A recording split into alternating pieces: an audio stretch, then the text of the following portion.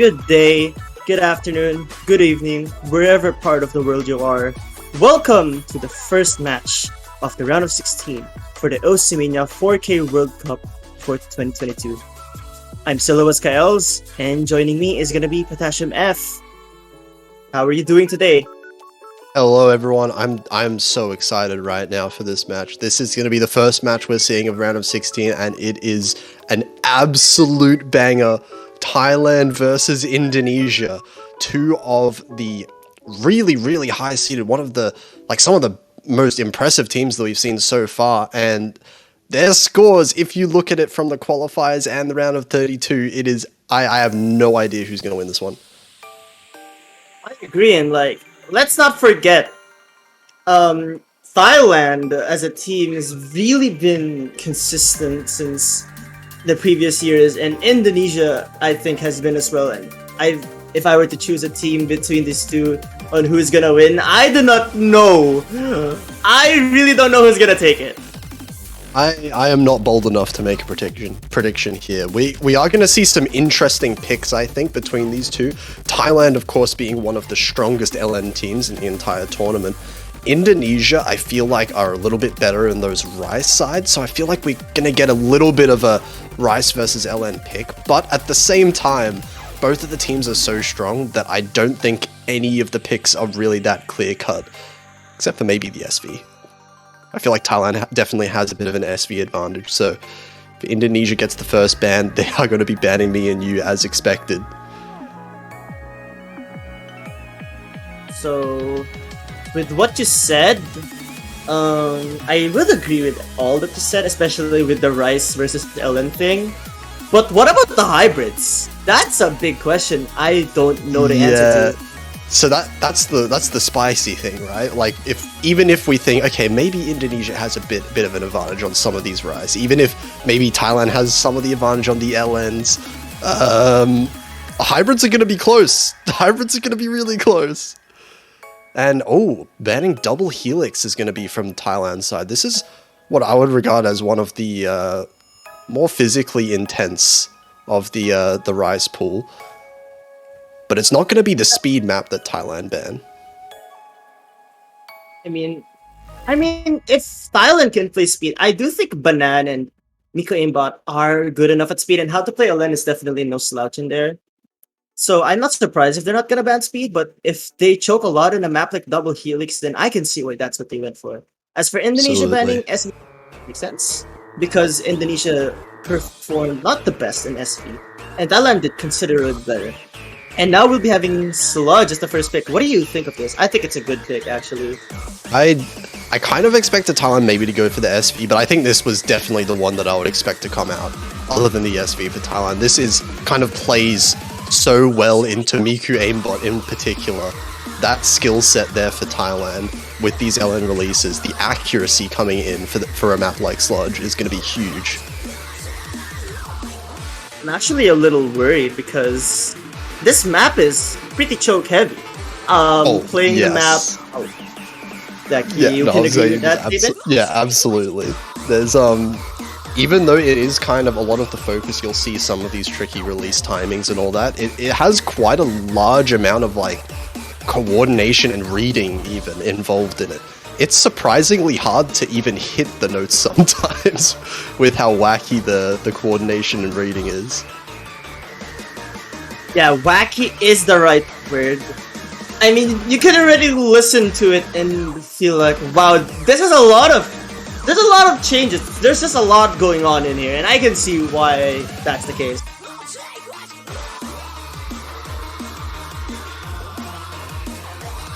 Yeah, so I definitely a good pick here, good first pick here for Thailand, but Indonesia, even though we say Thailand are so good at LN, like Miku Aimbot being one of the best LN players here, Indonesia have been really good at LN as well. Yeah, Adiza coming in though, that's I was not aware at who the third player of Indonesia would be for LN, but I guess Adiza would make a decent third LN choice given that.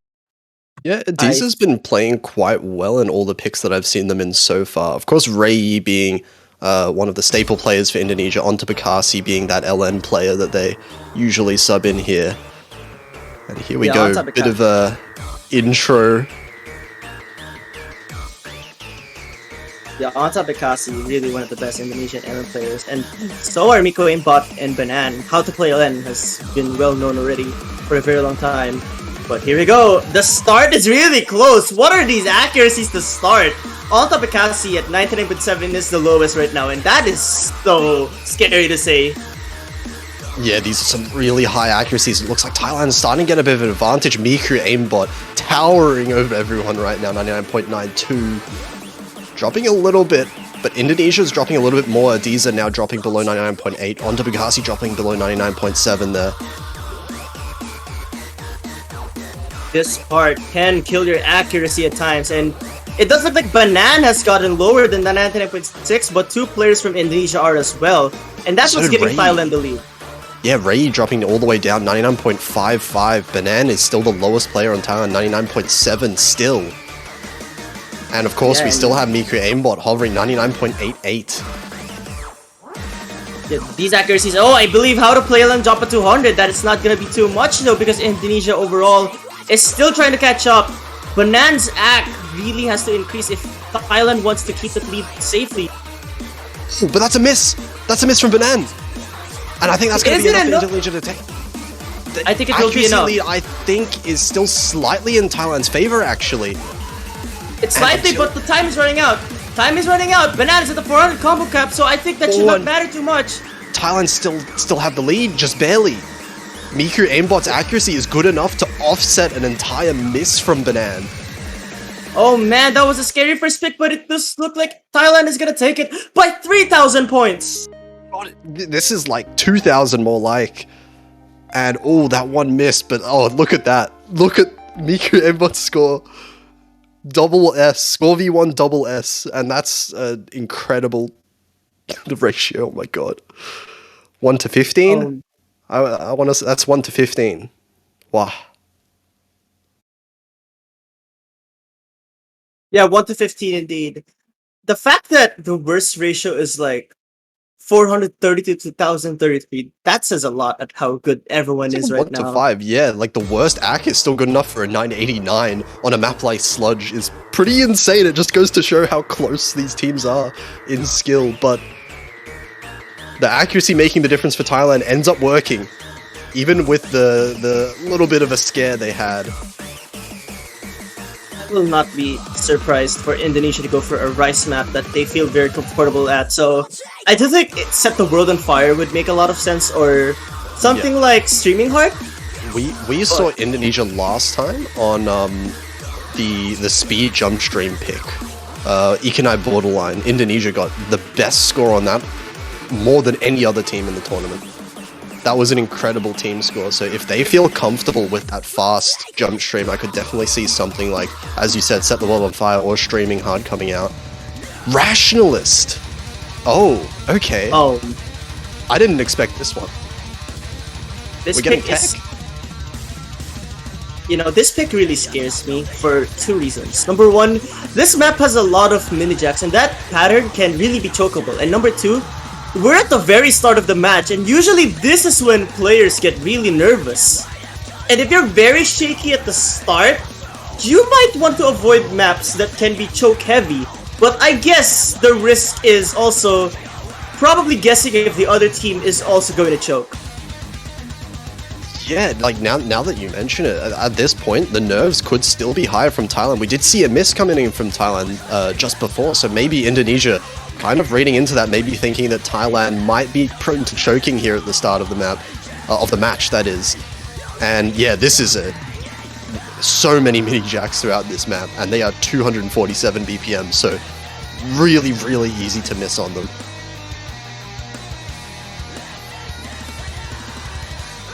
Yeah, my biggest fear really is who is the more consistent team. Like what you mentioned, you did see the miss on Thailand's side, but that unfortunately was not enough because accuracy would have went to Thailand either way. Yeah, but at this on a rice map like this, I don't think Thailand necessarily has an accuracy advantage anymore. It really is those LNs where Thailand shines in the accuracy department. Indonesia should be really strong on a map like this. But at the end of the day, you know, accuracies, I think these two teams are close enough so that one miss, if any team gets a single miss, then accuracies go out the window. It doesn't matter anymore. Well, I do agree with that. And right now, we'll be seeing who is going to take it. But Albert and Ray are very consistent, but so are Pavin and how to play LN. Yeah, we are seeing 3 swap-ins as well from these two teams, Pavin, AOM, and Albert. But Ray finding an early miss. Yeah, this is the nerves I was talking about.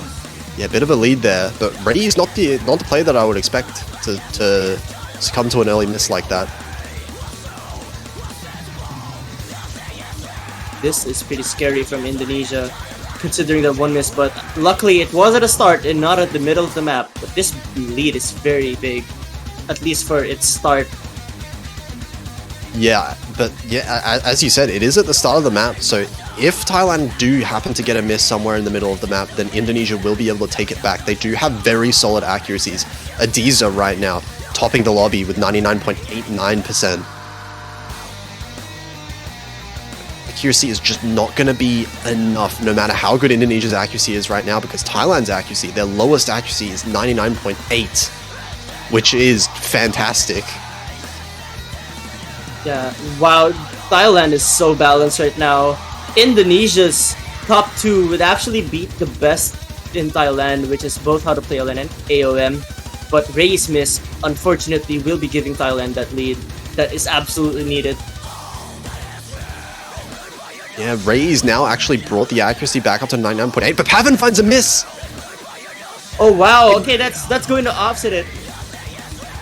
It's in the slightly less dense section where players maybe sometimes put their guard down, but that's going to give Indonesia all of the ability to come back now, already in their favor with the scores. The accuracy in their advantage now once again. But oh no! Adiza! Oh man, that's heartbreaking. Back and forth. Thailand now the ones that have to hold on to the advantage. Accuracy doesn't matter anymore, it's just these misses. And Adiza finding another miss. That's going to be it. That's the end of the map. Thailand taking the point. Wow. Oh man, looking at the ratios, it looks like Indonesia had it, but those misses gave it away to Thailand. Yeah, Indonesia definitely had the better ratio here. We can look at it pairwise. Ray with the best ratio in the lobby, 120 only, but with the miss early on.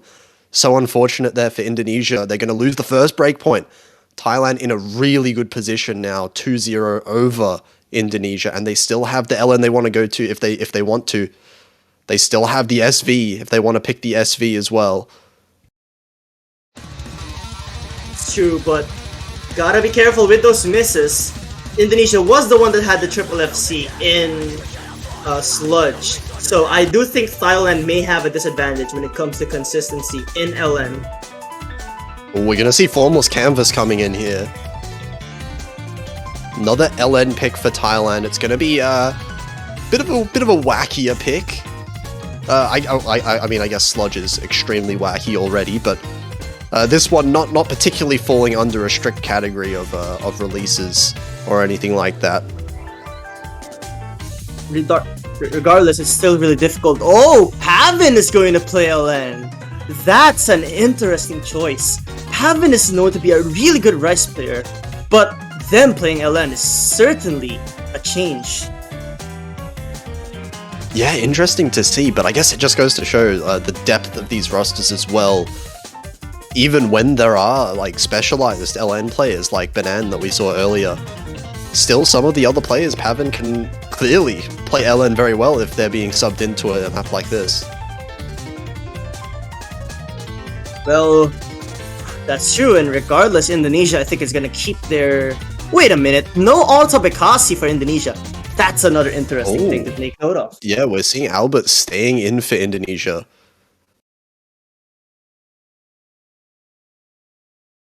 And we're gonna wait till everyone is ready. Yeah, we're getting into the map now. This is one Indonesia's going to want to take the breakpoint back as early as possible. Thailand are looking to try and secure 3-0. And Oh, I don't think those that are was misses. that was fine. Imagine if That was five- fine. Imagine if But like 5 people Nico just miss. aimbot, Nico aimbot's a real miss though, and that's the scary thing I was talking about with consistency a while ago. Yeah, Miko aimbot, the player that you're expecting to basically top the lobby in maps like this, finding an early miss, that's going to be huge. For Indonesia, lead is in their favor, but the accuracies... Actually, the accuracies is fairly close, even with the miss. Miko aimbot's going to be able to bring the accuracy back up very quickly. Coming up to 99.7 to be able to tie Albert now. And actually, Thailand have the accuracy advantage because of how to play LN and Pavin. So this lead is shrinking. That miss was really early on the map, so it's possible for Thailand, just like the first map we saw, to be able to make back the difference in accuracy alone.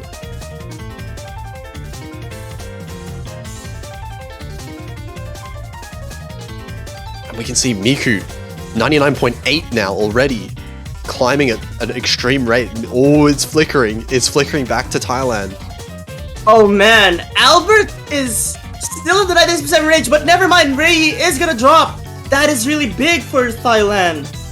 Yeah, it was already starting to flicker towards Thailand, but with that drop, seals the deal. Thailand now, such a massive lead here. There's a quarter of the map left. If there's any other misses, maybe it could flick back. But right now, these accuracies are looking dominant. Miku aimbot, despite the miss at the start, has now the highest accuracy in the entire lobby. Wow, Thailand is just really balanced in general. So is Indonesia, but that one miss by Ray, unfortunately, is gonna give the bar to... Now, the worst accuracy on Thailand is better than the best accuracy on Indonesia. With one miss each, there's no way Indonesia can come back for this one. That is a really good team score. 2978 with one miss is crazy. What? 0 200s. Wait, Oh, wow. 0 to 100. Oh my god. 0 200. If I assume that 100 was made at the same time as the miss. So if it wasn't for that choke kind of at the start of the map, that would have been a 3-way double S for Thailand. That just goes to show how scary of a team Thailand is on the LNs. These ratios in general are just really good. Yeah, Indonesia... even if Ray didn't miss, Miku aimbot's score beats out the entire Indonesian team, even with the miss. That's crazy. I know, right? Like, that would have been 15,000 points of the difference right now. Ray would have had to get like 996, I think. And that would have been a very tough task to take. So there will be a tactical timeout for Indonesia. I think that's badly needed right now if you're in that team. Yeah, this is a lot of momentum right now for Thailand. 3-0, and it's Indonesia's pick as well. Indonesia needs to win the next pick. So they really have to make this next pick count. They're going to be discussing what they want to pick. The LNs, definitely not something that you would want to touch. I mean, Dawnwald is different. It is more of a density pick, so Indonesia would maybe fare a little bit better at that, but I would still say that Indonesia should go for the Rice picks, if anything. It's just which one do they want to go for? I really think they should go for something like Streaming Heart. That pick is very chokeable, very mind-blockable, and if you were to miss even once, it would be more punishing than something like, let's say, Free L Town. That's true. It would definitely be Free L Town, very long map, so it wouldn't be quite as punishing. But then at the same time, you say the misses will matter more. Well, you have to make sure that Indonesia's comfortable making sure they don't miss as well. So they're going to need to pick something probably that they feel comfortable on next. They don't want to... Maybe they don't want to risk too much again. Yeah, risks are really good to take, but in this position you have to play it safe. You gotta try to get onto the board, get a point as soon as possible, stop the bleeding, etc. Yeah, I would say normally if it was like a bit of a mismatch, if it was a better team against a worse team, then definitely you would have to take some risks to come back in it. But Indonesia, I have full confidence. Indonesia should be able to win some points just on their skill alone. So they just need to make sure to avoid the misses as much as possible, and they're going for Streaming Heart. Yeah, as you this is said the thing. before. This pick is really important. So you did mention momentum a while ago, right? The thing about momentum is it's very, very important because if you were to feel good in a match, you will absolutely perform well for the rest of the match. And if you were on the losing side, unfortunately, that would not be a good sign. However, the good thing is, as long as the team has not reached 6 points, it's not over yet. Yeah, so the other thing to consider in this situation as well, it's 3-0 for Thailand, Indonesia's own pick here. Indonesia has to win this pick, and the Indonesian players are going to know it. They have a lot of pressure on them right now, and Thailand, they're just chilling. Thailand don't need to win this pick. Well, that's true. Because let's say if Thailand wins their picks and Indonesia wins their picks, ultimately Thailand is gonna take it. Yeah, but if Indonesia loses this one, Thailand go 4-0 up, and that's starting to become too much to ask to try and come back from in the match.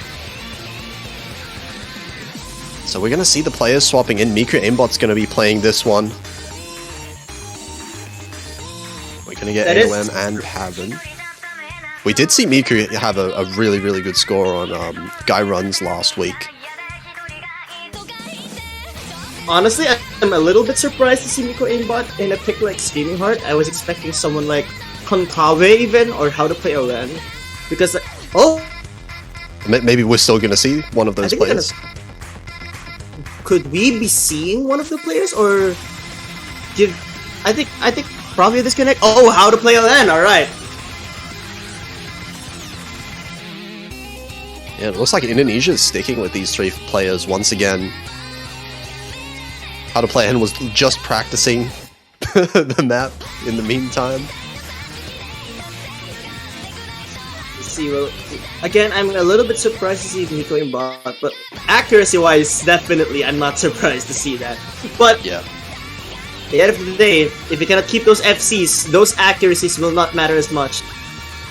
Absolutely. This is one where miss is going to matter a huge amount as well, because even though, as you said before, that there are a lot of one-hand trills, there's a lot of chokeability in this kind of map.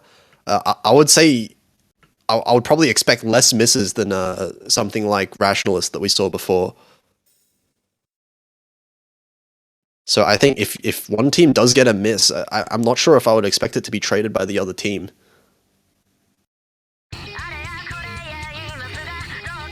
Yeah, you really have to keep track of where you could be, because it does seem like Thailand gave the door to Indonesia a couple of times, but the Indonesian team unfortunately was not able to capitalize on those. Oh man, these are some scary accuracies. All 6 players' lowest accuracy is 99.85. Oh, but Albert finds quite a big accuracy drop there, down to 99.7. I mean, that's not even that big, come on. 99.7 is still really high. That's not even a big accuracy drop. Oh man. But like, what is this? This balance for the whole lobby is insane. We see 4 99.9s, by the way. The lowest AC is approaching 99.8. In fact, they're already in there. And it's flickering back and forth. Most of the difference we can see is the difference between How to Play LN and Albert right now.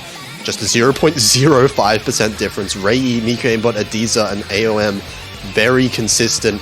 Adiza dropping down a little bit now, 99.87. But it's not a huge He's one on the trill. Aimbot misses on the trill. Yeah, this is what I was talking about. Consistency is key. If you were to miss on any of these parts, it would be punishing. And that is the door for Indonesia that I was talking about as well. Yeah, those trills are actually really tricky, very easy to mess up, but Albert drops as well! That's a trade. But I think it will favor Thailand because the accuracy advantage is a lot on Miku Aimbot's side. Yeah, Miku still has extremely high accuracy. That was a really clean miss on the trill. 99.86. Albert now has to try and build the accuracy back up. Down at 99.78 and still building up to that 400 comment mark. Thailand have a little bit of a buffer now. Just a couple thousand points in the lead as we're getting into the last quarter of the map. This is the last section, but it's getting close. Albert's building the accuracy back up quite fast. It's true. Any misses on this Korjak section will be the death of either team, but doesn't look like it's gonna happen. Can both of these teams hold on to that FC at the end? Or else it will seal the deal. Oh, it's getting close. The accuracy's still building up for Albert. Accuracy's still building up for Adiza as well, but it might not be enough time. I think Thailand have got this. Just barely 1,000 points.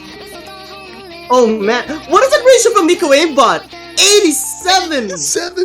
And that's 96 why, from Ray too. that's why Miko's in for this map. Yeah, that's why. Oh. Oh man. That was a very unfortunate way to lose a pick though. Yeah, oh, look at these scores in general. Like, Miko Aimbot and Ray both with 2-digit 300s. And Ray getting the double S as well on top of that, almost 998k. But this is bad. This is a bad situation for Indonesia. They're playing so well. But 4-0 now for Thailand. And now they're picking the SV. They've left it up to this point now. Yeah, butterfly twist. Thailand still have butterfly twist and Dawnwall. Indonesia have to beat Thailand on either an SV or an LN map. That's going to be tough. Luckily, after this pick, it's going to be Indonesia's choice. So anything after this, they cannot lose a pick. Absolutely not. I mean, ideally, Indonesia would be able to take this pick right now, but the past scores from SV just look so much in Thailand's favor. We'll have to see. It's always a little bit up in the air when it comes to SV, which team has practiced more. But it's hard to imagine that Thailand are going to struggle too much. Maybe we do see a couple chokes. We've been seeing chokes throughout every map so far, so it's not impossible. That's true. I mean, Konkawe and Banan coming into the Thailand side, I'm not surprised at all. How to play Alen is going to be playing SV. Alright, that's an interesting choice. How to play Alen usually does not play maps like this, so seeing him in this lobby is a nice surprise to see.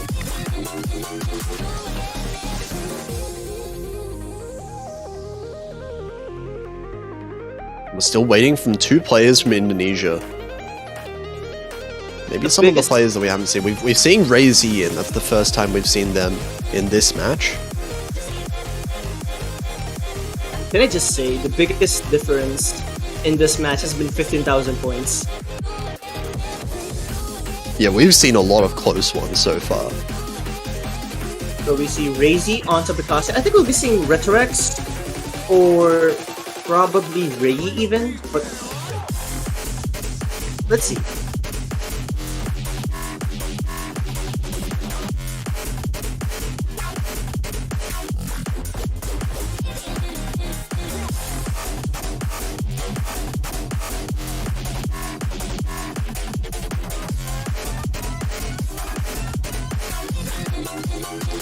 Still waiting. Maybe they're trying to get a new play. Maybe it is Retro EX.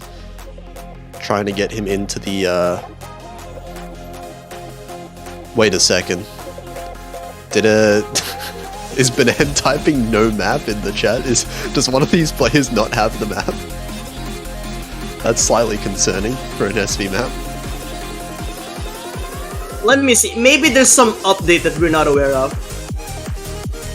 I feel like an update for an SV map would have a big announcement happen in the Discord channel. Okay. It wasn't updated. It wasn't updated. No worries. We're safe. We're safe. And we're still waiting.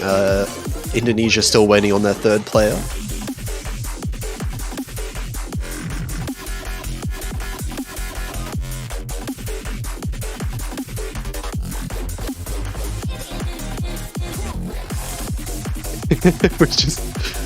We've just got incomplete silence here. No one has any idea who Indonesia's third player is. Maybe Indonesia themselves don't know. Okay. I think. How about let's sub in. It seems like it is going to be Ray.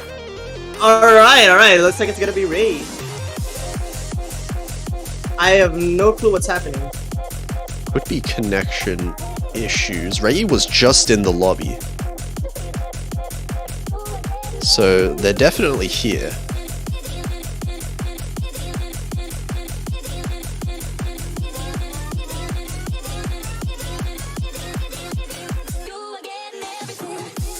All right, there we go. We have Ray. I think that's a full team now for Indonesia. Okay, Ray and Ray Z. The similar name pairing coming here for Indonesia. Yep.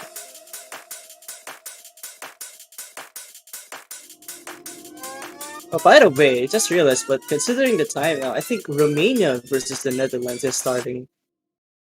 Yeah, actually, you're right. There is another match that is going to be starting now. Happen in the background. We'll switch to it once this match is over, of course.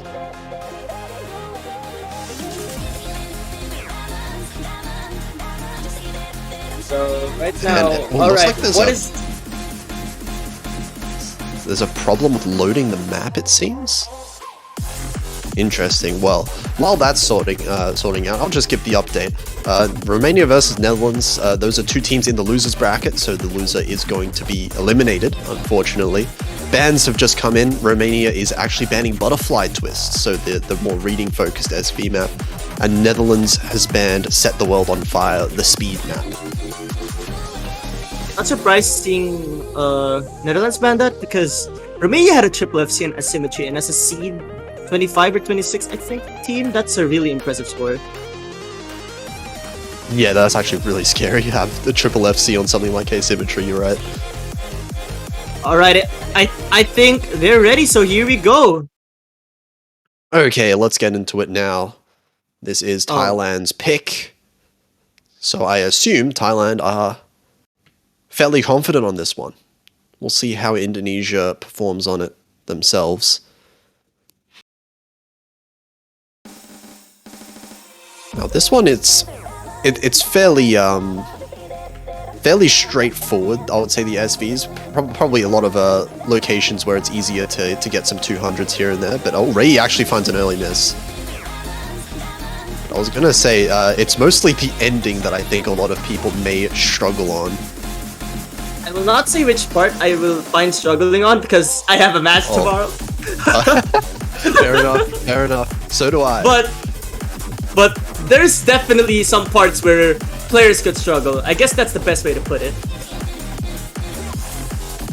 And it seems like Indonesia is struggling on the entire map so far. Ray onto Bekasi, dropping quite low, 96 and 97%. Ray Z still holding well, but Ray Z did actually have the miss earlier as well.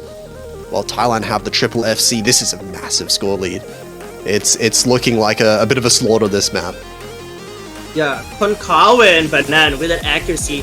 And the lowest act in how to play LN is still higher than the best in Indonesia. And Indonesia has that miss too. From Ray's and also from Ray's end. Yeah, how to play LN dropping a few more 200s there on that transition. But still above that 99%. And still has the full combo as well. And all... Actually, onto Bekasi still has a full combo for Indonesia, but it is a bit lower accuracy, 98% now. Oh man. Triple FC still in Thailand. What are you doing? Yeah, really solid full combos here. Konkawa with 99.68 is really impressive as well. Yeah, this map is really difficult to act, and maintaining 99.4 to 99.6 is really good. In fact, Raze with the miss is actually such a good score, and onto Bekasi still with that FC, the lone one in Indonesia. Yeah, I think without the miss, Raze might have pretty comparable accuracy to Banana and Konkawa. Oh, Ray is gonna find the drop. Unfortunate, but that's just gonna extend the lead for Thailand even more.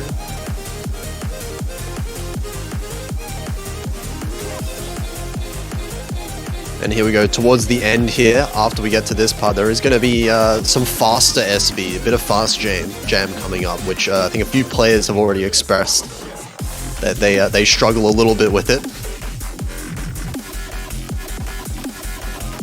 Man, So but everyone's what doing can... pretty decent. That's true. Onto Bekasi dropping some 200s, but unfortunately, I don't think it's gonna matter much anymore. as the lead from Thailand has increased by a huge margin. I think we'll see a triple full combo on the Thailand side. Ray and Ray's getting tripped up by that sudden stop to the fast SV and those LNs there. But yeah, it is going to be Thailand very comfortably picking that one up. That's a really good team score as well. Indeed. What is that team score? Like, Triple FC alone is really good, but 399s. That is an amazing set of scores.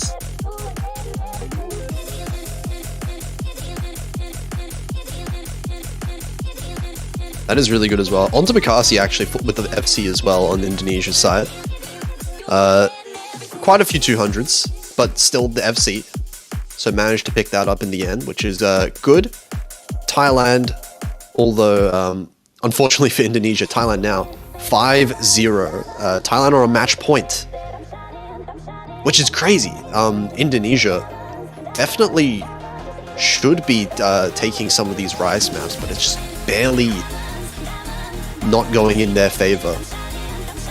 And it's going to be their last chance now. Indonesia have to win 5 in a row. They're going to pick Traveler here. This map, I think this map is really Rise heavy, so I understand them choosing this. However, in the whole match, I've just noticed, but Indonesia's choked a lot. But so can Thailand choke. They do have the potential, but they have definitely been so consistent. Yeah, this is definitely an extremely choke-heavy map in a few points. Some very, very fast kind of jacks slash bursts that happen. Very technical map overall.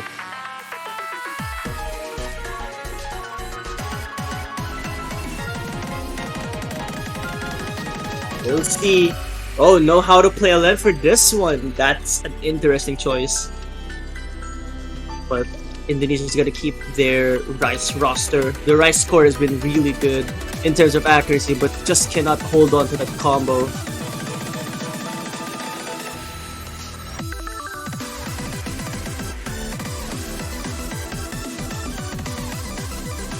So yeah, we've got Albert, Adiza, and Ray back in. The same team that's been playing most of the maps for Indonesia here. And Aum and Pavin, alongside Miku Aimbot actually. Miku Aimbot in for a tech map. Not something that we've seen so far, I don't think. I think there's gonna be an abort. Oh wait, no, it's not gonna be an abort. It does seem like Pavin is going to be playing, so no aborts, I guess. Yeah, it was just all syncing up. Now we're all into the map here, and very high accuracies to start it off. Wait, Miku aimbot start. I think I saw them holding like 100% for that quite a was while. 100. Yeah, that was 100 for a fair while. Even still, 99.98. 99.99. What? Wait, oh my, is it just going up right now? Oh, but Adiza's gonna drop. Adiza finding a miss. Oh, not a very good time for a miss there. That's right after the 400 combo mark and Albert. Oh, Indonesia's not just struggling to hold on to these combos. And While Thailand, they still have 99.97. Aum actually finds an FC miss. Sorry, that's a really big one as well. That was a huge drop in accuracy from 99.9 all the way down to 99.6. And that's going to give Indonesia a little bit of a chance. Well, that is true. It's not enough because we did see 2-1, and ultimately, though, the team that only missed once is going to benefit more. Yeah, absolutely. Actually, the accuracy lead's still in Thailand's favor, just slightly, it looks like. About even, and there is one miss, so Indonesia could, technically, they could come back if there's a miss right now, but it's going to have to be really soon, and there's only a little bit left in the map. There's going to have to be a really messy miss from Thailand if Indonesia wants to take this back. And here we are at the very end of the map. Albert finding another miss. That's not what Indonesia want. Miku Aimbot did find a pretty huge miss at the end, but it's just too late. Wow, a 6-0. What is that ratio for Miku Aimbot? Oh my god. I think Thailand wins the ratio battle, so regardless of Indonesia had a triple FC, I think Thailand still takes this. Barely though. Yeah, just barely. Thailand wins. Oh, but Thailand got more 200, so I actually don't know. It would have been really close without any of those misses. But regardless, Thailand just winning in a pretty unexpected sweep here for me here. Thailand really showing that they are an extremely strong, extremely threatening team now in this tournament, and they're going to move on through the winners bracket. Indonesia, of course, they're still in the tournament, even though they lost today. They're going to be put down to the losers bracket, where they're going to have more chances to make a deep run. Oh That man, is yeah. going to be, yeah, that's going to be it for this one. Let me just double check right now. Thailand are going to be versing the winners of Brazil versus Chile. Very exciting, very exciting. While Indonesia, they are going to be dropping down to the losers bracket. They are going to be versing the winner of Taiwan versus Hong Kong, which will be, oh, that's going to be another exciting match as well for next week. But definitely congratulations there. I don't think we're going to be spending too much time talking about that. I think we're going to be wanting to move pretty quickly on to the next match pretty soon, because Romania versus Netherlands, as we said before, that's a match that is that does have an elimination at stake. And right now, Netherlands are in the lead 2-0 after winning their own LN pick on formless canvas. I mean, regardless though, looking at the acts in general, I don't think it was that much of a difference. But 2-0 is 2-0. We did see that happen in the Thailand-Indonesia match.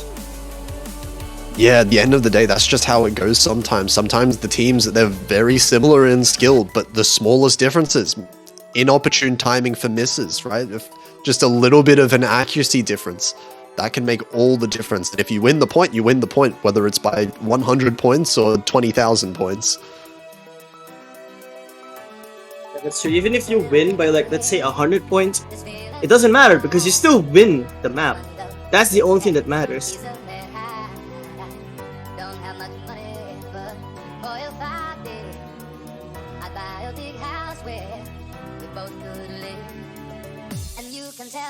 And here we go. This is going to be Romania's pick now. It's going to be SpongeBob Square Wave, Free L Town.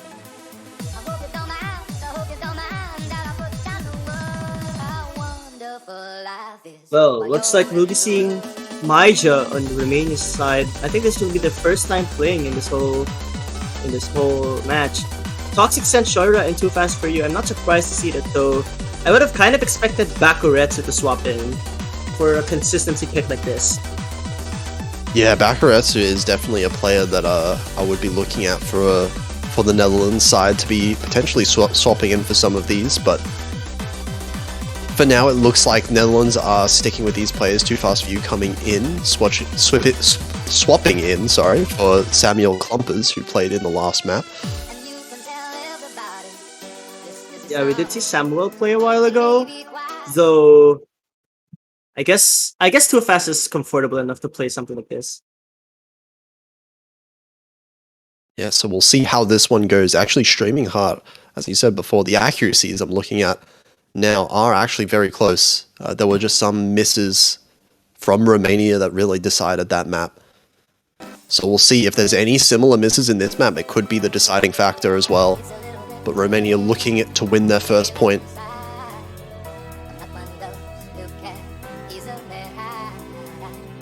Yeah, looking at the map, streaming hard, I believe, I think it was Mick who played it. Though right now having Maija swap in would be an interesting choice. Right now, these accuracies are close. These accuracies are real close. 99.9 for 4 of these players. Maija and Toxic Scent a little bit behind, but not by too much. Maija actually finds a few 200s there, dropping down below 99.8, but has plenty of time to catch that up. But right now, it does seem like Romania's in the lead by a very small margin. I think Liefeld and Ku in general are just higher than the Netherlands side. Maija's just a little bit behind, so overall, Romania has to have the lead. Yeah, Maija is tying Shoira's accuracy right now, while Ku and Liefeld a little bit higher than their counterparts in Toxic Scent and Too Fast for You. just very, very slightly. I would say there's like less than 1,000 points of difference between these two teams right now. Oh man, wait, who has the lead right now? I mean, Netherlands actually looks like is having the lead. Shoira actually building the accuracy back up to 99.8, while Midra is staying down at that 99.474 mark. Oh man, I don't know who has the lead right now. Okay, so looking at Maija and Shoira, it's like a very small advantage. The field actually dropped a 200 or 2, I believe, so ultimately Netherlands could have the advantage. But yeah, I think now Netherlands have a very slight lead, maybe a couple 200s difference. Maija dropping down below 99.7 now. That's starting to get a little bit dangerous as Shoira still builds the accuracy back up. 99.78. This consistency from the Netherlands is so good. But Too Fast dropped to 99.6. Matching Maija's actually. Yeah, that's a big accuracy drop. Too Fast was one of the best accuracies in Netherlands as well, holding above 99.8, but now 99.64. But Maija dropping down to 99.58 now. Shoira is also dropping a little, but Maija cannot keep it. Oh, Liffield and Ku dropping to 99.7. That is really big because Toxic Scent is at a big advantage with 99.8. That is really crucial. Cannot make any mistakes now for either team. It's a game of 200s here. The ratios have to be really, really similar for these players because I feel like just these 200s that we're seeing are making all the difference. Toxic Scent now with the best score in the whole lobby. That's really what's doing a lot of the work here for Netherlands. Maija a little bit behind in the accuracy compared to other players. Too Fast for You as well, but doing a little bit better than Maija is. But this is such a long map. We still have a whole third of the map left, and this point lead is tiny. That's true. You need to have a miss or two from the Netherlands. Oh, well, there it is! There's the miss that is needed! That's a curse if I've ever heard one. Too Fast for You. No, that's a client from Toxic Scent. I'm pretty sure. Yeah, that is indeed a client, unless it's not. I think it's client. It has to be client, right? Yeah, it's yeah, that's client, okay. But regardless, Romania has the lead. Yeah, oh, I think I miss. No, that's it. One miss from Too Fast for You. That's all it takes right now. And now Romania have the lead, but it's not a big one. Look how small this is. There's still a little bit of the map you cannot let up at all. You need to maintain those triple FCs. That's really important because this accuracy lead is not that big. I think Netherlands still has it by a bit. But if the Romanian team can hold on, then they take this point and they'll be on the board. We're at the outro now. No accuracy drops can be afforded. No misses, absolutely not. But it's looking like they're going to hold on to it. I don't want to say anything too soon because that would be the worst. That would be the worst curse in history. Well, okay, it's not going to happen. Oh, 1,000 points. 1,023 points, I think. Yeah, that miss was huge. And Romania, 1,000 points, but that's enough. They win the point. It's going to be 1-2. They managed to take one back, and now Romania are definitely in this game once again. I had a heart attack watching that go back and forth.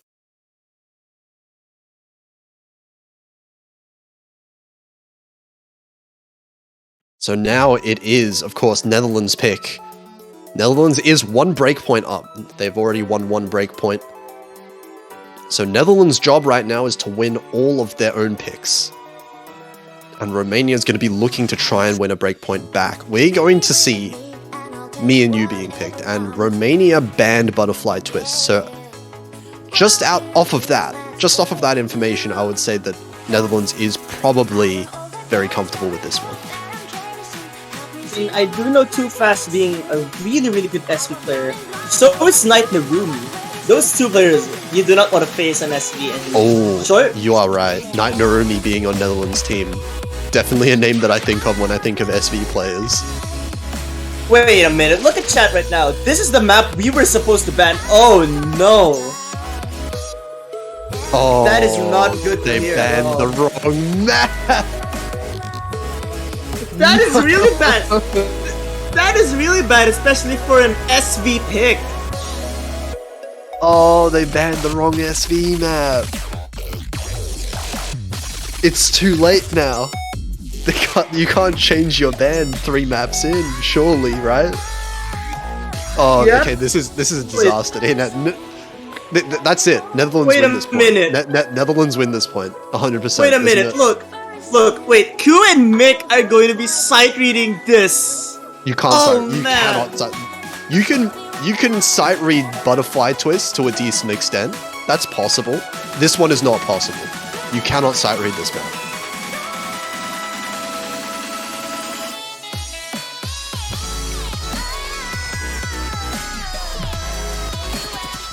This is just unfortunate for Romania. We'll see how this plays out. Anyway, we've got Knight Narumi in here for the Netherlands, as expected. But at the very least, I'm glad that we do get to see this map at least on stream.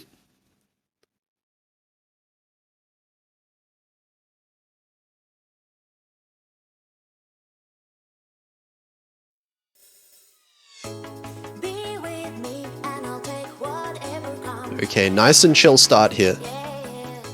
But this map definitely has a lot of timings that really need to be memorized. And we're going to see those start to come in pretty soon.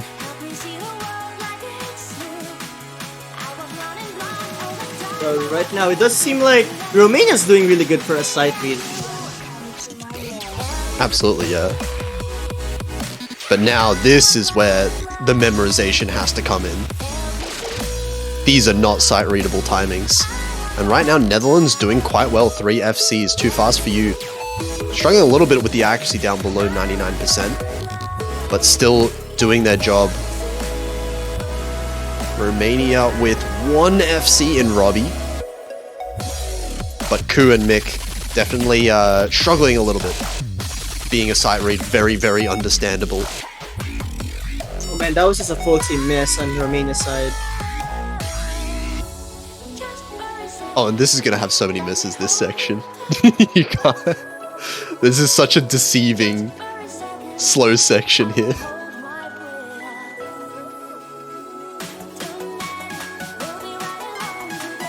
Man, this is. Remember when we said that Indonesia versus Thailand was a massacre, was a slaughter or whatever in that SB pick? Well, what about this one? This is even more so, but it's just unlucky really for how the bans went. Yeah, that's true. Honestly, this is definitely a reason why communication is really, really important. Yeah, very important that you get your bans right. And yeah, so I assume Romania probably looked at this map, decided, yeah, this is going to be the SV map we ban, and then they didn't bother to practice it, which is fine. That's typically what a lot of teams do that struggle with SV, but if you're forced to sight read it, nothing's going to go well. That's just predetermined. Actually, Mitch has a really good score for a sight read. I will say that much. 94% for a sight read is actually really good on this. That is true. Robbie with the S. I mean, regardless, I'm not sure even if Romania practices, I do not think they would have won because Netherlands' team score is really, really good. Yeah, that's a triple FC coming in from Netherlands. Very good team score from them.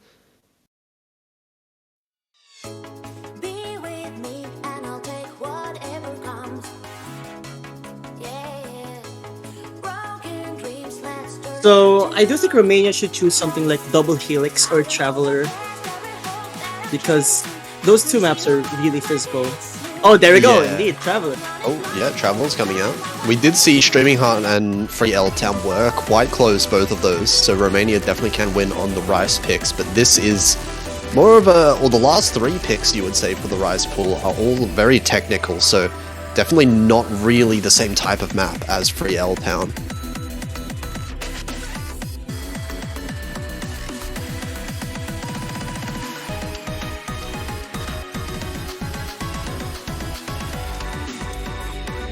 Oh man, I can't wait to see how this one goes because I think Romania can do something here, but Netherlands is so good at Rice too.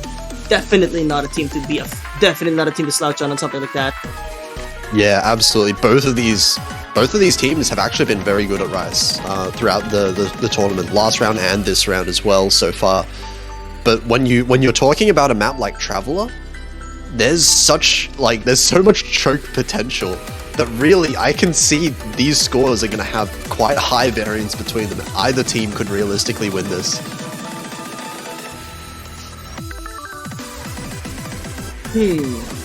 Samuel coming in. Alright. I mean, didn't they play Streaming Heart and got a really good score as well? So I guess it makes sense. But Romania having these three players also makes a lot of sense. Liffield in particular, I think, is their best physical player in the team. Yeah, Liffield was getting some really good scores earlier as well. So be interesting to see how the players do on this one. I think if I were to make a prediction, this one is going to come down a lot on whether or not some of these teams make some misses in those difficulty spike sections. That's going to be really key, that both teams are going to need to try and combo as well as they can throughout this map. So we'll be seeing really close acts as of the moment. In the previous match, we did see some chokes here and there, and I really hope that will not be the case here, because this map punishes a lot for chokes, as this is such a short map. Oh, it's so easy to get them. And right now, it's looking like Romania has a little bit of an accuracy edge, just ever so slightly, because of Liffield and Ku both having such insanely good accuracies, 99.88 for both of them. Wow, these two players are so good, and Mick has already reached 99.7. This part, I think, could be chokeable if they're not careful, but oh, looks like the team is gonna miss! What an impressive showing, but how is this possible? This is such an impressive performance for both teams. Mick's accolade against Samuel Klumpers is the reason why Romania has such a big lead right now. Yeah, actually, Samuel Klumpers was the only player who even got an accuracy drop in that section, which is crazy. And though now, Mick has dropped as well. Oh man, wait a minute. Mick has matched Samuel Klumpers. In fact, it's a little bit lower. And no misses so far. We've seen a lot of hard sections. All 200s coming out from Ku and Mick. And Liffield as well, but Scheurer finds a miss. And that's going to be Romania taking the advantage ever so slightly. They need to hold on, but this ending section is brutal as well. Very easy to miss, but Romania's going to have to try their best to hold on to those combos. Still 3 full combos on the board. Oh man, I think we're going to see a triple full combo for Romania's side. What is this performance by Romania? Amazing team score on a map like this. I think that just matched Thailand's score, if I wasn't mistaken. A triple team full combo. Actually, 5 full combos in this match. Like the whole lobby, that is. And yeah, these are some crazy good scores. 992, 991 for Liffield and Ku, 991 for Toxic Scent as well. Samuel Klumpers and Mick both getting the FCs. It was just that one miss that really decided it. Without that miss, oh my god, it would have been close. But I think, Netherlands? No, maybe Romania takes it. It's hard to say. Someone's going to have to go out and do the calculation on that. But regardless, Romania managing to win their own point once again. 2-3 now. Right, they're going to be going for Dornwall. I think this is the density LN. I mean, this is no. Yes. This certainly makes sense for a country like Netherlands.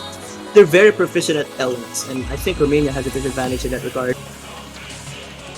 Yeah, we did see Netherlands pick Formless Canvas earlier, and Netherlands got a pretty fantastic team score on that one, so they're going to be looking to do the same here, but it's not exactly the same map. Dornwald is much faster in general, feels much faster, that is, and it's way more dense. Towards the end especially, the density really kicks in these LN streams.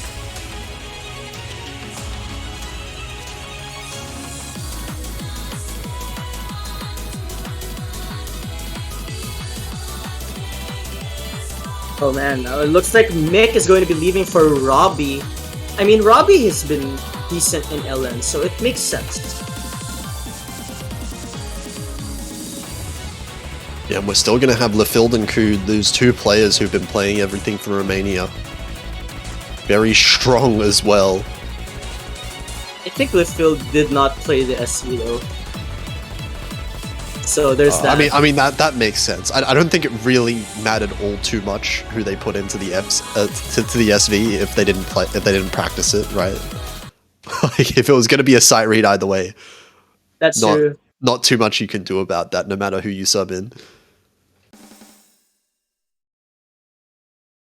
But anyway, here we go. Dawnwald coming in here. It's gonna start fairly straightforward, but as the map progresses, it gets more and more dense.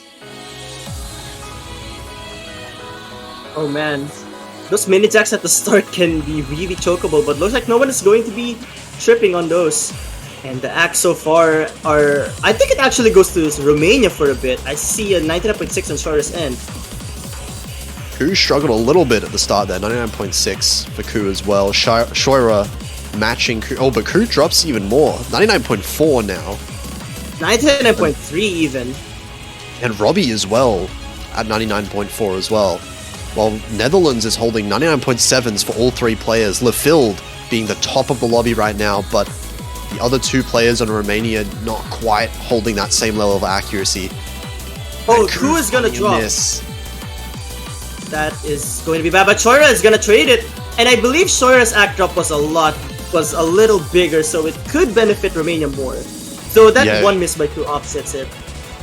Yeah, Shoira's miss dropped him down from 99.7 to 99.5, I think. It's about a 0.2% difference. While Ku is actually increasing the accuracy now, back to 99.4. But Robbie's gonna drop. And that was a dirty miss too. That act drop was pretty big. Yeah, 99.2 now, and this is a really big lead for Netherlands. They've still got two full combos, Toxic Set and Too Fast For You with 99.7. Oh, but Too Fast For You! That's a huge miss! Wait, that's a huge miss. Wait, without that Robbie drop, that would have probably went to Romania. There's still some time. If Too Fast finds some more misses, it could go to Romania's end, but that's not gonna happen. Wow, wait a minute. That brought it really close. That was the drop from Too Fast For You that brought him from 99.75 down to 99.0. That was a huge miss, but ultimately at the end, Netherlands had built up enough of a buffer that it didn't matter in the end. Netherlands managing to take their win there, and it's Toxic Scent and Lefield. Those are some similar scores. Hang on, 4-200 each, same ratio basically. Without if Robbie didn't drop that much, I think this would have been Romania's point. Yeah, we can see Ku very similar to Shoira's score, but just not quite up there. Robbie also slightly less than Too Fast For You at the end of the day, and it will be Netherlands 4-2 up. Romania get their own pick.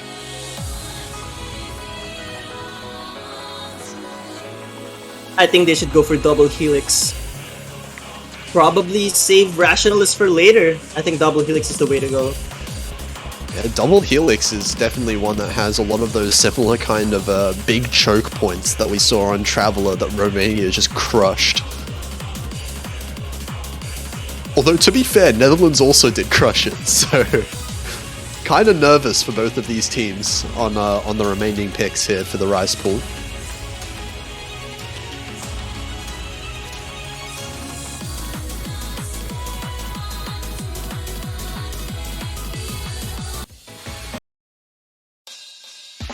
Okay, it's going to be double helix, just like you predicted here, coming in for Romania. Another one of these tech picks. We haven't seen this one on stream just yet. It's going to be the first time.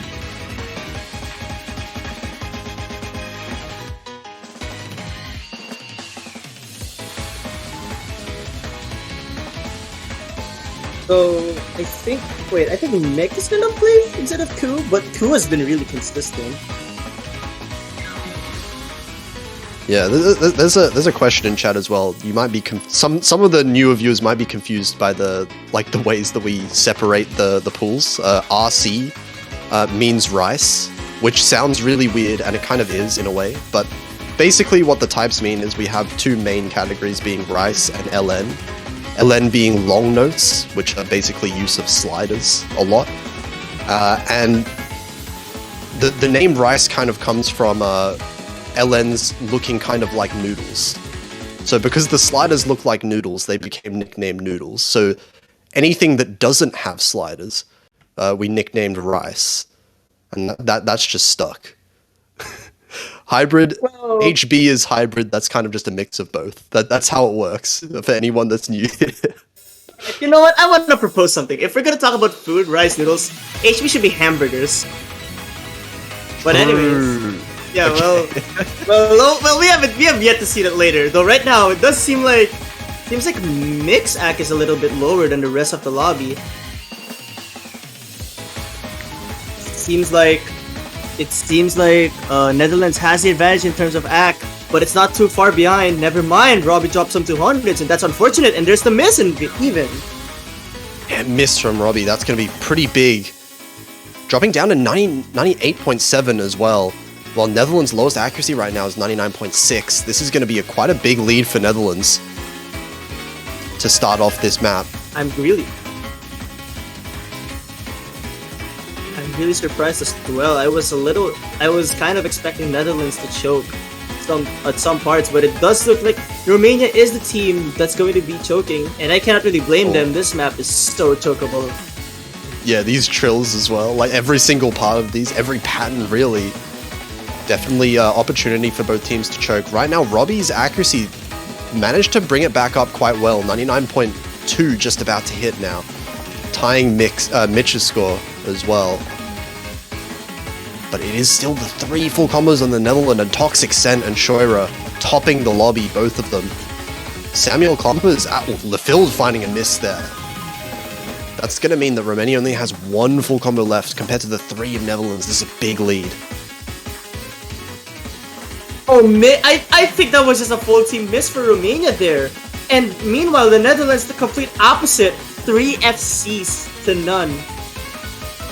Yeah, unfortunately for Romania, they're the ones that are choking on this one. Very chokeable map, but if Netherlands just don't choke at all, no misses whatsoever, then it's hard. It's going to be impossible for Romania to come back in this if Netherlands don't find any misses. Right now, they're just doing so consistently well on this. Very, very interesting scores from the Netherlands. I think that's a triple FC. Never mind, because Toxicant is gonna drop.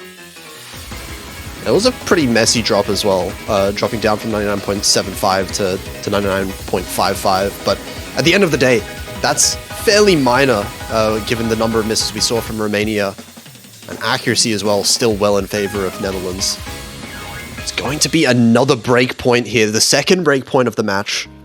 And Netherlands now on match point, 5-2.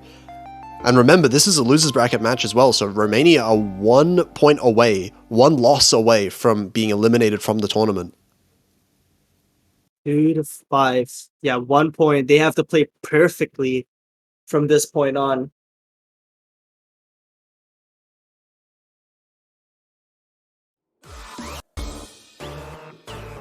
Oh, and here we go.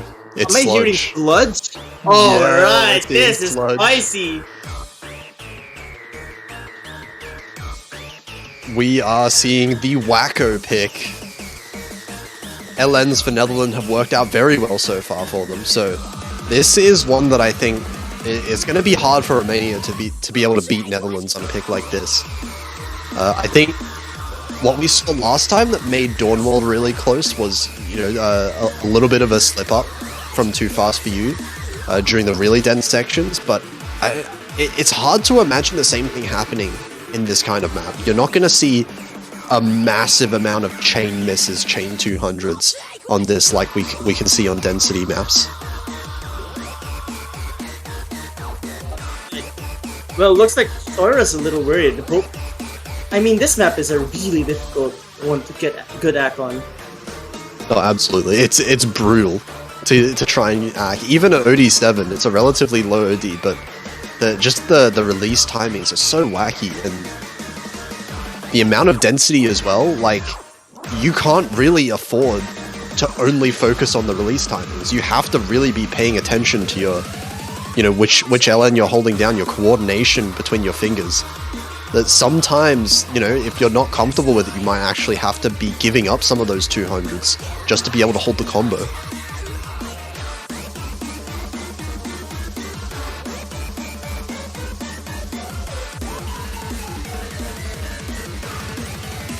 So we've got Kuba coming back in here for Romania.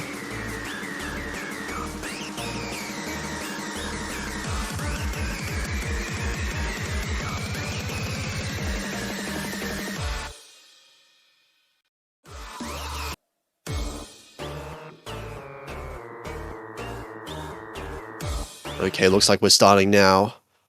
All the players in for this one. All right, this is going to be a really difficult point for Armenia to get, but I don't think it's impossible. It all comes down to trying to be able to... Oh, that's... that was a quad 200 from Lefield at the start. Unfortunate. It's going to be Netherlands with a slight advantage, but this intro is fairly calm compared to the rest of the map. This map goes really hard, especially but as time passes on. I think that's what really makes this difficult. It's a test of consistency on an LN map in both AC and full combo wise, and that's really challenging. And here we're already seeing the 200s coming in. Romania getting a few from Mitch and Lefield. Ku as well, struggling down there. Netherlands, Toxic Scent and Too Fast For You are destroying this so far. 99.74, 99.76. It's going to be Netherlands holding a very strong lead. Wow, Mick has dropped a lot of AC in this part. This is a really difficult map, and really, it's just the Netherlands is just killing it, but Too Fast has dropped to the 98 range as well, but I think it's a little bit too late for the Romanian side, but there's still time. That's the important thing. No one on Romania now having 99%. It's rough. They all have full combos, funnily enough. But the accuracy is just so hard to be able to act this map. Too Fast For You finds a miss. That's the only miss so far. That's going to give a little bit of score over to Romania, but this AC lead is so huge. Toxic Scent and Shoira still holding such high accuracies compared to the rest of the lobby. Oh man, but Too Fast gonna drop. I don't think that's gonna matter though. You need to see a lot of misses from the Netherlands. Triple FC in Romania is impressive, but if you cannot hold that accuracy, it will not matter too much. So there's still a little bit more of time, but I don't think we're gonna be seeing any chances for Romania to take this, and it's gonna be a win for the Netherlands, 2-6. Triple FC for Romania though, that is something commendable still. Yeah, it's actually really hard to full combo this. This is not an easy map by any means. But at the end of the day, Netherlands, like, this accuracy is just what really solidifies the point there, solidifies the win, and unfortunately Romania is going to be eliminated from the World Cup this year at this stage in the round of 16. Congratulations to the Netherlands though. They're really showing that they're a strong team. They're capable of playing these maps really well. They're going to be moving on in the losers bracket, still holding on to this last chance. Indeed, it's going to be a tough road, but honestly speaking, I don't think this match was any slouch either. Congrats to the Netherlands for taking this match. A really difficult, well-fought match, of course, well-deserved too. But let's not forget, Romania also put an absolutely strong effort, a valiant effort that should be commended. Yeah, absolutely. At the end of the day, they managed to take... They almost took quite a few points off of Netherlands there. Was a very close match a lot of the time. But that is going to be it. I don't know when our next match is right now, but I don't think we have any more on this block in particular. Next one is going to be, as you can see here, 17 UTC, so a little bit more than 2 hours time. We're going to be met with Norway versus Spain. That is going to be a losers bracket match as well, so one for elimination. So you're going to want to tune into that. Could be the last match for either one of these teams. Oh, good luck to both of those teams, and I certainly hope that they will both have a lot of fun into the tournament. I think that's the most important thing after all, is to have fun. Of course, and we're going to have a lot of fun watching these matches as well, but in the meantime, we'll see you guys later.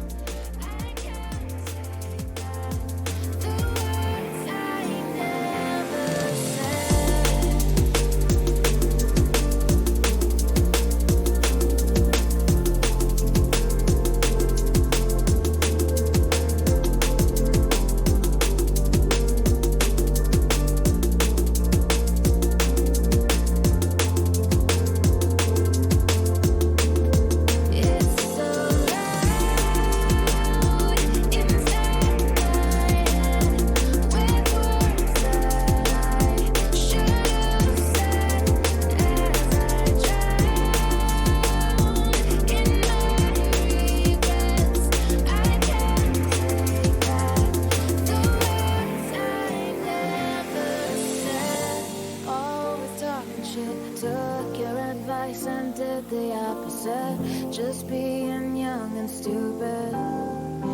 Oh, I haven't been all that you could have hoped for, but if you'd held on a little longer, you'd have had more reasons to be proud.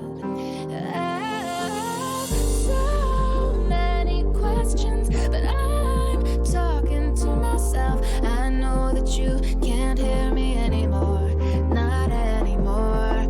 So much to tell you, and most of all the fact that I know that you can't hear me anymore.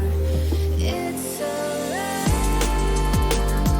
inside my head, with words that I should have said as I drown in my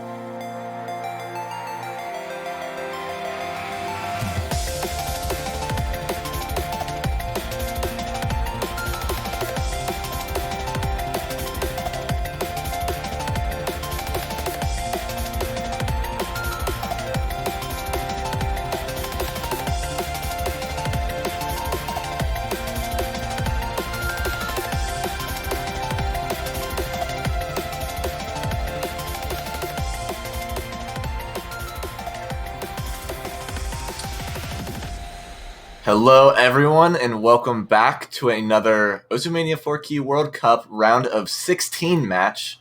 Right now, we're going to have Norway versus Spain here. I'm Orca. I'm going to be casting here with Sparky. Sparky, how you doing? I'm doing absolutely fantastic. Very early on in this round of 16 weekend, we've already had some incredible matches. Gonna have a block of one match here for y'all, another losers bracket matchup, and as you were saying, it's gonna be Norway taking on Spain. Norway having that unenviable task of taking on Brazil in the round of 32, and Spain losing a really close matchup to Chile to find themselves here. It'll be interesting who comes out on top. Yeah, that last Spain match is definitely a rewatch, and for anyone that missed it, definitely go back and check that out. Very close, losing in tiebreaker there. Spain kind of has their work cut out for them. They are the higher seed coming into this match against Norway. Norway being the bottom seed here, seed 32.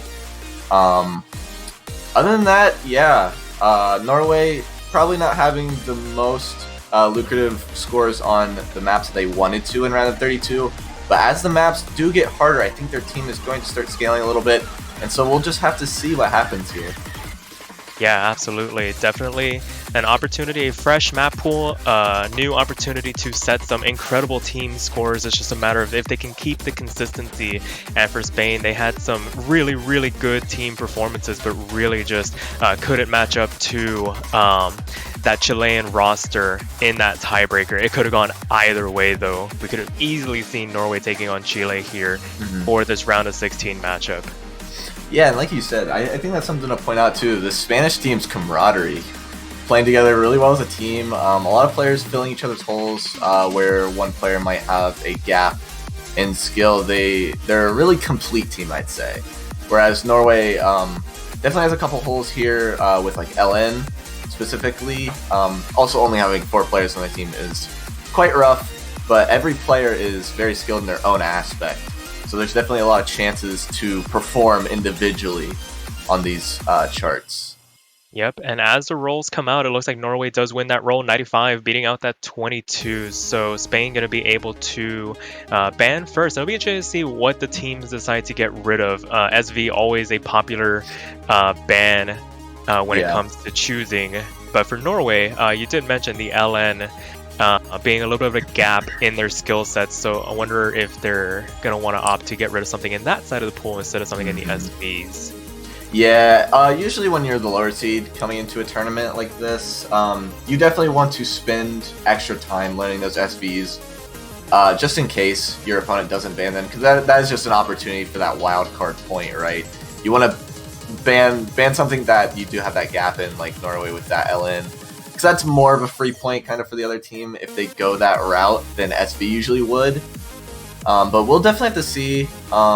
Spain historically is really like practicing the SV, so that might be a pocket pick for them as well. It could be a little scary here. Yeah, absolutely, and they're going to opt to get rid of Rice 2 here. Streaming Heart not going to be played in this pool, so Norway up to pick next. Okay, getting the rest of their players here. Yeah, interesting Rice ban. I don't have a ton to say about this pool specifically. I mean, we have kind of the traditional picks in there. So yep, the SV pick from it's a Z2S map, which has less notes and is a little bit more. I'd say it's a bit more of a standard SV map. Butterfly Twist has a lot of denser patterns and a lot more notes, so misses aren't as detrimental to a team score. For sure. And now we have the bans out of the way. Norway going to be picking first. Be interesting to see what they decide to open this match up with. Probably going to opt for something in that right side of the pool. For sure. It just really comes down to what the overall team composition feels comfortable with. Yeah, for Norway, I would assume they might want to go with something a little more simple, a little bit more stamina based. Yeah, they could go for something like Free L Town, Traveler. Set the World on Fire might be a good little pocket pick, but they're going to opt to go for Rationalist, so opting for Rationalist, that's what I was thinking. Yeah. Something yeah, in the it's right interesting. Yep. 247 BPM some broken stream stuff. The thing too with these matches aren't as long as we'll start to see later on, but stamina definitely could be a factor eventually, right? Coming into if you're coming into a bunch of rice picks like one after another, and you only have 4 players on your team, like with Norway, you can't really sub people out. So you're having players playing these really, really difficult rice maps right back to back, and if they didn't like properly warm up, or if they warmed up maybe even too much, then stamina could definitely be a factor here for them.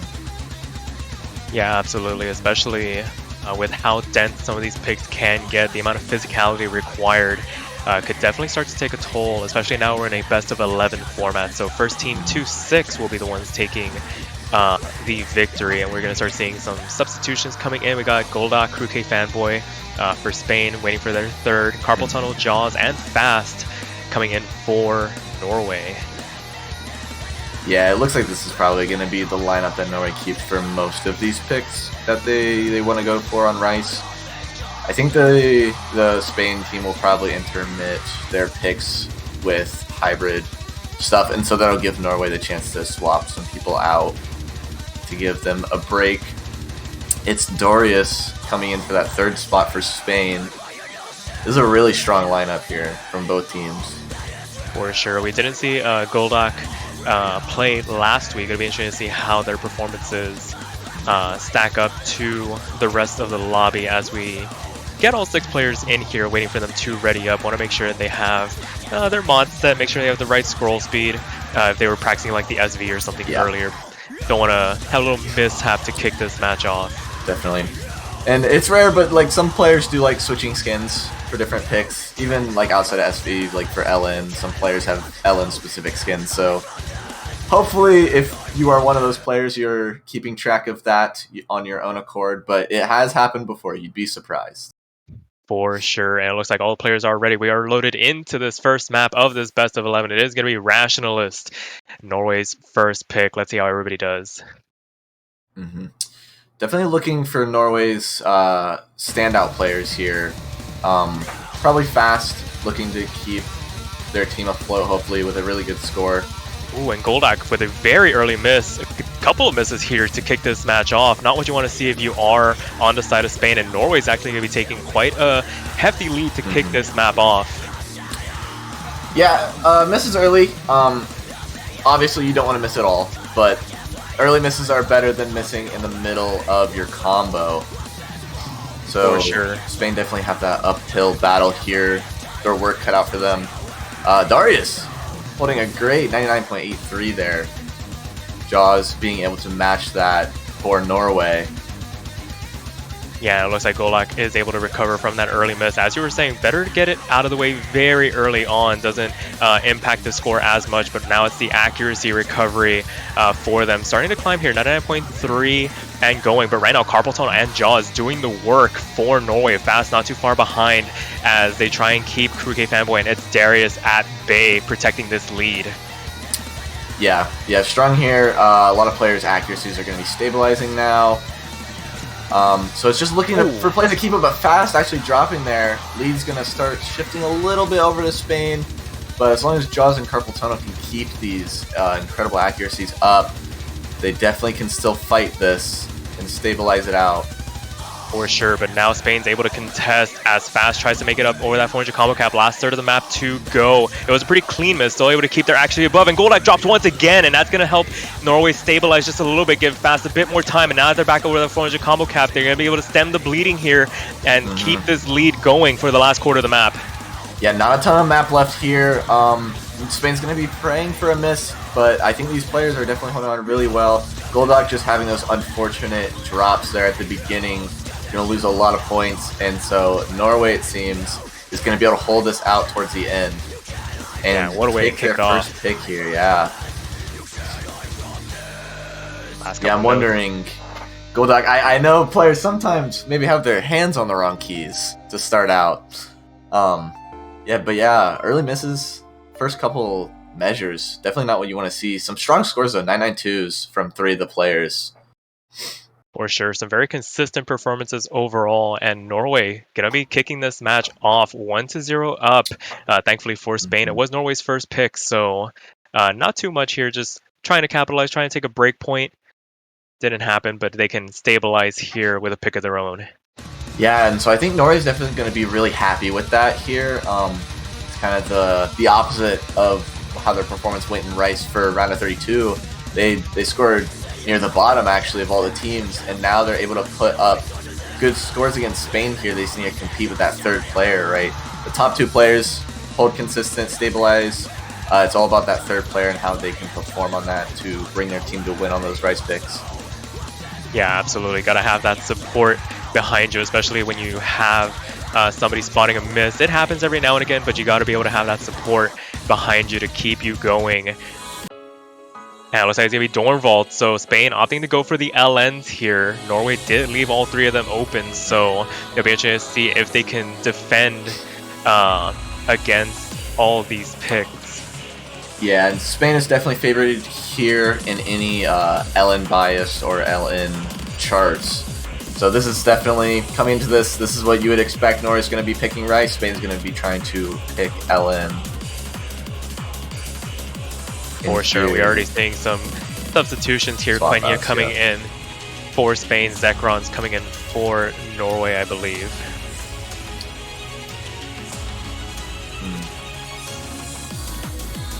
Yeah, this map also being very short. Actually, 152, the last one was about 210.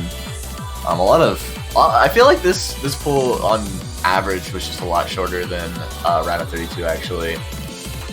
Yeah, for sure. Adding on a couple extra picks, you don't want to drain the players too much when it comes to the length of the maps. Keeps it a little bit balanced. There are a couple of longer form picks, but this one definitely not one of them, as it looks like Spain's want to get Enthalpy into the server to make an appearance for this round of 16 matchup. Yeah, shorter picks definitely call for more acute focus. Like with that last pick, I mean, it was only a couple misses determined the winner, and round of 16 is starting to hit that point where a lot of the teams, it's consistent FCs aren't really viable. I mean, we even saw that in round of 32, but even here it's more prominent because those players that can consistently FC are really going to carry their team's scores. And so when the maps get shorter, just that one miss anywhere can really throw your team's score down.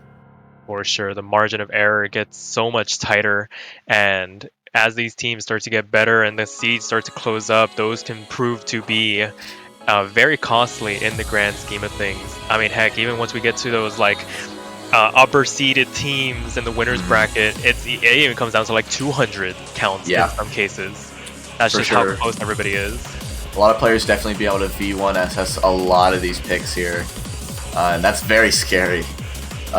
Talking about individual performances, right? I mean, for people doing the pick'ems, you have the outstanding players like Xfin, Yuka, etc. that are putting up unbelievable double-digit perfects. And so the map's getting harder there for them. It's just gonna have them carry their team even more because they're gonna be able to handle those picks, while other players might fall behind a little bit. But right now in round of 16, hopefully we're not seeing a ton of that. So we have these lineups here going into this first LN pick. This is Spain's pick here. Yeah, Ben, as we wait for everything to get synced up, we're going to see Enthalpy with a bit of a solo performance here as we wait for everybody to catch up. Wanted to show off a little bit. And as everybody comes to join, there we go. Beautiful. All synced up. That introduction, Quenya breaking out of the transition into the LNs, is going to give Norway a bit of an early lead here. I'd imagine once the density starts to pick up in the LNs, and there goes Jaws, trading that miss right back, and now we're going to take over with the leaderboard. Yeah, Kenya dropping fairly early, and that drop being probably less weighted than Jaws here, dropping twice, dropping their accuracy below 99, so Spain here is going to take the lead. That is very much so expected from this team. For sure. Accuracy starting to balance out here. Unbelievable. 99.7s from two players on Spain.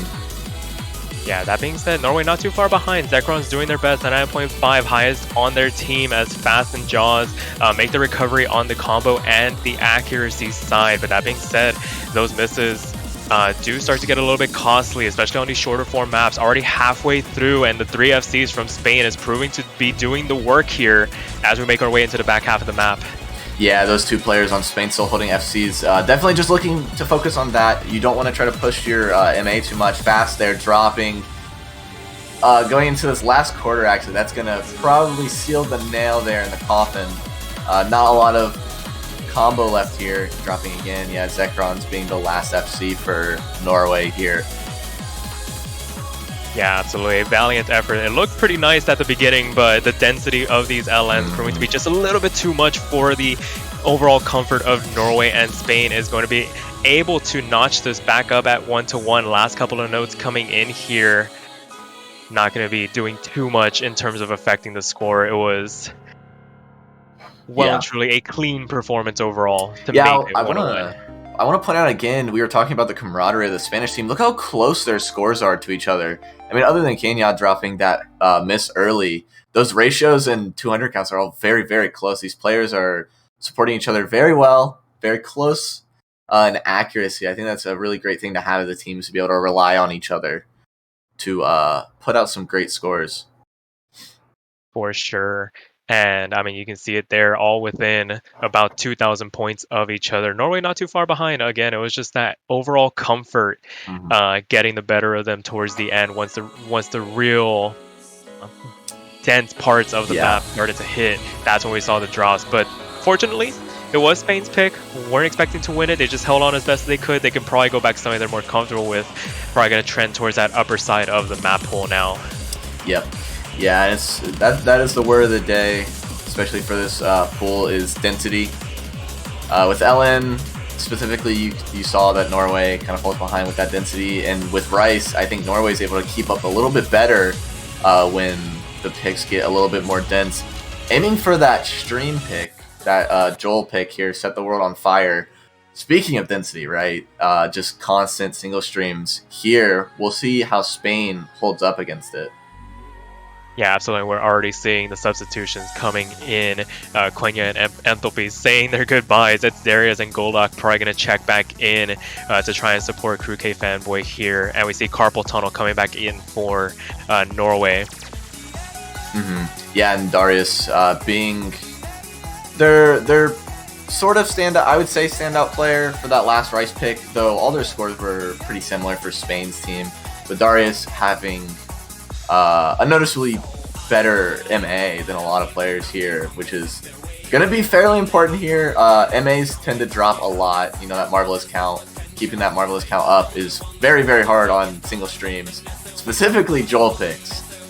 These are really hard to ratio.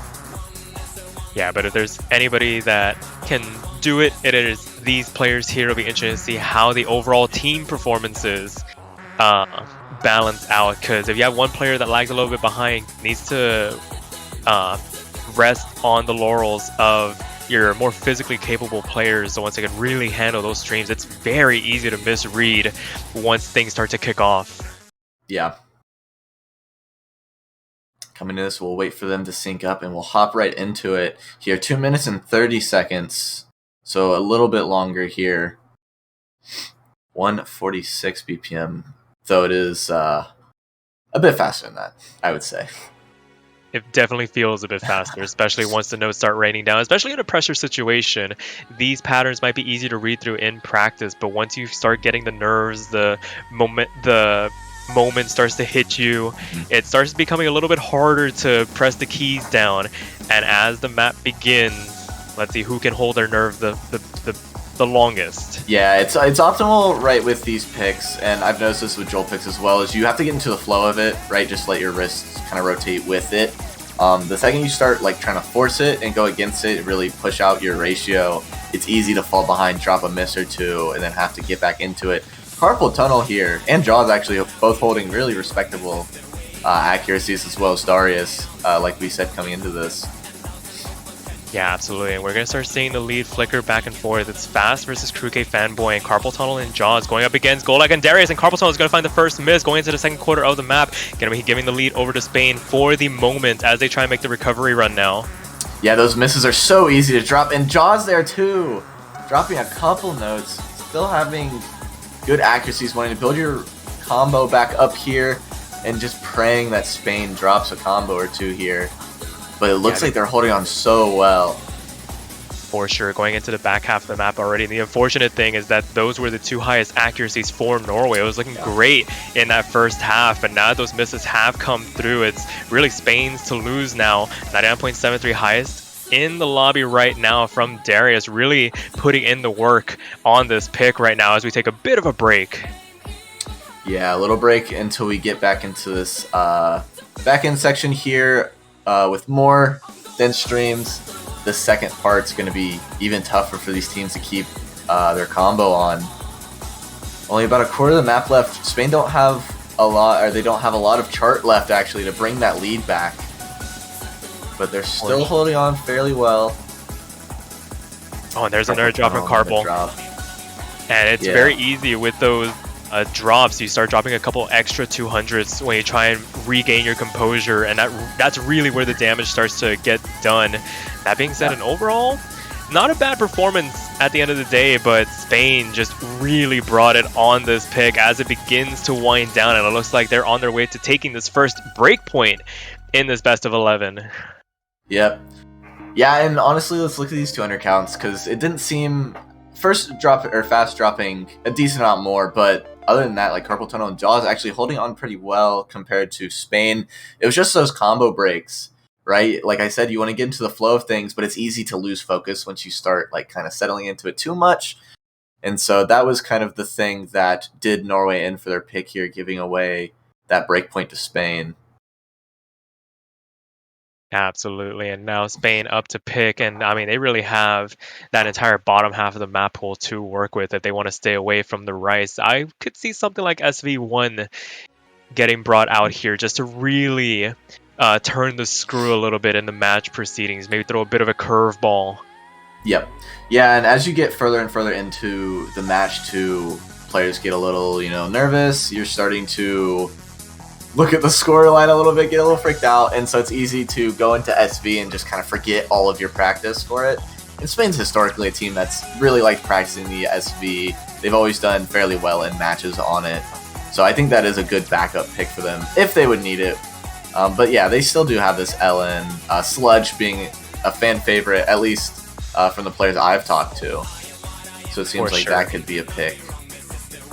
Formless Canvas, though, coming out. So that, the LN other than Sludge. So we still have that left over. But Formless Canvas here. What can you tell us about this map? It's overall, I like to call it a bit of a wild card in terms of the structures. It tests a little bit of your coordination, it tests some of your release skill. There's a little bit of physicality involved to navigate some of the mini jacks found throughout the map. So definitely going to be a bit of a test if you're not super sound in your LN fundamentals. So I like the pick overall. I would have preferred Sludge in terms of just getting a more straightforward LN pick out, but I can't really blame Spain for going for something like this. Yeah, this pick definitely not holding the density challenges of that Superman pick. Still having a fairly low length. So we'll have to see if Spain can hold it together here, keep that focus going. They have all the momentum in the world. A couple roster changes coming out, but we are looking at them to really perform on this. Yeah, it seems like both teams really have their compositions figured out. Zekron's coming in once again to contest this LN pick, and the LN lineup for Spain, Quenyan and Poppy coming in. Kruke, the eternal anchor for Spain, it seems like. As it looks like the players are ready, we will be getting into this fourth map of this best of 11. Spain looking to capitalize on that break point and see if they can take a 3-1 advantage. Norway looking to try and take that break point back on this LN3 pick. Yeah, and I do believe Norway will perform a little bit better on this than they did on the previous one. I think their skill sets are a little bit more in line with this and Sludge, but Spain is just so dominant on these that we'll really have to see which team just comes here to perform. Hopefully, hoping to see some FCs from a lot of players. For sure, this intro doesn't pull any punches. Definitely a lot of room to drop early accuracy and drop overall combo fast, being the first victim out of the transition into the first chorus of the song. Yeah, and it really is that third player, right? You need to have everyone being consistent, and it's hard in pools like these with round of 16 still kind of being in that weird spot transitioning to harder stuff.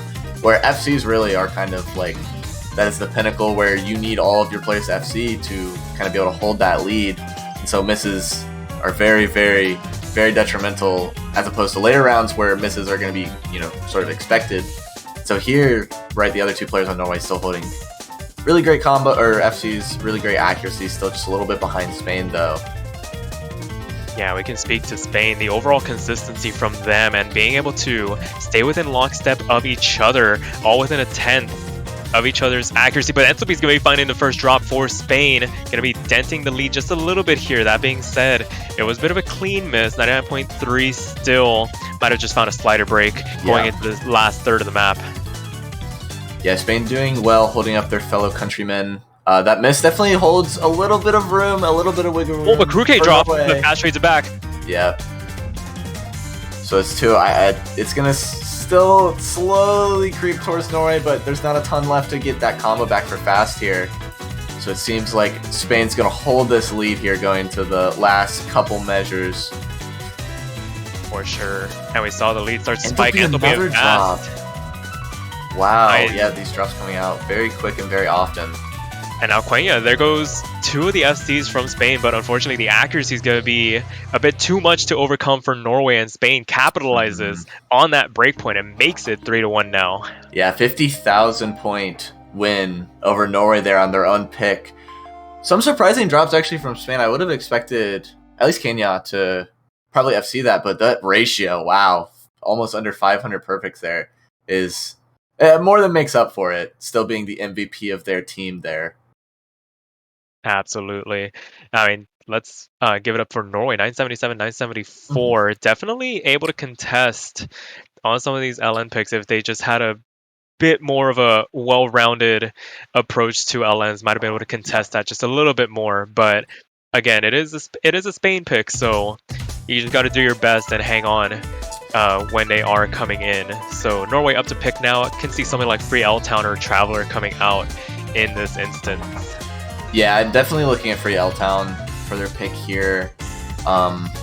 Depending on how they felt about that Set the World on Fire, though, they could kind of go any which direction. Depending on how the players feel, it feels like a little bit of nerves, at least from looking at how they performed on Set the World on Fire.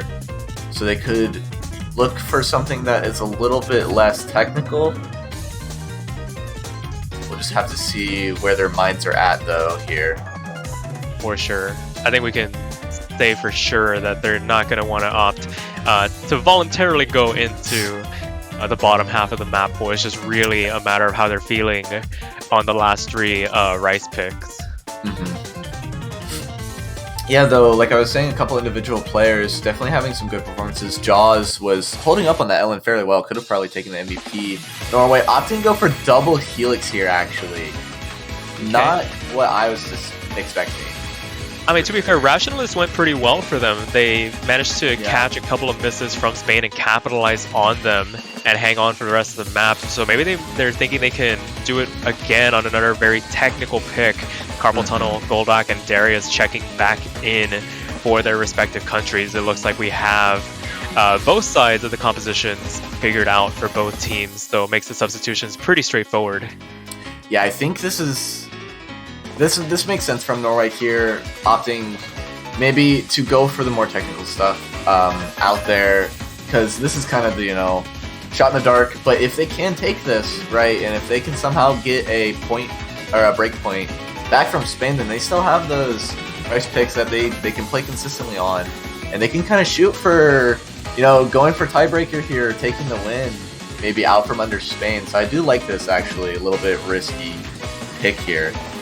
Yeah, I mean, you gotta play through them eventually. So can definitely respect the pick coming out. It looks like the players are ready. We are going to get into this fifth map of this best of 11. Fast Jaws and Carpal Tunnel looking to try and take a second point here. Darius, Goldak, and Crew K Fanboy opting to try and get their second break point in this match and really put the pressure on Norway. Yeah, Jaws here has played every pick so far, I believe. So maybe getting a little tired. We'll have to see how it shows in their performance. They've been doing very well so far, though. For sure, and I mean this map is just littered with choke points, so and early. very early on, Fast gonna find a drop, but Kruge fanboy trades it back. So Yeah. all square very early on. This is a sort of parallel to the last Rice pick, actually, because Fast again dropped, and Jaws actually dropping as well. I was gonna say players dropped really early. I believe it was a Spanish player that dropped in the first couple measures, actually. Might have been Goldock. And then they were able to bring it back a little bit, so it's kind of the same story here. Jaws dropping again. This is so strange. Here Yeah, on might a not. little bit of Might not be comfortable overall on the mini jack sections of this map. That or maybe a Yeah. bit of fatigue setting in. They, like you said, they have been playing all these maps, so it might be starting to take a toll as we make our way into the second third of the map. It's going to be Spain holding on to the lead now. Yeah, and these accuracies, Carpal Tunnel and Darius holding really well. Crew K fanboy dropping another miss here, going to give Norway a little bit more leeway here. Fast and Carpal Tunnel getting their combos up, and Jaws hitting that 400 point. So hopefully they can still take a little bit of this lead back. They're only trailing behind by a little bit under 30,000. So it's definitely doable, just have to hold that combo. For sure, and there's still plenty of room for error going into the back half of the map. It gets a lot more technical, a lot harder to read through and maintain that combo, and it just takes a couple of misses at the wrong time from Spain, and Norway's right back in this. Last of the map still to go. Yeah, Fast definitely dropping a lot of accuracy fairly early on. Other than that miss, a lot of 100s, 200s. And so they're looking to build it up a little bit. They're doing fairly well. Stabilizing everything. It seems like all the players have stabilized after that. Ooh, and right as you say that. First half. Oh, yeah. Jaws That dropping curse. again. Signed, sealed, and delivered. Jaws going to be finding a drop going into the last quarter of the map. And Carpal Tunnel, highest accuracy for Norway, does find a drop. And that seems like it's going to be the nail in the coffin Yeah. for this pick. Last sliver map left to go. And Spain in cruise control right now, looking to make it 4-1 as this map begins to wind down. Fast finding another drop. Yeah, I think Nerve's definitely setting a little bit. Carpal Tunnel still having a ridiculous accuracy here for having that miss there. But yeah, going into these last couple of measures, Spain is going to take this. This is going to be their second break point of this match here, bringing them up 4-1 against Norway. It is Spain's pick now. Oh my god, look at Darius' score. Oh Only my 1/100. Carpal Tunnel having incredible. Jaws too. Those ratios are insane. I'd be hard pressed to find where that 100 happened. That is a very clean run from Darius. And yeah, I mean, Jaws saying it in the IRC chat. Their hand started cramping up a little bit, and that the fatigue really starts to set in on these longer sets. And yeah, it's very easy. I mean, for some players like in here, maybe that don't play in tournaments a lot, it's really easy. You know, how you practice, you're getting really good scores, and the second you go into the tournament, it's hard to put up those same scores. So maybe players not maybe practicing like in multiplayer lobbies or doing like the full in like a stamina setting like this, right? You're in the match, you have to play these maps back to back. So players maybe not fully being used to this, and so not being able to perform to the best of their ability, but still putting up a fight here in Norway. Definitely is. absolutely don't have that luxury of swapping out with like a full 6-man roster. Only having the 4 players does make it a bit of an uphill battle. So it is Spain to pick right now. They do have Sludge and they do have Butterfly Twist available to them. It'd be interesting to see what they decide to go with. I mean, the hybrids might go ignored here because there's really no reason to go for something a little bit more mixed, and it looks like it is going to be Sludge. Yep. Rounding out that LN pool. Makes sense. This is what we were thinking was going to happen coming to this, right? Norway just picking full Rice and Spain picking full LN. And so Sludge, I think this is the most consistent one of all these LN picks. So I think Spain is definitely going to be looking to put up some insane scores on this. Yeah, for sure. This is definitely one where if you're really comfortable with LN patterning, this is one where some incredible scores can happen. And right on cue, Zekron's coming in for Norway. Another gap being left. Could we see another substitution? Usually it's going to be Fast, but we could see Carpal Tunnel make their reappearance. Yeah, Carpal Tunnel probably not being the strong or the most comfortable with LN here. But Fast has been playing a lot of really challenging Rice stuff, so their hands could need a break.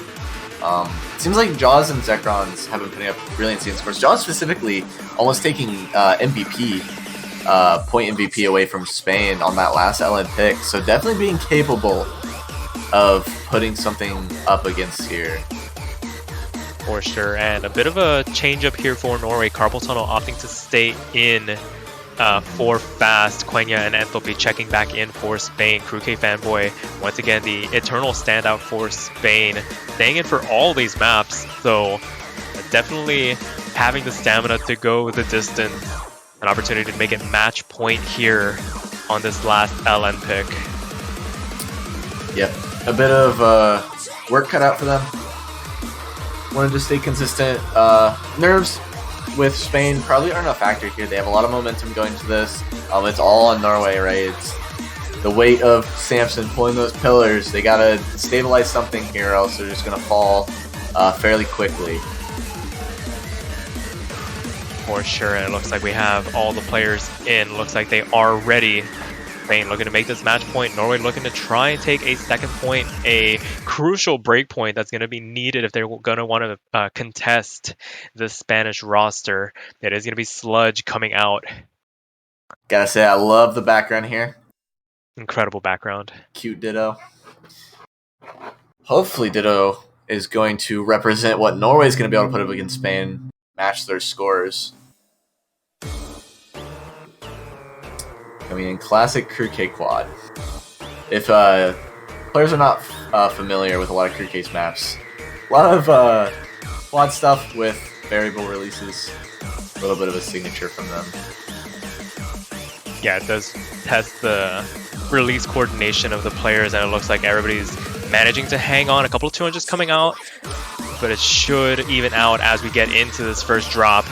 Norway actually being ahead a little bit here. Crew K Fanboy dropping a lot of accuracy early on.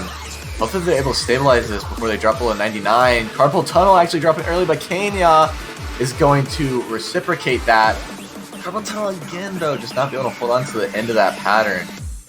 And so Spain's going to take the lead here again, going into this quad section. Very easy to let go of the wrong fingers at the wrong time, and there's a lot of accuracy being dropped from Spain, and oh my god, Norway's right back in this. What is going on? 2 players below 98 here, actually definitely not what we expected from Crew K Fanboy on Crew K's map. Dropping a lot of accuracy. Oh my goodness, that was a very rough section from the Spanish roster, and now Norway inexplicably has a lead going into the last third of the map. They need to hold on here if they want to try and take this breakpoint. Their tournament lives depend on this. Yeah, Combo is about to start stabilizing here, and so it's all about the accuracy that these players put up. 2 FCs still coming out, but it seems like Crew K Fanboy's building up his accuracy a little bit. Carpal Tunnel dropping again here. This is not what we want to see from Norway. Oh my goodness. It was looking so good going into the middle point of that map, but once again, the overall comfort on these LN picks coming back to haunt Norway, and as this map begins to wind down, it looked very dicey from Spain, but they're able to hold it out and take it to match point, 5-1 now. Yeah, Spain gave Norway every reason here to win that pick. Dropping a lot, 41 200 from Crew K Fanboy, dropping a lot of accuracy. And so it was all on Norway to take that, but just a little bit of a couple drops from Carpal Tunnel, some slider breaks as well. Just had them fall a little bit behind there at the end. Yeah, very unfortunate, but very well fought. I mean, oh my goodness, we were going into this like, oh, Spain has every single LN pick, but Norway came to play on that LN pool. Yeah, Jaws putting up a really great score there as well, like I was saying coming into that. Yeah, definitely. Definitely not as free as Spain would have liked. Definitely had to work for Formless Canvas and Sludge, but now Norway backs against the wall. Gonna need to pull out the comeback of all comebacks to try and take this 2 tiebreaker, and they're gonna have to do it playing some very uncomfortable picks. Probably in their minds. Yeah, SV stands there as like a demon. I doubt Norway's going to want to go for that. Probably going to stick with Rice, but also, I mean, these players, it seems like they were getting fairly fatigued. They had the last Rice pick, so they might be as scared of that Rice as they are of the SVN hybrid. For sure. I mean, with the LN being as close as they were, I mean, the hybrids might actually be worth considering now if they can stand toe-to-toe. There's enough Rice patterning to maybe hold on to the accuracy to contest those LN sections. So it might be something that they're considering, which is probably why they haven't put a pick in yet. They want to see, and it's going to be Angel's Ladder. We're going to dive into the hybrids. We're actually going to see some hybrids this match. Yeah, players like Jaws, Crew K Fanboy was seeming a little bit uncomfortable with the patterning in Sludge, but I wouldn't say this map necessarily has similar patterning, but it might fall a little bit more into Norway's Rice proficiency actually here. Yeah, we'll absolutely. Have to see how it goes. It goes to that point where it's like the Rice picks might be too physical for this Norway roster, considering the stamina implications. You don't want to play 4.5 minutes of free L-Town. It's just constant jump stream, and Traveler in and of itself is a pretty long physical pick as well. So this might be the lesser of two evils. I definitely like this pick in terms of trying to play to your team's strengths, especially when you see those LN scores. Definitely not as big of a blowout as Norway might have thought going into this. So, yep, this is a bit of angle shooting, right? On paper, they might not be the favorite to win this pick, but it is a bit of a shorter pick, and if they're able to take this one fast, right, then they kind of have all the momentum going up there, and they can take a couple points in a row, take it to tiebreaker. Definitely not impossible, and definitely not never before seen. Absolutely. It looks like the LN lineups for both teams are going to stay in here.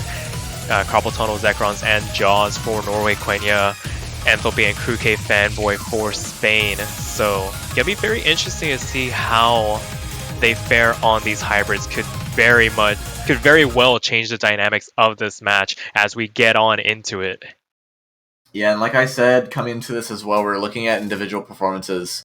Spain plays really well as a team together. Norway has a little bit of discrepancy between their players' scores often, but if those players that kind of fall behind are able to really perform here, they definitely have a chance to take this. Like we've been seeing, Jaws has been very consistent, putting up very combative scores here. So we'll have to see how they do. All players seeming to hit that intro fairly clean. Lead just going to spin a little bit. Oh no. Dropping down to the low 99%. Oh, but Enthalpy trades it back. And things might get a bit interesting going into the second quarter of the map. Spain having the lead for right now, but Norway being able to contest as it stands. It's really just whether or not they can hold the accuracy through these LN sections. And it looks like they're being able to do it so far. Yeah, holding combo, hopefully players stabilizing. A couple of players dropping a little bit of 200s on Norway into Spain. Able to keep that Mania dropping there as not the player that we wanted to drop. They were holding the highest accuracy there. So this lead's actually going to flicker a little bit back and forth. Hopefully Norway's able to keep their combo going to the second half. Yeah, now Carpal Tunnel! Caster's Curse here. Norway actually dropping that, and so lead going right back strong in Spain's favor. Oh, and there goes Jaws as well. There goes the supporting combo.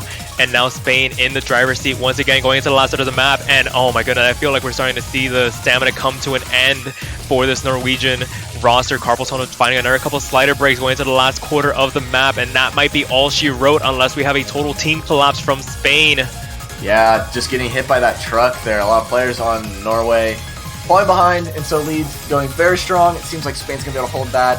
Enthalpy dropping there, but it's hardly going to matter. Carpal Tunnel dropping a lot of seems like sliders here. And so closing this out, Spain is going to take this to defeat Norway 6-1. Incredible performances overall. Unfortunately, this is a lower bracket matchup. This will be the end of the line for Norway and their tournament run in the Mania 4-Key World Cup. We thank them for playing, and congratulations to Spain moving on to the next weekend. Yeah, I cannot commend these teams enough, honestly. Norway putting out incredible scores. Jaws being fantastic player all around, putting up very, very close scores. I mean, almost taking MVP. A couple LN picks from Spain's really LN stacked roster. And Spain be able to close that out after a very tough, heartbreaking loss against Chile last week. So really great performance here from all the players. Absolutely. So they will be moving on to this quarterfinals weekend in that lower bracket, where they look to continue that run in this tournament. But that'll do it for us. A bit of a short block, one match. We'll be back in a couple of hours for a very intense matchup. It's going to be Brazil going up against Chile in about 4 hours. Don't want to miss that. And Orca, I don't know about you, but I kind of want to support these teams. How can I do that? If only there was a way on the OSU website to purchase a profile banner for the team that you want to see and are most excited to watch in this tournament. It's about $2.50. You can find it in the OSU store. Me personally, I purchased a Team Philippines banner. Hey, same. Bit of a PH fanboy, yeah. Rooting for them. But if you want to support these teams and support this tournament as a whole, and to see stronger Mania World Cups every year, then definitely check that out on the OSU website. Absolutely. And if you want to give just a little bit more, if that $250 doesn't sound like enough to contribute to the overall prize pool for this tournament, you do have the Open Collective, where you can donate as much as you'd like to contribute to the map pool, or to contribute to the prize pool that'll go out to these players once this tournament concludes. It definitely goes a long way. Yep, all the money you put into that goes directly back to these players. No one else is taking any cut of that. You put in $1,000, all of that is going to be seen in the pockets of the players who take the podium spots. Absolutely. But with that being said, I think that'll do it for us here. Go take a break, go do what you need to do, and come back in about 4 hours time so you guys can see Brazil taking on Chile.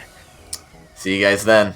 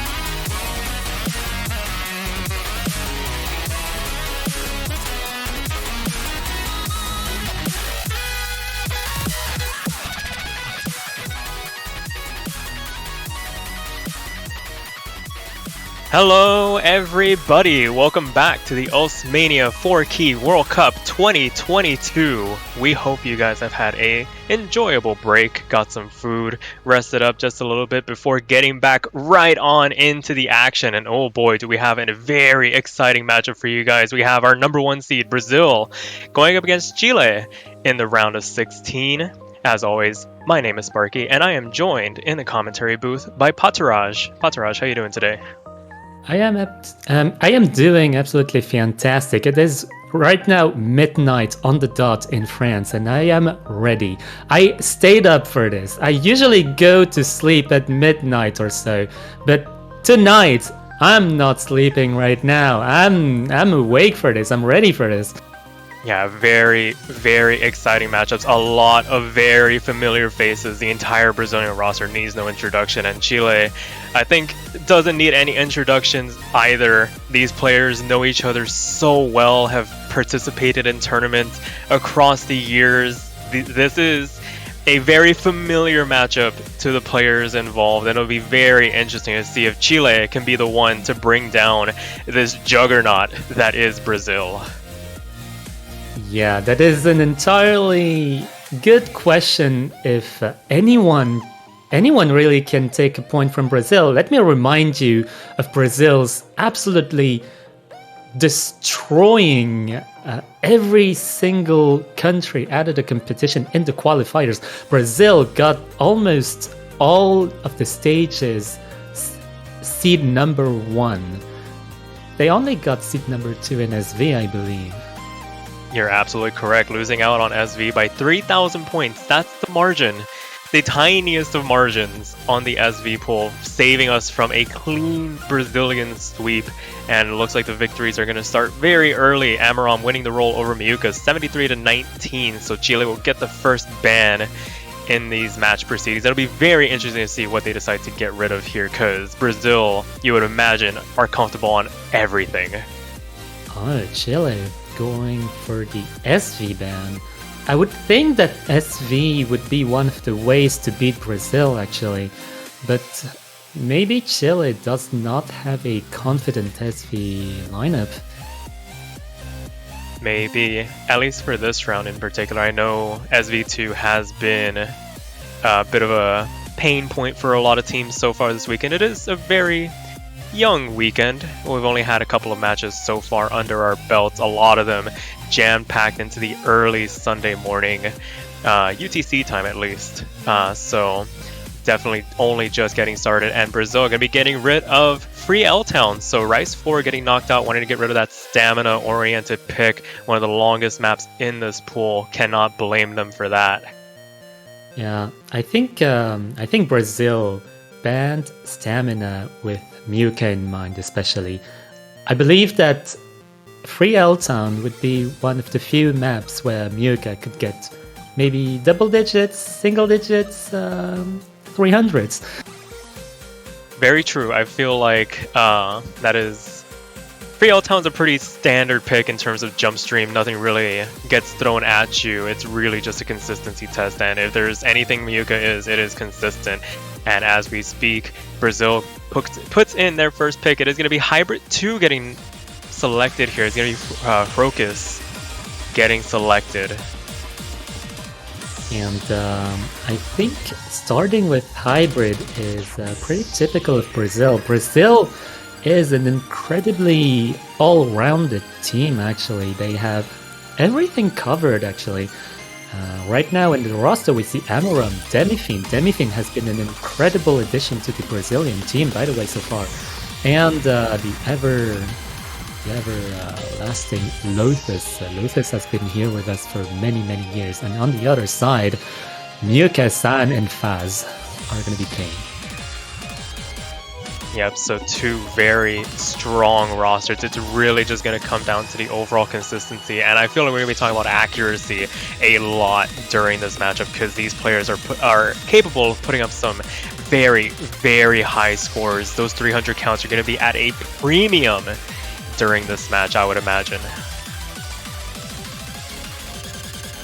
Yeah, Corvus is actually an interesting pick.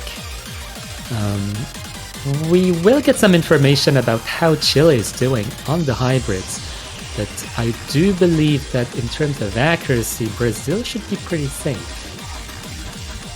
Yeah, it might just be wanting to test the waters a little bit, not wanting to commit too far onto either side of the map pool. Nothing too full committed on the LNs, nothing too full committed on the Rice. Something nice and in the middle with the hybrids, and it looks like all the players are ready. We'll be getting into this first map of this best of 11, and it is going to be Crocus coming out here from Brazil. Let's see how the players do. Muka with the mirror already, and Muka is prone to selecting mirror a lot on a fair amount of these maps. I hope that's a client sync issue from Faz, because those are some pretty unfortunate misses to start the map off. I don't see the combo recovering. It looks like Chile has spotted Brazil. A couple of misses to start this match off. Not what you want to see here if you are a fan of the Chilean roster. It's going to be an uphill climb right from the get-go here. But even without those misses, look at the Brazilian team. They are still... okay, I kind of cursed it because Amoram just went under the 99.9 territory. But still, they have very good accuracy. Amoram with an accuracy drop, maybe a 200 here and there. Yeah, just maybe spiking some of those releases as they read their way through the patterns. Nothing pales in comparison to the Chileans so far. Zan and Faz doing their best to try and stay lockstep with the Brazilians. Muka, ever the stalwart for the Chilean roster, 99.9, trying to keep their heads above water as we make our way into the back half of the map, and the lead has only grown for the Brazilians so far out of the transition into this more LN structured section here. Yeah, the battle that is interesting to Ooh, Muka. watch. Yeah, I was gonna say the battle that is gonna be kind of important to watch is Lothus versus Muka, but Muka just missed, so it was kind of a mental curse in some sort. They pre-felt the curse oncoming and missed for you. But that being said, it was a very clean miss, but unfortunately it is going to be a bit of a nail in the coffin for this run. Last sliver of map left to go. Still highest accuracy for Chile.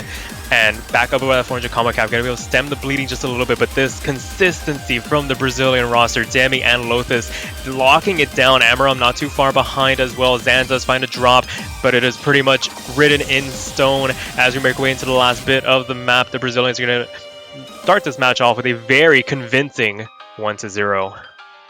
Yeah, worth noticing that Faz actually caught up to Zan in terms of accuracy towards the end, with 4 misses right at the beginning. Maybe a false start of sort for Faz. But look at the amount of 200s. Single-digit 200s on this kind of map is actually pretty impressive. But yeah, look at the Brazilian results.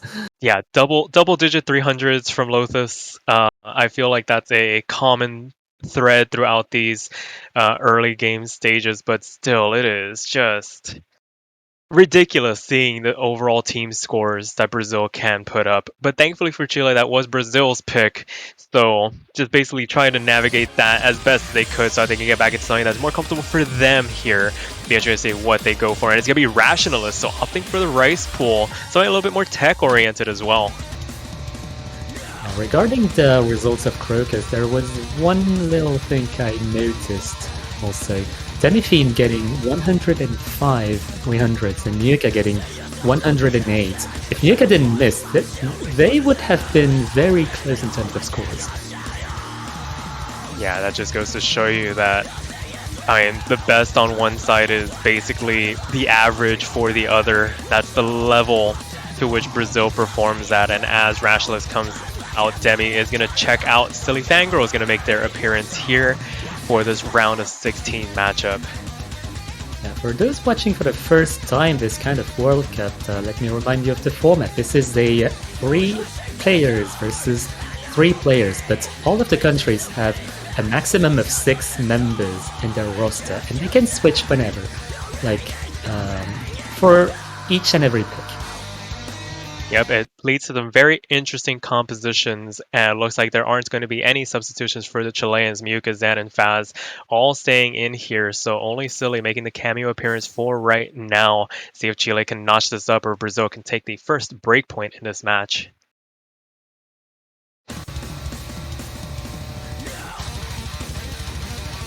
Already a much cleaner start for Faz, not spotting any misses at the start of the map. Oh, and as I say that, they find the first drop.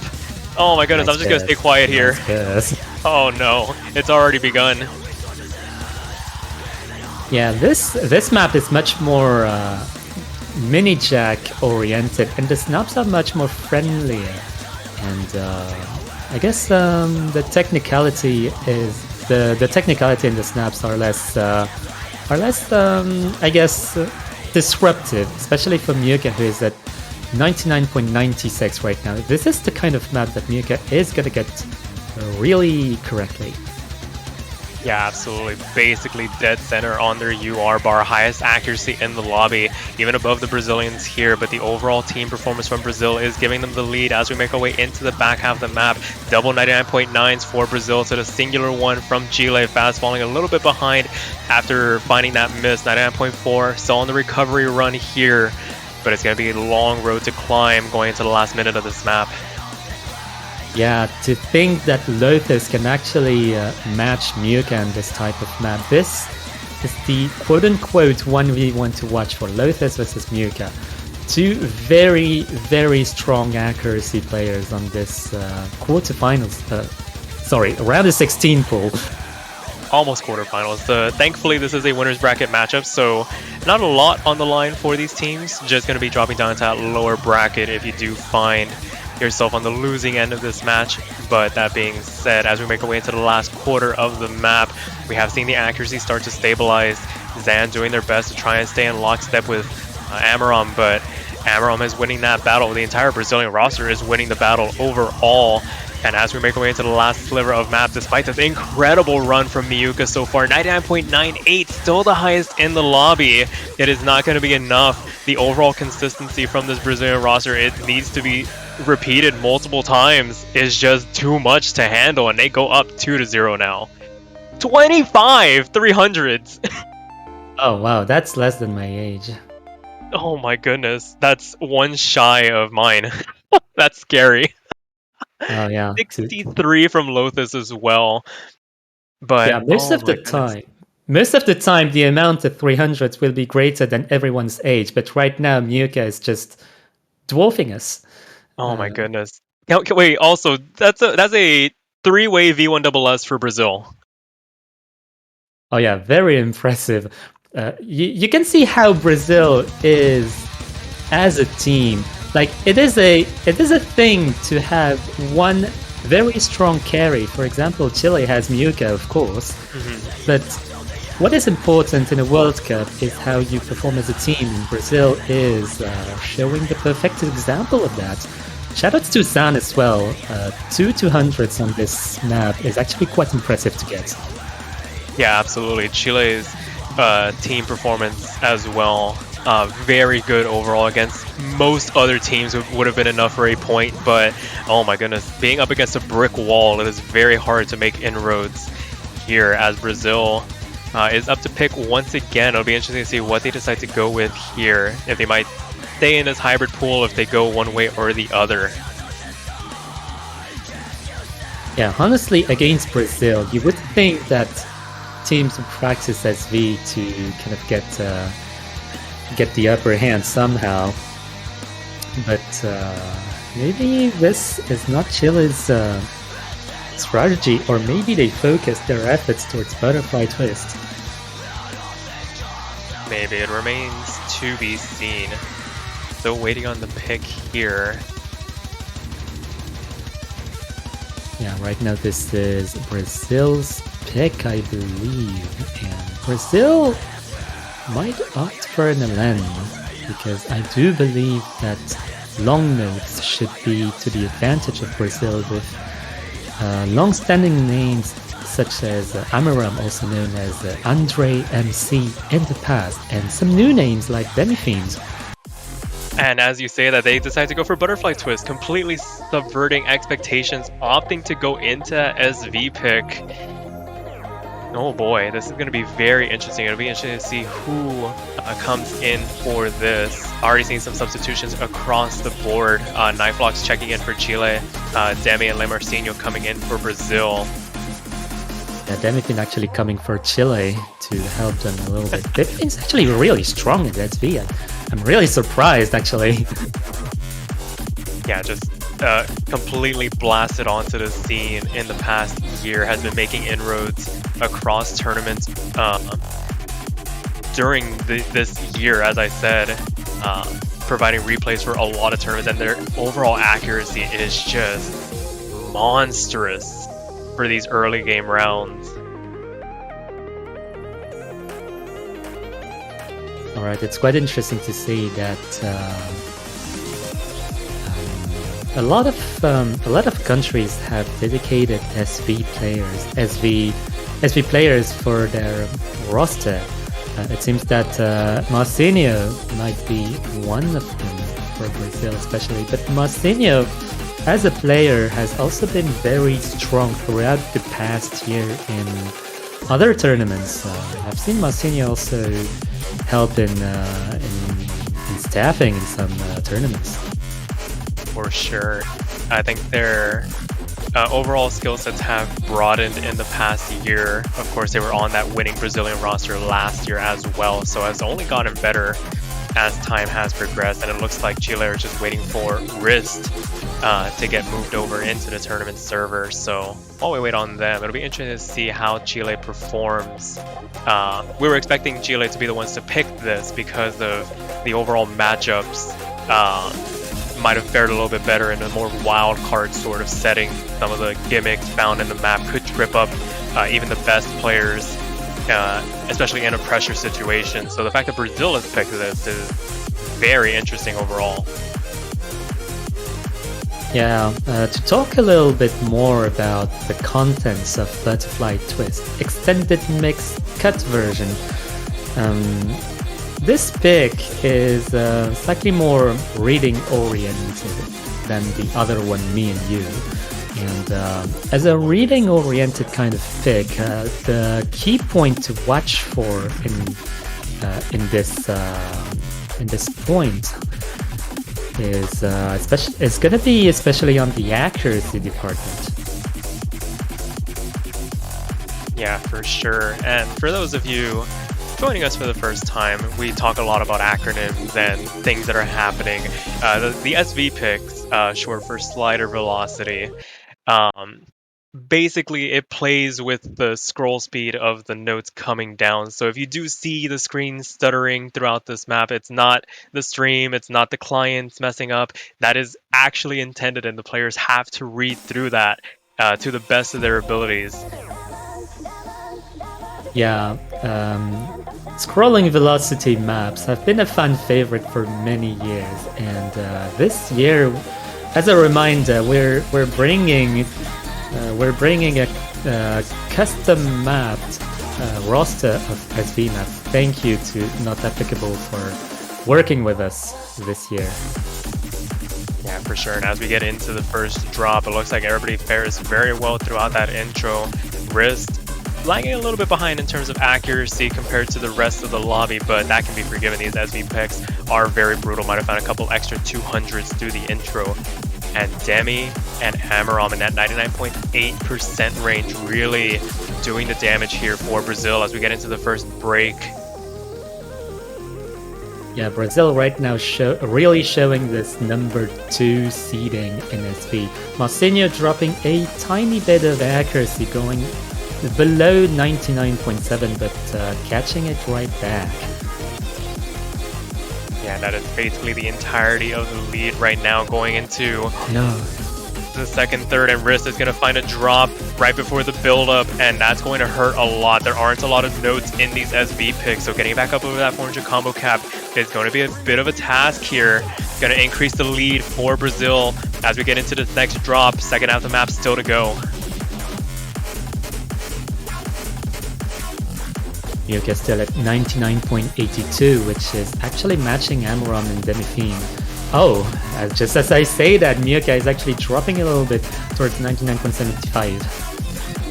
Yeah, a couple of 200s on those sliders. It's very hard to time those releases sometimes, especially when the stutter happens during the hold. So can't be forgiven here. You're going to be able to climb back up relatively quickly.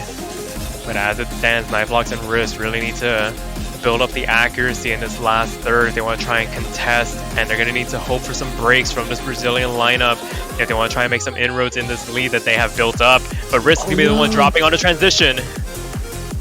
Wrist really getting trapped by this transition. It's as if, well, to get this type of transition, you really get, you really have to go in training to really properly expect this kind of transition. And this kind of transition is actually quite common in SV maps. So, as an SV player, if you played a lot of maps, you'll get to expect this kind of transition. Yeah, absolutely.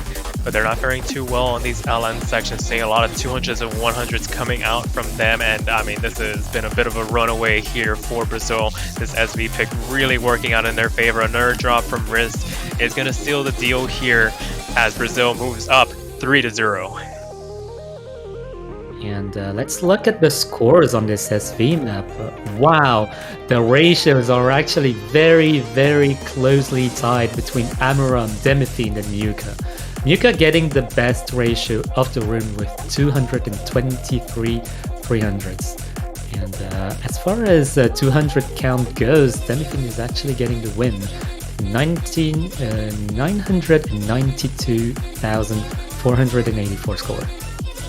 Yeah, some incredible runs overall. That map is not easy despite the players making it look as easy as they do. It's just the caliber of play that they're able to put forth. But it is going to be Chile's next pick, an opportunity to try and notch a point on the board. But really, what do you have to work with here? The SVs are gone, thankfully, so they don't have to deal with that anymore. But where do you go from here? Oh, looking at the chat, it seems that someone did not have as much time as they would have liked to train this SV map. SV maps do require a fair amount of training, and well, if you don't have as much time as you want, then it's kind of unfortunate. Let's pray for their well-being, and let's go on to the next map, which is going to be Streaming Heart. Alrighty, so still opting to go for these rice picks, wanting to bank on the overall consistency compared to the LNs. You'd imagine we're going to see Faz check back in for Gile to back up both Miyuka and Knifelock. Lothus coming in for the Brazilians. Oh, but it's going to be Zan. Okay, so Zan instead of Faz for this one.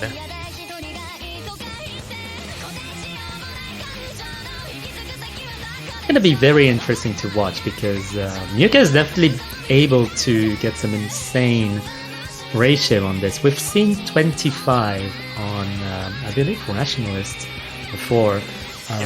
What is going to be the number on this one? What do you think? If I were to harken a guess, I would say 87.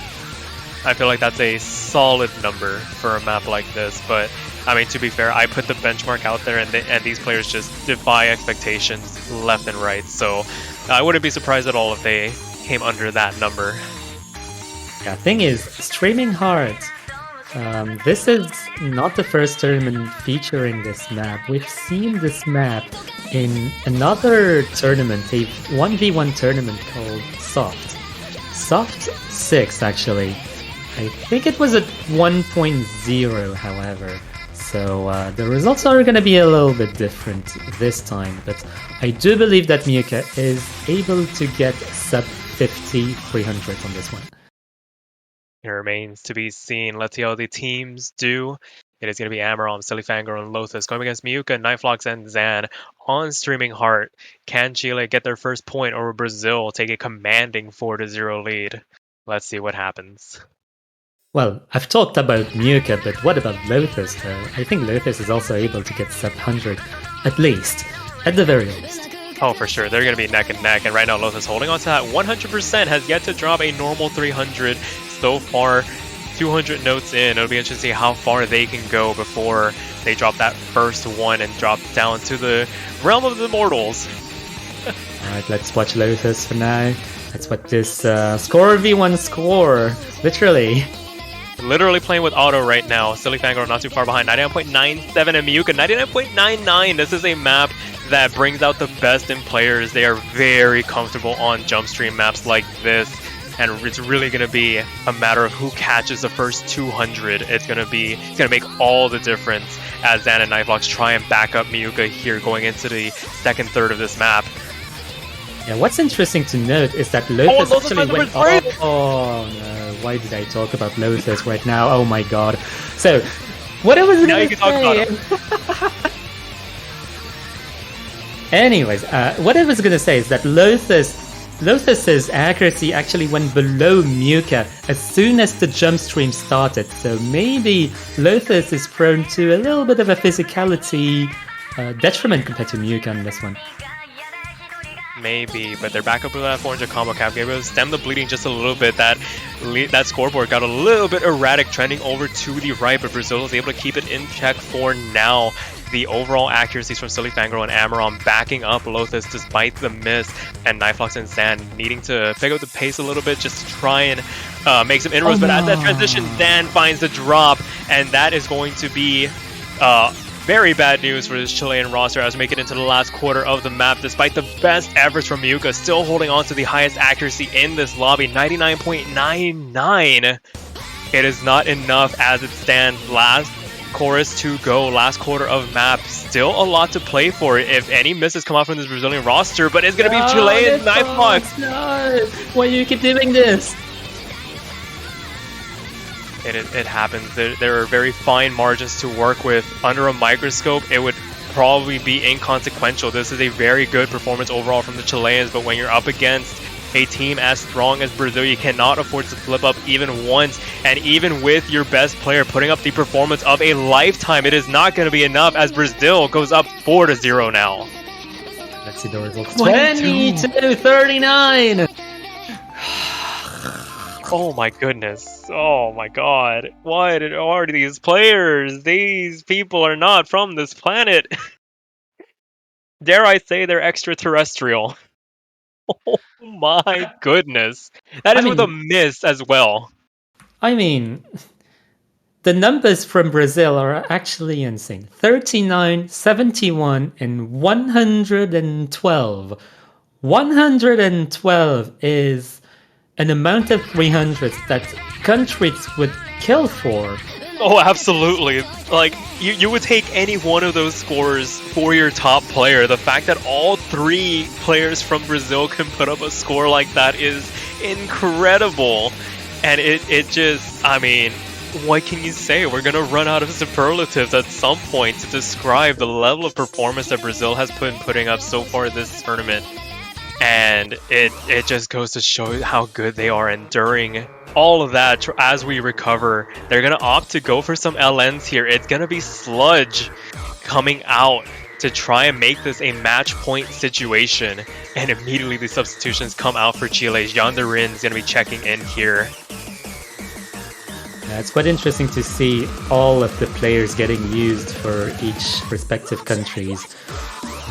It really shows that every single player in the country's roster has been chosen among potentially dozens, hundreds, maybe even thousands of candidates. No, not thousands. What am I talking about? I think there were only like 500 applicants for MWC. Anyways, it really goes to show that 6 players for each respective countries have been chosen for very good reasons. Oh, absolutely. Like I said, the level of performance that all these players are able to put on are like unfathomable. Like they have been pushing the bar for the overall difficulty of these tournaments. They make these maps look like child's play sometimes, and that is just a credit to the amount of work that they put in. And it looks like we have the rosters finalized. It's going to be Amaram, Le Marcinho, and Demifiend, a very formidable LN focused roster going up against Muka, Yandarin, and Faz CL, another very formidable roster on the LNs. Yeah, I do wonder, how do you pronounce the doubled letters in sludge? Do you pronounce like sludge?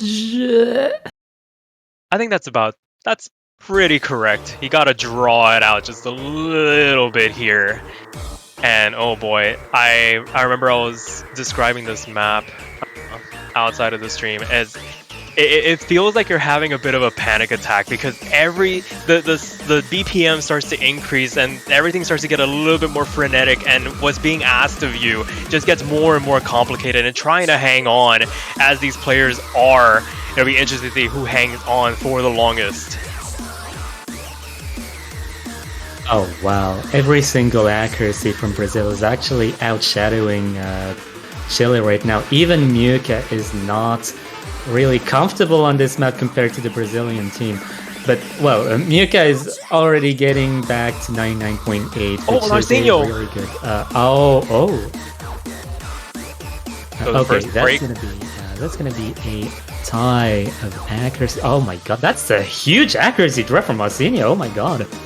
Yeah, finding a lot of 200s and 100s on those releases, it's very tricky handling that section because you get one release wrong and that kills the entire section, as you saw there. But thankfully they have the support of Demi and Amaram, who fared very well throughout that section. And as it stands, moving into the last third of the map, Marcinho's overall accuracy dwarfing two of the Chilean players despite the misses and those bad judgments, and Brazil hangs on to the lead here. Last quarter of the map still to go.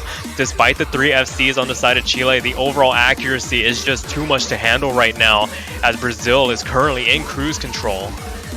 I don't even want to look at Demifiend's accuracy right now. I just want to cover my screen with my hand right now.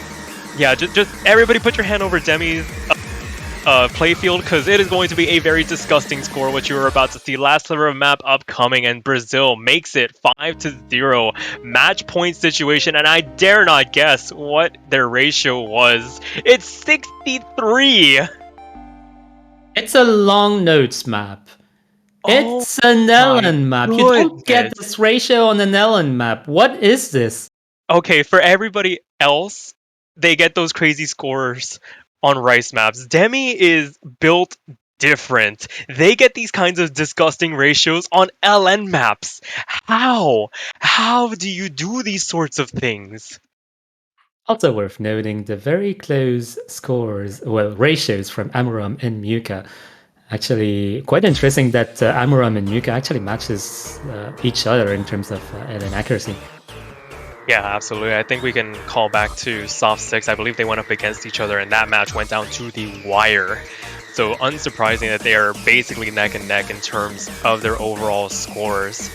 But with that being said, it's going to be Chile up to pick next, going to be able to decide what they want to try and make this comeback on. It has to be the comeback of all comebacks to try and force a tiebreaker situation against Brazil of all teams. Again, a very unenviable task for anybody involved, but Chile has to do it.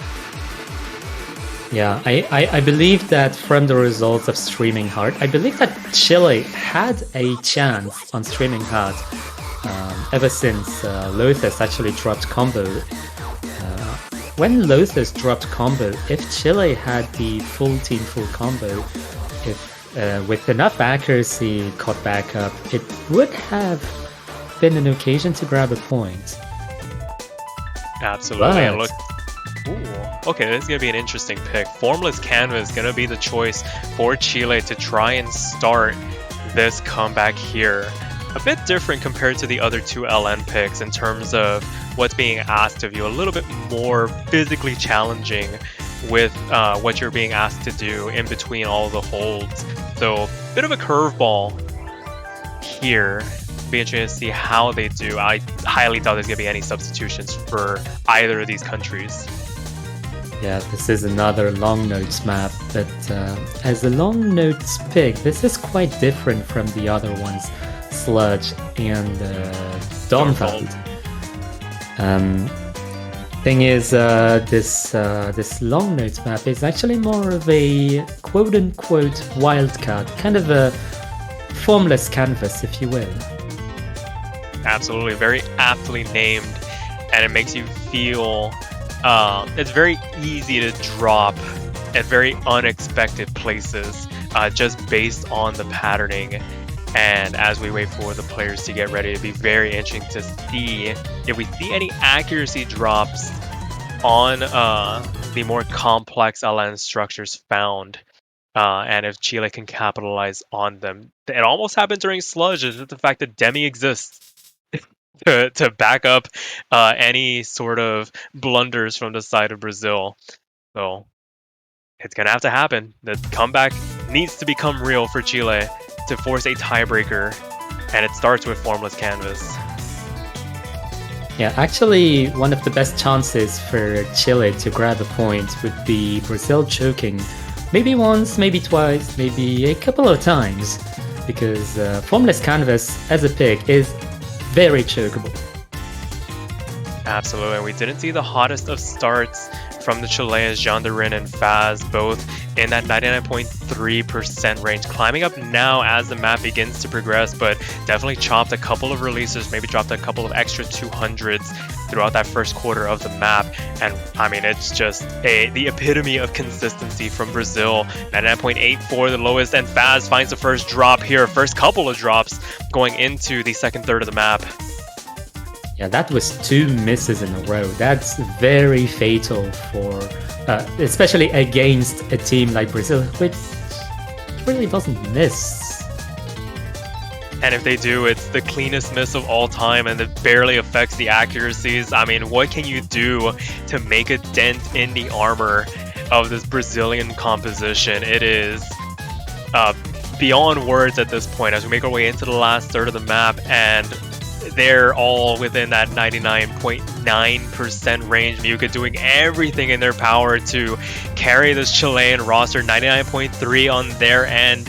Highest, basically contesting Demi so far for highest accuracy in the lobby, probably highest score overall as well. But when you have players like Lemarcinho and Amaron backing you up, it is basically, as I say that, Amaron does find a slip up here, but it is too little too late into this map to make any sort of difference. And as this map begins to wind down, it is going to be the clean 6-0 2-0 victory for Brazil.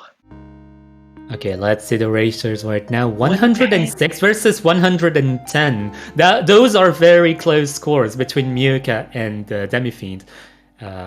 What's actually interesting to note is that Miyuka is actually much better on this map than on Sludge, comparatively in terms of LNs. Yeah, a little bit more straightforward structuring. The release timing is not as awkward. Definitely played a bit of a factor there, but it is not to be the comeback not going to happen. And Brazil makes it look easy, 6-0 against a very formidable Chilean roster.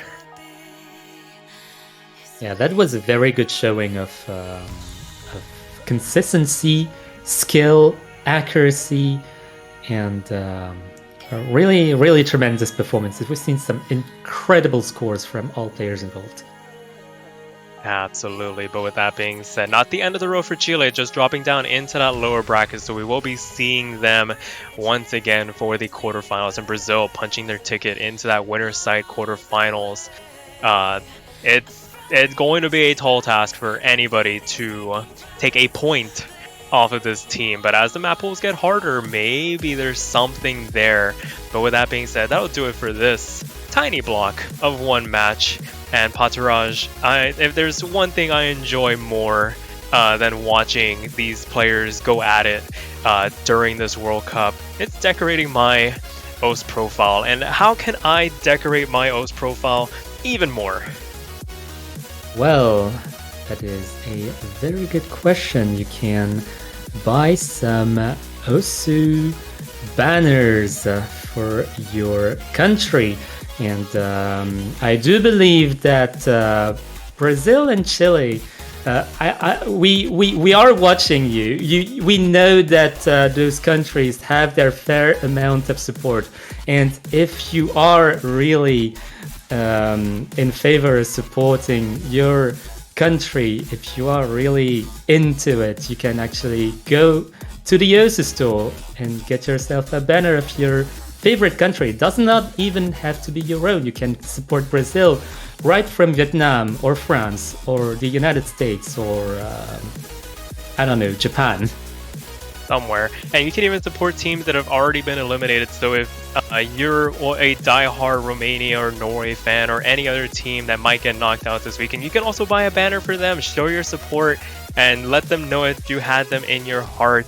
And there is also another way to support the prize pool for this tournament. We have the Open Collective, where you can donate any amount of money. If you want to show more than just $2.50 worth of support, you can actually donate a custom amount, and all proceeds will go towards the prize pools for the players for this Osmania 4-Key World Cup. But with that being said, our next match is going to be at 1 UTC, just shy of 2 hours from now. And Patiraj, unless you have anything else to say? Come to Brazil. Come to Brazil. We'll see you all later.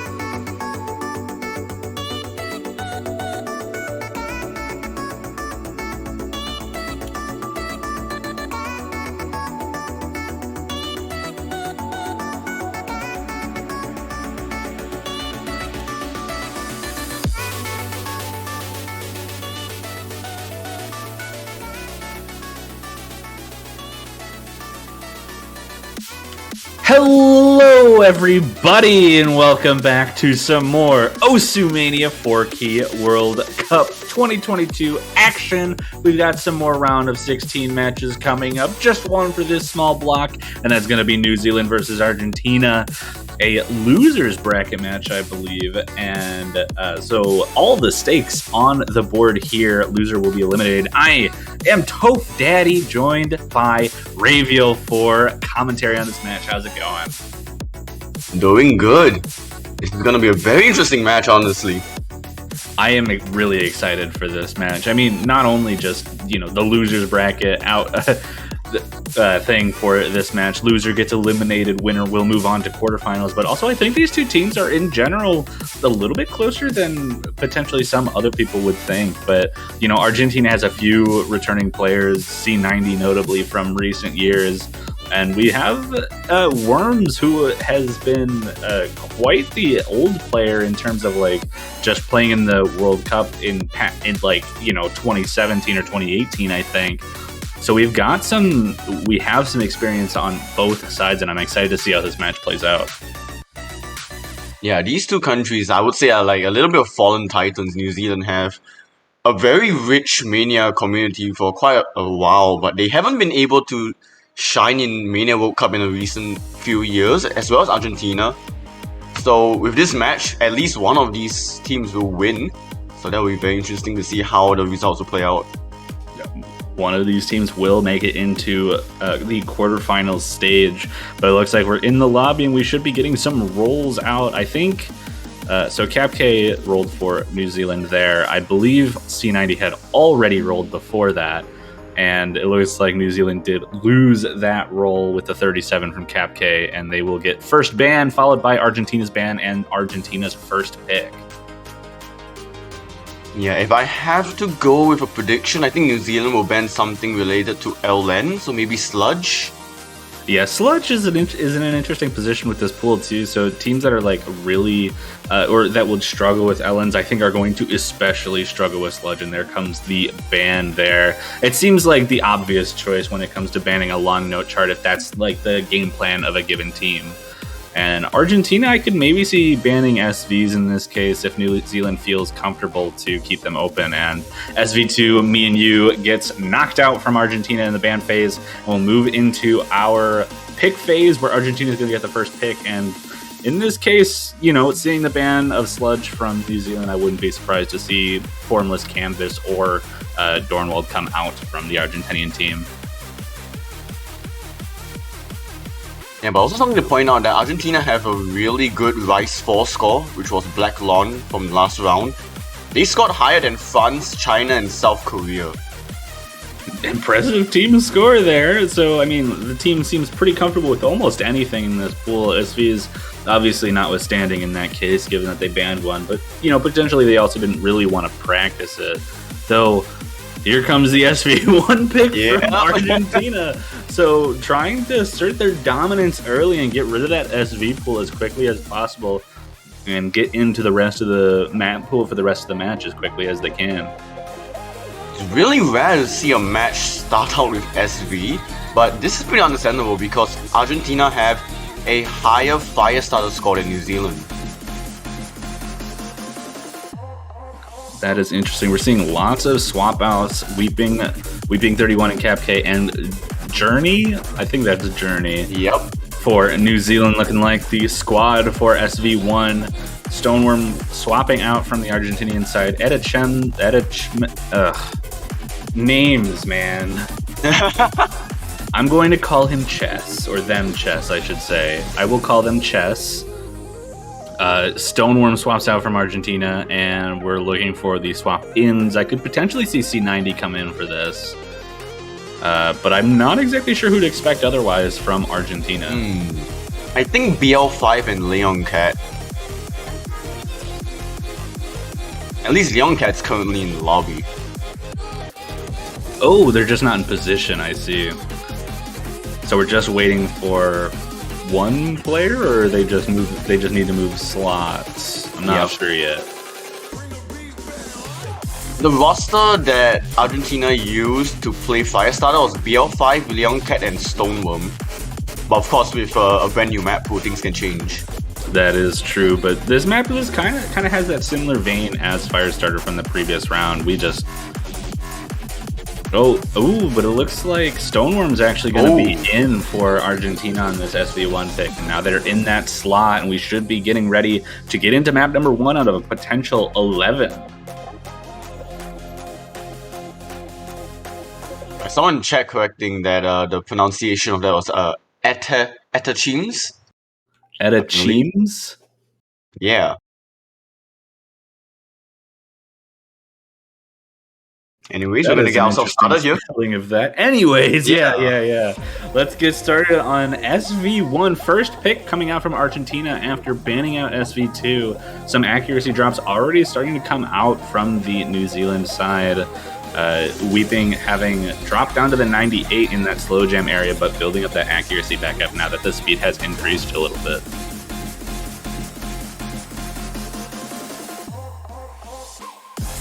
Ooh, a miss from Weeping Angel.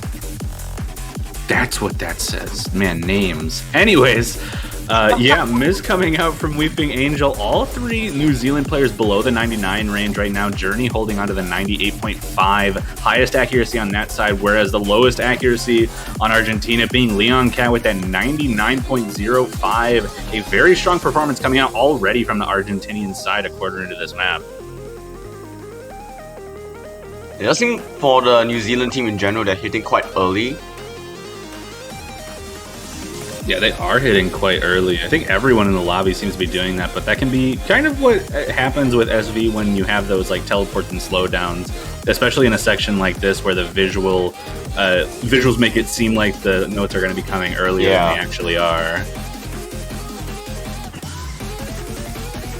Plus, I mean, hitting notes early means you're not going to miss them and break combo, which can be a very good strategy if you're just trying to make sure that your score is maximized from the combo standpoint anyways. But there goes a miss from Leon Cat. That is 1-1 right now, and technically Weeping Angels was a little bit on the easier side in terms of dropping the score. It's just that accuracy difference that is giving Argentina this huge lead right now. Yeah, none of the New Zealand players above 99. We have 199 in Stoneworm from Argentina. Yeah, otherwise these 2 teams are relatively close. Journey keeping up with Leon Cat in terms of accuracy. Cap K about 0.5% behind Etachims. It's just that difference between Stoneworm and Weeping Angel right now, the 99 versus the 97. And we're coming into the final quarter of this map, and unless something major happens from the Argentinian side in terms of combo, I don't think anything's going to change this lead. It's just too massive right now. Yeah, and the ending is also pretty consistent in terms of its SVs. So it's going to take a huge drop from Argentina for this lead to go back.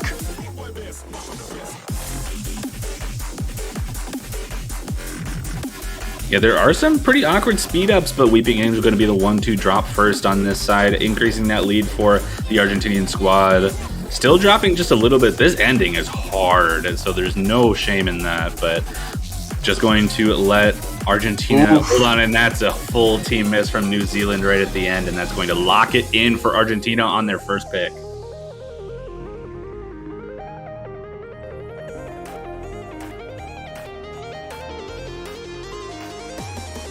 Yeah, Argentina just asserting the dominance on the board right from the start.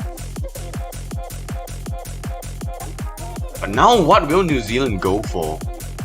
Well, if they're uncomfortable with like something like Slow Joe, I would expect them to go for one of the Rice picks. I could definitely see like I could see Free L Town coming out for sure, just going for an accuracy and consistency battle. I could also see something like Set the World on Fire coming out from New Zealand, hoping for the chokes on the Argentinian side. The Streaming Heart comes out. We're going for the faster jump stream map for the first pick from New Zealand. This has been a pretty popular first pick for a lot of teams. Seems really comfortable on the accuracy side. Yep, 236 BPM jump streams. 231, but yeah. Whoops, my bad. Looks like the B looks like a 6. It's okay. But yeah, this map, I'm actually kind of interested to see how often this has been picked this weekend, because, I mean, looking at it at face value, it's super trilly and super anchory, and from a jump stream standpoint, that kind of pattern structure can be very, very hard to keep consistent, especially with some of those one-hand trills that happen, later on in the map. And yeah, it's just kind of surprising to see it picked so much. I believe it has been picked for every single match so far. Yeah, and to boot, I think it's been picked like first or second in most of the matches too. Regardless, this will be New Zealand's first pick, and it being their first pick means they have to be pretty confident in it. And Robeats comes in to swap in for one of the New Zealand players, and it looks like right now the Argentinian team is staying put. Haven't seen any switch-ins from that side, so this might end up being the squad we're seeing for Streaming Heart. This one in specific, I am kind of surprised to not see C90 come in for. Yeah.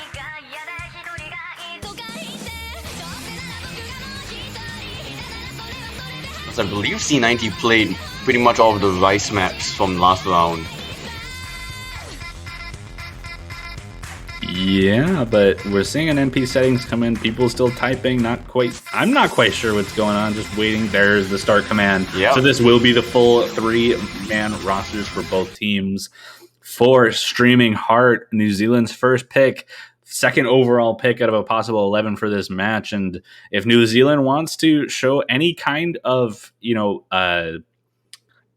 defense on their part, they're going to want to take this point and make sure that Argentina does not maintain the momentum they got from SV1.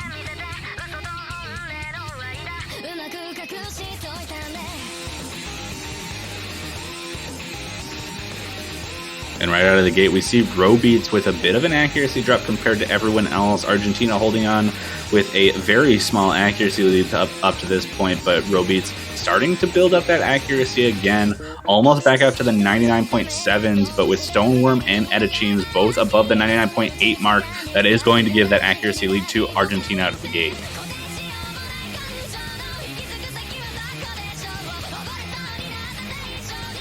Yeah, but this gap is still extremely close. It definitely is, and this map, like I said, has a lot of pretty awkward patterns. Anchors and O-trills and regular trills abound everywhere, which can definitely lead to misses, especially if you lose focus for even just a moment. So misses are definitely possible in this map, and looks like accuracies are starting to stabilize, but that's going to be a miss from Robeats there.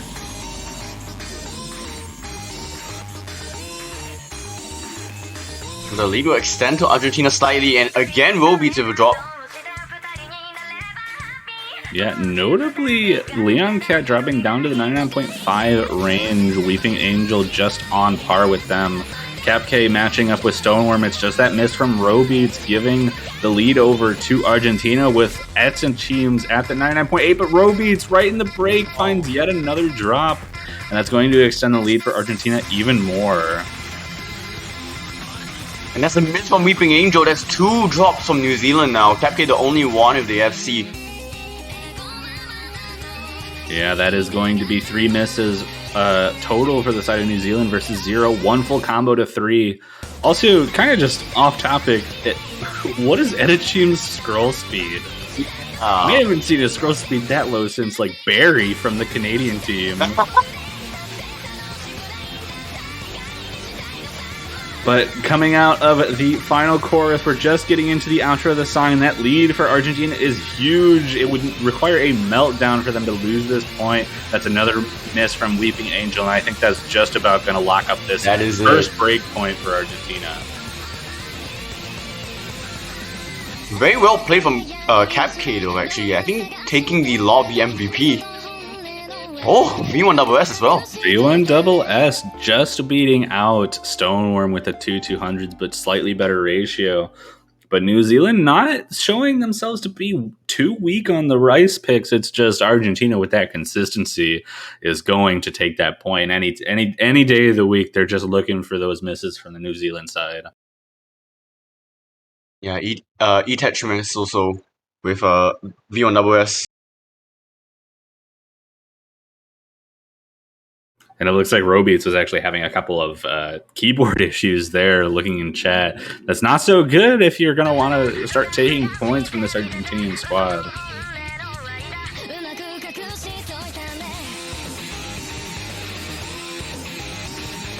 But it is Argentina's pick, and like I said, that LN ban from New Zealand might look a little bit tempting for the Argentinian squad. I could see any hybrid or long enough pick coming out, but if I was them, I'd probably go with something like Formless Campus in this scenario.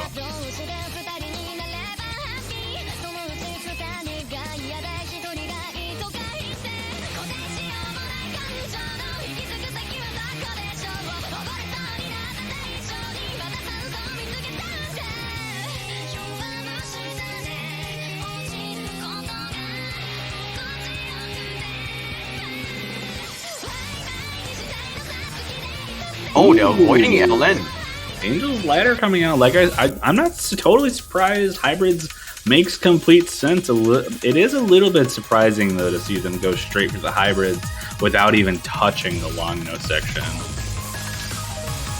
Interesting fact is that both New Zealand and Argentina have yet to play a hybrid this World Cup. So this is the first time we're going to see that. So it was a full Rice and long note and SV battle in both of their round of 32 matchups. That's so interesting. New Zealand had 2 Rice, 2 LN, 1 SV. Argentina had 3 Rice, 2 LN, and 2 SVs. It's, you know, what's really interesting, like as just a general statement too, is that, like, you know, you look at tournaments like Soft, where in the early rounds hybrids were extremely common to be picked by a lot of players. But, you know, having this team setting makes picking hybrids a lot more risky. Instead of just trusting yourself with your well-roundedness, like in a 1v1 setting, you have to make sure that you have 3 players on your roster capable of putting up with both the difficult Rice patterns and the long note patterns. And that's really interesting to watch how teams are really approaching the pick process in this case. And with that, we also get to see a new player join the lobby from Argentina, Greedom.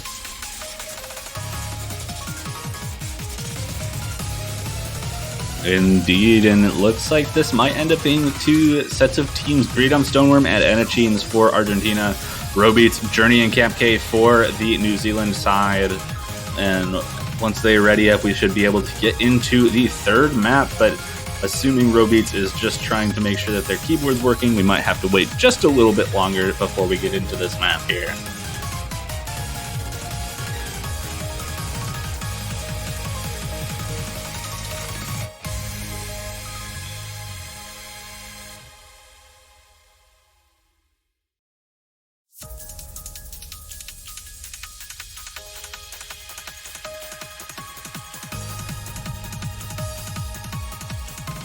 Ref looking for the ready ups from the teams, and we got all of them in. MP Start Command comes in from the ref, and here we go for Angel's Ladder, our first hybrid we've seen in this match. And after this, the only pool we haven't seen a pick come out of is the long notes. So it'll be interesting to see if either of these teams decide to dip into that side of the pool.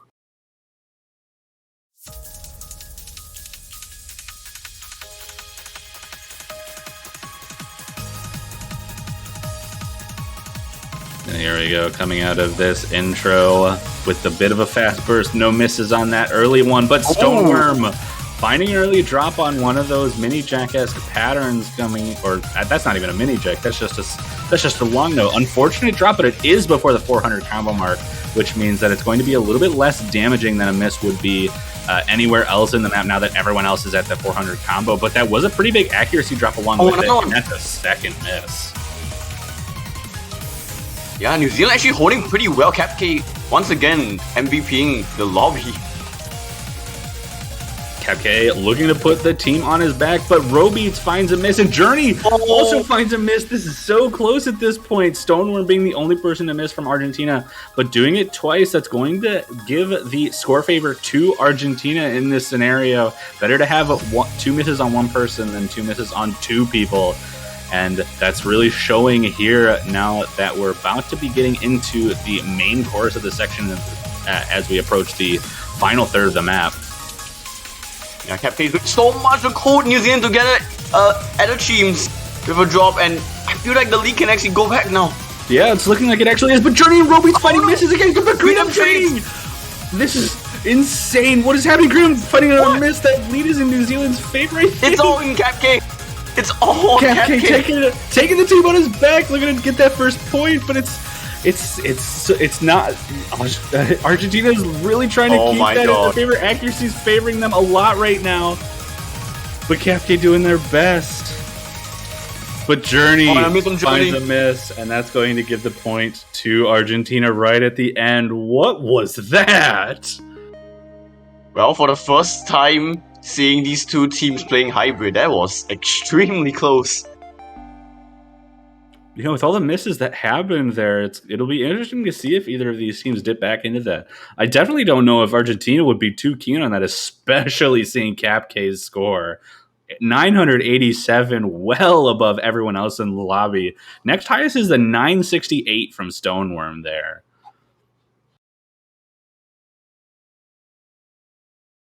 Yeah, and something to think about from Argentina. Now New Zealand, they get to pick.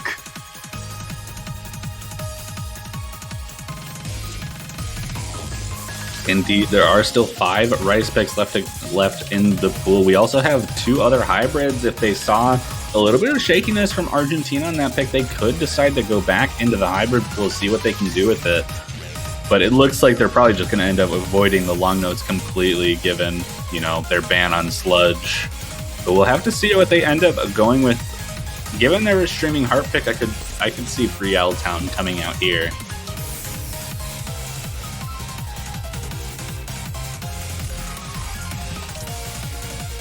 Yeah, and there it is, SpongeBob.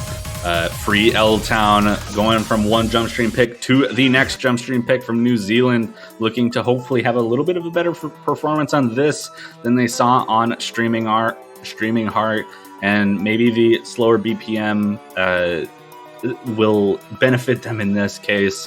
Hopefully looking for fewer misses on this and just really trying to find those combo breaks and consistency breaks from the Argentinian side.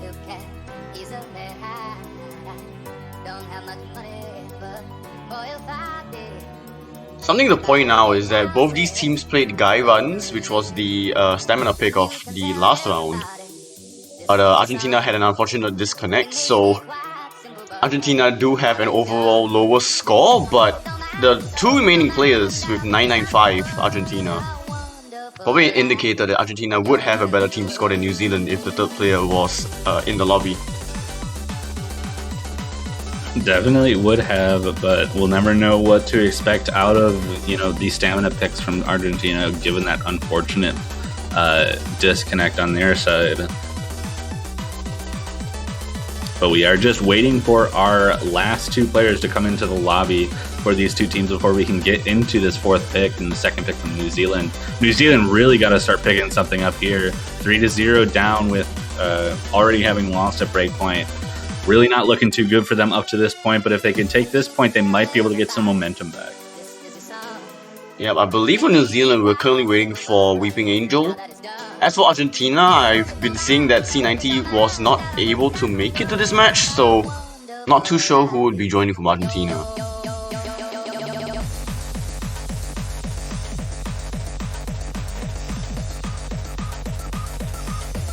Oh, and Worms looks like they're coming in for the New Zealand side. Haven't seen them this match yet, so it'll be interesting to see that.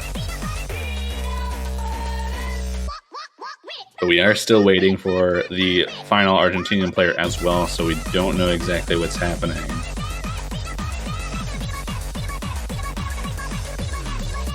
Oh, there's Weeping Angel coming in for New Zealand. The 3rd player in Argentina is not in the right slot yet.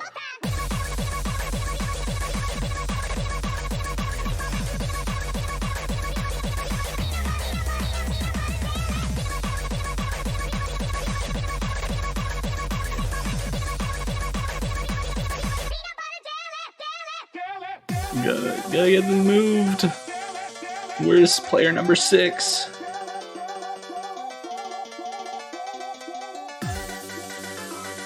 Oh, Leon Cat's in the lobby. So I think we're just waiting for Leon Cat to show up on client. There we go. There we go. They're in the right spot now.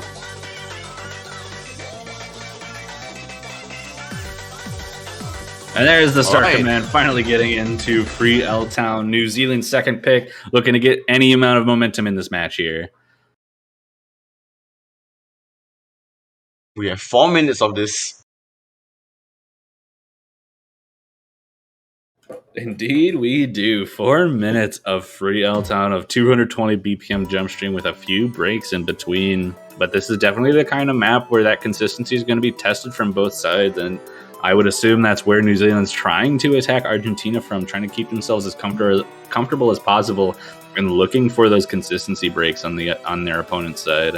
It's a little bit funny, this feeling inside. I'm not one of those you can easily hide. Don't have much money, but boy, if I did, I'd buy a big house where we both could live. I saw that. I saw those ghost tabs from Edichems. Almost missing one of the notes in the intro. It may be quite simple, but now that it's done, I hope you don't mind, I hope you don't mind that I put down the word. And here we go, coming out of the intro very soon and getting into the more extended jump stream sections. And Argentina looking to have a slight accuracy lead up to this point, but 4 minutes of this map means that there's a lot of opportunity for misses. You say that. And I cursed someone. Yep. I got the wrong team to miss. We want New Zealand to have something, right? Oh! Oh, hey! I cursed Right the other away. team. It's working. It's just too easy sometimes. But it does still look like Argentina has that accuracy lead, which should keep them in the lead. And both misses after the 400 combo mark, so they'll both teams will have the full ramifications of those misses as far as the score goes. Accuracy, though, is just barely ahead for the Argentinian team. Cap K, 0.05 behind Stoneworm, and Robeats the exact same behind Edichems. So that slight accuracy difference is giving Argentina a score lead, but it is so small we can barely see that blue bar here. Any mistakes will likely give it off to New Zealand if they're able to keep their consistency.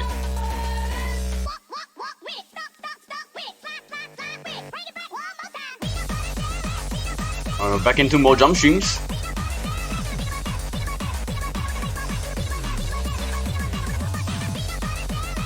Teams are staying so consistent right now. These accuracies not changing, but wait, why did that switch to red? The accuracy from other teams. Ooh, there was a bit of an accuracy drop there. You're right.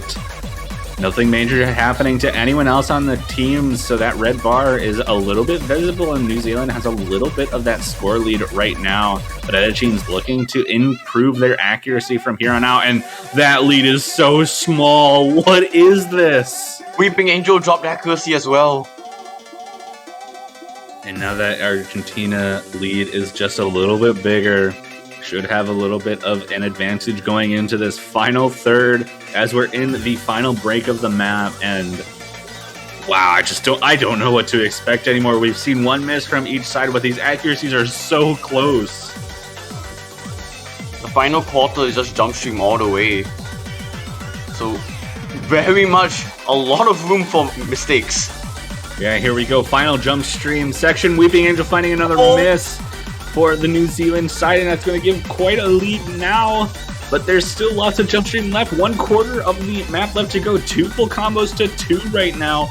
And this is still so close. 1 or 2 mistakes from Argentina will do it for the New Zealand side. But these players are looking so consistent right now. There's a miss from Robeats. That's one of their FCs gone from New Zealand, and time is running out. Time is indeed running out, and it looks like Argentina might just run away with yet another breakpoint as the consistent jump stream ends. Robeats finds another drop right in the end, and I think that just might be the nail in the coffin as we're getting through the outro of Free L Town, and Argentina will bring it 4-0 back up to their own pick.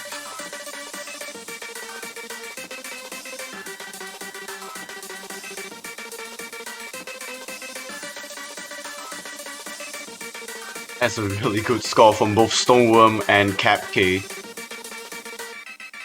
It definitely is a final miss from Weeping Angel right at the end. 2.969 million coming out from Argentina, not too far behind, only about 20,000 points of difference. Cap K with a 1-200-1-100 run, but Stoneworm with that V1SS absolutely destroying this map, getting a well-deserved MVP there. And now back to Argentina's pick. Such a great position for Argentina to be in right now. Could bring it to match point right now with a very good pick here.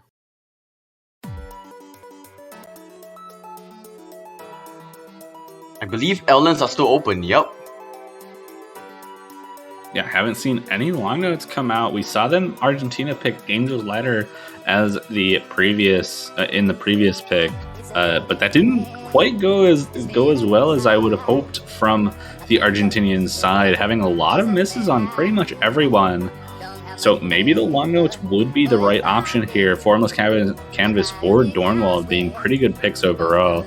But, you know, we've seen some pretty interesting stuff come out of teams. But so you never know.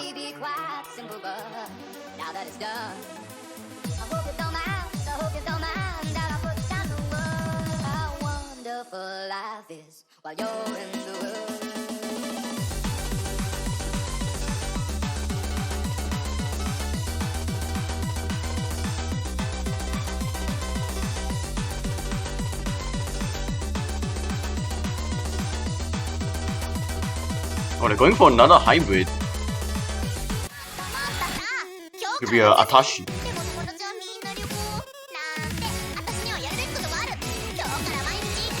Is this the first time we've seen this weekend?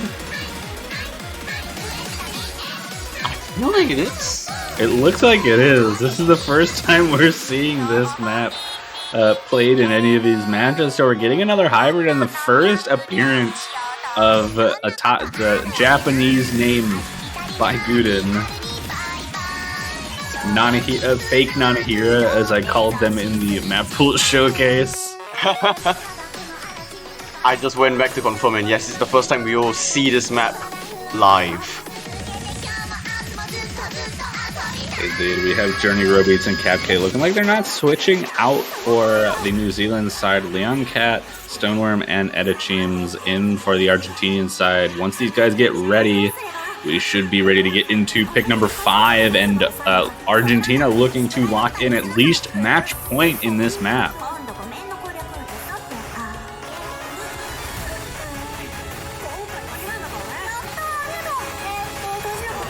Oh, but Greedom coming in actually for the Argentinian side. Very quick swap there.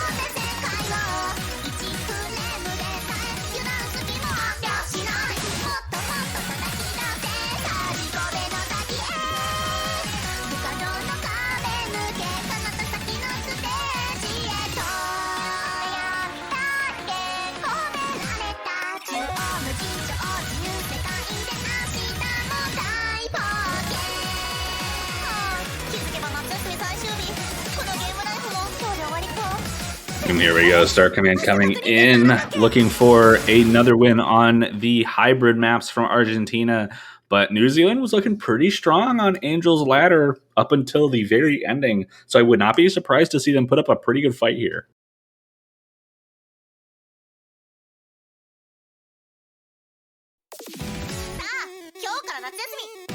Ooh, but that looks like an early miss from Journey in the very first patterns. That's not going to be a very good indicator of things to come from New Zealand, but that is the best place to miss. Just about 10 notes in will have about as little effect on the score as possible for that singular miss for the New Zealand side.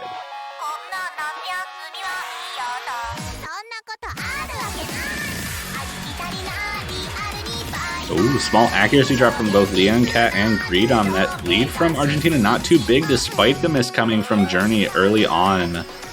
But the accuracy lead does still seem to favor the Argentinian side just slightly, but Journey finding another miss there, and that lead from Argentina growing quite a bit off that.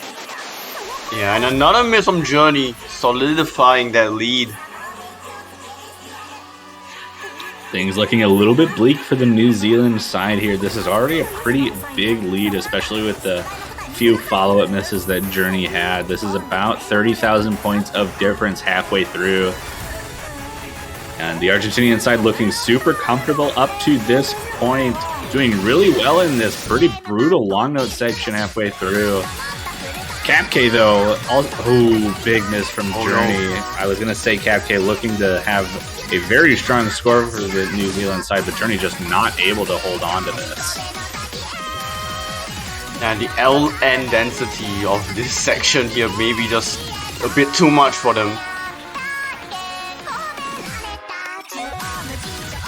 Just a little bit, and I don't think really much can happen to give New Zealand a chance on this, and it looks like Argentina will be able to lock in at least a match point for this match, bringing it 5-0 in their favor, but New Zealand does have the next pick, and will have the opportunity to hopefully push back a little bit of momentum against Argentina.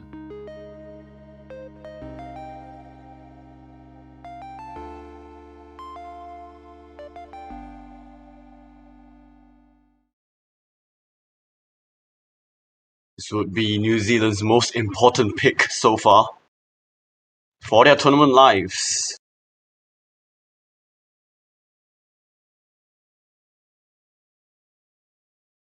Yeah, and we saw them picking the two jump stream picks for the first two of their selections. We see some GGs coming out already.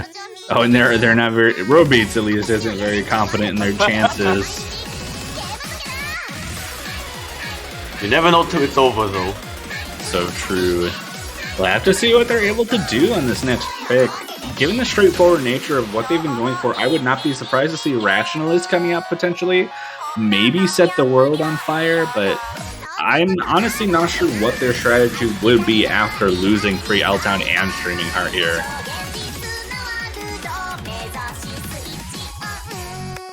Yeah, Rationalist will come out. Rationalist being potentially the most straightforward rice pick left on the board. Mostly just jump stream and a few inward mini jacks throughout some of the streaming patterns. I think even the mini jacks for the most part are pretty easy to get good accuracy on. It's really just about keeping the combo consistency on a map like this. And we're seeing Journey swap out for another player on the New Zealand side. I would assume Weeping Angel would come in.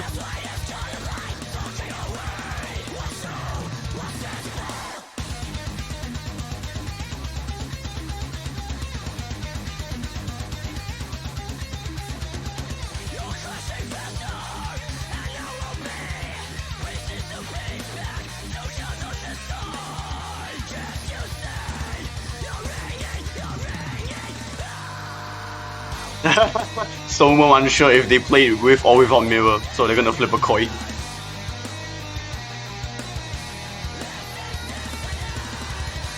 Flipping a coin. No mirror. Still waiting for the final player on New Zealand side to be in the correct slot for their team. But it's looking like these are the teams we're looking at. Robeats and Kepke staying in for New Zealand. We got Leon Cat, Stoneworm, and Edichemes for Argentina. Like I said, just waiting for the final player for New Zealand. They might be trying to get Worms in again like they were for Free L-Town. But, I guess Journey is just coming back in after swapping out. Potentially restarting their game. I think they said something about lag from the previous map, so makes potential sense. Just gotta hope that that lag doesn't come back and that they're able to push scores forward that could get them a point and bring some momentum back in their court.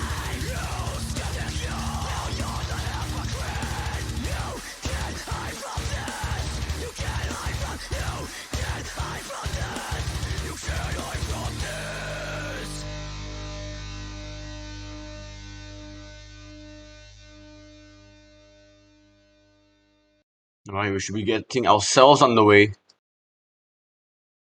Press the button. Press the ready button. Everyone's waiting.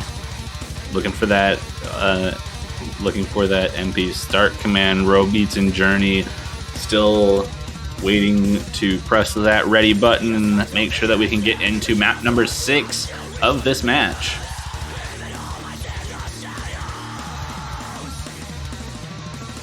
Alright. This is it for New Zealand. If they want to stay alive, they have to win all the way. They absolutely do. Only option now is reverse sweep, and they don't have quite the pretty fate waiting for them. If they lose this match, they will be knocked out of the tournament. This is their tournament life right now.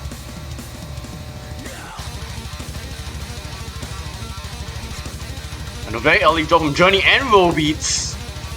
Not going to open things up very well for the New Zealand side on their own pick, and Robeat's going to match that miss yet again. That's 3 misses on the side of New Zealand in the first 200 notes of the map here. Cap K doing really well. Yeah, Leon Cat trading one of those back, but they're going to need a couple more misses from the Argentinian side to match the misses that have happened on New Zealand's team. But that's their teams as well dropping.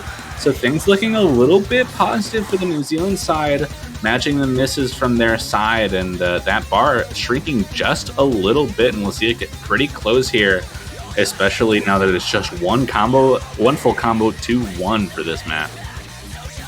Yeah, it's just the accuracy difference right now. Robeats under the 99, and all of Argentina above 99.3. Indeed, and everyone's back above that 400 combo mark now, so no major score differences are going to start happening unless there are some accuracy drops or increases, but that's a... Wow, Leon Cat and Journey missing the almost exact same note there, so no major combo differences going to happen as a result of that.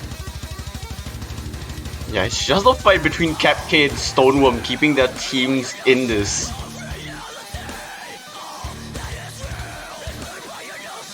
But we are already approaching the final quarter of this map. Things will have to change from New Zealand or Argentina for this lead to swap back. Indeed, and it's been looking like the accuracy is overall advantaged in favor of Argentina, with that score bar increasing just a little bit in their favor, and Journey is going to find yet another miss, and that's only going to help solidify Argentina's current lead. Still just one full combo of 2-1, but this lead might just be insurmountable with how late we are in the map, and it's looking like we might just be seeing a sweep for Argentina. Very well played from both sides, though Capcade and Stoneworm being the MVPs of both teams throughout this entire match. Yeah, absolutely destroying this pool, but unfortunately New Zealand will be knocked out from a sweep from Argentina, and Argentina will move on into the quarterfinals stage to face someone that I don't know yet. I need to look at that really fast.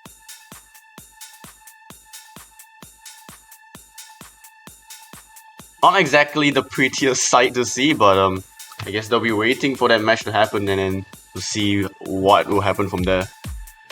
Indeed, and it looks like they'll be facing the loser between Japan and Vietnam from the winner's bracket next week in the quarterfinals stage. So not the prettiest opponents to potentially be seeing for the quarterfinals, but they do survive yet another round and will have an opportunity to fight for their continued spot in the Oceania World Cup for this year, and commiserations to New Zealand for putting up a very good fight for this tournament. Unfortunately, getting knocked out of the tournament in round of 16. We hope to see you guys again next year performing, but we have quite a bit of a break coming up here. We've got about an hour and 17 minutes before the next match. You can see on screen that is going to be Singapore versus the United States, but you know, because of the time that we have, we'll be taking a nice break from streaming until that match happens, and we'll have a nice 2-hour block starting with that match and followed up by Canada versus Korea and Peru versus the Philippines. But with that, I think we're able to start closing out this stream. Before we end off, I need to chill a little bit. We always need to chill. We gotta really make sure we get into it. Banners? donations to the Open Collective? Anyone? We have those two things. Banners cost about $2.50 USD, maybe a little more. I don't remember what the price is. But you can support your favorite team on your profile by buying a banner for your team, and it'll show up, like I said, on your profile. If you choose the winning team, they will stay a little bit longer on your profile. I believe it stays until the next iteration of the tournament. Open Collective, if you don't feel like that $2.50 is enough to donate to these incredible players, the Open Collective is a place where you can donate even more money so that you can support the players and the tournament and make sure that they get their rewards for being such amazing people. But I think that's about it for us. Do you have anything more to say, Rave?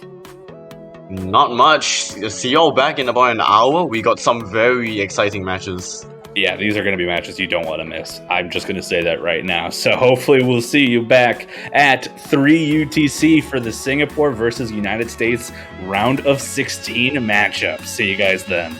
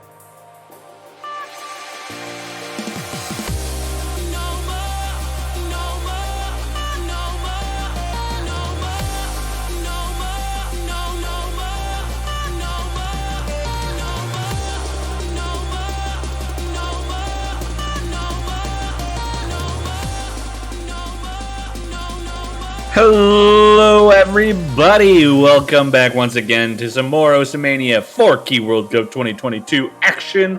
Some more round of 16. I am back once again. with my co-commentator Rayveal yet again for some more blocks or for some more matches, this time with a bit of a longer block, 2 hours long instead of just one. How's it going, my friend? Doing really good, and this is going to be a very interesting combination of us because we are from different countries, just like these two countries over here. Indeed we are. We've got me from the United States, you from Singapore. The ultimate bias commentary crew. But it's okay. We have one bias. We have a bias for one team and a bias for another, so it's okay. It's not unbalanced in this case. Regardless, like we've mentioned, Singapore and the United States. This will be fun. I'm excited for this match. Like, we saw some insane scores from the United States. They are 11 seed, by the way. Singapore at number 6 seed. But, the United States had some insanely good accuracy scores, dropping a little bit of the ball on SVs and long notes, so we can expect them to try and avoid that, whereas Singapore, definitely more well-rounded than the United States team overall, as evidenced by that 6th seed and, better performance overall from that qualifiers round. But we'll have to see how they're able to perform on, the things that the United States are super strong at. I expect Singapore to be banning some rice map, probably free L-Town if I had to guess. And the United States, I cannot imagine anything but me and you getting banned from them. And then it's just a matter of whether or not the teams are going to be able to hold on to their own picks. Yeah, I feel like for this matchup, Singapore is probably going to rely on anti-meta because US, their rice scores from the last round were very scary. Yeah, very scary is a little bit of an understatement. Like triple 998 on like the 2 jump stream maps, I think, or something close to that. It's ridiculous. Yeah, they were first place on Guy Runs and first place on Black Lawn. Absolutely ridiculous. But I don't know if Singapore actually played those 2 maps. I would have to I would have to recheck. So we wouldn't have been able to see how the 2 teams match up on those 2 maps. I believe Singapore should have a pretty significant advantage on SVs. United States barely beating out their opponent last weekend on Firestarter, and Singapore being pretty strong overall with the SV line. So we should be able to see them being pretty strong on that front. But it's really just about doing playing the LN and hybrid maps well on Singapore's side and just doing everything they can to steal breakpoints on the rice maps. So Singapore going for a rice ban here, set the world on fire, is out. Sure is, and the United States will get that second ban, and me and you, like I said, almost has to be the ban in this situation. US a little bit weaker on the SVs than they used to be, than they traditionally are. But yeah, me and you coming out as the ban from the United States, and they'll get their first pick. Free L-Town, Streaming Heart, Stand Aloof, any rice pick really should any rice. Out. That's really what I'm expecting. This is going to be a big rice versus long note matchup. I don't think we're going to see much else different from the pick strategies from the 2 teams because it seems a little bit too obvious to go with that.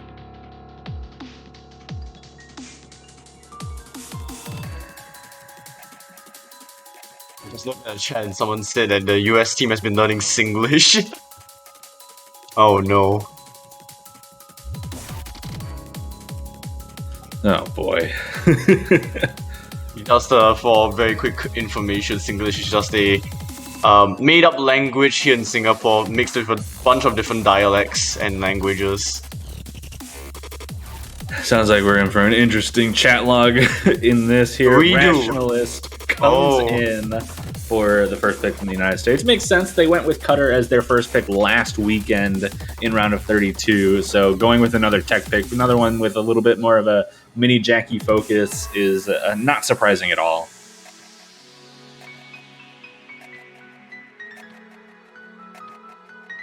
And we're just waiting for the ref to change the pick here. And there it goes. Rationalist comes in as the first pick, and we should be getting into it as soon as we get our 2 sets of 3 players for each team. United States, we got Grip Warrior, Dev, and then a Singaporean player, Mr. Expandian, joining. Oops. Whoops. There goes one of the Singaporean. Mr. Expandian goes into their spot on their team. And we're just waiting for the final United States player here, and it's going to be Mitter for Rationalist.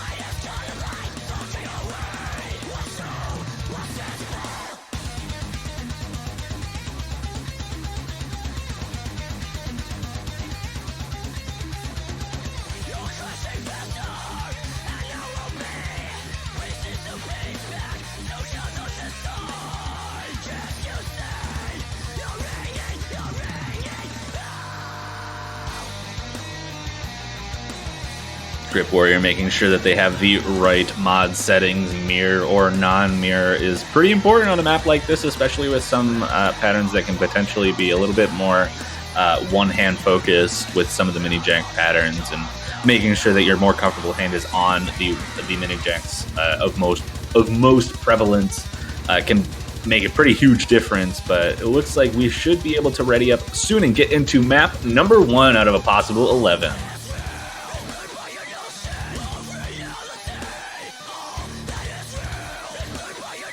I'm just IRC chat. It's just too good.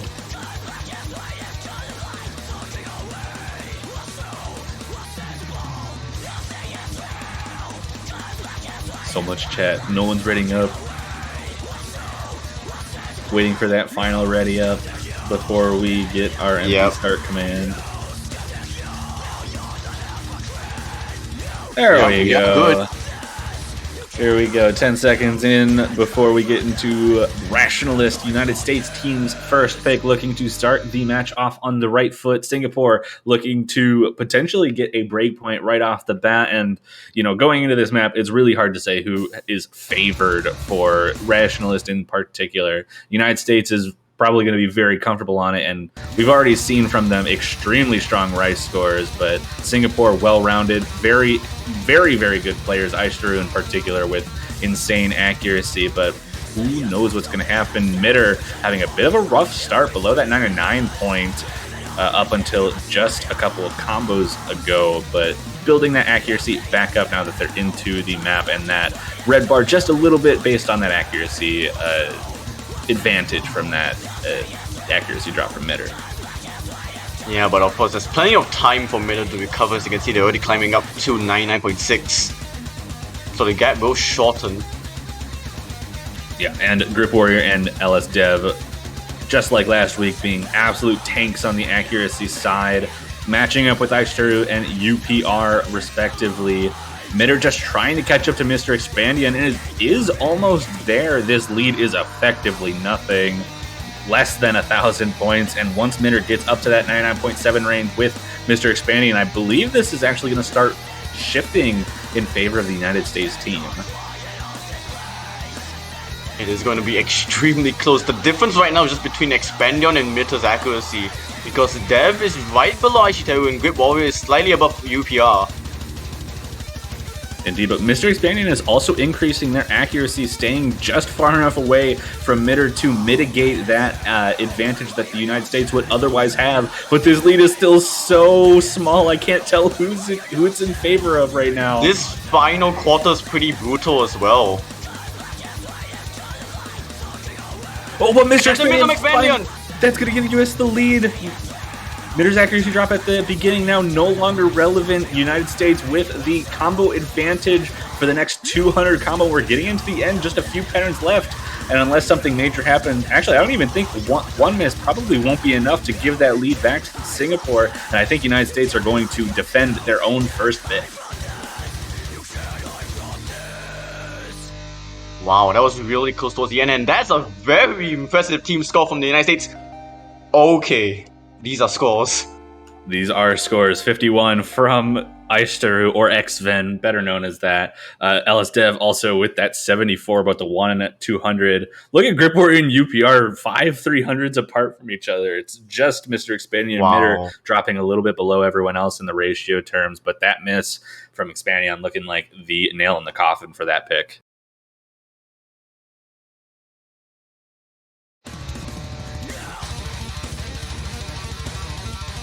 That is going to give an opportunity to Singapore to even this back up with their own pick. I figure Butterfly Twist could be a solid choice from them, given I think they have a better overall team on SVs, but they could just start the match on a more LN or hybrid focused map if they want to save potentially the SV pick for later. Yeah, like you mentioned, they got second on Firestarter. US were 9th, so there is a little bit of a discrepancy there, but I feel that the United States could, pull off a surprise here. If Singapore do pick Butterfly Twist, they could go up on it. They definitely could. We've seen a lot. Personally, I think a lot of teams have been performing a little bit under what I expected. But, Butterfly Twist, already getting to that difficult portion of SVs where it can be pretty hard to get even a 3-man roster of people who are able to get solid scores like 980, 990 plus. So a lot can happen on maps like that. Just waiting for Singapore's first pick in this match here. And once we get that, we'll be able to talk about more of what we expect their game plan to be.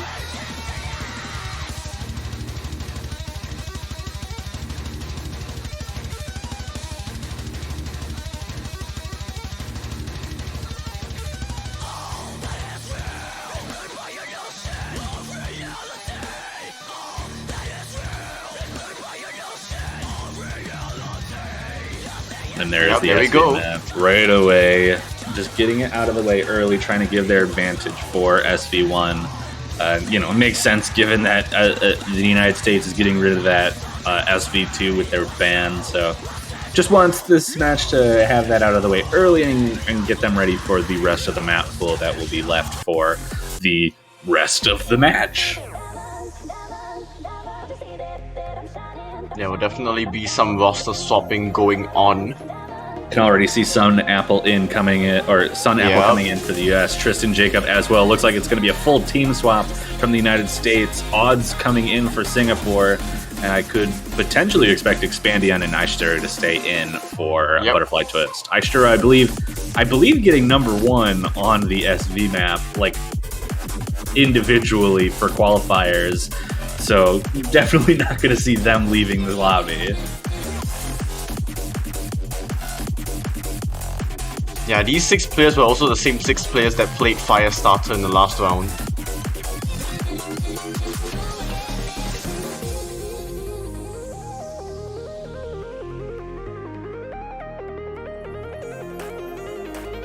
And it looks like A-Sharp is also going to be that final player for the United States. Looks like we have our total teams. MP Start Command comes in Singapore looking to defend their own pick and even out the match at 1-1 here with Butterfly Twist.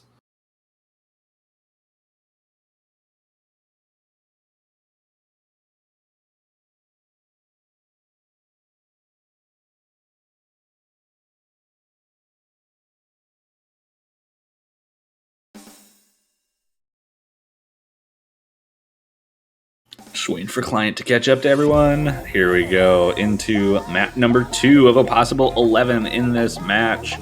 This beginning really isn't going to be too indicative of things to come. Once we get into the faster and more volatile SVs, it's going to be a little bit more apparent what to expect out of this map, but we should be getting out of this intro. We got a little bit of a transition. Looks like Singapore's a little bit more practice or a little bit just better at this map overall.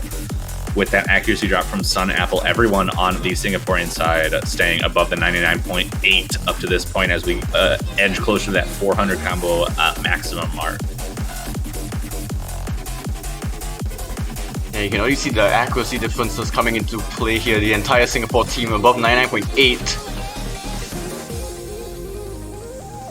Absolutely. Everyone keeping really solid accuracy. The only person in this lobby below the 99.6 right now is Sun Apple, but no combo drops, so things can still happen. And there are positions where this accuracy from Sun Apple can start to increase. We can already see them getting above that 99% mark, but just struggling to keep that accuracy consistent, unlike the rest of the lobby. And even despite that, all 3 Singaporean players ahead of all 3 United States players. So even if Sun Apple was on par with everyone, this would still be well in favor of Singapore right now.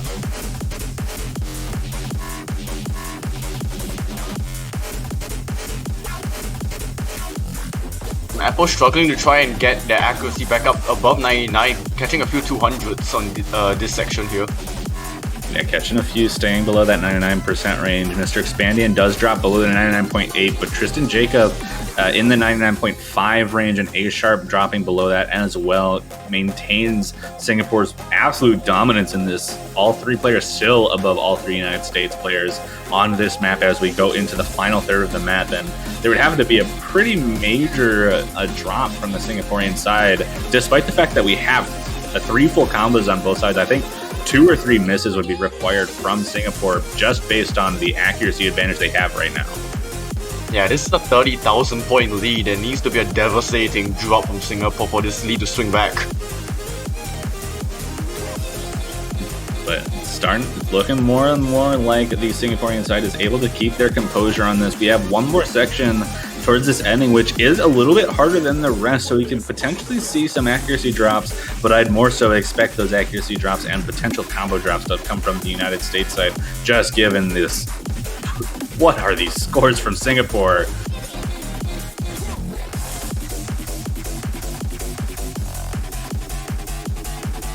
I just don't even know what to say about this. What is this? Is this gonna be 6 full combos? It's 6 full combos indeed. Wow. An absolute dominant performance from Singapore despite that. Wow, odds really giving it that. But Aishtaru actually taking the MVP despite the 200 just off of ratio. But all three players on Singapore above the 990k mark. That is a scary SV score. The combined 200 count total from Singapore is not even the lowest from the United States. Also, United States immediately going for Traveler. Yeah, getting that pick out of the way, they know their game plan.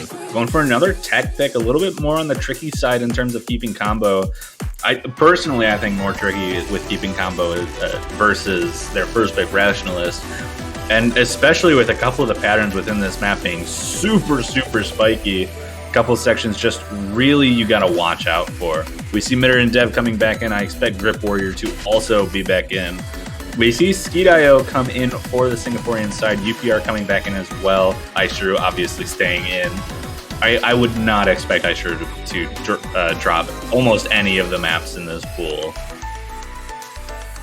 Yeah, just for some quick information, Skeet.io was previously known as the Bredo Sun.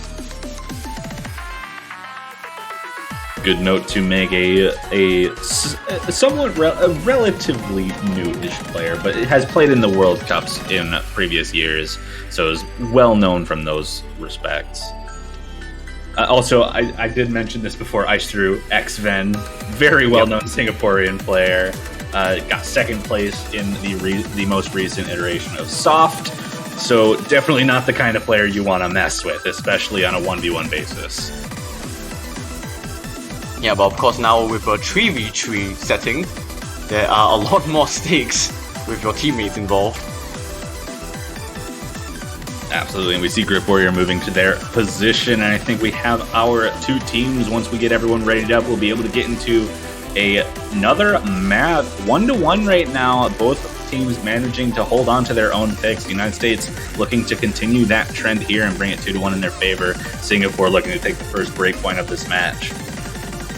Yeah, and all United States really needs to do is just keep their combo consistency. If they can get 3 FCs, they should be in the clear, because as we've already seen from the first map, Singapore do have some issues keeping their combo consistency. Yeah, and not just the combo consistency, their accuracy. I think United States does generally have a slight accuracy advantage over Singapore, despite Aishtaru's insane individual accuracy. But even despite that, we did see the one miss from Singapore, and that would definitely help the United States in the case of a map like this. And like I said, this map can be pretty spiky at points, with one part in particular you really have to pay attention to, and it's one that I think if we don't see misses, we'll see accuracy drops, and if everyone just gets through that part, I won't know what to say. Honestly, you'll know the part when you see it.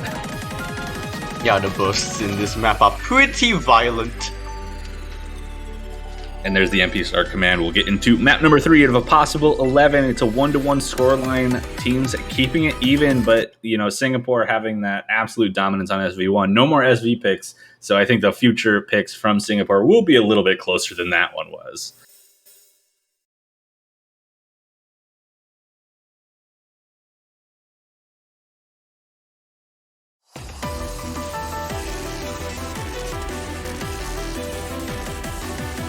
Bro, Dev. That was 100% for. That was too long for this map. UPR with a 99.98 out of the intro along with Dev, but the overall accuracy advantage in favor of the United States as Skid.io drops below the 99.7 from that intro, but is building it back up. This lead is not too big still, though, but Dev and Grip Warrior and UPR. What are these accuracies this far in? I don't get it. I mean, it is still the intro. It's still the intro. We still haven't got to the spicy stuff yet. Yeah, we still haven't gotten to the super spicy bits of this map. Here we go. The first one's about to start, and we'll see if they're able to keep this accuracy here. Oh my god. No. What is this? Everyone.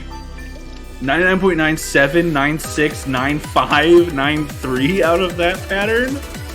This is not okay. Don't 999 this, Dev. Please don't. I don't want to say anything, but I'm really surprised we haven't seen drops. So am I. We're getting in this course with a few of those mini jack patterns. We're seeing a little bit of an accuracy lead in favor of the United States, but with no drops, it's so hard to say anything. Okay, this ending though. I'm watching Dev so hard right now. I mean, Grip Warrior is right behind him. UPR is there too. Ooh, a big accuracy drop from Dev there. And Singapore actually has the lead off of that. Alright, these jump jacks can get a bit close. cruel. I can't tell what's going on. Final burst command, it's so close. Singapore, take it. Singapore takes a break point there by less than 1,000 points, 709 points. Oh, those 50s. 42, 57, 50s. I don't get it.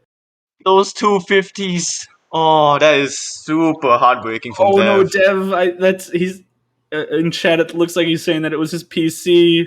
Oh no, and not him. Oh no, that's tragic.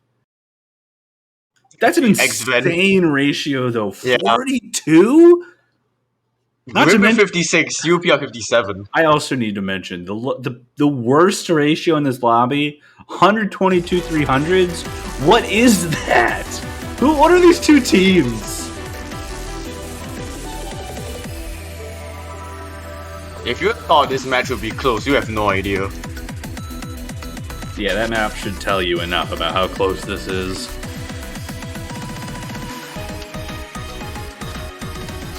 But with the first breakpoint now on the board, Singapore have a chance to double this lead. They do indeed. They have an opportunity to keep that momentum going forward in their favor with a potentially non-Rise pick. I mean, they did just win Traveler, but I wouldn't call that a very safe win for them. I would probably, in their case, go for Sludge on this scenario.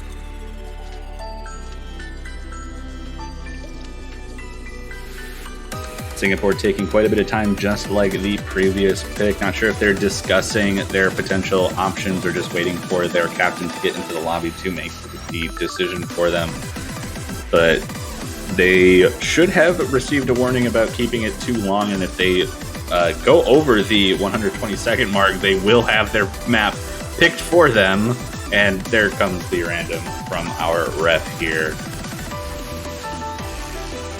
And they said Sludge. Was that in time? I think that was in time. The ref gave it to them. We'll see.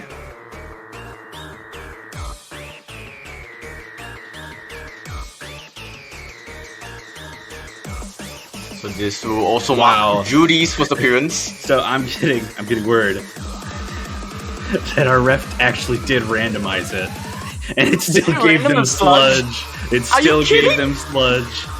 What? It's fate. How crazy. That's insane. What in the world?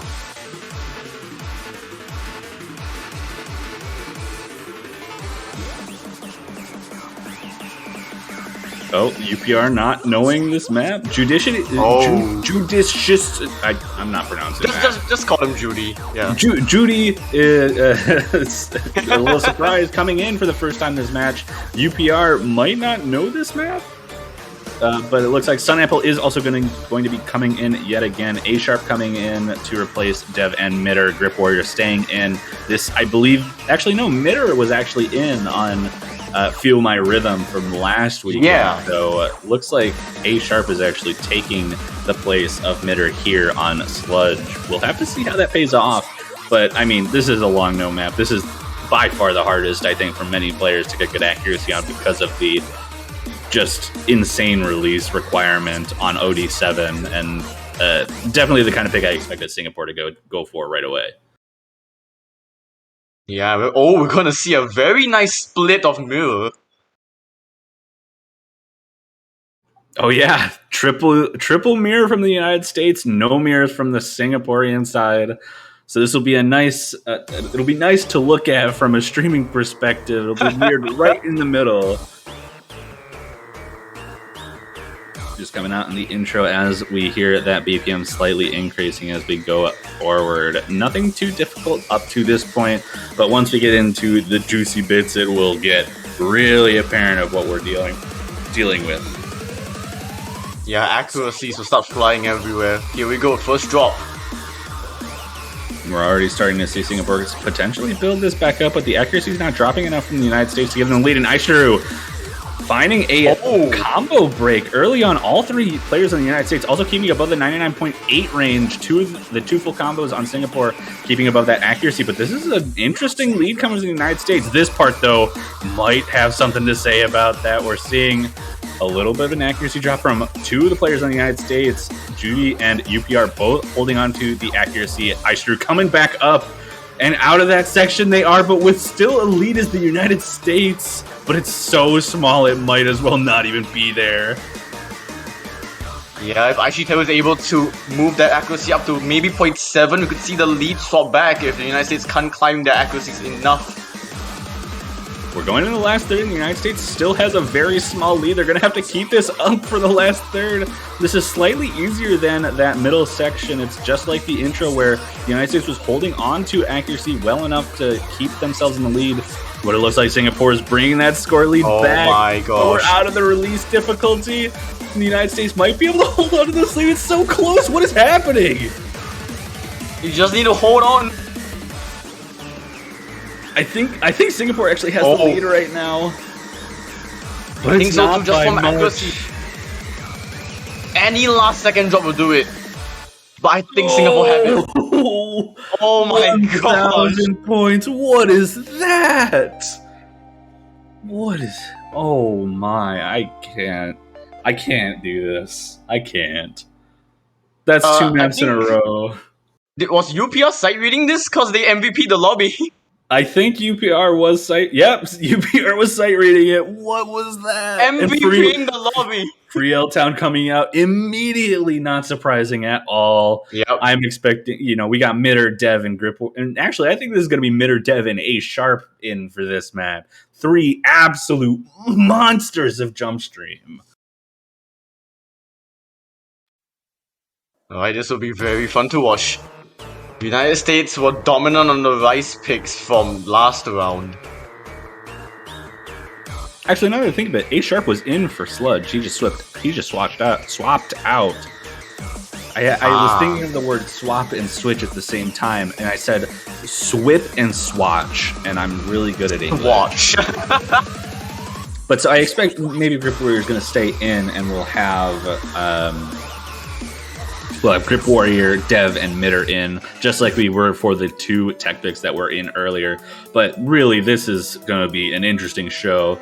Aishru obviously going to be incredible at this as well, but it's up to the other two Singaporean players to see if they can keep up with the accuracy from the United States, because this is just going to be absurd if the United States is able to keep their consistency.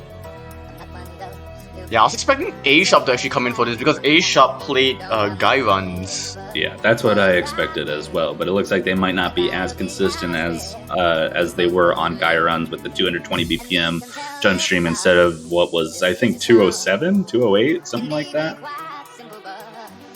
Yeah, and this is a slightly higher BPM too.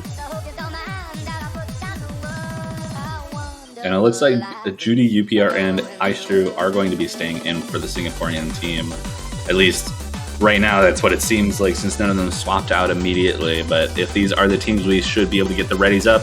And the MP start command should be coming in soon for map number 5 of a possible 11. United States looking to stop the bleeding just a little bit here, as after they lost their first break point earlier, and looking just to get a little bit of momentum back.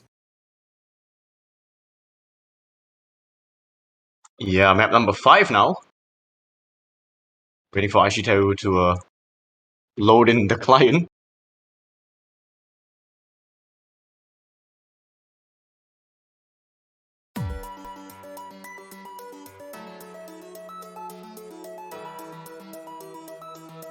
Oh, something happened.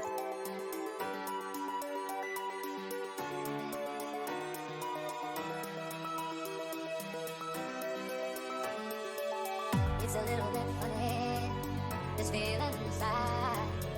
I'm not one of those who can easily hide. Nope. Text is going out. I can't tell what's going on. We had an abort. Looks like. Oh, Aishiteru just left, I guess. Ah. This is your song. It may be quite simple, but now that it's done, I hope you don't mind. I hope you don't mind that I put down the words. How wonderful life is while you're in the world. Wow. Mitter trash talking Michigan. I'm gonna have to talk to them. But Michigan slander is not okay in my presence. Alright, round 2.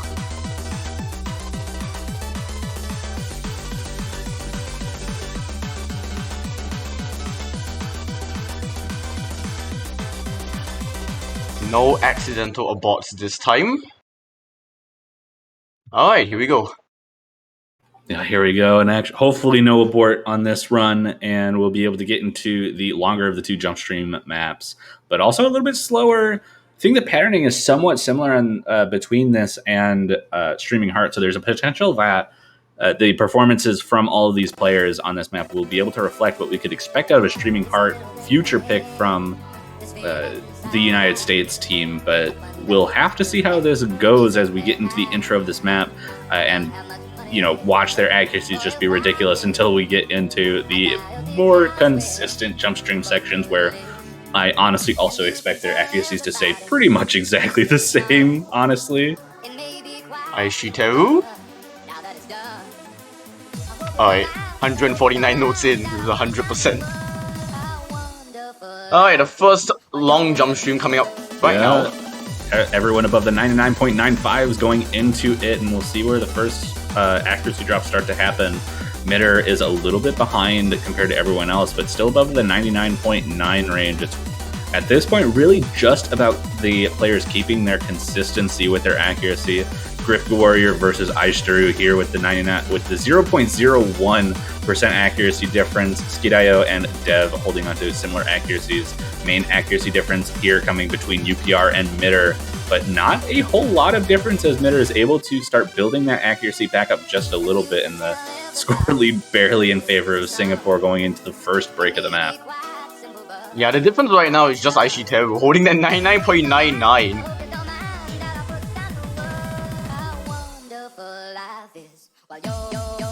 That red bar is like basically nothing at this point as you get into a little bit more of a broken jump stream section. Aistru holding on to a 99.99%, also potentially helping with that difference as they are above the highest on the United States by 0.02, and that is pretty significant when you're talking about this. But even that, though, I didn't notice Skid.io dropping down to 99.90, which is below the United States players, and that's probably why the United States has kept that lead so small in favor of Singapore. But even then, it's still extremely close. Yeah, this lead now starting to flicker just from the accuracy discrepancy from Sukidayo's side. It looks like the overall accuracy advantage is in favor of Singapore right now, though, because they are able to hold off the attacks despite that accuracy drop from Skidayo earlier.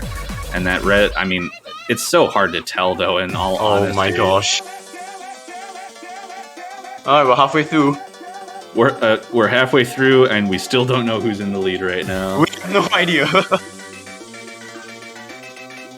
That's 99.92 is the low on the United States side, 99.88 the lowest on Singapore.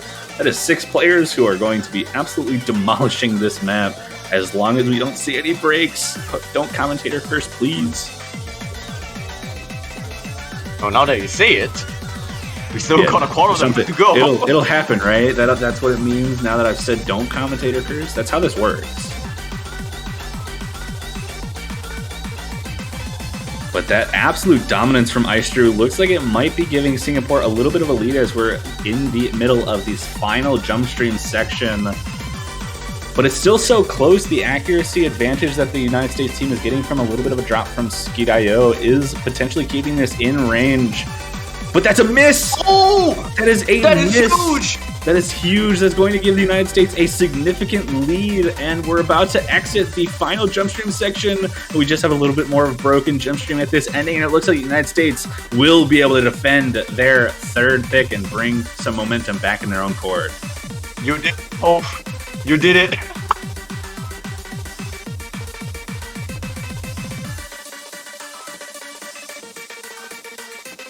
That accuracy from X-Men, yeah, that's a little bit. What is that? This is a 999, assuming no misses happen from them in the ending. But what is that? That's so ridiculous. All right, ratio guessing time. Is it like 50? Oh, it's 50? 44. Oh, 44. 44. I was way up. I was way off. That is 5 V1 double S's. That is 5 V1 double S's and then 1 200 and 1 miss from Skidayo, ending the chances of Singapore taking that point. But they do have their own pick coming up here, and they can potentially bring it 4-2 in their favor with a good next pick. But Sludge was close enough that even the long note picks are not safe for Singapore, and that is obvious. I think I don't know what I would pick if I was in Singapore's spot. I will say, without the 200 and miss from Sukidayo, it still wouldn't have been enough. US still have better ratio overall. It would have still been very, very close regardless. Yes. I think of about 70 300s total.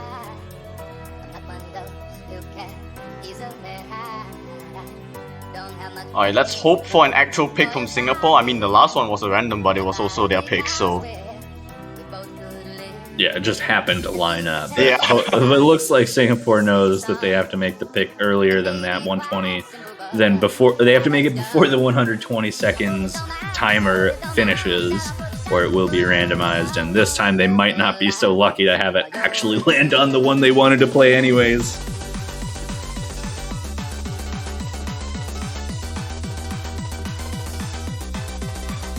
Angel's Ladder.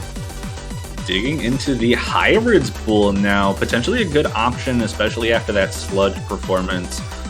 Looking to go away from the long note angle and going more into a hybrid where they seem to have a similar ratio as the United States and potentially have more well-rounded players overall. And, you know, I think that's a good strategy from Singapore to start digging into the hybrid pool.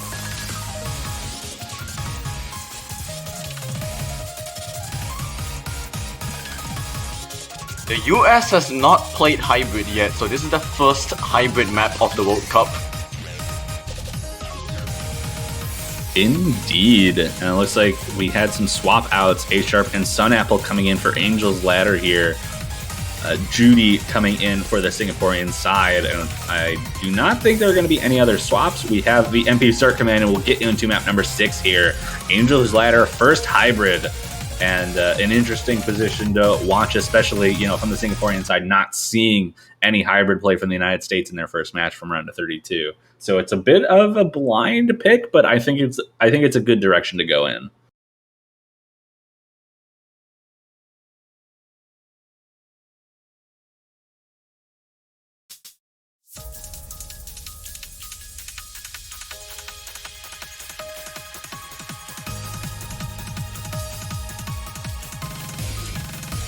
And here we come out of the intro with some pretty similar accuracies from everyone, but we still don't have any of the major portions of this map that are super difficult to get good accuracy on.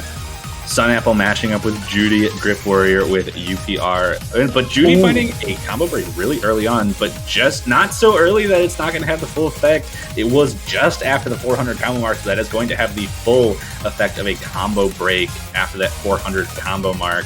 As the United States holds on to a small lead as they get closer and closer to the break, where they'll get some time to get themselves back. That accuracy, though, I think still does favor the Singaporean side. If we see a break from the United States, that will definitely give that lead back to Singapore.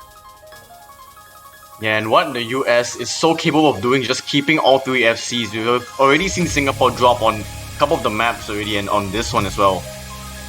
We are seeing a little bit of a score drag over to the red side. That blue bar is getting a little bit smaller as the accuracy advantage from Singapore does start to give them a little bit of a push for the lead, but that miss is going to it's going to matter if they have enough time to bring it back, if the United States is able to stay consistent for the rest of this map.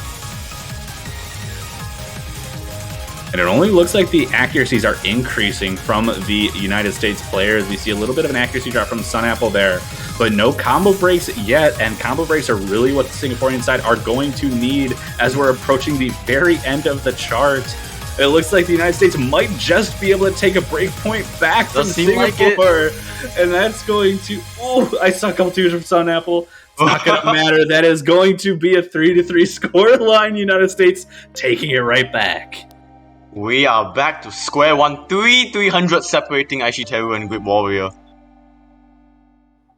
Wow, that's ridiculous. One miss means a whole lot at this stage, and unfortunately, it just happened at the wrong time for Judy. And that's going to give the United States a chance to bring some momentum back in their favor. That's a break point, 2 points in a row, and they could make it 3 with a good, solid pick here. I think without the miss, it still would have been the US taking it from accuracy alone.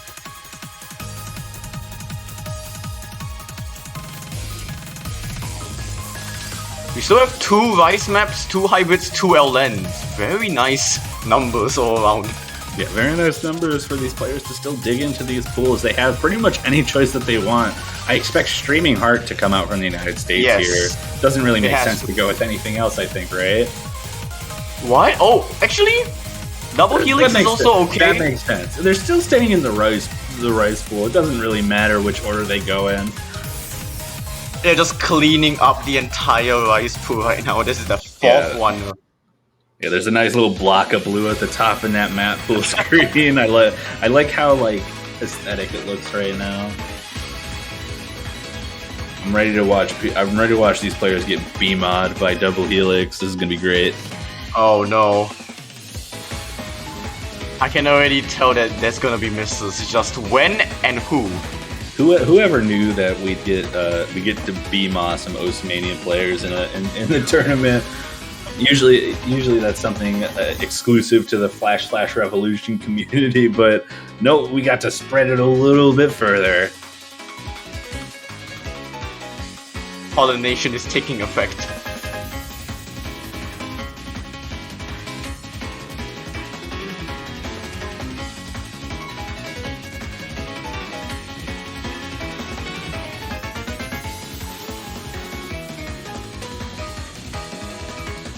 We see Mitter and LS Dev coming in for the United States. Makes sense. They've been a solid rice core for this team up to this point. Skid.io coming back in for Singapore, and this looks like a potential final set of teams for Double Helix here for both teams. And just waiting for everyone to ready up and for that start command to come out.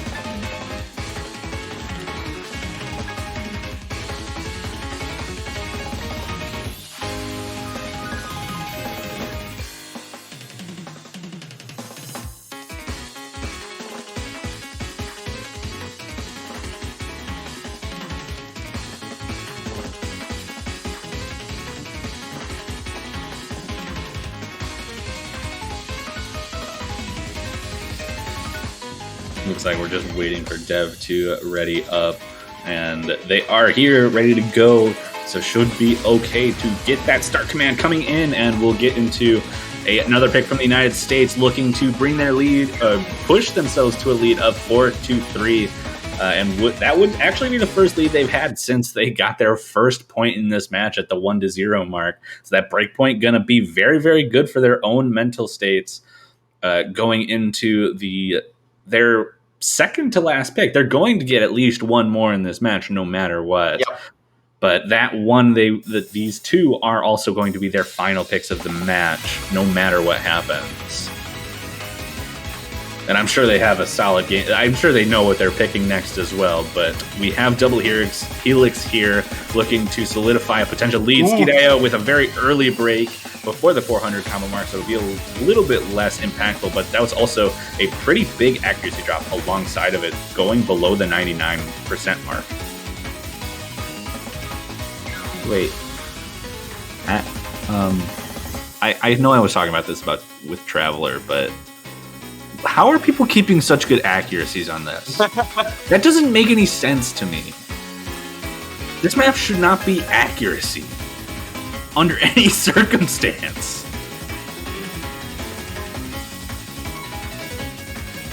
Skidayo timing the accuracy back up, going to get across the 99.5. Everyone else, lowest 99.95? Sounds about right. Yeah. The lowest is 99.95 outside of Skidayo, who had the drop very early on in this map. Leads in favor of the United States for that reason alone. Not sure what Skidayo's accuracy would be in the case that they were able to hold the combo through that intro, but I do believe the United States would still have that lead in terms of score, just based on this ridiculous performance.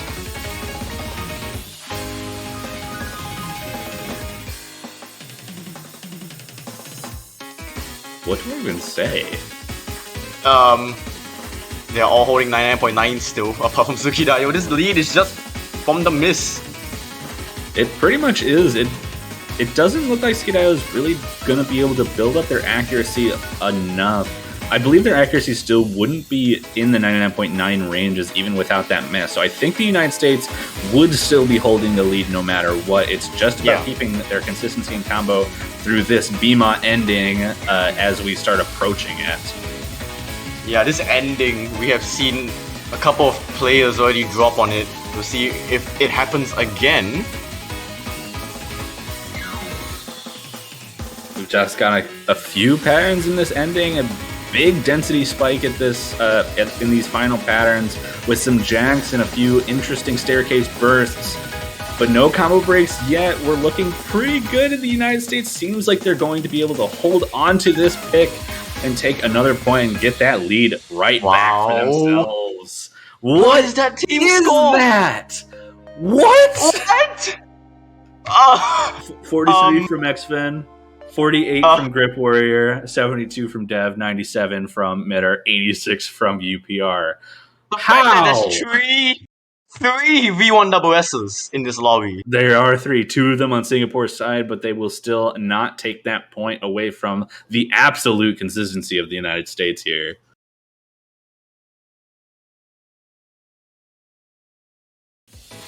Alright, Singapore, your response? Yeah, gotta have a good response here. And they lost the hybrid they just tried to pick. I don't know if they want to go into other hybrids. I think, honestly, my best guess of what they're going to pick is Formless Canvas. I don't think Dornwald's a good pick in this scenario. And they're obviously not going to pick Streaming Heart. I think their only real pick right now is Formless Canvas. That feels a little bit on the safe side. Yeah, it does seem like they're running out of options. I feel that Formless Canvas could also be slightly risky, knowing that the United States got first on Feel My Rhythm.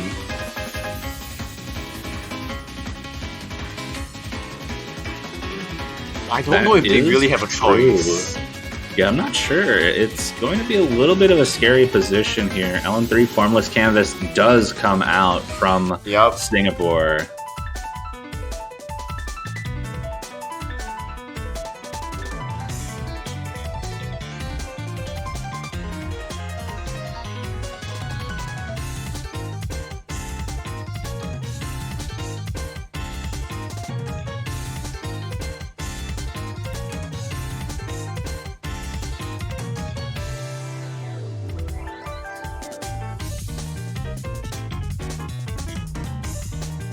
Currently just waiting for all of the players to get ready.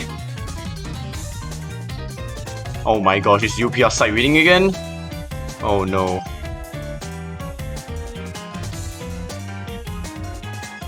I mean, the last time UPR side they MVP the lobby, so I guess that's not really a bad thing. We do see Sun Apple back in for the United States.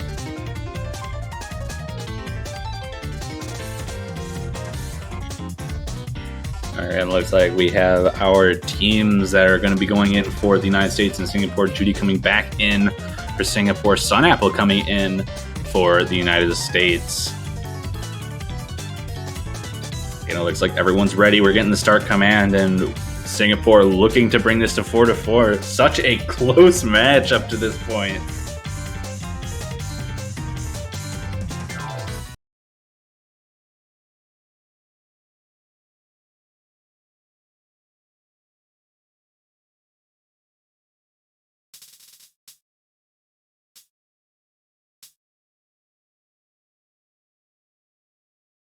And here we go into the second long note pick coming in for this match. We did see Singapore take the victory on Sludge from earlier, but not by a whole lot. Sun Apple, though, finding a very early break, and that's going to give Singapore a solid advantage coming out of this intro. But UPR trades it right back.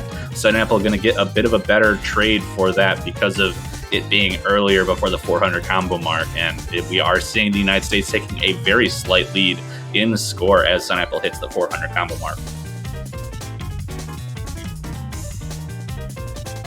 Yeah, accuracy-wise, actually Teru cancelling out Grip Warrior, Judy beating out Dev. It's just between Sun Apple and UPR. Yeah, and like I said, that miss being earlier for Sun Apple, despite having slightly lower accuracy, is giving them a better score right now. And that's helping the United States hold on to the lead as we get into the second third of this map, but it is still so close. What do you even say about a match this close? The lead is just slightly teasing towards Singapore, still holding on to the United States for now.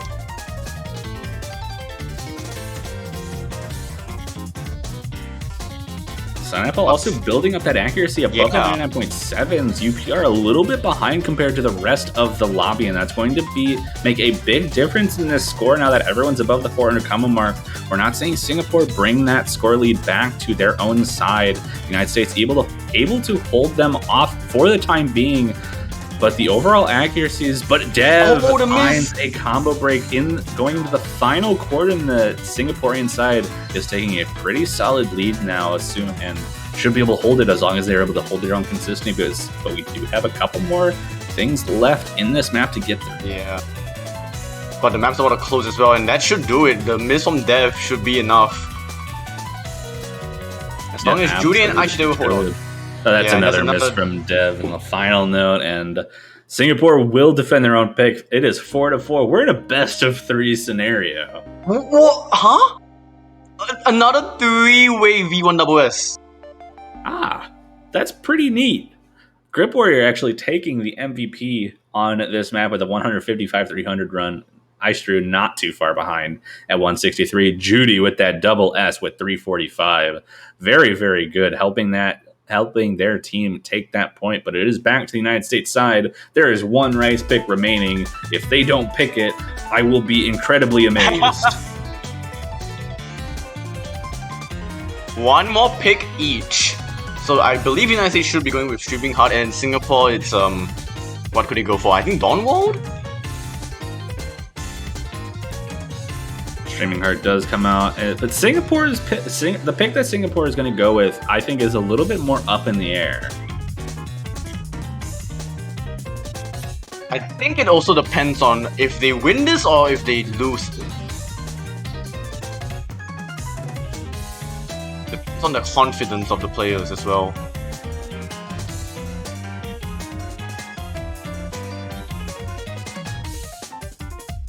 Just waiting for the ref to get this final pick from the United States into the lobby. Singapore will also have a final pick no matter what happens. Even if they lose this map, they'll still have an opportunity to pick something, but just waiting for the pick to come in and for the teams to start sorting themselves out.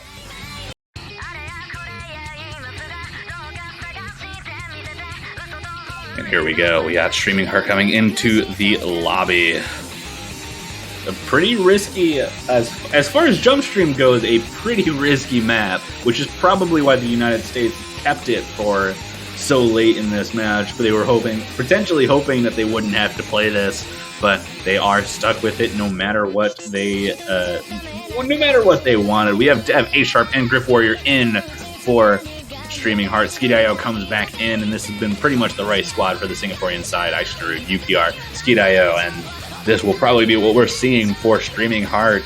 Pick number 9 out of potential 11. Yep, and the final Rice map of this match as well.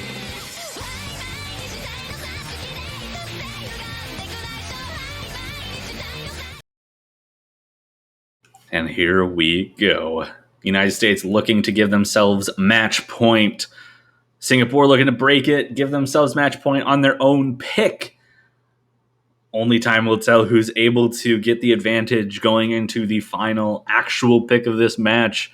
Otherwise, we might be seeing tiebreaker in this match. The chat better get wild. This is so close, and I want to see tiebreaker personally. Yeah.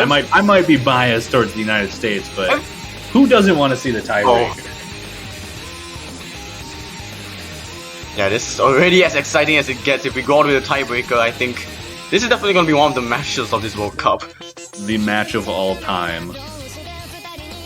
US with a solid lead on accuracy. Skid.io being a little bit lower in terms of accuracy than everyone else in the lobby. Similar to what we have been seeing for the other Rice maps in the pool. Dev, A Sharp, Grip Warrior, Aishtaru, all above 99.95. UPR not too far behind. But we still have 3/4 of this map left to go. It's all about keeping that consistency through the rest of it, and there are a lot of very Trillion anchory patterns which can be pretty difficult to keep that consistency on, especially some of the more extended one-handed trills that we'll be seeing just shortly.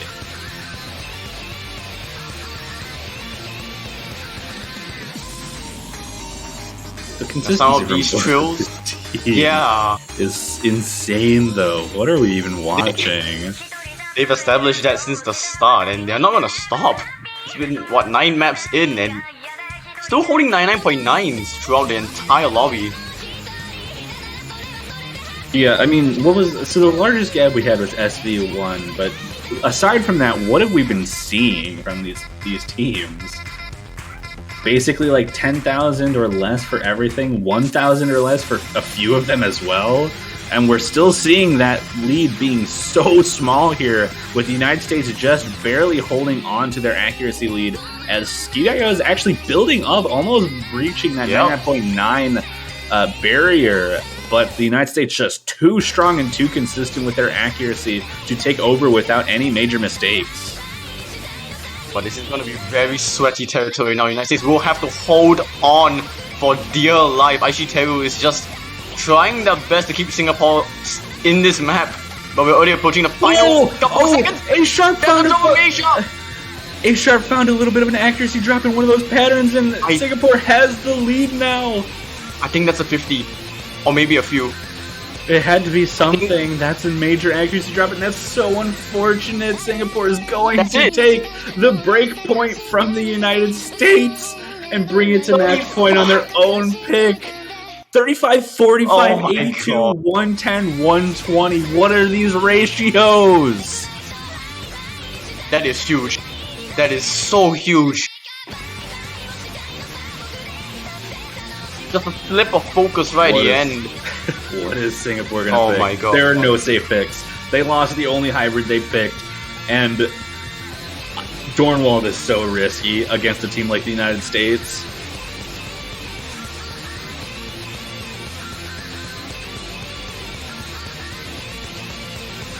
This is gonna be the longest 2 minutes of Singapore's match life right now.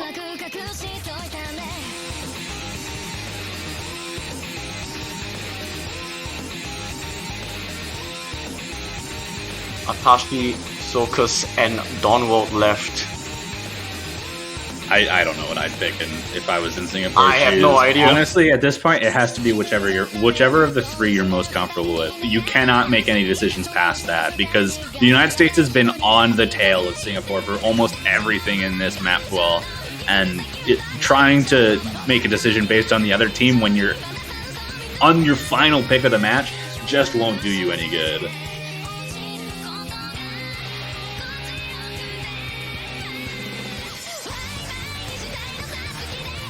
Also potentially worth noting, we have 2 more matches starting literally right now. So, but since this match is taking so long and it's getting so intense, we're gonna stick with this one.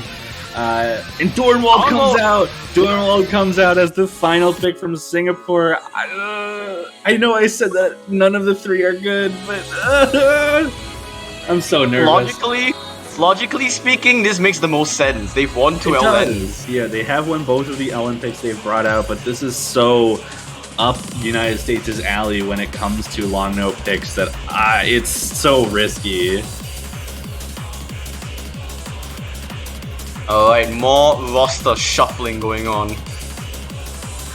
And I need to remind you, we did see a 1,000 point difference on Sludge. That is not something to be ignored.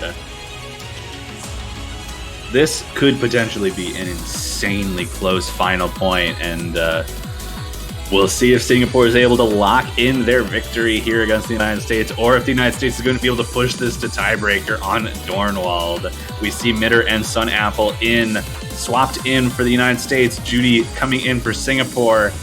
And these have been kind of solid teams. We saw Mitter get a pretty solid score on Feel My Rhythm last week, so I wouldn't be surprised to see them perform well on Dornwald here as well.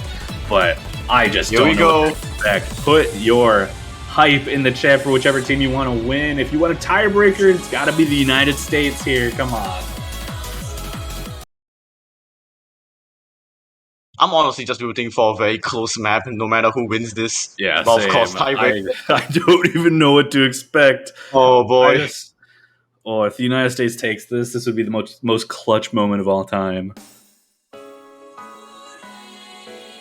I think if US clutches this, it'll be so it'll feel so good going into the tiebreaker. Yeah. We see 2 mirrors coming out from the United States side. We have that opening burst. Sun Apple having a little bit of an issue with that burst in particular, dropping accuracy just a little bit, but able to climb back up. It looks like United States is able to keep that accuracy up just enough to be on par with Singapore going into the main portion of long notes that are starting just now. Yeah, right now the United States, the biggest issue for them is just Aishiteru being such a heavy weight in Singapore, pulling that Singapore team ahead. Absolutely, but this is still so close, and we're seeing some pretty similar accuracies. Mitter and Judy on the same pace. UPR and Sun Apple very similar. Grip Warrior catching up to Aishiteru now, and it looks like Judy actually had a little bit of an accuracy drop, so I think United States actually has the accuracy lead right now.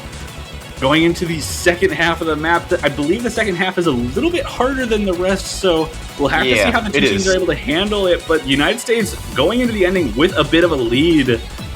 My heart's pounding so hard right now. This lead is just on Judy. Grip Warrior actually taking the lead over Aishiteru as well, so it's going to need more than just an accuracy. But that's a miss from Mitter! Wait, the lead is still in the US favor though. That was a really, really clean drop from Mitter. Oh my god. How is this not I think UPR is dropping accuracy in this ending section. Sun Apple holding combo so is Judy. Grip Warrior. Judy's dropping accuracy too. That should be enough for you guys to take it. This is going to be a tiebreaker. They take it with a miss. How? Aishiteru did all they could. Oh my! That's how she rolled. You can't write it. You can't. You could not have written this match. We are going to discontrolled galaxy. Oh my god! I am slumping in my chair. I'm done. I don't know what to say. I've commentated both of the tiebreakers so far in this tournament. Alright. Tiger Eyes, bring it. Let's hear it.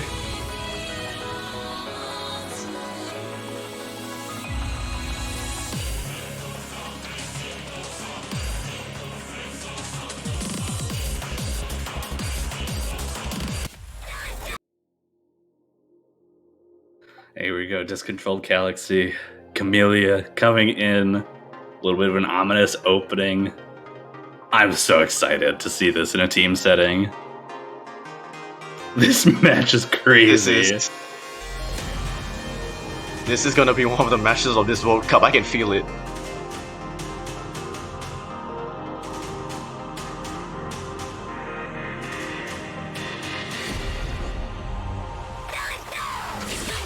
Let's see what teams what 3 players these teams are going to be throwing in for Discontrolled Galaxy. What an intense moment here.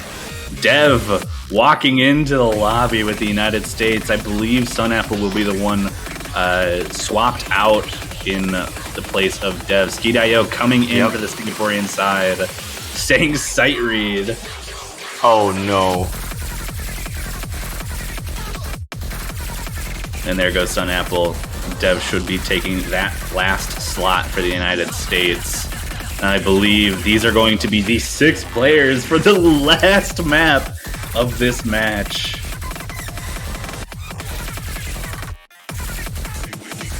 I do not have a clue who has the upper edge.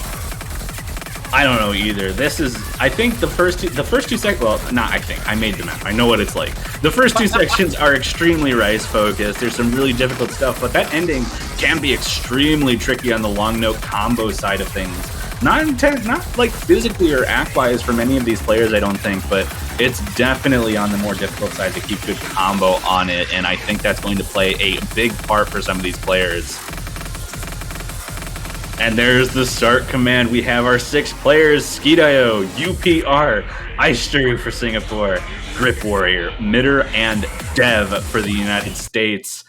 Better team wins coming out of this. Put your faith in whatever team you want to win. We need to hear it in the Twitch chat. We need to see your hype. Oh, I don't know what to say. I'm so nervous. Map 11 of 11. Map 11 of a possible 11. Discontrolled Galaxy. Whoever wins this takes it all. Continues in the winner's bracket. The loser will be knocked into the loser's bracket to face another team in the quarterfinals. Neither of these teams will be knocked out, fortunately, but definitely the winner's bracket is where you want to be in this tournament. You don't want to be knocked down to the losers where all the stakes are alive.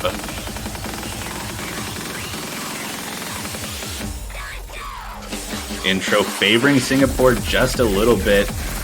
Oh, now we go into the chat stuff. I forgot to reduce the hit sound volume. Uh-oh.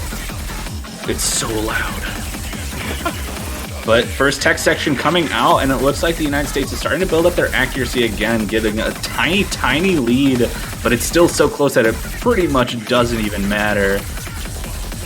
But we're seeing some pretty insane accuracy coming out from the entire bottom row right now. 99, 86, 92, 86, 88. The top 2 players being a little bit of that difference maker. Grip Warrior being a little bit ahead of Skidayo and probably giving a little bit of headway for the United States team. But Iceru being ahead of everyone is probably also helping Singapore hold on.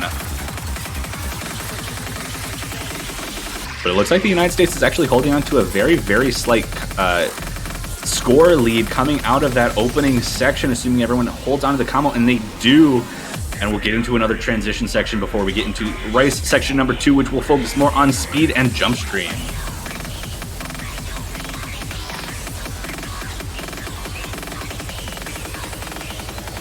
Oh, that's a miss on Skidayo! That's a couple! That is a miss from Skidayo on that transition. Not going to be very good. That was pretty clean, though, staying in that 99.5 range where they were before, but that is going to help the United States hold on to the lead. But Mitter trades that. That is going to be helpful for the Singaporean team to bring it back. It was also clean from Mitter's side, and it looks like the United States lead is still staying pretty solid in this section. We have a little bit of a calmer section here with some slower streaming and some long note transitions, which should favor Singapore, but Skidayo finds another miss there. The United States is going to extend their lead just a little bit. Accuracies are also currently favoring the United States, despite actually they were being at 99.86. It's just the other 2 players dragging behind. And we're getting into the first. Oh, Dev actually finds a break at the worst time possible. That's going to help Singapore get back into it. That trades it. That's 2 full combos to 1 in favor of Singapore, but the lead is still on the United States' side. And we're going into a portion of this map that should favor Singapore more than the United States. But you never know. We did see Dornwald taken by the United States, but with Sunapple not in this match, replaced by Dev, it could spell disaster for the United States if this doesn't go too well for them. We're seeing the transition coming in right now, and that lead is starting to shrink just a little bit as Dev hits 400 and drops him again. Blue line is shrinking as we get into the long note section with some very technical long note patterns. Icedrew holding the team on his back, but Skid.io drops as well and trades the miss. Dev trying to get to that 400 combo mark. But that's a trade miss for Dev. They're just trading back and forth. Mitter and Grip Warrior holding on to the combo up to this point.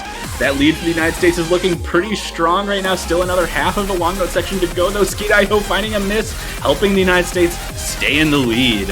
And Skid.io really uncomfortable with this portion of the map. Dev not doing too hot themselves, but doing just enough to hold on to that lead for the United States. Mitter and Grip Warrior.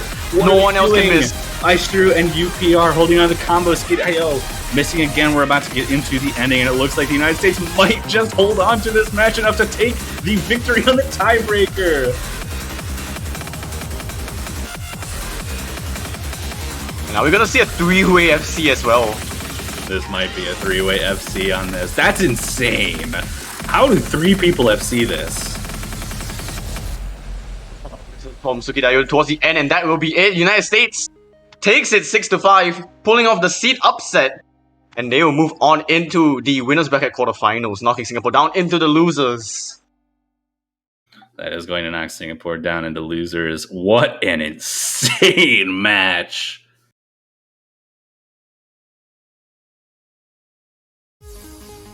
I don't know what to say about that. I really wanted to transition into a closing stream, but we have another match going on. Yeah. But United States is going to win that match, move on in the winners bracket, and unfortunately Singapore will be knocked into losers off that as well. I will take a look at who these teams will be facing. The United States face the winner of the match we're about to see. Okay, cool. Yep. South Korea versus Canada, and Singapore will be facing Spain. Has that match happened? It has. Wait, yes. Let me double check that. I'm pretty sure it has. Yeah, Spain won 6-1. Okay, yeah. So Singapore is knocked into losers to face Spain, and United States will face the winner between South Korea and Canada, which, if I am not mistaken, is the match that we'll be watching. There are 2 matches going on right now. One is Philippines versus Peru, one is Canada, South Korea, but I believe Canada, South Korea is the one we are going to be looking at. Yes, indeed. Both matches happening right now are both winners bracket matches, so no huge stakes involved.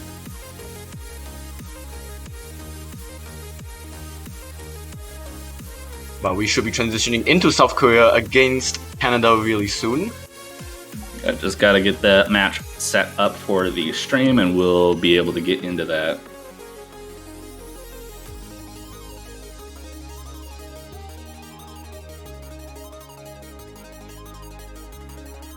Alright, so I believe right now the scores. Philippines are 2-0 up. South Korea and Canada is currently 1-1. It is 1-1, and we're getting into Canada's second pick here of Double Helix. It looks like these 2 teams will be going for a more Rice versus long note strategy, similar to what we were seeing in the United States versus Singapore match here.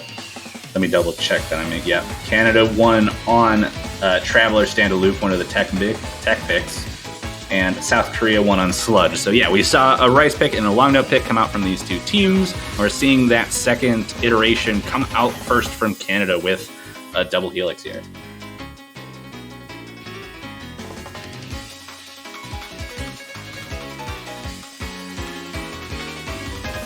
And the accuracy certainly is favoring the Canadian team. Snowset and Polka doing extremely well ahead of all 3 of the Canadian players. It's just Gaisel just a little bit behind at that 99.5 range, giving Canada a bit of a lead in terms of score right now.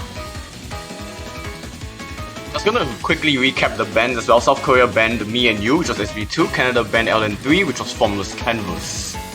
Interesting to see Canada go for a ban on Formless Canvas instead of Sludge, which is what I would expect from most teams going for a long note ban. Also noteworthy, like I said, there are 2 matches going on right now.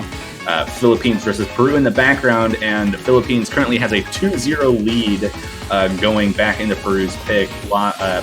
Philippines having won Double Helix on the first map and Butterfly Twist SV1 on the second one.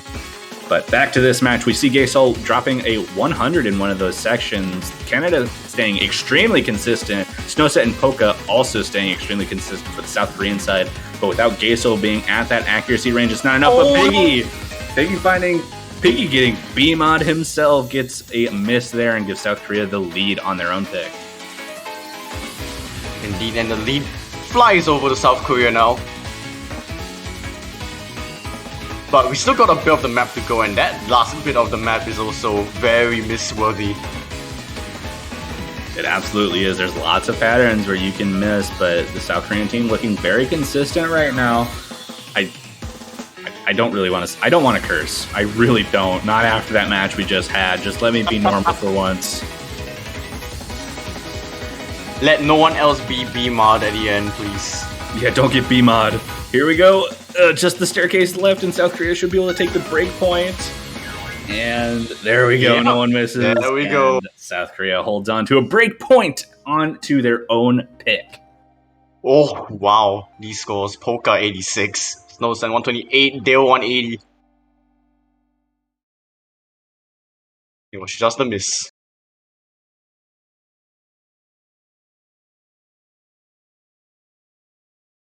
Indeed, and it's South Korea's pick, and Dornwald's open as a long note map. They went with Sludge early on. I could expect them to stick with that long note strategy, and Dornwald is the only one left on that front.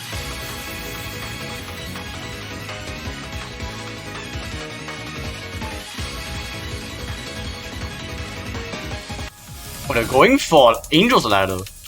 Same. This is the same pick strategy, or the pick order as Singapore from last. What? So they went Sludge and then Angel's Ladder. Are they gonna go? Oh, they can't go Formless. They can't go. Formless because it's not available. Whoops. Sorry, South Korea. You can't copy Singapore's strategy fully.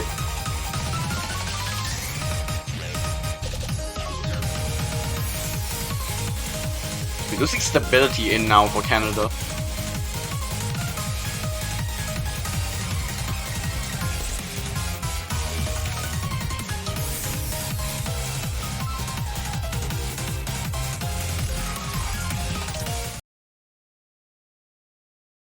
Alright, we're going to map number 4 here, Angel's Ladder, pick from South Korea.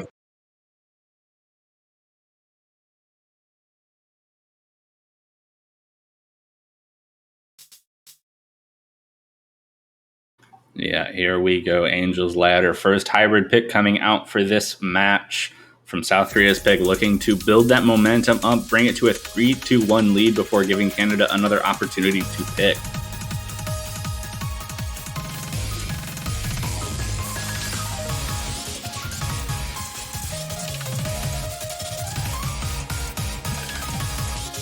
Accuracies are pretty close. Gaesol behind 99.8, but Polka trying to carry South Korea forward, but Canada currently have the lead. Canada does currently have the lead. Almost all 3 of the Canadian players above the 99.8. Gaesol and Snowset just behind. Polka above 99.9 though, trying to help South Korea take this lead back. And it looks like that score lead is going in favor of South Korea as Piggy drops a little bit of accuracy there, dropping to the equivalent to Gaesol here as we get into the first break. Yep, and South Korea does have the lead back. For Piggy dropping some accuracy there.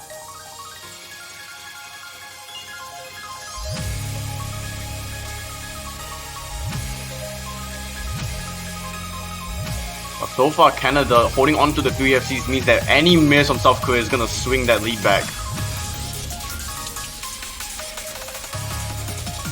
Indeed, and we're about to transition into the main chorus, which gets a little bit more difficult on the long note side. Should probably favor South Korea overall, but this is still close enough that a couple mistakes from South Korea could definitely give Canada an opportunity to come back in this, but this lead is so small that any mistake from either side will guarantee its stability, though, is the one to drop, and South Korea is going to extend that lead here, potentially 2 misses away from giving away this lead, and it looks like South Korea will be able to defend their own pick.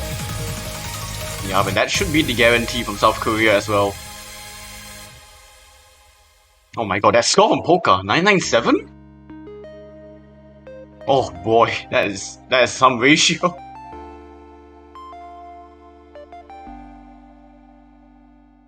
You only V1SS in the lobby as well. And now back to Canada.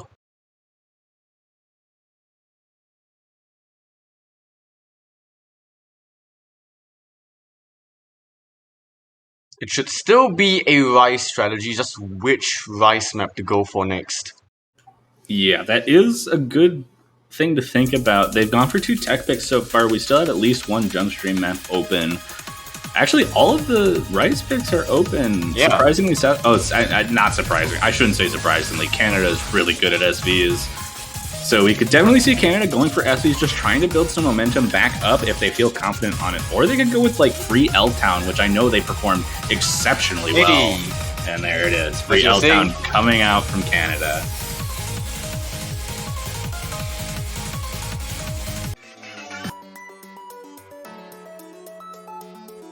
Alright, 4 minutes of jump stream.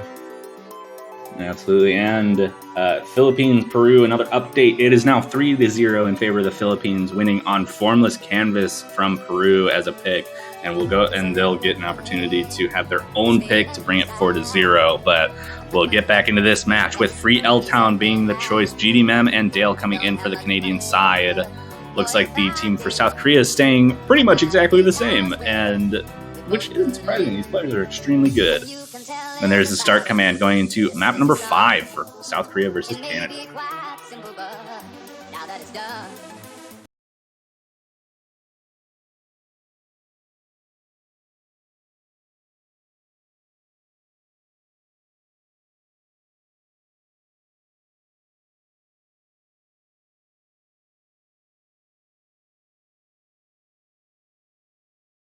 And here we go into the longest map in the pool outside of the well, actually, I think the tiebreakers overall, like, drain time is actually less than 4 minutes and 27 seconds. So this is the longest map in the pool in terms of how long you're playing for. We'll get into the consistency map. No mirrors. Everyone just playing on no mod. Lots of different scroll speeds I'm noticing now. GDMM being pretty low. Snowcent and Polka being extremely high along with Dale. It's a little jarring to look at, actually. Yeah, it's quite trippy just to see all these varying scroll speeds. Alright, first jump stream section to get ourselves underway. Yeah, Canada coming out of that intro with a higher accuracy, but that really does not matter. But they're looking like they're able to keep up with their accuracy. Gaysol a little bit lower, Polka and Snowcent at 99.97%. But with Gaysol at the 99.8, it is not enough to overturn the score lead from Canada. But it is so close that, again, exactly like Angel's Ladder, this could go either way with a potential combo break from either side. But Gaysol is starting to build up that accuracy in this consistent zone, and it looks like South Korea might actually be able to take the overall score advantage going into this first break. Gaysol recovering accuracy very nicely now, just right below 99.9, actually tying with GDMM at the moment in accuracy.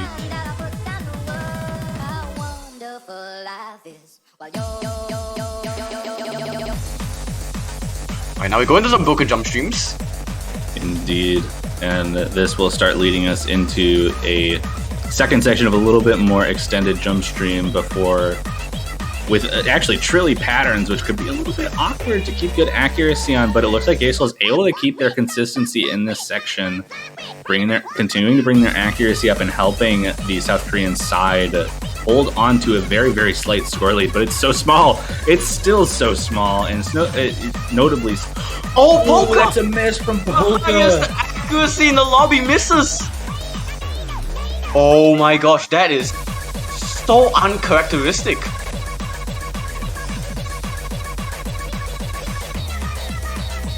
That is huge. As long as Canada hold 3 FC, they take this.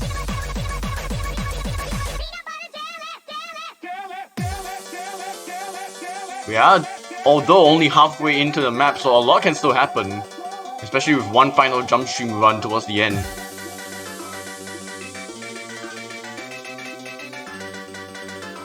Yeah, we've got the second break. It lasts a little bit, pretty much the exact same amount of time. We're getting into much lighter broken jump stream as we start to transition before the final consistent jump stream section. And we've got 3 full combos to 2 in favor of Canada here, and that is what's really making the difference. GD Mem's accuracy actually pretty low, but that is not going to be enough to give the lead over to the Koreans. Sorry, the Korean side, unless we see a combo break. Lead is slightly shrinking though as Polka is recovering back accuracy. It can't happen again. It can't be a side with a miss taking the victory.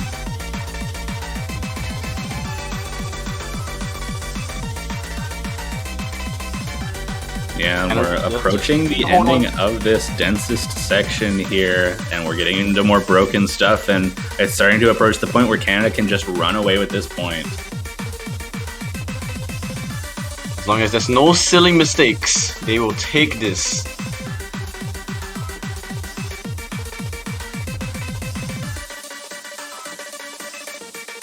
That should be it. That should be a second point to Canada. It was just that massive drop from Polka that made all the difference.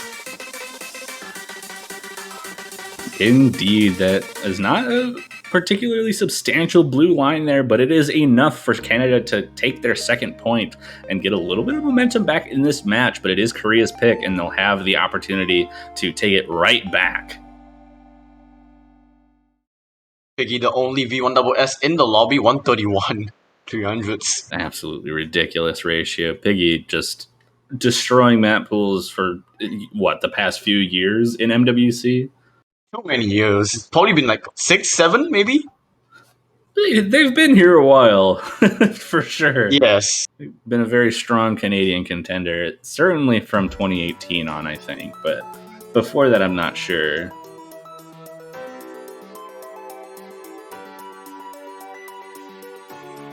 But in the middle of that, we did see Philippines snag their 4th point on Sludge. Peru gets their own point, or gets their own pick.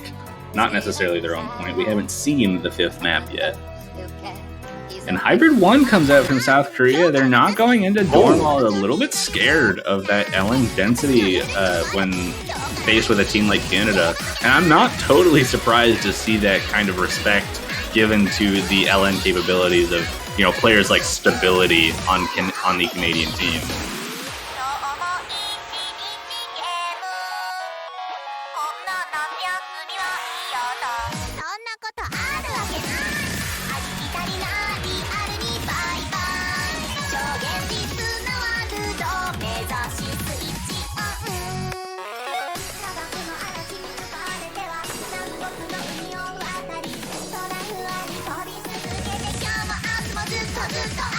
And yep, we see Stability coming in for the hybrid, as might be expected. No swap outs from South Korea, but Dale and Piggy staying in for the Canadian side as well. It looks like these might end up being the teams for Hybrid 1. We're getting more fake Nanahira for pick number 6 in Canada versus South Korea.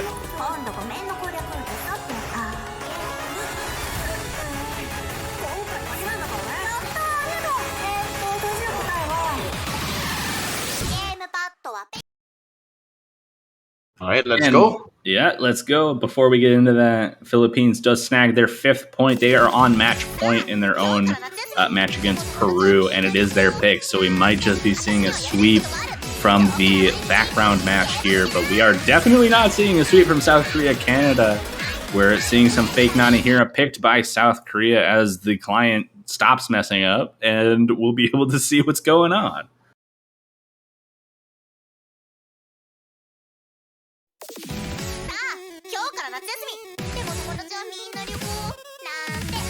Oh, very early drop from Stability, right?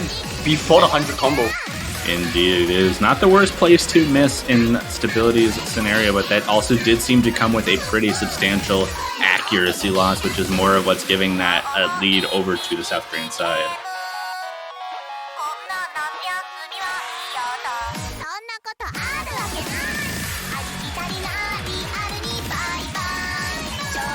Yeah, this map is also not that long too, just under 2 minutes, so they Stability will need to recover accuracy quick.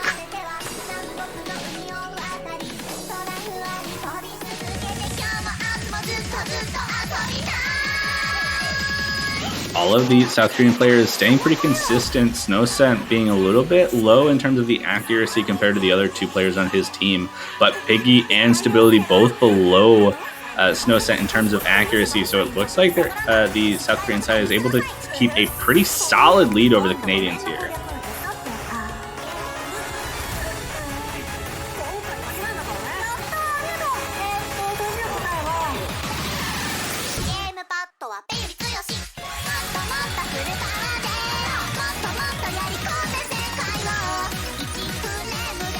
No misses. Still holding on, yeah?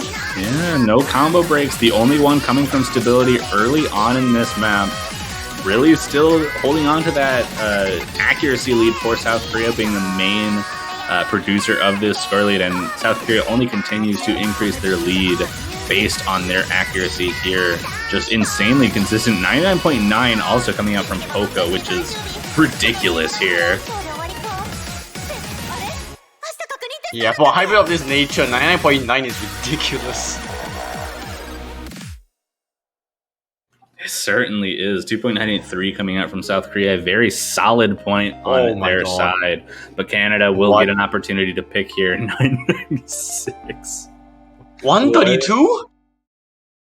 These players are too good nowadays. That's just what it is. We can't be surprised at everything now, right? It's just that players are too good. SV1 coming out from Canada. Exciting pick there. Going for their SV supremacy. They're going to have to put everything out on the table in order to take their third point here.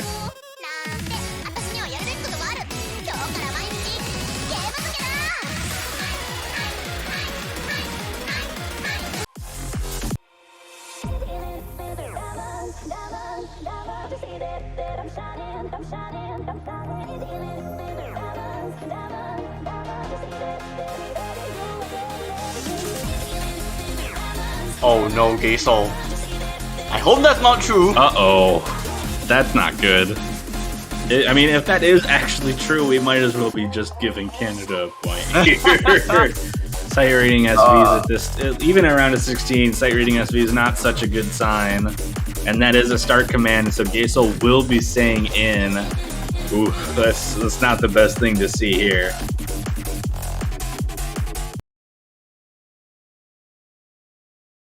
But also in the background, we have the victor for Philippines versus Peru. Philippines comes out on top, brings out the brooms, and sweeps Peru to hold on to their life in the winners bracket, move on to winners quarterfinals. Peru, not out of the tournament yet, is just knocked into the losers bracket to face a team that I will find out in just a second. They'll be facing the winner between Finland and Russian Federation. Yes, they will, which is a match that will happen at a later time. Not right now, though. Will happen sometime on Sunday, but we can get back into South Korea and Canada now that that match is over. Won't have any interruptions to worry about from their side. This is really a sight read from Gaysol. Maybe it is. That was a miss. I guess that was a little bit more sight readable than I thought, but Canada holding on to a lead after that miss from Gaysol, but Poca and Lyanik having some pretty strong scores themselves. It's just that miss and accuracy drop from Gaysol that's causing this accuracy to be so strong in favor of Canada here. Who is Poca? Why are they 99.93ing this map right now?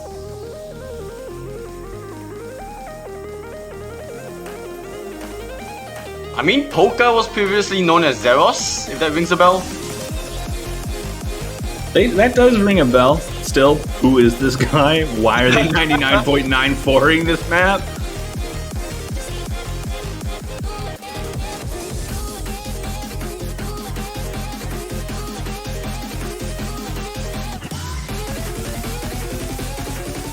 Alright, the second drop coming in.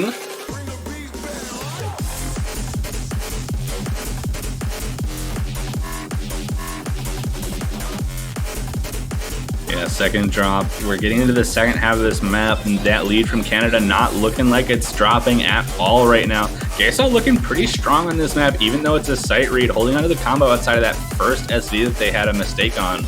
But even then, still very, very strong, holding onto the 99. What an insane score on a sight read.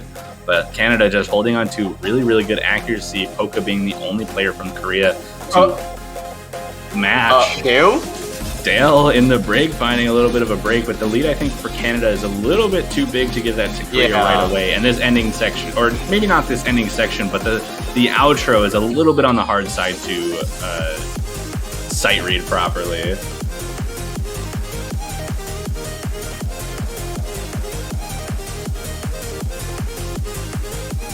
And the skeleton stability and pick, enough to put Canada ahead over Gasol's low accuracy.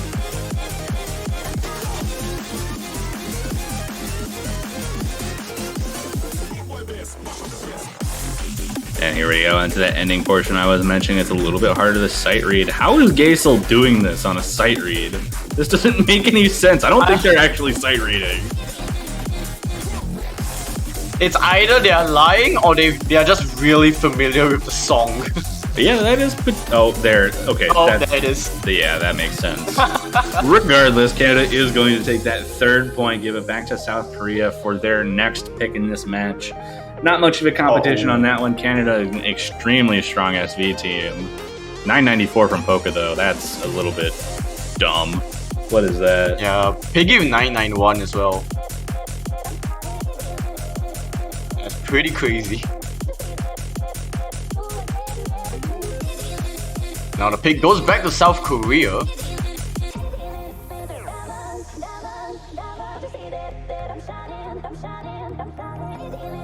One hybrid, one LN, and they need 2 points to seal the victory.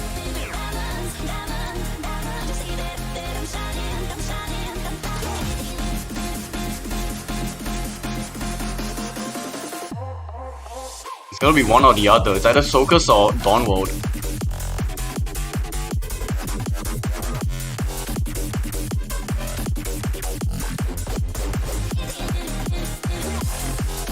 Yeah, looks like we're seeing some discussions on the South Korean team for what they want to go for. They still have Crocus open. They've won both of the other hybrids and could potentially just go for that to finish off the sweep of hybrids. But they also have Dornwald open, but that might not be the strongest pick to go in against Canada.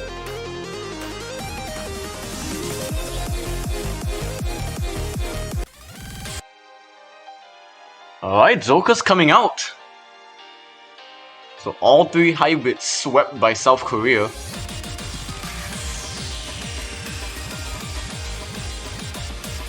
And they've been pretty strong in these hybrids, winning both Angel's Ladder and Fake Nanahira by quite a significant margin. The accuracy is just not staying above the level they need to on Canada's side. A little bit less well-rounded overall as players, I suppose, when it comes to these kinds of hybrid picks, but being very strong when it's just one, like on just the Rice picks and the Long No picks, potentially.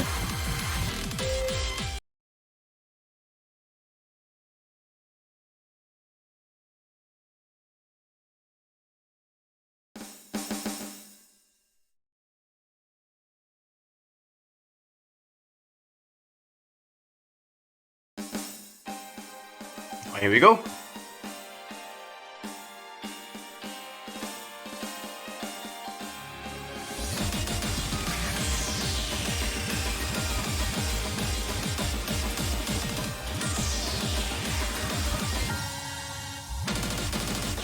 Fluctuating accuracy coming from both Gaso and GD Mem. Everyone else currently above 99.9.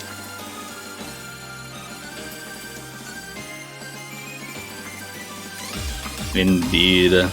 Canada looking pretty strong in the opening of this map right now, but we see Poca at the 99.94s. And Snowcent and Gasol backing Poca up with solid accuracies of their own, holding on to an accuracy lead for the South Korean side. And accuracy starting to drop off now from Canada. Both GD Man and Piggy is slipping into the 99.7. And Boca actually dropping out 99.9, but everyone in South Korea is still holding 99.8s.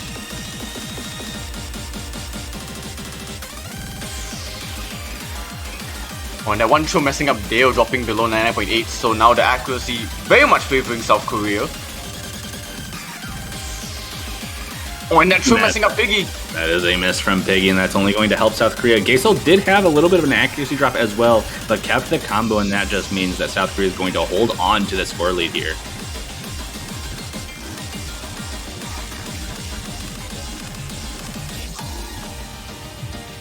There will have to be another drop from the South Korean side in terms of combo.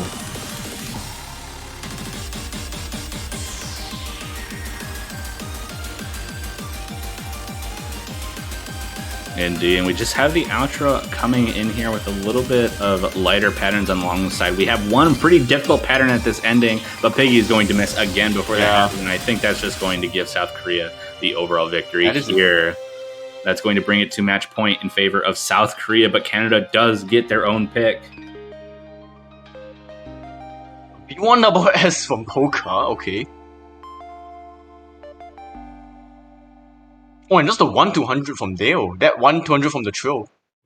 Indeed. These are really solid scores. That the big mistake, or the big difference, not mistake, being Piggy having those few misses. But I think even without those, Korea should have had I think Korea still would have won, but just barely.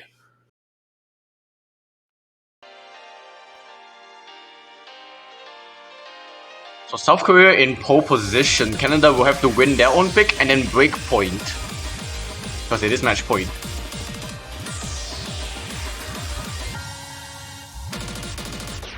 Which rice? Alright, streaming hard. That is their last pick, yeah. Yeah, Streaming Heart coming out, and you are correct that this is their final map that they will select for this match here. Streaming Heart is going to be their selection. An interesting choice, but Set the World on Fire been almost exclusively. I don't think we've seen it played this weekend yet. It's such a risky map.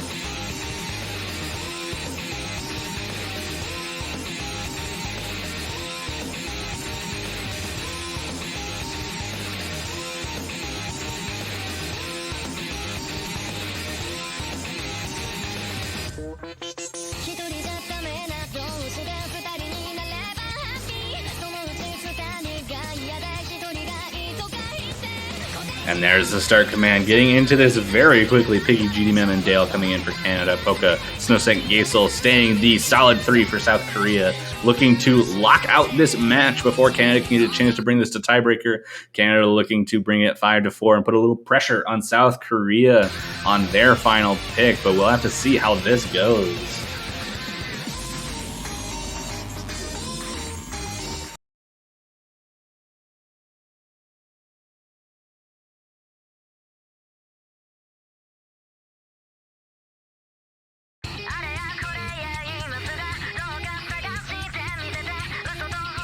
How long is anybody gonna hold 100? Not very long. Oh wait, Snowscent? Oh, just about 130 now. 120. Yeah. But this intro having a couple of pretty rough patterns out of the gate, but it looks like the South Korean side is going to hold on to a very, very slight accuracy lead. But Piggy at 99.97 might counteract the difference between Gaesel and GD Mem, especially with Gaesel dropping just a little bit before we get into the more brutal jump stream patterns that are starting right now. And it looks like actually the Canadian team is taking a little bit of an accuracy advantage, but not by much. I think it actually, I don't know who's in the lead. It's so close, I can't really tell. Oh, Piggy got an accuracy drop. That is true. South Korea looks to be in the lead now, going through this first chorus as we get through the first third. And we'll have some pretty tricky longer trills coming out of this. Some one-hand trills that are pretty awkward to hit, especially if you mind block them, but so far nothing too bad coming from either team. South Korea holding on to the lead for the time being.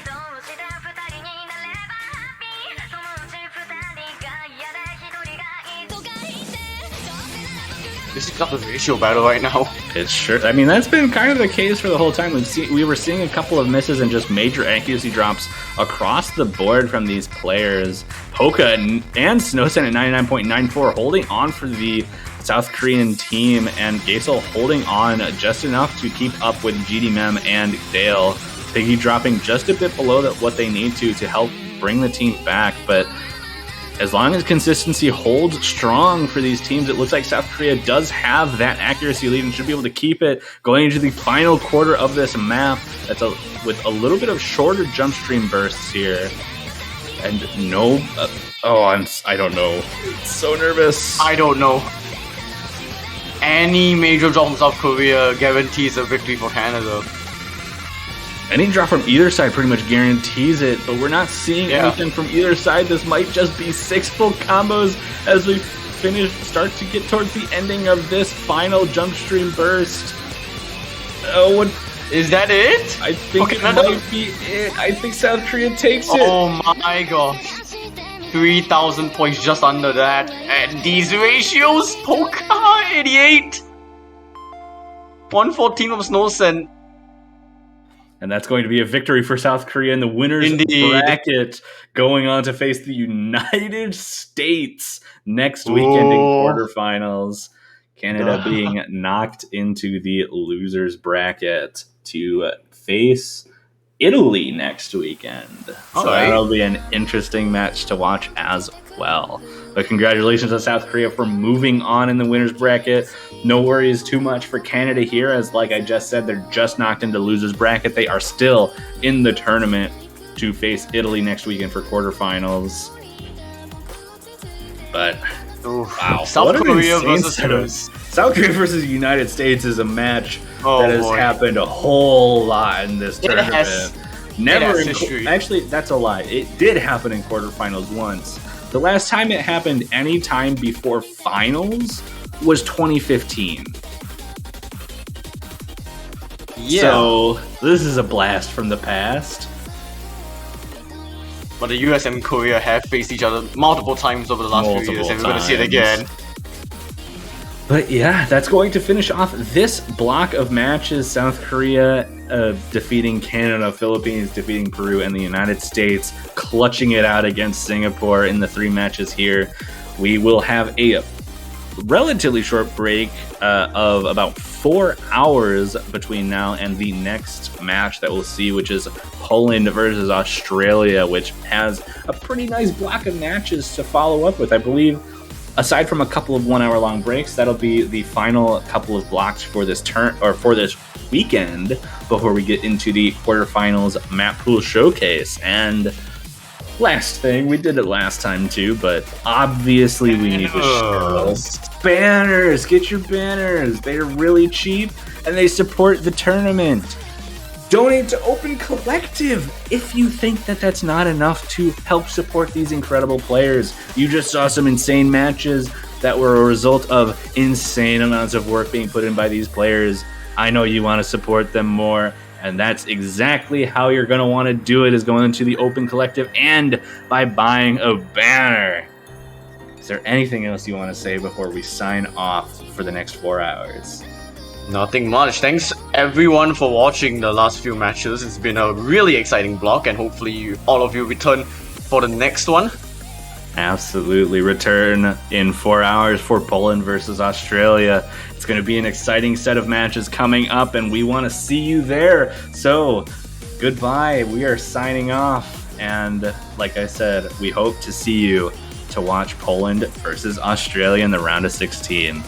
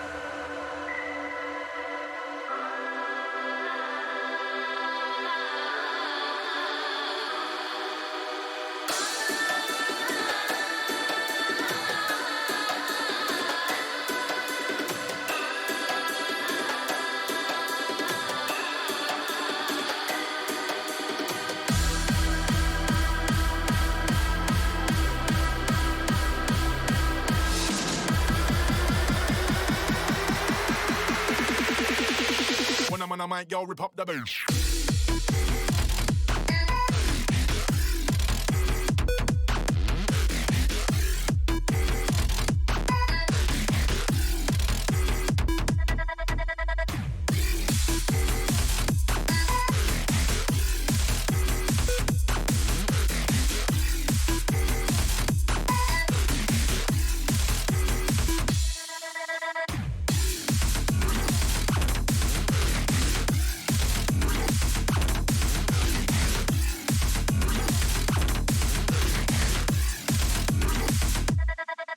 Forced.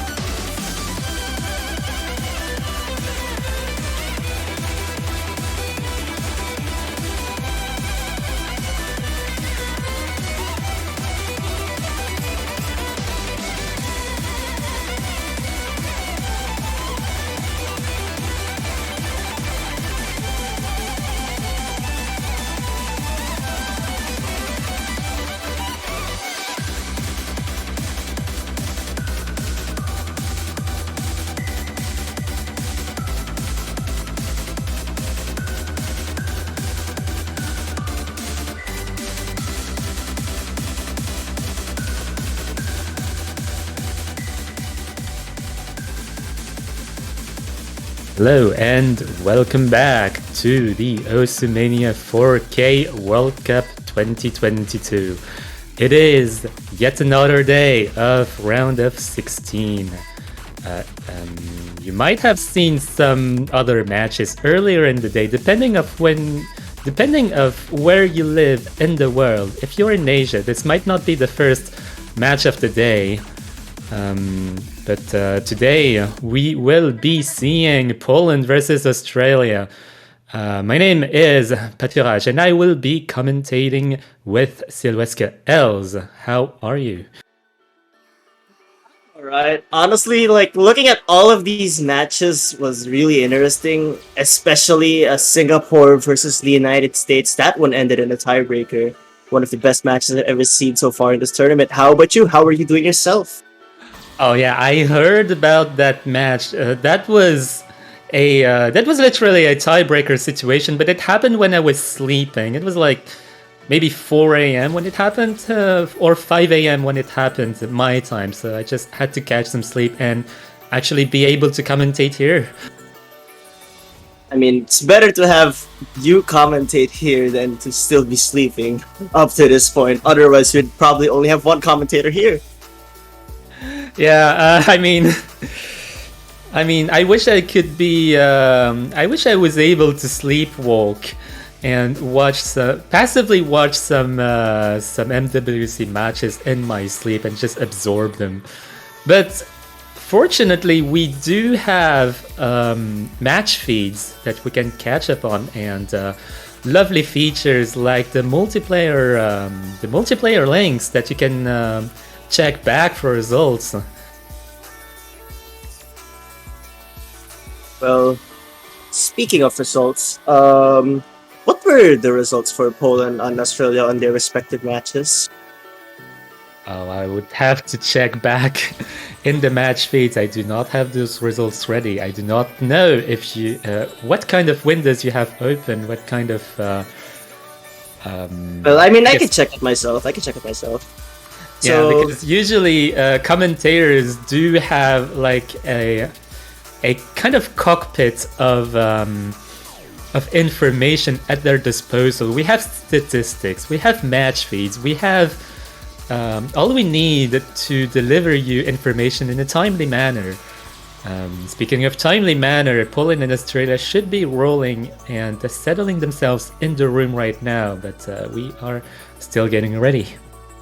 so yeah, indeed, we're still getting ready. Just trying to set things up real quick. So, when I was asking about the statistics, it does seem like Poland lost 5-0 on one of their matches, and Australia also lost 5-0. So, I think it would be interesting to see how this one pans out. I think the seeds are not too far after all. Yeah, honestly, maybe it's gonna come down to how each of the respective countries actually scales, going from round of 32 to round of 16. We've seen round of 32 results, but the round of 16 map pool is quite a bit harder. There's quite a jump in difficulty. I don't know what you think about it as a player. You know, I know you're playing for the Philippines, so you know better than me how it feels after training. Oh man, like, it really feels so different. And you know what part hurts so much? When you practice one of the SV maps and then they ban it.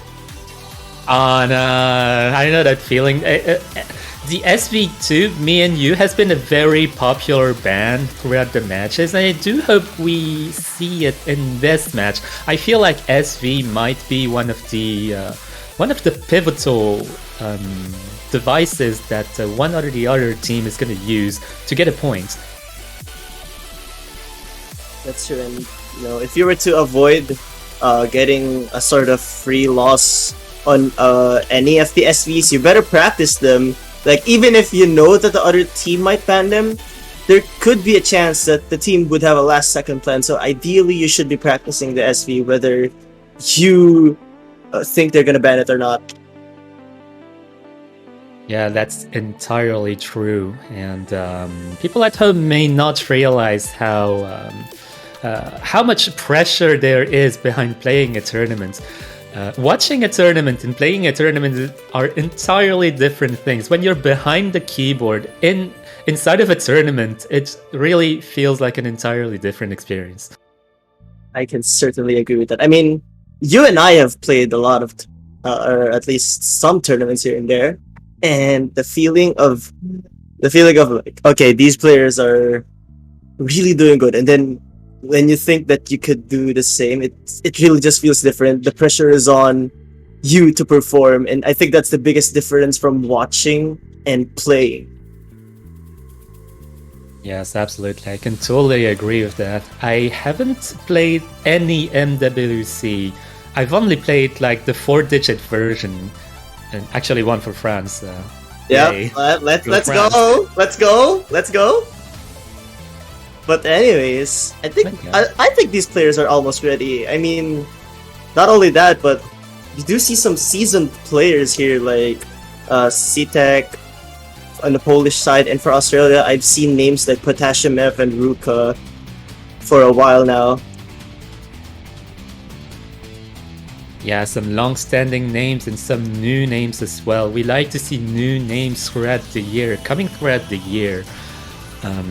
There are many major players that have come and gone throughout the years, and that makes World Cups especially interesting to see those new players and old players alike shine on the stage. That's true. Speaking of new players, I think Poland has some. There's the presence of the Falak and Harumi. I believe this is their first MWC. And for Australia, we have Nadebot, which is now Ayamasu, and also Fluffy GMD, and also Newt 6989. Those Best name. Yeah, that's the best name indeed. Yeah, Ayamasu is Nadebot for viewers who are not aware. Yeah, I'm looking at the schedule right now, and the schedule is absolutely packed. We have Poland, Australia right now at 9:30 UTC. At 10 UTC in like 23 minutes, there's gonna be Japan versus Vietnam. That's the one that's gonna be streamed here on Lusu Live. But there's also gonna be Malaysia versus France at 10 UTC going at the same time as Japan versus Vietnam. But that's not gonna be streamed here, but that's actually gonna be streamed on, that's actually gonna be restreamed on the French channel, Osu FR Live. That's gonna be commentated in French though, but it's still an outlet that's gonna let you actually watch the match if you're interested by the Malaysia versus France matchup. Well, I mean this is the perfect time to like advertise that. So if you want to watch the match, which is I believe gonna happen in a few minutes, well, hop on to that channel. I forgot the name already. My bad. Yeah, Osu FR Live. It's just Osu Live, but FR added in the middle. You cannot get it wrong. All right. But here we are. We're going to have the rolls. So Potassium F rolls at 29, which is not really the best roll that you could get. It's a roll. It's winnable. There's We'll a see. 29% chance, literally. Imagine if Poland rolls like a 1. Oh, 35! Well, that was actually ridiculously close for a roll. So, do you think maybe the match could also be really close? I think so, actually. Yeah, the closer the rolls, the closer the match is. You know the rules. But yeah, Australia's gonna be banning first, having lost the roll. Me and you being the ban. Oh man, not another me and you ban. This is like, remember the one time me and you wasn't banned? That was because of a miscommunication too. So imagine if that did not happen. Oh no! I did not know that happened. I have so many things to catch up on. I thought you were the commentator in that match. It was, I believe, Romania versus the Netherlands. I did not commentate that. I did not catch up to that match actually.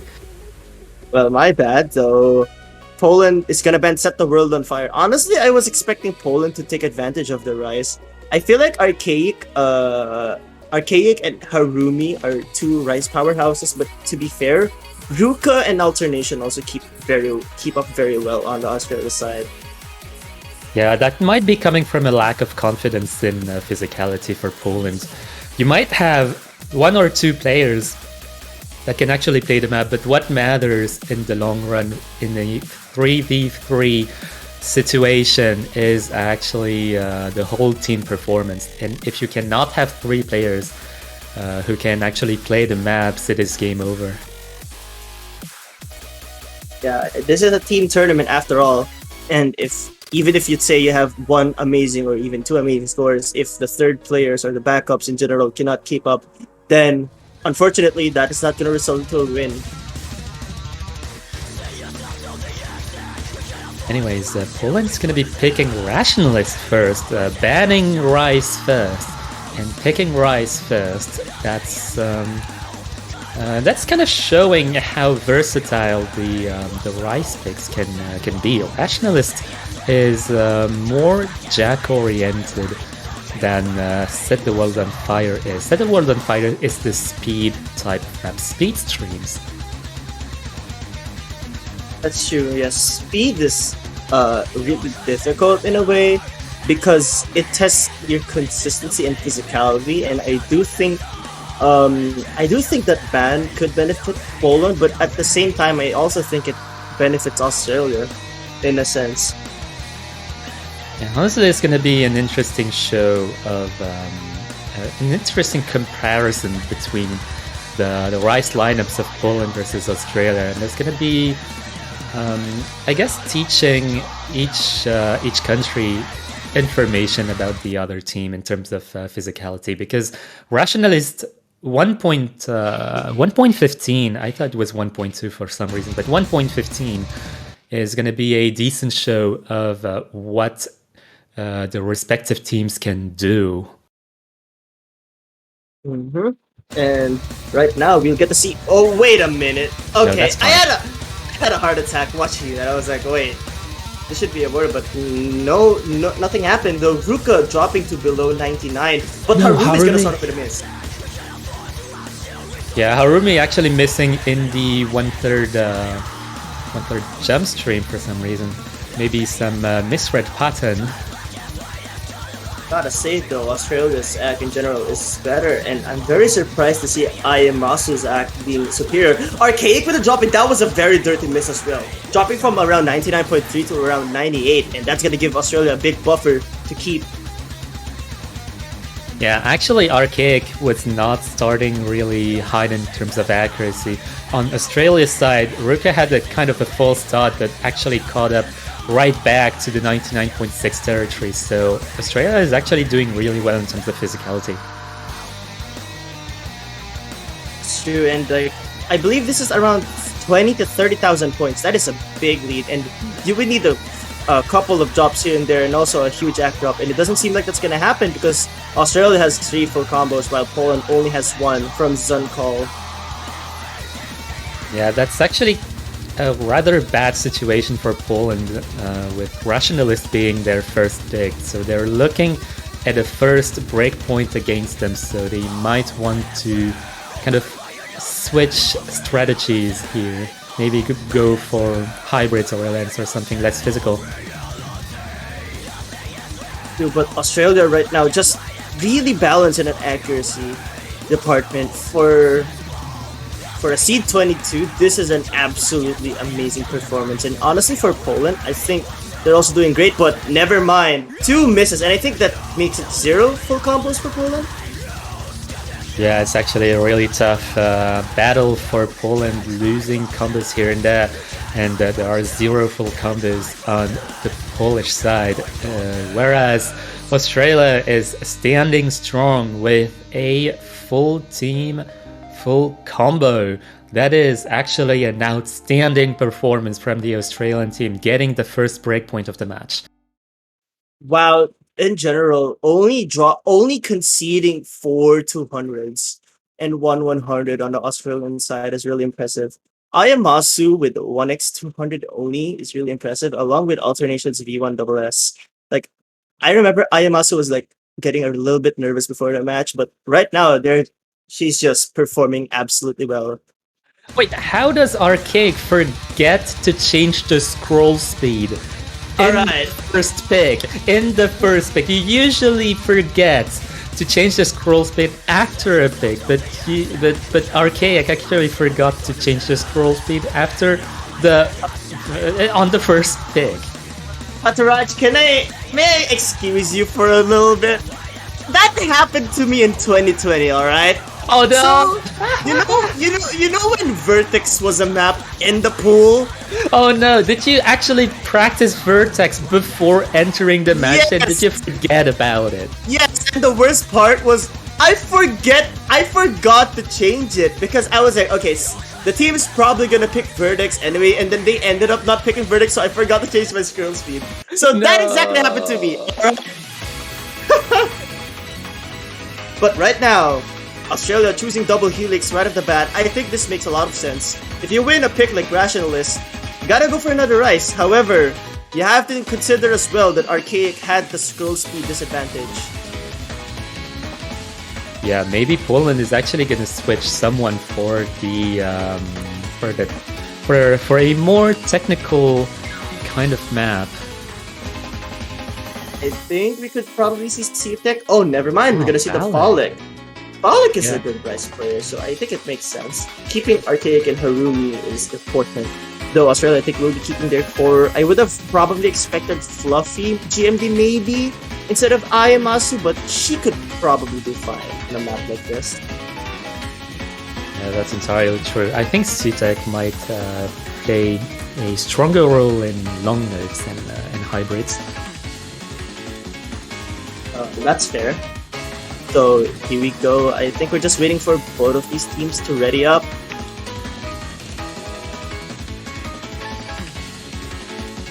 I love Double Helix as a song. It's like one of my favorite songs of the pool. I love the map, but playing it in match makes you so nervous, honestly.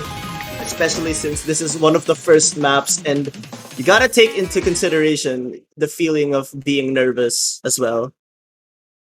Yeah, this it doesn't help that this map is actually really chokeable because of some nasty bursts, and we had some discussion in the map pooling team on this map in particular.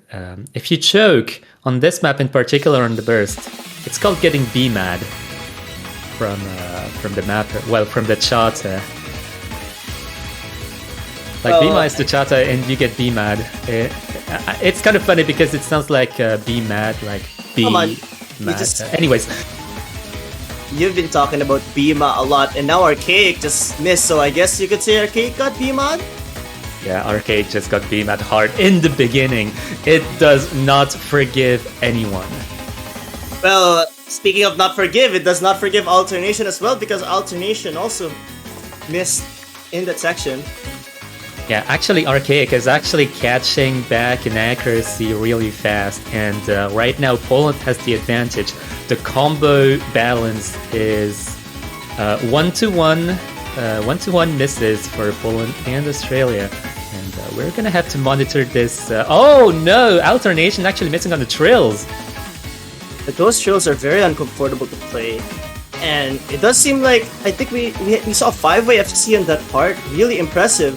Though, I think the miss disadvantage will be going to Australia given its 2 misses to 1. But they gotta keep it up. Still not over yet, still a lot of time, and still a lot of places to choke. Yeah, this is actually a cut version of the full version of Double Helix, which is kind of 4 minutes, I think. Oh no, Archaic actually trading the miss back, but that's not going to be enough because Poland actually has a substantial accuracy advantage over Australia. Yeah, it doesn't help that Aimasu is at the 99.5 range. Everyone in Poland is above, or at least around their 99.6. Aimasu is really trying to catch up, and it's really important. The red bar is shrinking. I think the Falik dropped some act. Alright, it's dropping. The difference is only a few thousand points now. Any miss from Poland could switch it back to Australia. Yeah, not even any misses. Any accuracy drop might tip the balance towards Australia, actually. This is a really close matchup. Oh man, it's getting closer, but it's not really gonna make a change. This is the last few seconds of the map, I believe. These rolls can really be chokeable, but no team has choked so far. Never mind! You cursed it! You cursed it! Archaic is gonna give the door to Australia! Harubi as well! That should seal the deal! Australia's... Wait a minute! Oh my goodness! What is going on? That's not gonna be enough though. Australia is still gonna take the win on their own pick. That's not gonna be a breakpoint. Poland had it for the most part, but the six misses from Archaic actually tipped the balance back to Australia. Those misses actually hurt a lot. 4 misses from Archaic, that gave the win away. It's really unfortunate. That's true. And like looking at the ratios, Australia was in a disadvantage the whole time, but consistency wise, they kept it for most of the map, and Ruka's 991k certainly helped them. Wow, those judgments are actually really outstanding. Everyone in the room having below 10, sub 10 200s.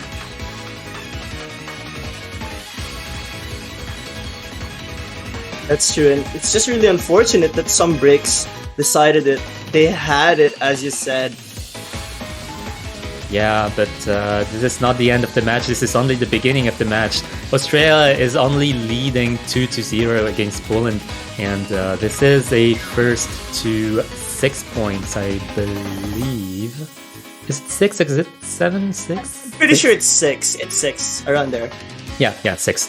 Anyways, there are plenty of occasions for Poland to catch back up, and this bit of information, the fact that Poland was leading the entire, for the most part, in Double Helix, is actually a great information in terms of picking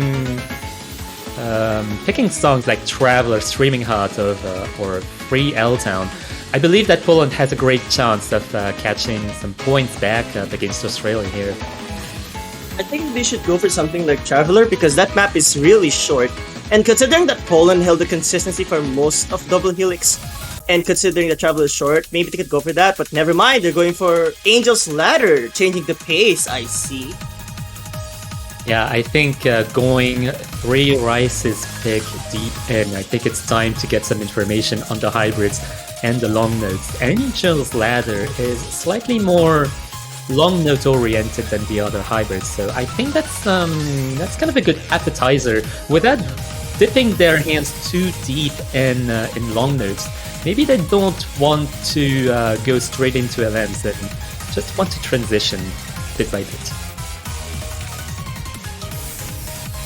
I mean, let's see if that transition does work. But another question is are these going to be the two teams that Poland and Australia is going to have? Seems like Australia hasn't made a single swap. And as for Poland, I've only seen the Phallic, which was who swapped. I already forgot, actually.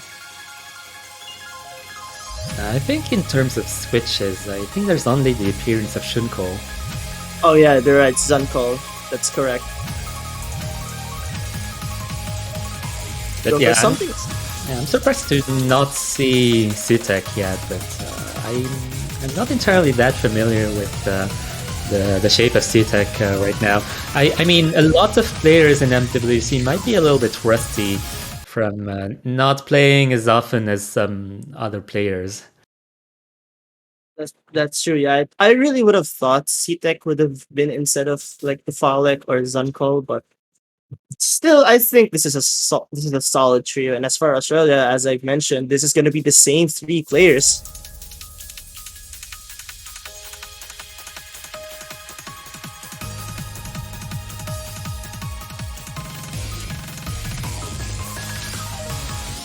Anyways, really close matchup right from the beginning, but it's only the beginning. We have to wait a little bit to see stability in the match. So speaking of stability, it seems like Australia has it. And as I said that, the Phallic is going to drop, unfortunately. But the act is still there. It was a pretty clean miss, if you would call it one. Speaking of accuracy, right now Australia is absolutely destroying this map. I did not expect this kind of performance for the Australian team on Angel's Ladder. Wow! 399.7s is super impressive. And again, this is seed number 22, everyone. Seed number 22, and they're holding 399.7s. What is going on here? What is this team performance? They literally have the same accuracy. 3-player, 3-way, 99.7. iMessage is dropping a little bit of accuracy right now, but nothing too drastic. Not too bad. I mean, considering that it's still higher than the highest in Poland, who is Archaic, it shouldn't matter too much. I think the more LNs there are in a map, it benefits Australia much more, considering how it goes right now. Oh man, this is a bad poker play from Poland. This is another lost. This is potentially another lost pick for Poland. Maybe the second breakpoint of the match. It's gonna wait a potentially minute. bring us. That miss is not gonna be enough. Definitely not gonna be enough. There's not enough song remaining for Poland to catch back up. There's too much accuracy deficit. It's a 26,000 point lead. Not the biggest lead, but it is pretty sizable. Oh wow, that drop from alternation was pretty dirty as they got 4 100s and 150. But at the end of the day, a win is a win, and Australia ultimately takes the 3rd point. And as you said, the second break point in the match. And I don't think this is a good situation for Poland to be in right now. Absolutely astounding score from Ruka from the Australian team. 990k on Angel's Ladder is not simple to get. 2 200s as well. Reducing the amount of 200s is actually really tough to perform, especially considering some of these releases. Releases are really difficult to handle. In order to win a hybrid pick, you could probably go for something like the Guden hybrid. I'm not gonna pronounce that. I don't want to butcher it. Or Crocus or Throcus, however you want to pronounce it.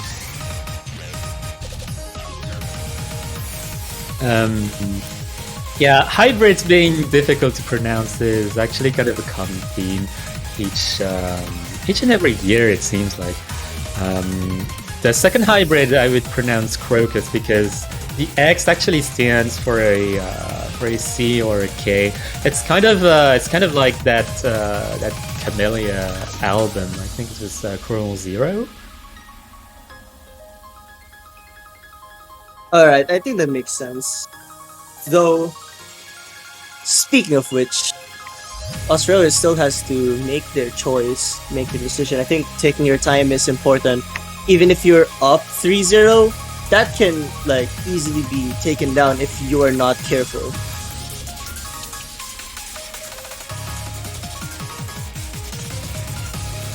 So it is almost 10 UTC right now, and France and Malaysia are getting ready for their match. Of Japan and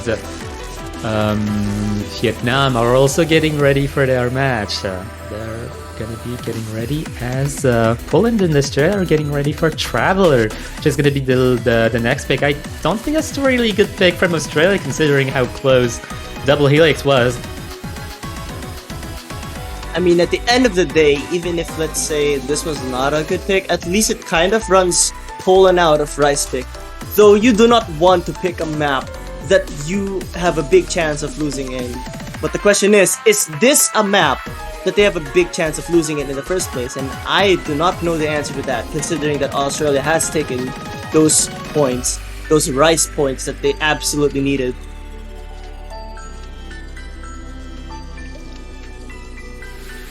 This is going to be interesting to watch, especially considering the spiky section in the middle.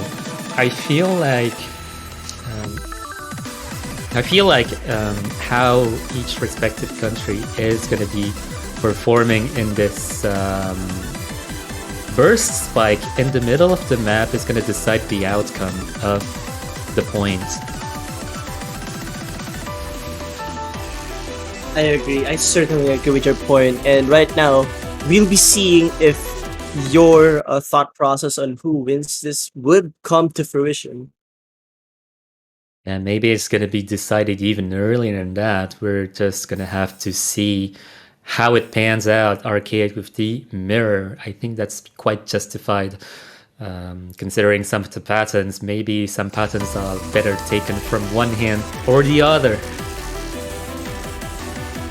Or you could potentially mind block this. Honestly, all of the Rice maps here are really mind blockable, especially the technical ones. And right now, it does seem like Australia has the advantage. But as I said, that Masu's act has dropped to around Zunkol's level, but Zunkol also dropped accuracy. Yeah, there's still the beginning of the pick. We still have to wait a little bit to see those accuracies settle, but the combo break from Shunkol is not gonna help the balance tip towards Poland right now. I was saying a while ago that Poland could pick something like Traveler, but honestly, as it's looking right now, I don't think they should have in the first place. As Zunkol missed again, but Ruka trades it back, but Zunkol gets another miss. That is very unfortunate. Yeah, the outcome of that burst I was mentioning was 2 misses from Shunkol and 1 miss from Ruka. The balance is still in favor of Australia right now.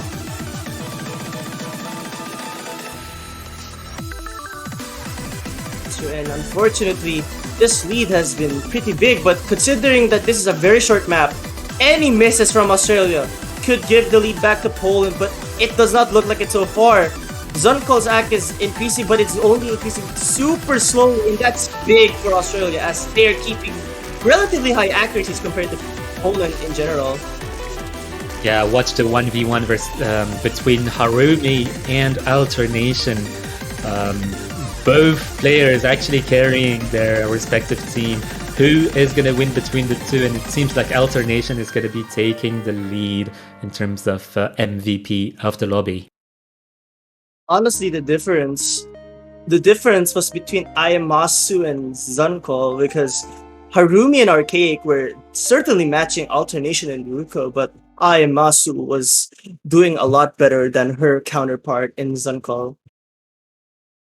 Yeah, we can actually do some quick comparisons between players. Harumi and Ruka actually had really close ratios. It's only the 200 count that was quite a bit different. 1 miss, 6 200s, and Ayamatsu with Archaic, kind of a matchup together. It's only Shinkat who is the real outlier of the lobby here. That's true, and now Poland is going to be picking. I'm really not sure. Oh, they're gonna go for Sludge. All right, LN. That's a brave pick, considering how Angel's Ladder went. But maybe Poland is actually more proficient at this type of long note map. Sludge is quite more, I guess, structured, snapped than other picks like Angel's Ladder. So maybe Poland can snap themselves into maybe getting good accuracy on it compared to Australia. I do wonder when the SV pick is going to come though. We've seen like a lot of change of paces in the match. Like we saw Rice to Hybrid, back to Rice, and now we're gonna see LN. Are we gonna be seeing any differences? It does seem like Australia has kept the whole roster for essentially the whole match. Yeah, just as a reminder, Malaysia versus France is actually being streamed on the French site, Osu FR Live. If you want to catch that match in particular, it is only going to be streamed there. As for us, after this match, we're going to be segueing into Japan versus Vietnam. Speaking of segueing, now we're going to go on to Sludge, the first LN pick of this whole match.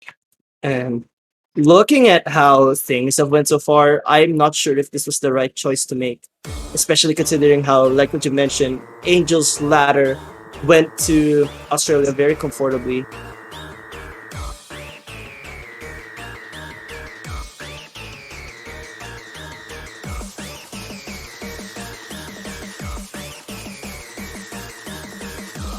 Anyways, let's see how this pick is gonna go. So far, it does seem like everyone's keeping up really well. Australia, everyone there at 99.7 except Ruka, while we see Falik and Zunko a little bit behind that Archaic, which is at 99.68. Oh man, Ayamasu is being the MVP of Australia for the meantime. 99.75, really impressive score. Wow, Australia is actually really good on those long notes. The Falak actually falling, no pun intended, in terms of accuracy compared to the rest of the lobby. Shinka a little bit behind compared to the Australian team as well. There's only Archaic who is actually doing great for their team. That's true. I mean, Archaic does beat two Australian players, but if the backups for Poland cannot keep up, then there's no chance at all. Though there's still chokes that can happen. We've seen those happen in some matches, and they could absolutely decide who wins what. And so far, no one is missing it. Very impressive, especially for a map like this. Yeah, the long notes, the density of the long notes is actually making your brain melt live, especially in a tournament situation. So not missing any note or release in the middle of this mess is actually kind of a show of mental fortitude from all of the players. And we're gonna look at the Australian scores right now. There are some nasty scores, especially from Ruka. And wow, Archaic only getting 1-200 on this one. That's actually really impressive. Wait, I just noticed that now 1x200 it's really good.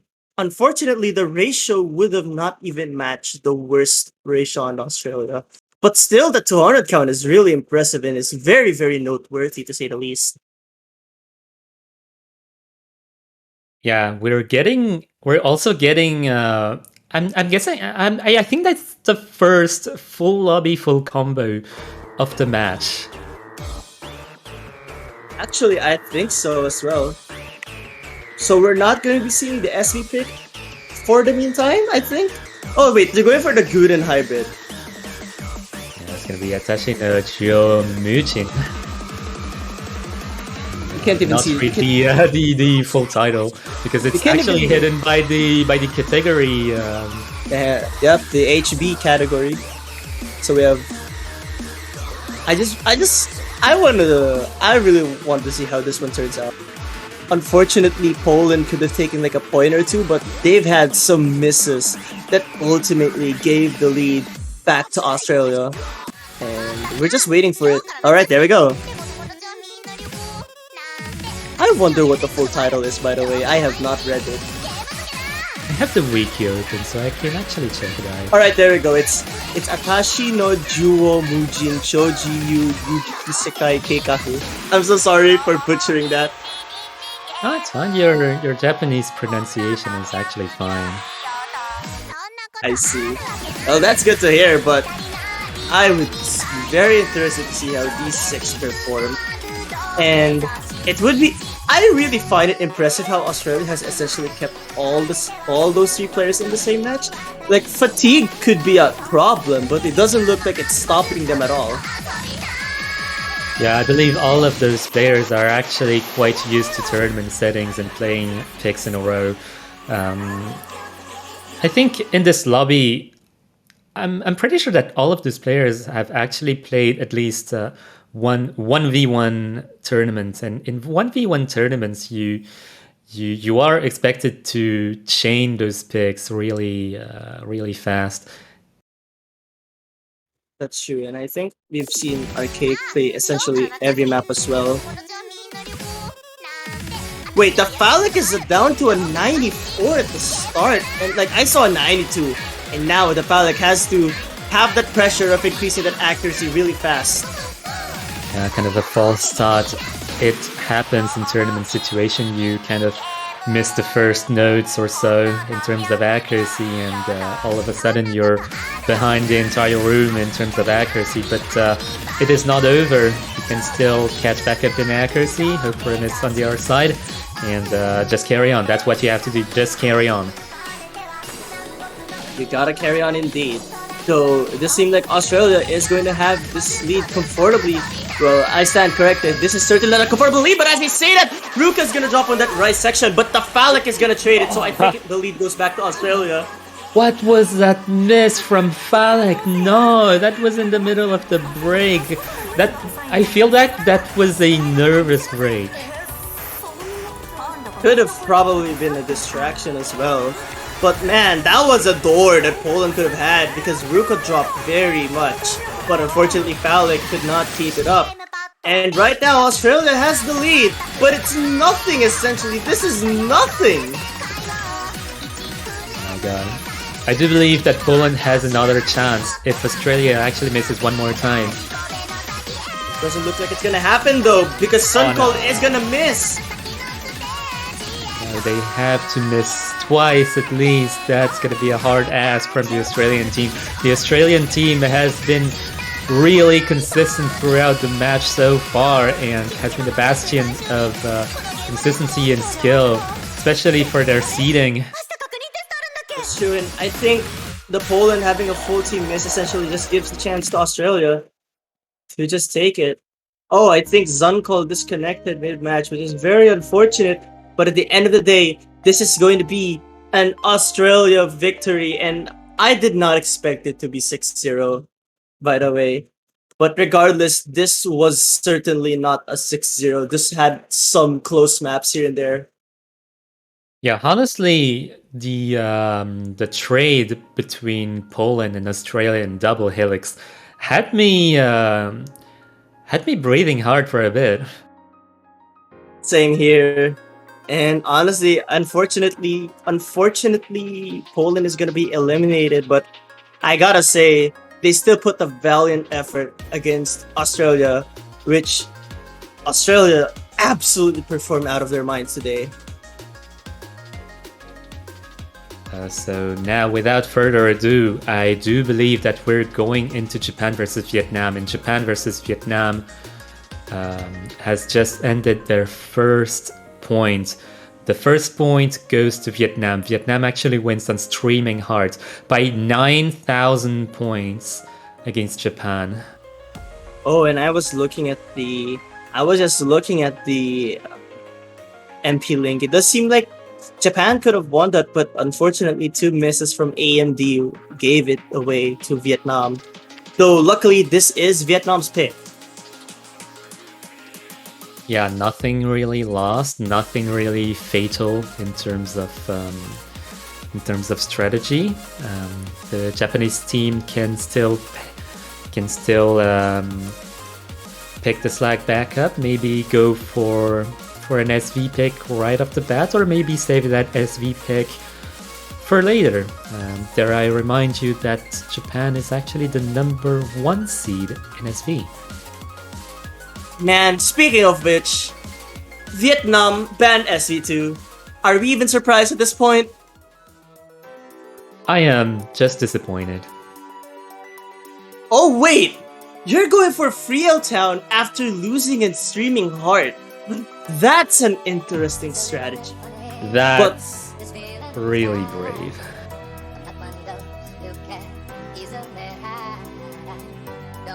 That's really brave.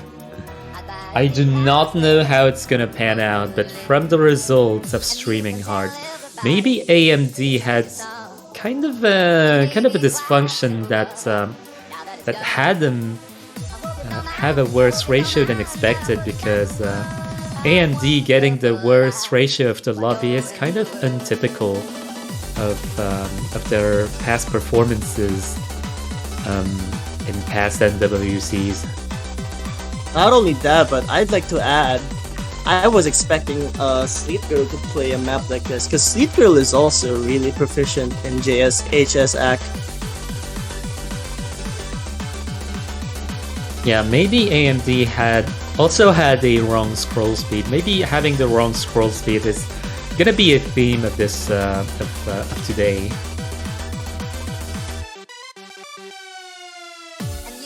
Yeah, please take note of your scroll speeds. Yeah, you have to take some notes, take some practice notes. Check for every single pick whether or not you have your settings in the right place. I've actually heard some interesting habits from some players who are actually playing in this tournament. Some players actually switch their hit position for every single map.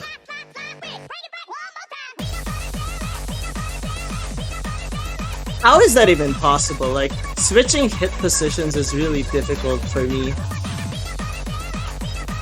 Yeah, if you're a visual player, it does come down to adjusting to visual cues, and the visual cues for long nodes and rise might be a little bit different for some people, especially depending on the skins you're using. That's true, I am more of a visual player myself, and what about for players that are, audio-visual? Wink wink. Oh my god. No pun intended, considering Oh my that God. I'm commentating with, whatever.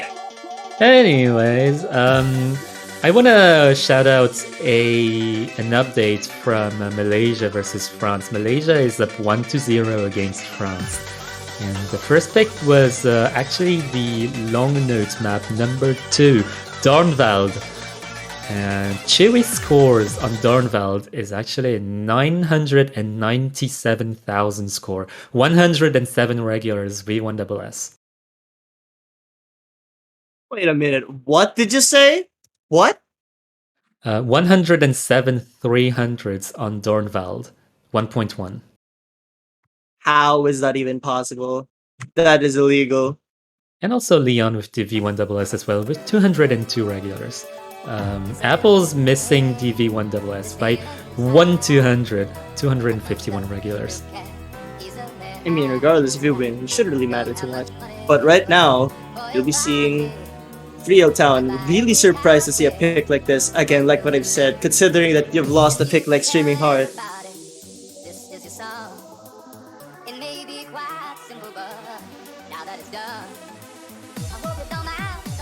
Anyways, I feel like Japan has calibrated themselves properly now.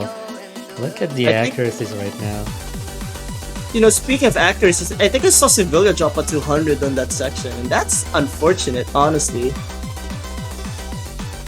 Now it's not over though, because Japan could still miss, for example. This has happened in the previous pick, Streaming Heart, which is also kind of similar in terms of focus than this one. Streaming Heart is jump stream, whereas this one is also jump stream, but longer and way more strenuous and way more mentally taxing on the length. I mean, I do believe this is a little bit slower than Streaming Heart, so it's kind of different, but at the same time, at least in terms of the pattern wise, it kind of plays the same.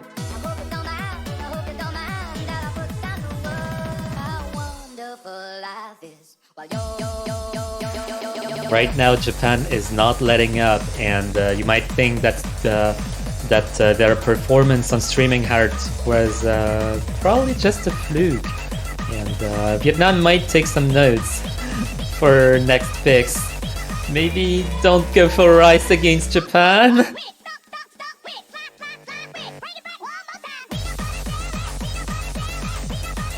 But right now, not everything is lost actually, because Vietnam is actually on a roll as well. Like, look at the accuracies across the entire room. This is top tier gameplay right now. That's true, and like the lowest accuracy is 99.87 on CPT Sevilla, and that is absolutely insane to watch. You're watching some of the best players in the world right now. There's not many players who can actually put up this kind of accuracy live in a tournament setting on demand. There's really a difference between getting a good score in practice and getting a really good score in the match itself, because there's so many circumstances you have to consider. Like if you're feeling well on the day of the match, or if your how do I say this, peripherals are doing fine, and it seems like Japan is just on the driver's seat for that in this map. Yeah, let me recap the situation here. Japan and Vietnam are both on full combos. Full lobby, full combo right now. I'm not even gonna talk about one single miss is gonna change the entire situation. Even one single accuracy drop is gonna change the situation right now. But please, can we not hope that anyone misses here? Because if that happens, that would be very heartbreaking for either team. This matchup is actually really insane to watch right now. AMD is matching against Taeduan. G2T is actually not really matching against anyone really, actually making the difference for Japan. And Yoppie Yugen actually matches with Sivelia and Magnifestio. That's true. And wow, Chi-Don Gaming and AMD just going at it. I would have assumed this would be tied between the two of them. Oh, never mind. I think Chi-Don has a slight advantage in accuracy. Yeah, just think about it. If G2T actually drops down to 99.88, all of a sudden it's a tie. Can we just talk about it? I don't know. What in the world was that? Imagine losing a pick like this because of with the 2989. Oh my god, I do not even know how to process this. Look at this lobby. Wait, look, both teams only conceded 200s in total. Look at the difference between AMD and Taeduan. 300s. And then you compare the rest of the room, like G2T and Magnifest. Like G2T had a very, very good ratio and one single 200. Imagine if G2T had maybe one or two 200s more. The lead would have gone to Vietnam, actually. It comes down to absolutely nothing. And this is what's absolutely nerve-wracking in this matchup.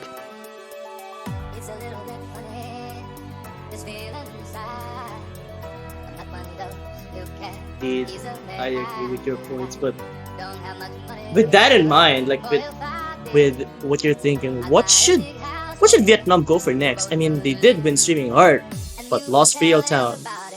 I'm not sure if you should go for any of the tech picks in general, because I think Vietnam is a choke-prone team. Unlike Japan, I think Japan is very consistent at Rise. The thing is, Vietnam also has a long note, lineup, so I'm expecting some long note picks from Vietnam. Perhaps in some of the most straightforward picks, like Don Val. Don Val is probably their best bet right now, but maybe they're saving it for later. It could be, but if I were to choose a map though against Japan, I think Formless Canvas makes more sense, since if that would be the more mixed oriented. Meanwhile, Dornwald I think is the density one, and since it's a little bit more straightforward, Japan could probably try and snatch it. But still, it's LN, so you should definitely pick something like that against Team of Japan. No, we're gonna be seeing an all-rise battle right now. Vietnam actually picking Traveler, almost picking Rationalist by mistake, but it's gonna be Traveler, and I don't know. I do know that Japan, while Japan definitely has the advantage in terms of straightforward jump streams, I do not know how Japan handles this type of technical picks.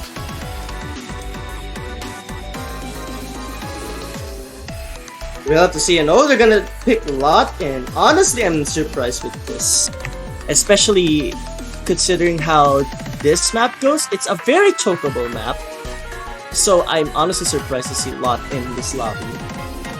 Yeah, the interesting thing, Lot, please don't jinx your own team. Please don't jinx your own team in chat. Please do not say anything. I know, right? But you know, I mean, let's just hope no one is gonna be jinxed, right? Let's support them, everyone. Just support everyone. Wait, France just got a point on the hybrid against Malaysia. Wow, that's really impressive. Let me look at how to win. But for now, we're gonna focus more on this pick. Yeah, because this pick is going to be pivotal in how the rest of the match is going to go. Maybe Vietnam is going to get the point and nothing's going to happen. The status quo is still going to be, I guess, balanced in a way. Or Japan might get the first break point, and things are going to be getting a little bit interesting going forward. So, wow, look at Lot's act right now, 99.98. Man, that is really scary. This is not, and the worst part is like, this is not even the first time I've seen an act like 99.98. But this map is known to be very chokeable. And oh, it does look like the lead is slowly shifting to Japan. I think it's because of Magnificio dropping some act, and so does Lot. No, it's literally tied, I think. It's actually switching back and forth between the two teams. AMP is matching against Tidwan again. Yoppie again is dropping some accuracy, but I think G2T and Yoppie were actually matching with Lot and Magnificio, respectively, but having lost some accuracy, the lead is going to go towards Vietnam, and no, Yoppie Yugen actually missing. That's going to give the lead to Vietnam, definitely. Yeah, that certainly gives lead. But not only that, the drop from Yoppie Yugen was pretty dirty as well. And I think Vietnam, if they keep this up, it's gonna be their point, but no misses so far on the Vietnamese side. Well, Japan has won. And for a map this short, that's actually pretty big. I think Vietnam takes this and has it in the bag. What is... What? Wait a minute. Oh my god. Tidwan, please! Tidwan, please. What is this performance from Vietnam? Look at the ratios. How do you... Wait a minute. Is this a 5? Wait, that's a 5-way 2-digit 300 count. How is this possible? Oh my goodness. How is Vietnam so good? Oh my god. This lobby, this team score from Vietnam is actually disgusting. Without the miss in the end by Tidwan, this would actually have been a really nasty team score. But also Japan getting a really good result as well. This lobby is just something else. Really, just a really impressive lobby in general.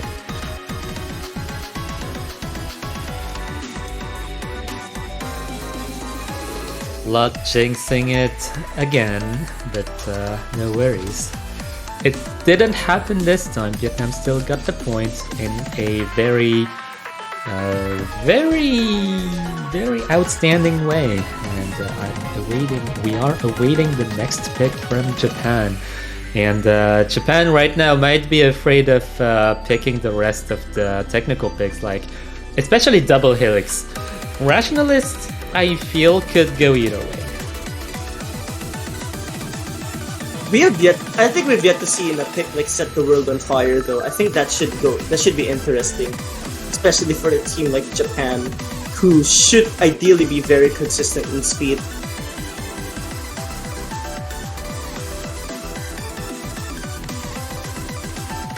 Oh, let's go! We're gonna see the SV. That's gonna be interesting. I'm really curious to see Japan's scores on the SV. And considering this is the #1 seed in SV, I'm so excited to see how they do. See the appearance of one of the SV carries for Japan, Ice Cake.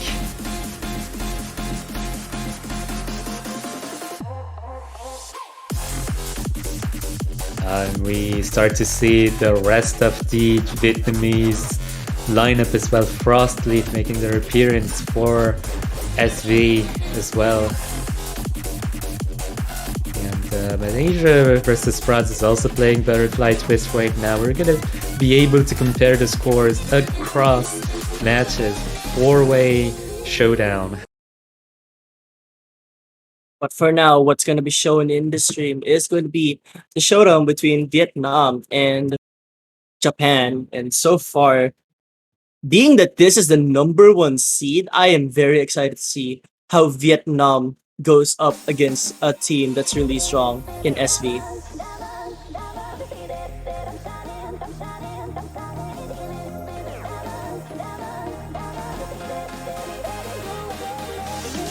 It seems that I think everyone in the lobby has actually trained this pick, so this SV comparison is going to be absolutely tremendous to watch, because in SV picks, the accuracy variations are going to be much more all over the place, so we gotta have our eyes glued to the screen right now. And Frostleaf is going to be the first one to have drastic accuracy drops right now.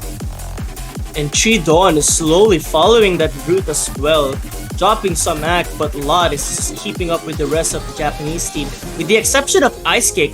99.9 after this long, the map is really, it's just out of this world, let's say.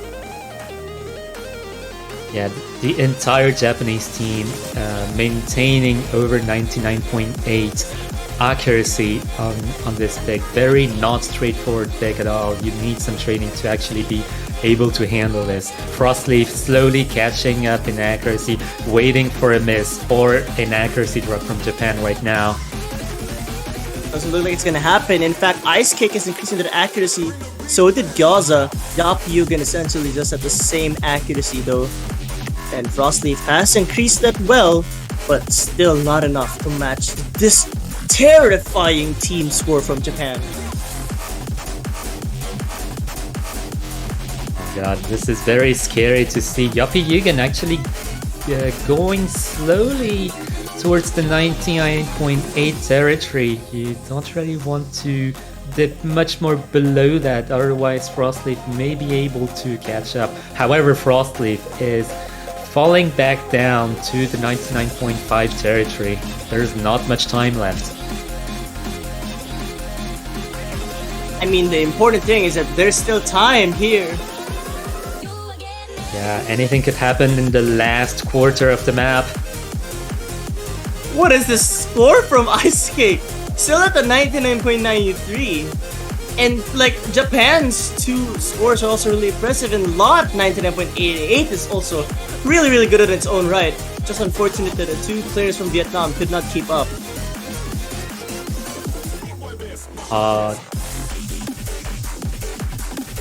Oh man, this is very nerve-wracking to see Gyoza briefly dipping below the 99.8 territory. This is getting a little bit dangerous, but Japan still getting the decisive lead here.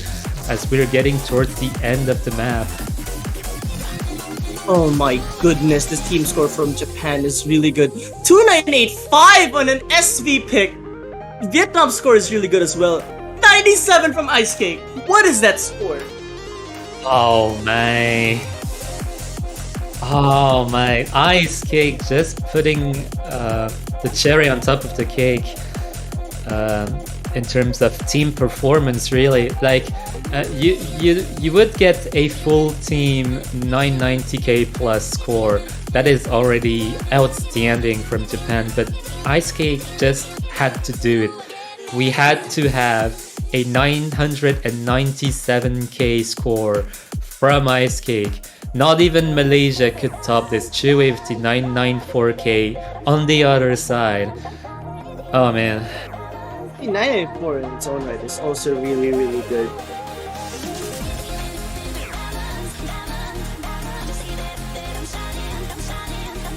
With that out of the way, we are out of SV ticks, and Japan's SV domination will not be used anymore in this match. Back to our regular Rise versus LN and potentially hybrid showdown, but a lot is gonna be picking Rise number 5, Rationalist. I've mentioned before that Rationalist could go either way.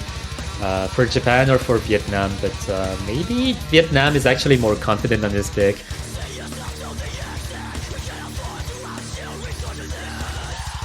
Well, I'm not sure if either way is the right term here because it really just depends on who chokes more, I think.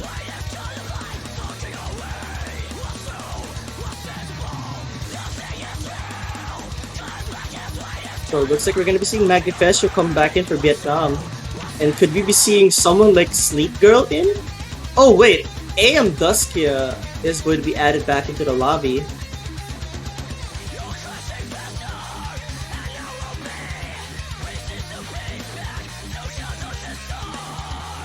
Yeah, I feel like this is gonna be... Well, I said this before. I know I said this before when Japan and Vietnam were 1-1 on the Rise pick, but this might be the point that decides the how it's gonna go forward in the match. Like, for now, we're seeing a back and forth, and I think for this matchup in particular, it just comes down to the first country that breaks the back and forth, that breaks the status quo, and actually gets momentum, gets maybe 2-3 points in a row, and just takes out to victory.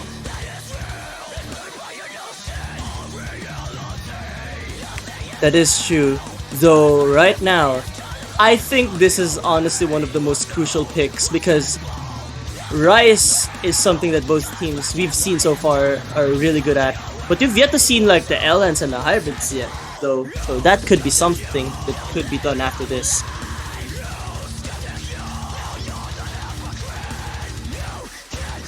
Yeah, honestly, the respective decision of Japan and Vietnam keeping to Rice and SV is quite an uncommon one, but it's a quite welcome one for content. I mean, we're getting some really close matchups right now.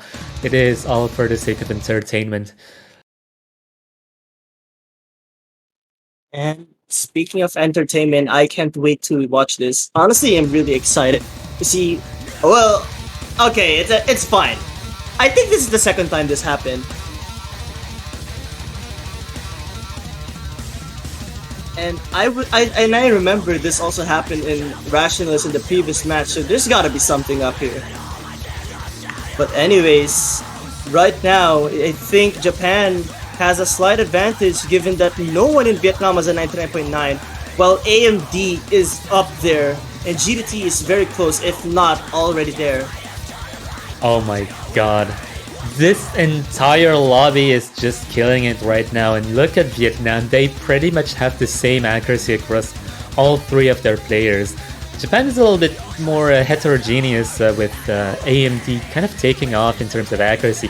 G2T actually catching up to AMD, maybe overtaking them.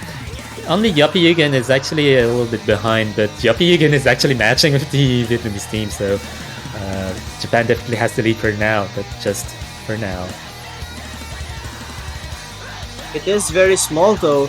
Any single 200 drop from Japan could probably give it to Vietnam, but so far this athlete has, it's kind of sizable, I guess, but it's no joke, it's no slouch. You can't feel comfortable about this.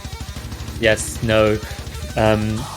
You really have, well, as a spectator, as a commentator, you really have to keep your eyes glued to the screen, look at each and every single accuracy drop right now. The trend is not changing right now, and actually Vietnam as a whole team is actually gaining accuracy. Can Vietnam gain 99.9? Three-way 99.9? No, 3-1 is actually going to be dropping combo. That's not going to be good for Vietnam's pick. These mini jacks can still be chokeable though. Japan has to miss now if Vietnam wants to have a chance, but it doesn't look like it's gonna happen. But never mind, Yuppie's gonna drop. But is there enough drop? Twice! Oh my god! That made the difference just below 7,000 points. Oh my god. Oh no, it was way too late for Vietnam. If Yoppie Yugen actually missed earlier in the map and not right at the end, Vietnam could have had a chance to actually catch up, but no.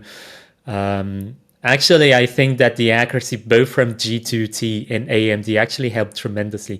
Look at the ratio from AMD. Sub 100 regulars, regular 300s. That's true. Honestly, getting close to double digits and like getting double digits alone, double digit 200s, I mean, on a map like that is really impressive in its own right. So, I was talking about momentum, and Japan just got their first breakpoint, and right now it is Japan's pick. So Japan can pick a song, pick a map that they're comfortable with, potentially get another point, and keep the momentum going. The problem is, look at the remaining picks. In my opinion, there's no pick that is actually comfortable for Japan, and that's the entire problem. I agree, but at this point, I think you have to pick Rice again. Probably something like Set the World on Fire, I think, could go well for Japan. I feel like it's not even the best pick. It's like the least worst if Japan can actually sustain this kind of physicality. And in my opinion, in my experience, I think Japan is perfectly able to do it. But it also comes down to how Vietnam is able to hold it, because it is one thing to be able to play a pick, but it is another thing to calculate how the opposing team is going to perform on that particular pick. Your goal as a team is to win points. It's not necessarily to perform well in the match. Wait a minute, am I seeing this right? Japan going for an Ellen pick. What is going on? That is incredibly risky. That is incredibly ballsy from the Japanese team, because Vietnam, some of the long-standing names in Vietnam have been known for their long note accuracy. Like Lots LNs is almost out of this world actually, and I'm really curious to see how this matchup is gonna go. Maybe Japan needs some more information, and they're actually utilizing their breakpoint to actually kind of bet on a point actually. That's very, like, that kind of strategy is interesting. Yes, you do have a like, what do you call this again? A 1 point buffer, a 1 point leniency, but still, you should not pick something that you think will not be something that you have a good chance of winning on. Well, considering the remaining picks, and if Japan is not feeling comfortable on Set the World on Fire or Double Helix, especially given how Traveler went, I think it's very justified that Japan might want to try something else, but I would have expected the hybrid before a straight up long node pick. Oh man, but like the difference right now is so close. I think it's because of G2D being a little bit behind. Yap Yugen's matching a lot. Ice Cake is above Chidon Gaming. G2D is also matching them, so I think this should be a little bit onto Japan's side. Oh my god, Yoppie Yugen actually dropping from 99.9 right down to 99.79. We're trying to catch back up to the 99.80, but right now the advantage is going to go towards Vietnam right now, but the lead is minuscule. A lot is increasing that accuracy, by the way. Now at 99.94. Oh no, this is going to come down to absolutely nothing. If Vietnam actually drops some accuracy, drops the tiniest bit of accuracy, the lead is going to go back to Japan. Yeah, that's true. Honestly, this whole lead is because of Lot being the charge that Vietnam absolutely needs. But any miss from either team would be bad news, as that's gonna give essentially the other team leniency to be to have one miss. And I think definitely the team that does not have that leniency is Japan. Yeah, the thing is with Formless Canvas, this pick is really chokeable. And misses are quite honestly expected for the common team, but Japan and Vietnam are not common teams. True, but like right now we're at the last 100,000 or something points. Can Vietnam steal a break point that they really need? I think they seal it unless a last minute miss happens, and it does not. Oh man, we are seeing back-to-back breakpoints, and we are back to the status quo. And look at the score from Lot. 129 regulars. V1SS, this score is absolutely blasting the hell out of the entire rest of the lobby. See, the thing is, for what I've noticed, all three of Japan's players beat the scores of the second and the third best of Vietnam, but Lot's score is just way ahead of everyone else. So ultimately, Vietnam takes that.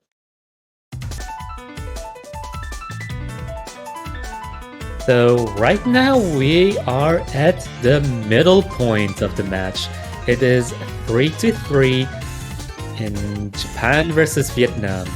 It is a first to 6 points. If Japan and Vietnam actually continue to trade between each other, and the remaining picks are going to be very, very tough to decide, and Vietnam actually picking Donvald is not going to help, because the consistency on long notes from Japan is actually kind of dangerous, despite Lot's dominance on long notes. You gotta start to wonder whether Japan or Vietnam is actually better on the tiebreaker. The tiebreaker? Wait, who would even have the advantage of the tiebreaker at this rate? I have absolutely no idea. I think either country could take it depending on each of the players, I guess, affinity with the map itself, really. It might come down to players' affinity with the map itself. That's true, and right now we're going to be seeing if which team would take it. Can we see a third breakpoint in a row?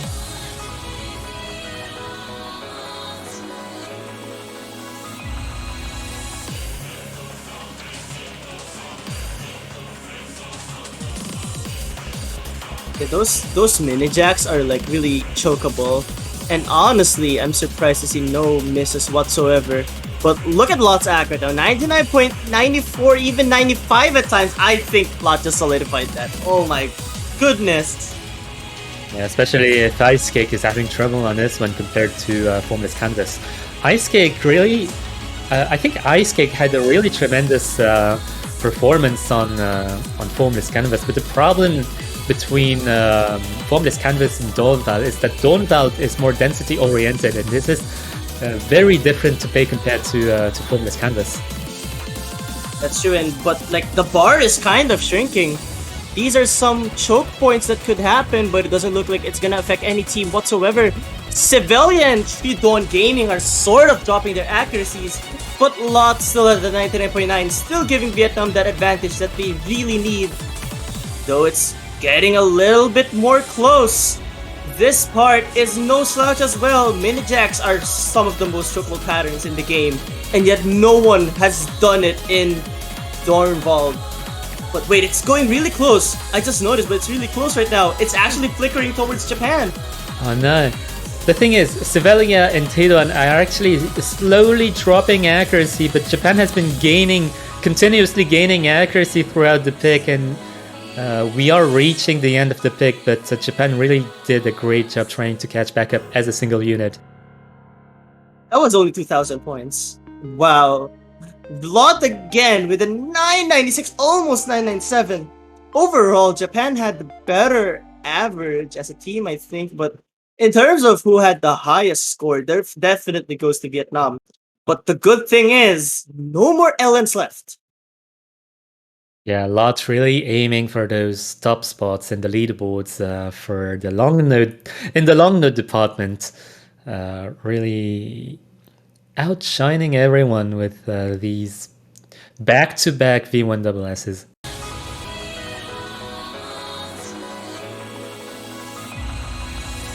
It's really, just really impressive. Honestly, just goes to show how solid of a tournament player Lot really is.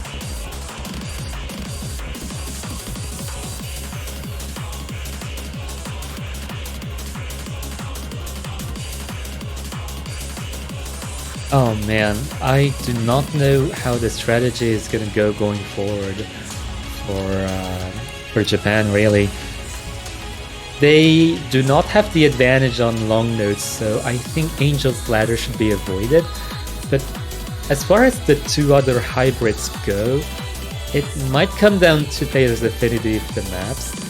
And as far as Rice goes, I guess it kind of depends on the chokeability of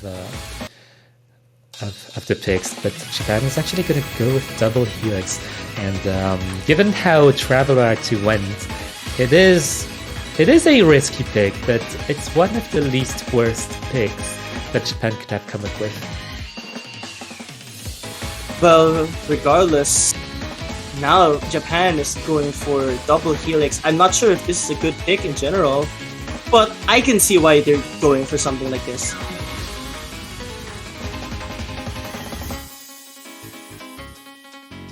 Alright, we're gonna see the reappearance of some players. AMD doing their comeback, and Manifestio, the Vietnamese side.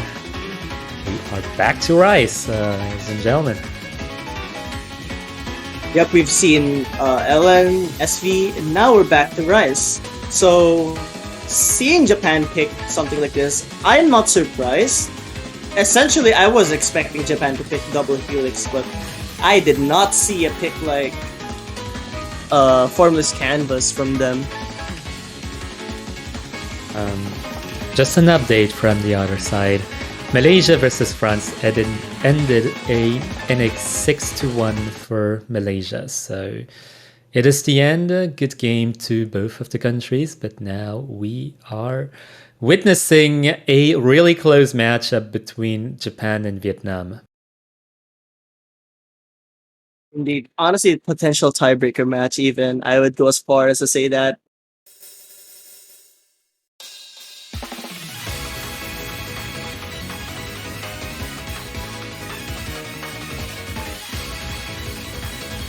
Okay, two players with mirror on this one actually, and this might actually be justified because some of the passes, some of the trails especially, might be better taken from one way or the other, and maybe even some mini jacks, maybe some triple jacks might be taken from one way or the other more comfortably by some of the players. But right now, it does seem like Vietnam has advantage given that Yop Yugen is actually dropping Akin. There's the miss! Oh no! That is not good on the Japanese side. Yeah, if Vietnam actually wins this pick, this might give them momentum. The momentum they need, the match point the momentum they need to actually close this match entirely. So remember, still no more Ellen picks left, so I'm not sure if you could comfortably say that Vietnam can just take it away. Because there's still a lot of this map as well, and still chokes are possible for either side. But so far, it's only happened to Japan. Yeah, thing is, I think if Vietnam wins this pick, they're in a very good situation because they can actually consider a hybrid pick like Angel's Ladder, for example. I think Angel's Ladder is their best bet. Don Gaming absolutely carrying the load that Vietnam needs. Lot and Magnifest Show also doing their part. AM Duskia as well, 90 up at 93. GDT also doing amazing. It's just an unfortunate miss from Yop Yugen, really. But still, a lot of map. Still a chance to choke for any of the players for Vietnam if Japan were to hope that it's still not done. Yeah, it's actually a three-way 1v1 right now. AMD versus T1, Magnifestio versus G2T, and Yoppie Yugen versus Lot. Just maybe hoping that someone actually breaks this three-way 1v1 in some way. Doesn't look like it's gonna happen though. It's just a really solid performance for both teams, and a triple FC from Vietnam essentially just keeps it secured. The win, I believe, should go to Vietnam, assuming no deadly chokes. Oh my god, what are these two teams doing? Yeah, the entire lobby actually handled that ending tremendously, and oh my god, 98 300s from AMD right now. This is very impressive, but that's not going to be enough to gain the point back. Wait a minute, what is going on in the chat right now? Oh no, that might not be a good situation for Vietnam. Okay, so for T1, I'm actually looking at the MP link right now, and T1 actually had 108 300s, so that's also a very, very outstanding result. But yeah, I don't think Japan would have had gotten the point without Yoppie Yugen's miss. So ultimately, it was just meant for Vietnam to take this point, unfortunately.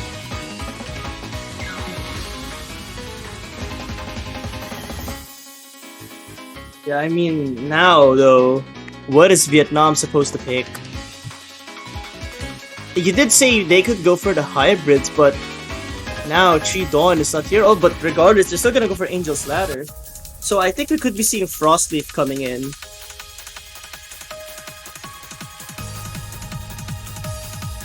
Yeah, it's a little bit difficult to juggle tournament duties with real life duties, as we might be seeing in the game chat.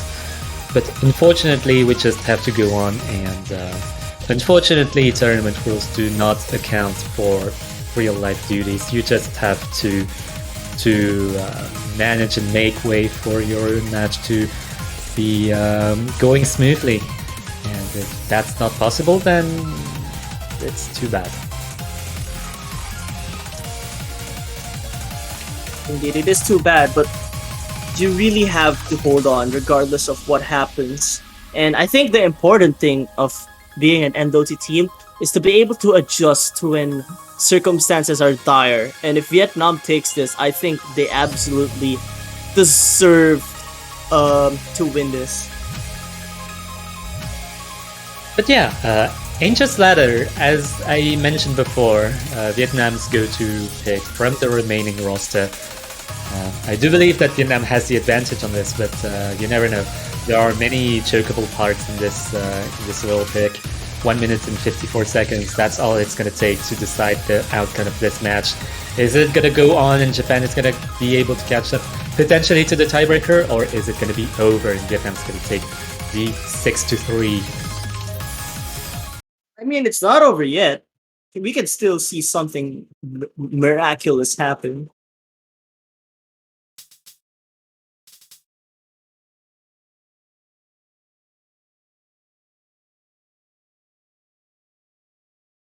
But yeah, here we go. Angel's Ladder. This is I believe this, regardless of what happens, this is Vietnam's last pick.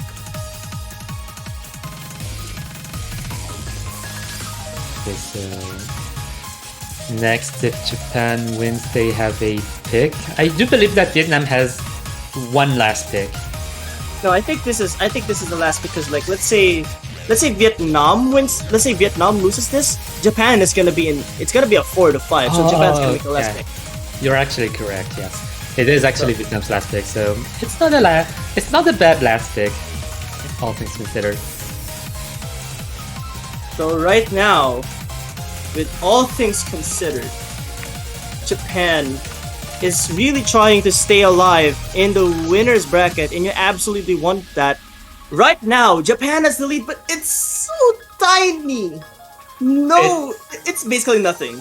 It's actually back and forth, and Manifestio being in the 99.6 territory is actually quite dangerous for the Vietnamese team, and the accuracy is actually trending downwards for the Vietnamese team compared to the Japanese team. So the Japanese team is actually gaining accuracy, and by gaining accuracy, they increase their lead, and this is actually going to be sizable and visible on your screens right now. Oh no, but Yapi Yugit is gonna drop some act that is gonna be really big as well for Vietnam. But ultimately, no chokes are happening on the Japanese side. But Magnificio is gonna drop! That's gonna be huge for the Japanese team! Oh my god. Japan has a chance! Japan has a chance to take it to tiebreaker, and I absolutely do not know how tiebreaker is actually gonna go, seeing the results on this first hybrid of this match. Oh man! And once again, Japan has taken a point. It is not over yet. It's not over yet. Japan still has one pick on the board. Like what you said about who's gonna win a tiebreaker. I also have no idea, considering who won this hybrid pick. Yeah, it's just unfortunate that the amount of 200s on Manifestio's side was not really compatible with Vietnam's strategy of going for Angel's Ladder. It's really unfortunate, but yeah, that's going to give Japan the last regular pick before the tiebreaker of the match.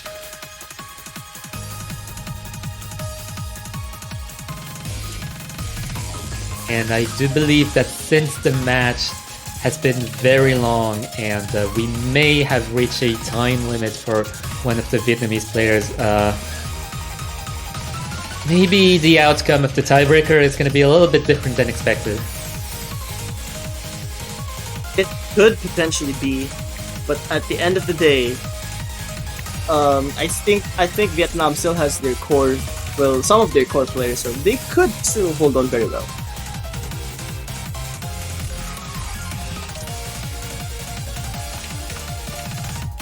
Yeah, it's not gonna help the Vietnamese side if Lot's middle finger is actually giving him the middle finger in return, but Crocus is gonna be the next pick, apparently.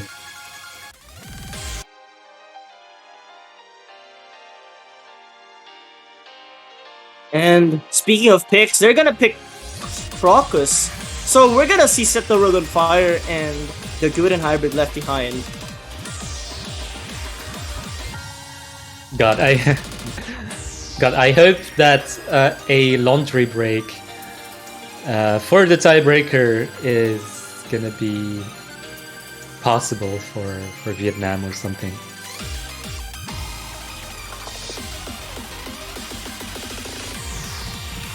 Yeah, I think have either teams taken a tactical timeout? I don't think so.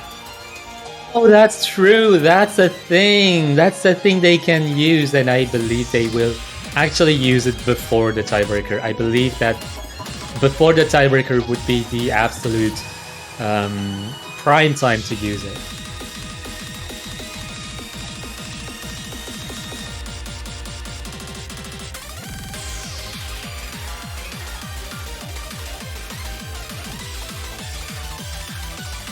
Oh man, this entire match has been an absolute blast. Like, it's not a classic back and forth, like you know, like the classic Rise versus LN.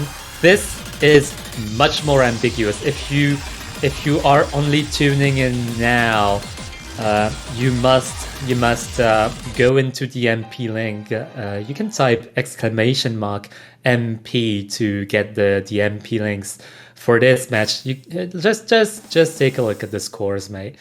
Just take a look at the scores. And right now, we're just waiting. This is gonna be the last normal pick, regardless of what happens. Crocus, and what a way to end this normal picks as well. It looks like we're just waiting for client to load up, and here we go.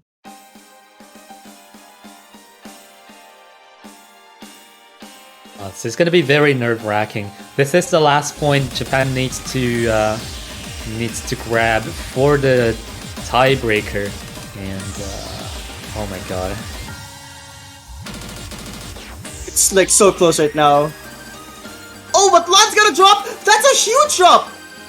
To drop it below 99 as well for a bit. yeah. If you, for the record, if you miss before the 400 combo mark, it's actually really fatal in terms of accuracy. But as you can see, Lot is already catching back up in terms of accuracy, back to the 99.5. Yeah, I mean, that's a huge increase, but at the same time, that huge drop really gives Japan a huge chance of keeping this. But there's a lot of choke points in this map, and that's really one of the scariest things about this one. Oh, as I say, that GP is gonna drop.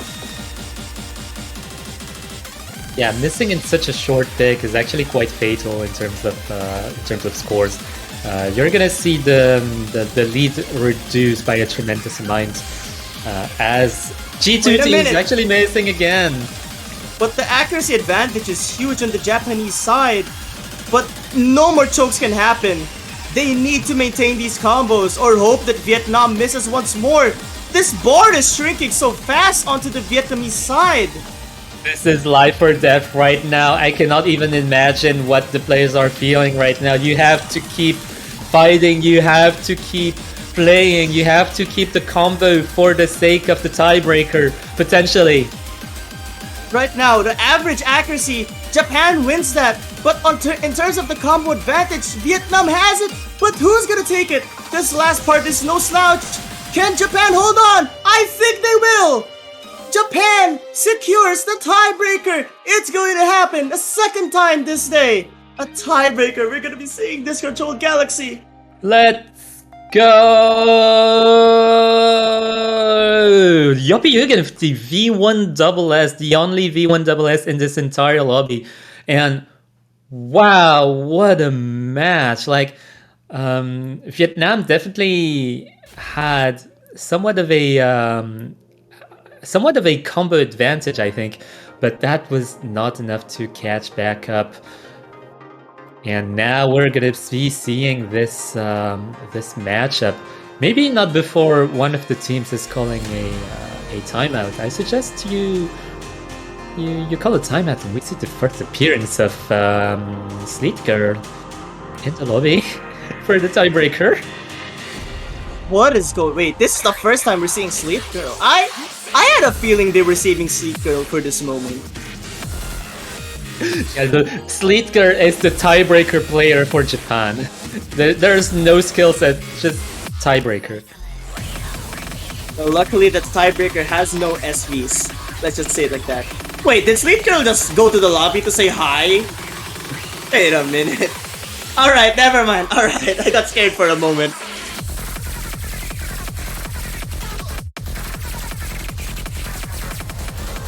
Can I just say though, Japan winning that hybrid was reminiscent of them winning Black Ray last year. It was exactly the same situation. Hybrid was the last pick, and then Japan just won that.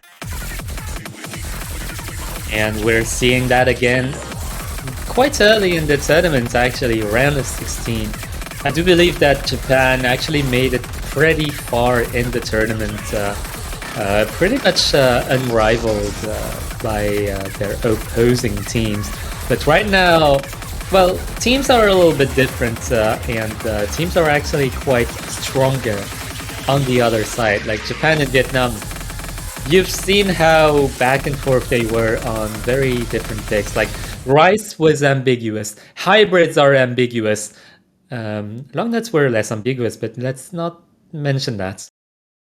I'm a little surprised to not see AM Dusky play this, considering how physical this map is. But at the end of the day, these two players are also really good in that aspect. But Vietnam, I'm not sure. I'm not sure really how this is just going to go in general. None of the countries actually calling for a timeout.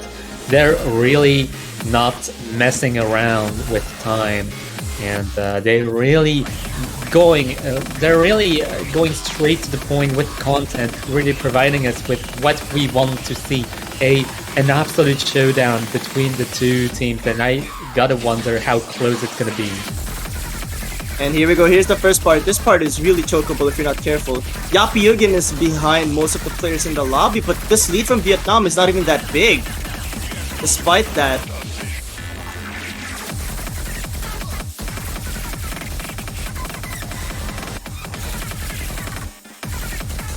God, those jacks are so chokeable, and everyone's just laser focused right now. Yapyugin dropping kind of a little bit behind in terms of accuracy right now. 99.4 compared to the rest of the lobby. That's going to be giving the lead to Vietnam right now, but nothing is decided as we are only in the first fifth of the map. wow, we're just seeing 6-way FC right now. And I think that this part is really chokeable, yet no players have missed so far into this map. Wait, never mind. Lot is gonna drop on that elite section. Unfortunate, and it's gonna give Japan the lead, which they really need right now. My god, that's gonna give the lead back to Japan, and Magnifestia is cementing the lead to Japan right now. Japan still on the three-way full combo right now, trying to catch back some accuracy. G2T is actually doing tremendously well for the Japanese side. Wow! How Now, to maintain such focus. and now, Yapyugin is almost matching Sevilla and Lot's accuracy, which is huge. But DDT and Sleet Girl are gonna trade those misses in Vietnam had. So this lead is going to reset anytime soon. Yeah, absolutely. Sleet Girl and G2T actually missing at the same exact time, but Magnifestio giving some of the lead back to Japan.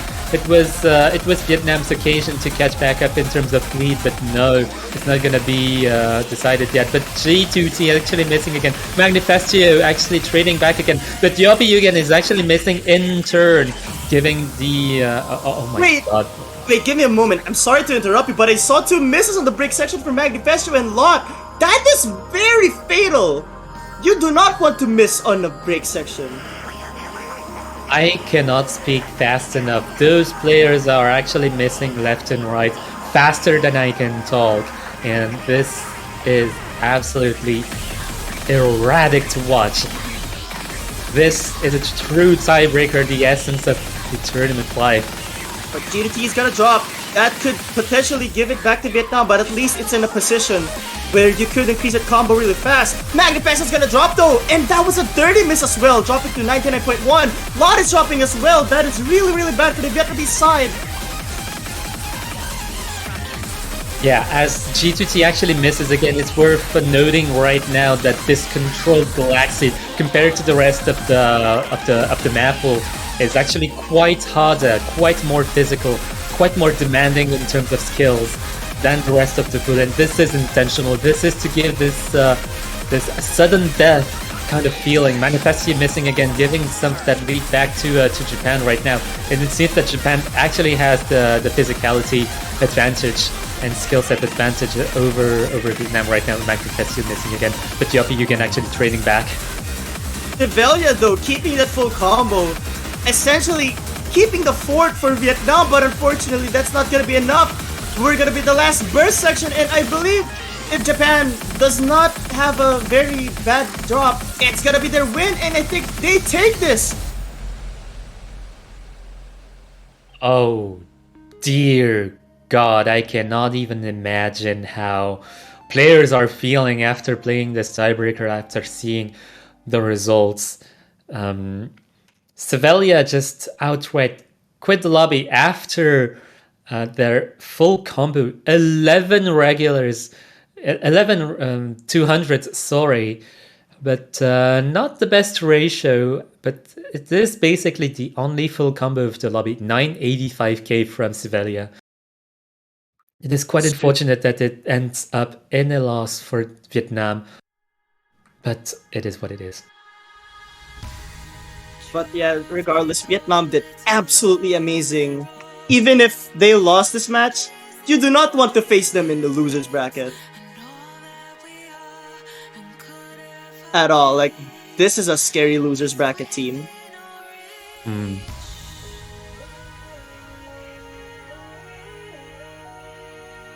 Oh my god. How is this losers bracket gonna look? This is gonna be a bloodbath. Oh my god. I know, right? Like, imagine a team like Vietnam in losers. That's gonna be really scary. But to Japan, congratulations to them for advancing on to the quarterfinals winners bracket. I believe their opponent is gonna be Malaysia. Yeah. Yeah, I do not have the bracket in hand right now, but yeah, I do believe that some incredible matches are going to be coming in quarterfinals. The follow-up matches are going to be taking in quarterfinals, and that's going to be very, very terrifying. But right now, the next match is not going to be until 47 minutes from now. So yeah, that is true. And if you want to see that match happening, which I believe is the United Kingdom versus the Chinese team, better stay tuned. And oh, we actually have the bracket here. Oh my god. Brazil versus Thailand is quite intriguing. Thailand might be the one to actually be able to take a point from Brazil. And Malaysia versus Japan is also going to be quite exciting, considering the quarterfinals pool is actually going to scale a fair amount. South Korea versus the US is also going to be quite interesting because both of those teams are, I believe, quite well matched in terms of skill sets, maybe in different ways though. But UK versus China, that's going to be an interesting one. 45 minutes from now, you do not want to miss it because China is quite underrated in my opinion. And against the UK, we might see some surprises. That's true, and like honestly, I just can't wait to see that. For the meantime, I guess stay tuned for this match. Yeah, and see you in a bit.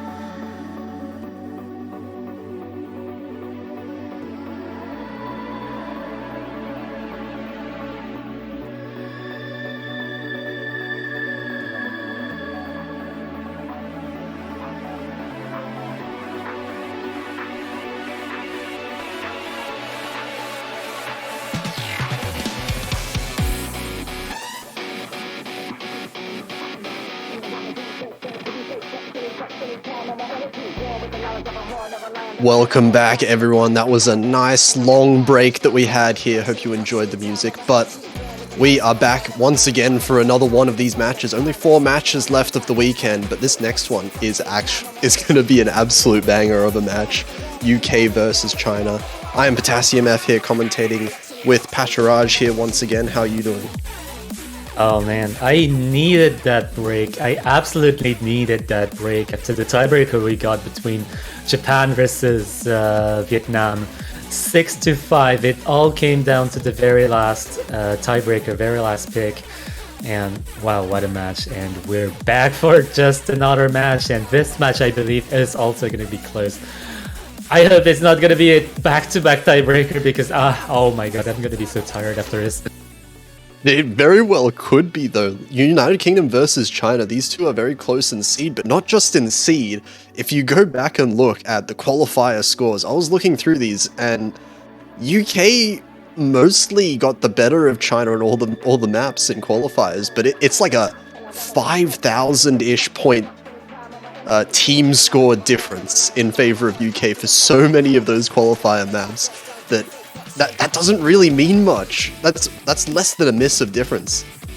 So I think these two teams are pretty much evenly matched across the board for a lot of these picks.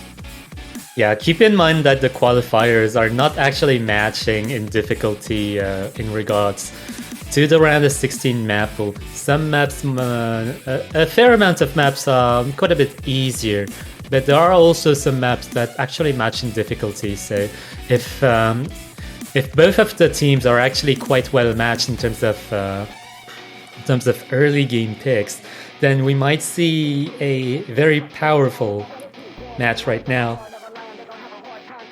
Yeah, I think it's gonna be interesting to see what is banned here. It looks like UK is gonna ban Sludge. They're not really interested in the LNs, or at least the LN release pick here in this map pool. China a little bit surprised. Yeah, I'm also a little bit surprised as well. Yeah, like the UK definitely has a long note roster with names like Ting Momentum, or I forget what are the other names, to be honest. Newson, absolutely, when it comes to long note releases, right? Oh yeah, Newson. Newson has been a long-standing name for long notes, so it is very surprising to see a long note ban coming from the United Kingdom.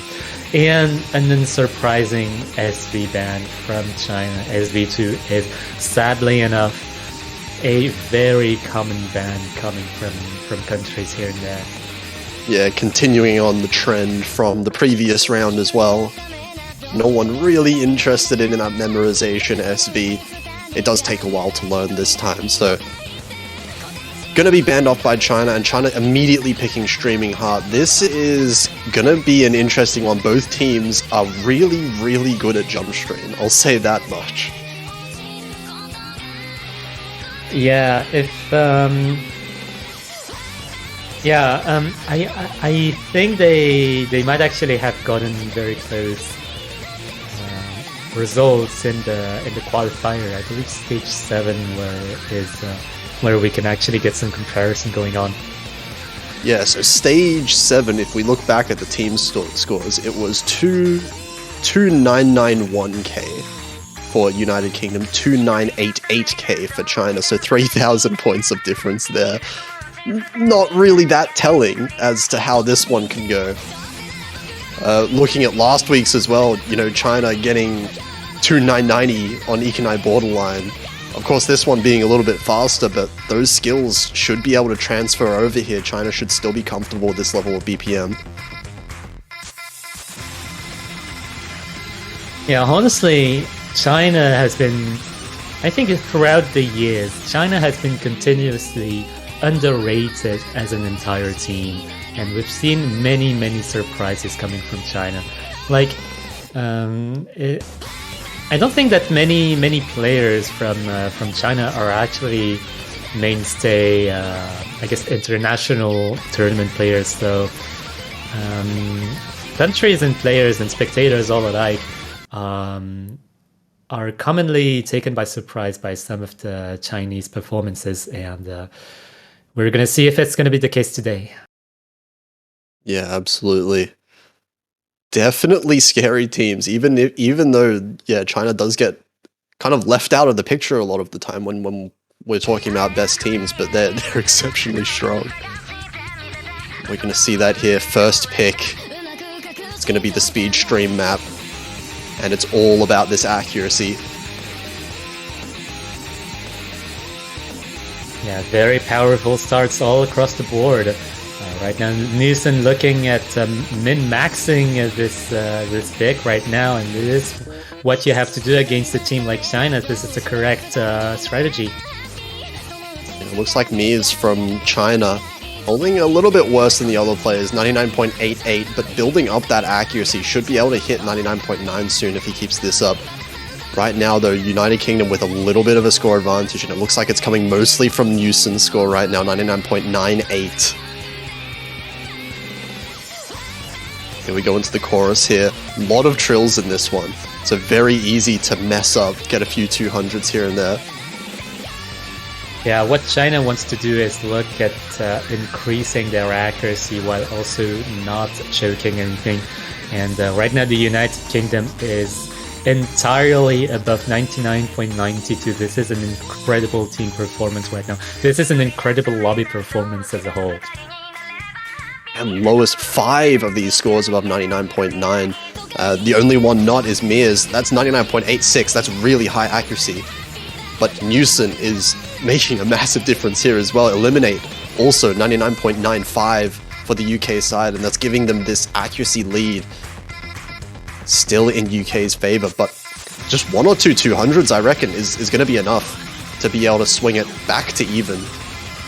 Yeah, the thing is, Team Momentum actually catches up to the 99.92 territory, actually dwarfing the entire team of China in terms of accuracy almost. Only Reimu is keeping this 99.92 accuracy, and their average accuracy is actually going ever so slightly down, and this is not the trend you want to see against a team like the United Kingdom.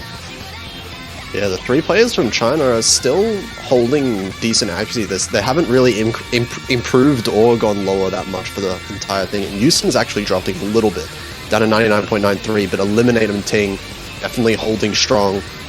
And this average team accuracy is looking really high, but Mia's finds a break at the end. That basically seals the deal. Yeah, this point was gonna be lost no matter what by China. It is an unfortunate first break point against China. Great job by the United Kingdom. 2 scores below 100 300s. Eliminate with 76, Newson with 85. Unfortunately, 1 stray 200 caught in the way. Team Momentum for V1SS as well. This is a great team score. This is like such a scary score from United Kingdom. Even without the miss from China, this is the ratio advantage for UK, so it would have been their point either way, and that's going to be a break point as well. UK managing to steal that off of China's first pick, and they're going right to double helix. Yeah, I believe that learning from the Streaming Heart result, China wants to avoid free Altan at all costs. And we're going into Technical Rise. And Technical Rise is quite a different story than straightforward jump stream like we've seen on Streaming Heart. And we might see a different result here. We might even see back-to-back breakpoints. Yeah, we could see Streaming Heart, one of those maps that, you know, if you're comfortable with the BPM, you're comfortable with the streaming, it's all about the consistency throughout the map. But in a map like Double Helix, all of these, you know, mini jacks, 3-note jacks, bursts throughout the entire map, there's a huge amount of choke potential. Even just 200s can happen very, very easily compared to Streaming Heart. Yeah, we see some roster changes, and it is actually quite uncommon to see some roster changes within the same category. We are seeing roster changes between Jump Stream Rise and Technical Rise, which is actually one interesting for each to team. see. Yeah, Both teams. Zubin subbing in for Ting and Sunny subbing in for Mia's. So we'll see how they perform here on Double Helix.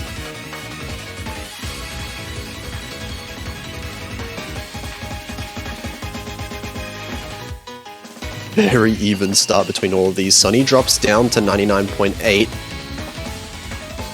While all of UK eliminate right now, 99.94, topping the lobby. Both of these team accuracies very close still. yeah. Right now, looking at the accuracies, the trend does go towards the United Kingdom right now. Eliminate with 99.95 so far, and Newson with 99.90. Oh no, and 82 now. That dropping on those long jacks, I believe. Yeah, but Sunny's dropped a little bit below 99.8. He's going to make it back up now. But overall, definitely a bit of... Oh, Newson! Oh, the trill! Newson slipping up there, and now China. Very nice lead they've built for themselves, but they're going to have to hold on. There's still a lot of the map left. Oh man, this is what I meant by technical rise being quite a little bit different from straightforward jump stream. This is where the chokes happen, this is where misses happen, and misses matter a lot in matches. If you break combo, it is an adventure to catch back up in terms of maybe accuracy, maybe hoping for a trade in terms of combo break. Yeah, and now with that as well, big accuracy drop alongside that miss from Newson. Now China have the accuracy advantage along with the combo advantage. So it's all going to be about, can they hold on for the last third of this map we're getting into, the ending of this map, notoriously difficult.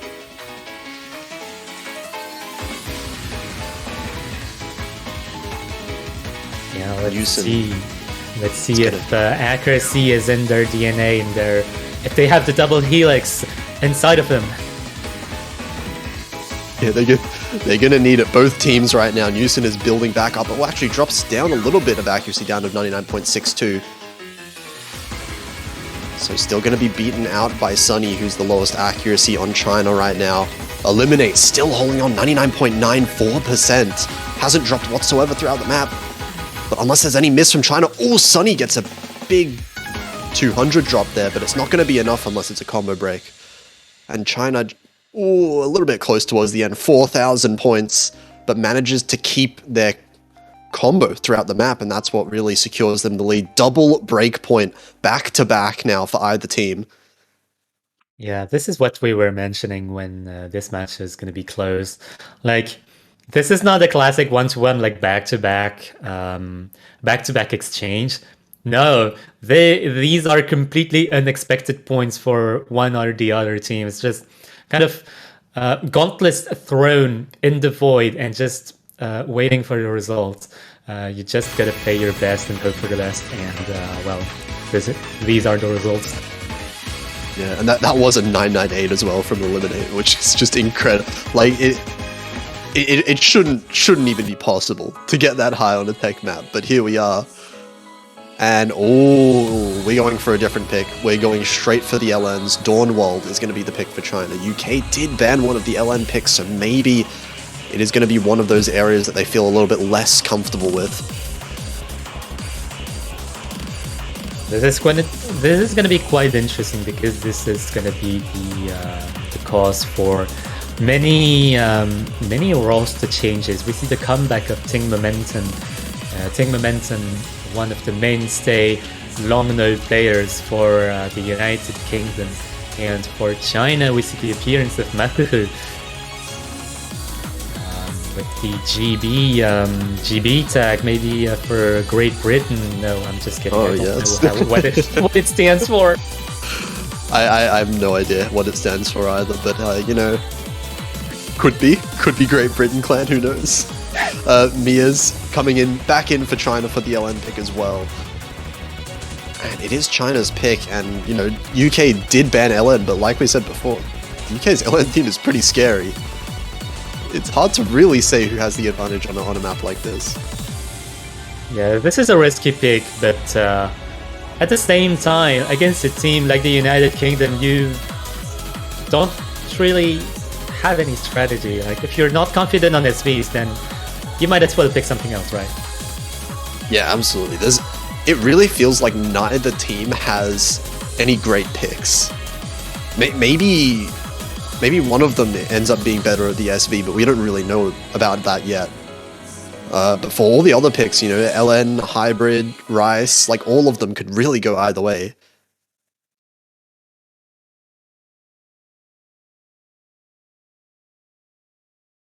Here we go, China's second pick now. We're getting our first peek into the LN pool here. I love how with the playfield, there's only D and D on the left and right of the playfield. Kind of makes it look a little bit neat, you know. It's like nice and symmetrical, kind of. Yeah, it would be really symmetrical if the other D was flipped, but it wouldn't be a D anymore. That's true. Could do it for just aesthetic reasons, though, you know. Getting off to the start of the map, there is a little bit of a trouble from Nia's at the start there. Those little bit of rice speed patterns at the start, tripping them up, but looks like the accuracy is going to be rising quite quickly. UK for now having a small advantage, but we have yet to experience the true density of this map. That's going to come a little bit later on, starting right now. Yeah, here we're just seeing the UK team in action. Eliminate, Newson, Ting. What a team for LNs. But Sunny and Mashifu not far behind at all.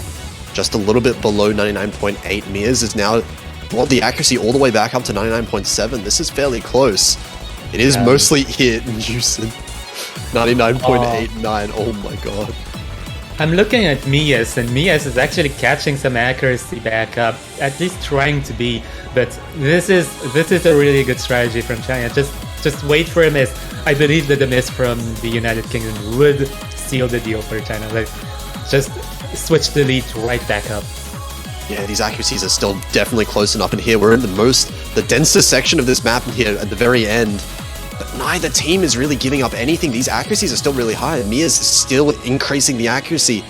But at the end of the day, no one's going to drop anything, even in the densest sections. And that means that UK are going to win the point just off of the accuracy difference from Yusin and Eliminate. 3 points, 3 breakpoints.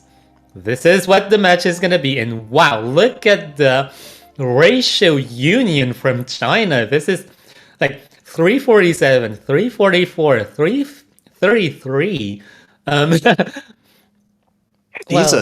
These are scary. Like, all of these players, only like a maximum of 3 200s on a map like that. Really getting good 200 counts, but it's just the ratio difference here. We can see Newson 180, better than 1 to 10 ratio on a map like that. Really impressive. But yeah, comparing the long note ratios between China and the United Kingdom, there's no doubt that the United Kingdom has an edge on long notes against China. So you really gotta wonder why the United Kingdom banned Sludge. Maybe just not as consistent potentially with a 200 count on Sludge. That's what all I can really think of there. But United Kingdom, they're going to want to go straight back to tech, it looks like. They're saying double helix was just a bit of a fluke. And they're going straight back to the mini jacks. Yeah, really gonna correct, really trying to correct this trend of technical rise, at least. And Rationalist, compared to double helix, is very differently structured. Rationalist is much more focused on mini jacks and mini jack speed and mini jack consistency. Especially consistency is going to be the key word of this match, because both teams are actually holding very, very strong.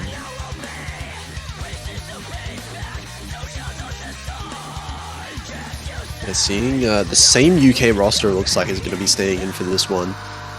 China is switching out.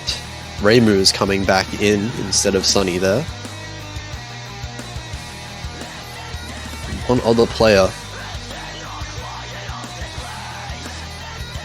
I wonder when we're gonna get some Otsufumos. This is a completely random thought, but I just had this idea. Well, like a Pippi Fumo? Yeah, maybe, but I was also thinking about the different mode mascots, like, you know. Ah, yes. You know, we've got Mari and Manny for Mania and for other modes. I don't actually remember, but a Peppy Fumo would actually be so funny. A Peppy Fumo, okay. I agree, that would be funny. I would buy that. I would buy that as well. Like, instant buy. Like, you know, screw Osu sucks. Get the Osu Fumos in. Yeah. Osufumos, that's a new idea. We can sell those ones. Yeah, speaking of merch, we also have very interesting merchandise in our store. Those are called country banners. If you want to support your country, yeah, just go in the store, buy your country banner. It will be displayed in your profile at the top of your profile. It's very beautiful, and it shows how much support you can provide to your own country, or maybe even a different country than your own. It's also possible. Of course, it's not quite a Peppy Fumo, but it's the next best thing. So make sure you go grab one here. And right now we're getting into the next pick here. It's going to be United Kingdom's second pick. And oh, that's a double miss from China. Very early on one of those mini jacks. Reimu and Mia's picking it up at the same time. Big accuracy drop as well, particularly from Mia's. Yeah, a double miss hurts really much in the grand scheme of things, and we might be seeing the very first non-break point of this match, but let's not judge too early, because the same thing could happen to the United Kingdom, because this pick as a whole is very, very chokeable. Yeah, very chokeable map. Definitely could see some misses out of UK, but this is a large lead to start off. Lower accuracy still from Reimu and Mia's compared to the entire UK team. Eliminate 99.95. Seeming like the norm here for Eliminate. Newson as well, 99.9. And Ting matching Rebellion's score, which is the highest score on China. This UK team is just cracked. How do they do this every time? Yeah, these ratios are just insane, particularly on tech picks like these. And this is a relatively short map. It's only 2 minutes long. We're already just a third of the map left. And there's still 3 full combos for the United Kingdom. Only 1 for China because of those early misses. Yeah, it's worth noting that Reimu actually caught up to 99.77 despite the miss. This is a really high accuracy with the miss. Yeah, Reimu's doing really well after that miss. Mia's as well is catching up to 99.7 as well. It's just not enough when, you know, UK has the lowest accuracy of 99.88. Houston finds a miss, actually. That's a fairly messy miss as well, down to 99.85. It's just 1 miss versus the 2 of China, and the accuracy still high enough. UK is going to be able to take that. The first non-break point of the match, and that's a 998 again from Eliminate. 64 300s. Jesus, we were like 6 300s away from having a team sub 100 300s on Rationalist 1.15. But wow, eliminated the Nintendo score. Nintendo 300s, I mean. Yeah, of course, yeah. So now, yeah, 3-1 in favor of UK. China now in a little bit of trouble. They're going to have to win a break point later on in the match, but more importantly, they're going to have to win their point now. It's going to be Angel's Ladder. They're looking to find some avenue to get some points on the board. Yeah, I believe that Angel's Ladder is a fair try from China to grasp at some United Kingdom weakness, because China got their points on the technical pick, and while they might not have been able to get it on a Rationalist, maybe they can get it on some less conventional picks like hybrids, and hybrids are the perfect category to explore some maybe unexplored avenues. Yeah, the LN didn't quite go in their favor, but they made it fairly close. The hybrids maybe might work out better for them here. It's just the Rise is looking so strong from UK. That's the one area that I feel like China might want to be staying away from.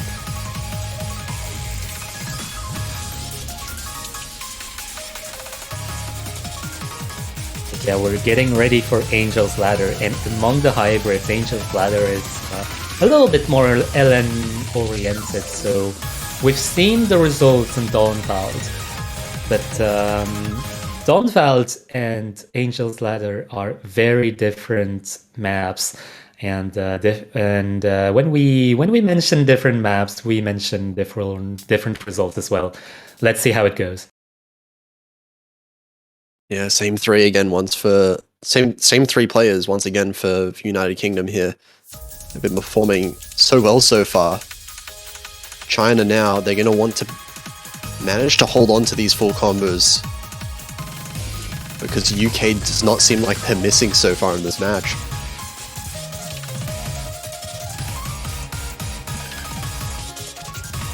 Sunny a little bit behind in terms of accuracy in the start here.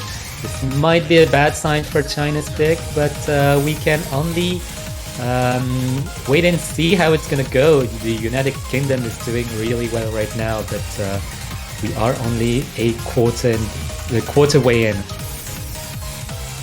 Yeah, that early accuracy lead though in United Kingdom's favor. Raymond Mears with good accuracy, but Sunny finds a miss. And that's going to drop all the way down to 99.0%. Big accuracy lead for UK now.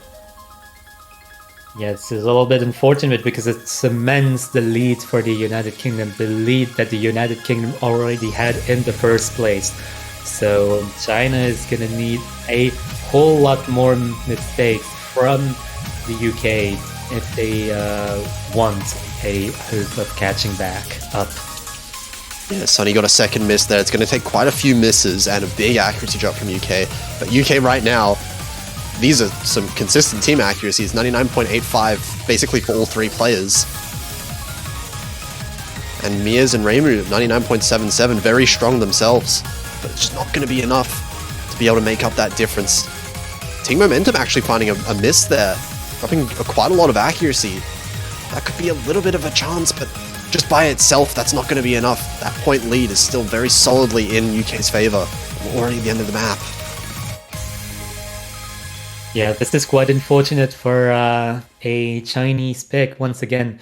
And this feeds into the UK.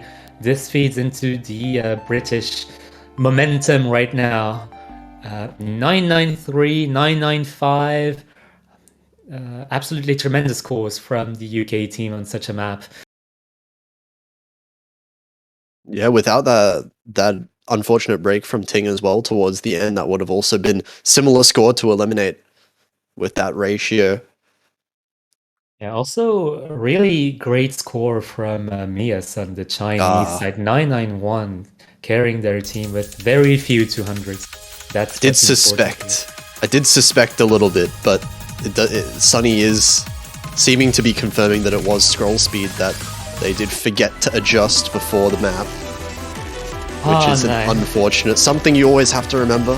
Always adjust your scroll speed if you need to adjust your scroll speed, especially if you've been practicing SV maps in particular. That's something that everyone always forgets. Yeah, it's quite a common issue, and it's another common issue that players usually have countermeasures on for this kind of thing. Just notes, manual notes, maybe even paper notes for some of the players to rely on for each and every pick. Yeah, definitely. And right now, United Kingdom's pick, they're going straight for Traveler. It's going to be the last tech pick in the pool. So far, UK have had some pretty insane tech accuracy, so it makes a lot of sense.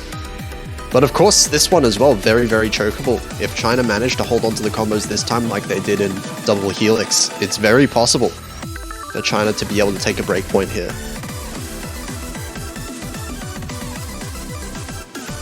Yeah, you gotta wonder where the rest of the points for China could be, but there are a fair amount of possibilities remaining.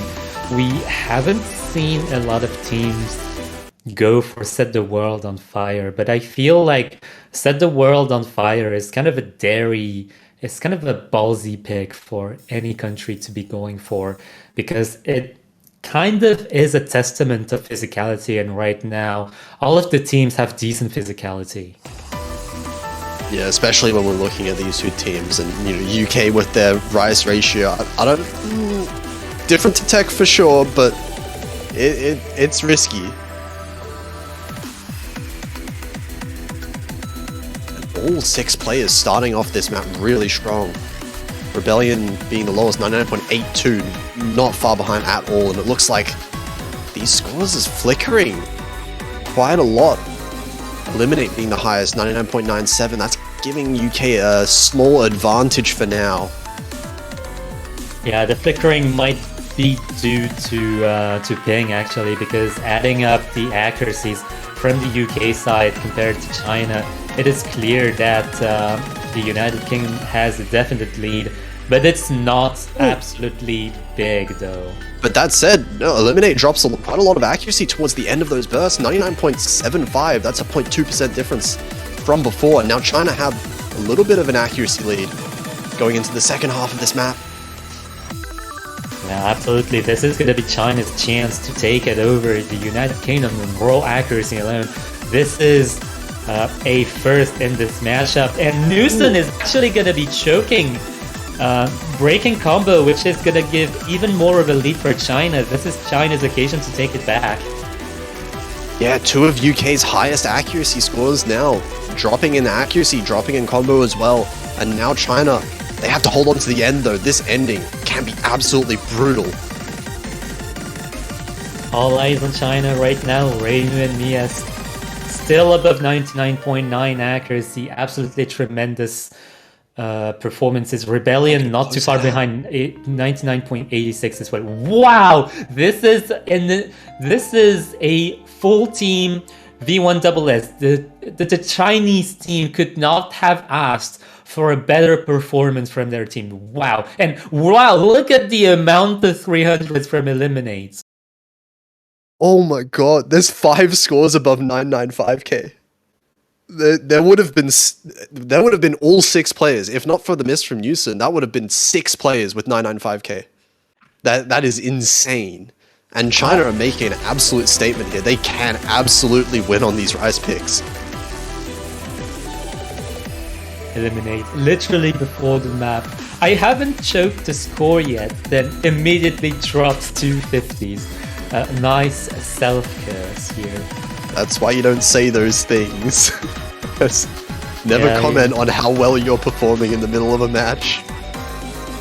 Yeah, just no thoughts, head empty. This is the kind of mindset you have to go for. Just think about your picks, but once you have thought about your picks, once you're into the pick, just focus on the game. Make your fingers go bang bang. Just maybe autopilot the pick as best as you can and hope for the best. An interesting pick coming out here from China. This is a risky one, definitely, against the UK. They did just win a rise pick, but this is not a map that I would expect chokes to come out from the UK. This is one that China's probably going to have to win just straight up on ratio. This is not a wise pick for China, because we know from Streaming Heart that the United Kingdom has the ratio advantage, but maybe China is actually banking on chokes. It's a fairly long map, 4.5 minutes. You know, there's always the possibility in a map like this that there could be a choke. But whether or not I expect it, I'm not really sure. It should be fairly comfortable for all 6 players in the lobby at 220 BPM. Yeah, really anything could happen in these 4 minutes and 27 seconds of pure stamina and mental focus challenge. But however, in long, it is worth noting that the more nodes there are in a pick, the longer a pick is, the more nodes there are in a pick, and the more diluted combo breaks are going to be in the long run. So 1 or 2 combo breaks are not going to be the end of the world for the UK team. Yeah, definitely. If they can get a significant ratio lead, accuracy lead, then 1 miss, for sure they might be able to make up the difference. But China have just shown they have the ratio as well, so if they can pull off a similar ratio that they just did on Traveler, definitely could close that gap.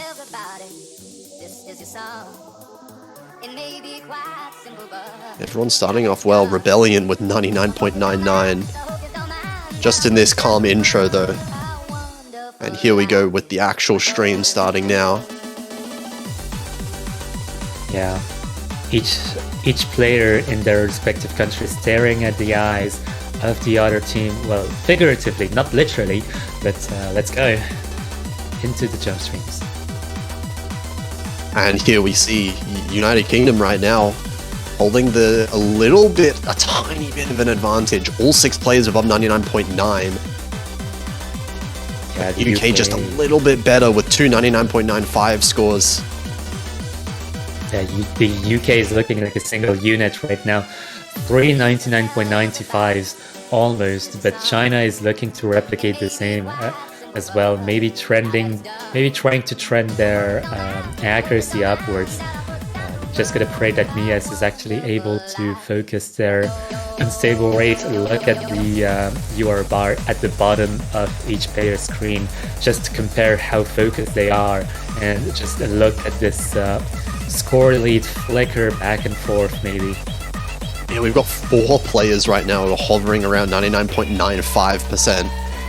All 3 of the UK players and Reimu. Rebellion and Mia is just a little bit behind, still 99.9 for both of them. So, I mean, UK gets 1 or 2 200s, and that's the entire difference, basically, between the 2 teams. Yeah, I mean, those scores are so close that even an accuracy drop might seal the deal. Eliminate. Yeah, Eliminate. Drops down just a little bit below 99.9 for a bit, but Mia's as well is also dropping down to 99.87, Rebellion 99.89, and Houston finds a miss! No, I was talking about combo breaks being diluted if there was enough in an accuracy gap, but the accuracy gap is just minuscule between those 2 teams, and a miss is going to be enough to give the lead to China. Yeah, looking at these accuracies, Ting and Reimu are basically tied, Eliminate and Rebellion basically tied as well.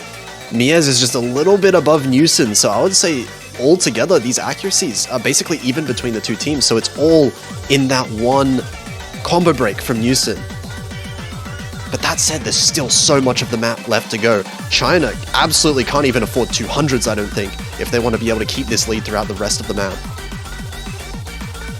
Yeah, we are in the last quarter of the map, but you know what a quarter of 4 minutes and 27 seconds are. It's an entire minute and above. And we can see Newson's accuracy is rising really quickly. This score lead, it should shrink for the rest of the map, slowly shrink. China have to keep up this accuracy. They have to keep it as high as it is right now if they want to be able to maintain this lead, because it's slowly over time going a little bit towards UK. Oh my god. Please focus. Please do not drop anything. Oh, this has got to be like a 1,000 point difference right now, or not even. We're in the outro. None of the players can afford any 200s. And let's see the results at the end. We're gonna see how far the ratios are and how much this combo break actually mattered. The accuracies are much closer than I anticipated. Oh, and all 2,000 points. And yeah, without that miss, you can see these ratios. 140, 134, 155 for UK. And China getting a, triple double S, which is really, really good. But the ratio is not quite as good as UK. Not quite as good as the UK, but the few 200s, 50s, and especially misses from the United Kingdom is gonna be enough to give the lead back to China. So yes, accuracy is something, but it's not the last word. It's not what decides the outcome of the point. And China is actually making a comeback right now. Yeah, China definitely, that risky pick for sure, but it ended up paying off just because of their consistency.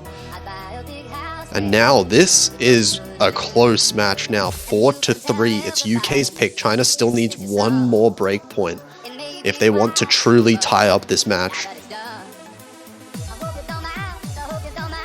There's only one rice pick left, and it set the world on fire. Do UK want to pick that? Nah, I think that the UK should actually come back, like take a step back, look at the remaining picks, maybe consider long notes, hybrids, or even SV.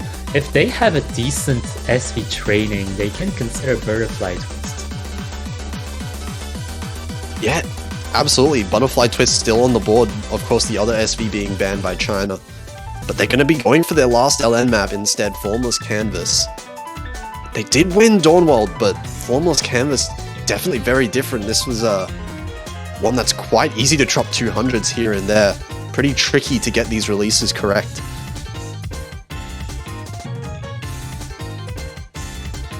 Yeah, we just know that the UK has an incredible long note roster, and this long note roster is also able to deal with the technicality and wildcardness of Formless Canvas. Formless Canvas is quite technical compared to Dawnworld, so it's a little bit of a different story in terms of gameplay. Let's see how China responds to this pick.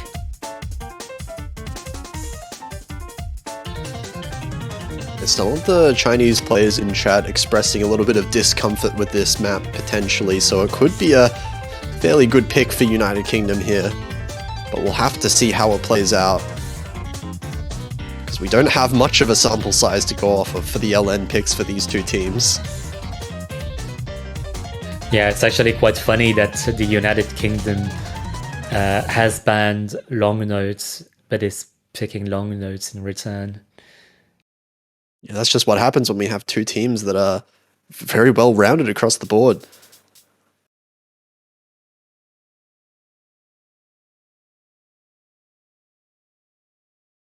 Of course, Mafufu and Sunny coming in for China as well, making a reappearance.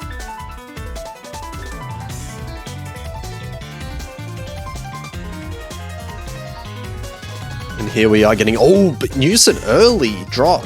That's before the 400 common mark. It's not going to have the full effect of a drop in the middle of the map, but still, accuracy lead now for China, just ever so slightly. Actually, I'm not even sure if China has an accuracy lead.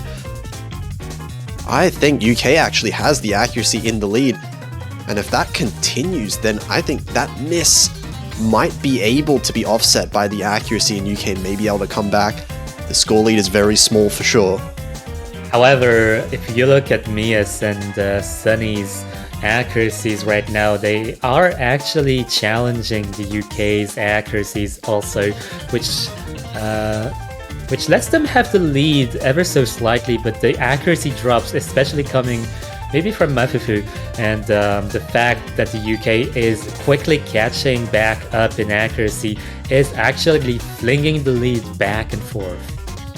Yeah, this lead now is actually gone over to UK once again. Newson brought that accuracy all the way back up to 99.8, which is extremely high with a miss, actually better than the entire Chinese team. And Ting Momentum as well, 99.85, the best in the lobby right now. And these accuracies, Mafufu finding a little bit of a drop in accuracy once again, down to 99.6.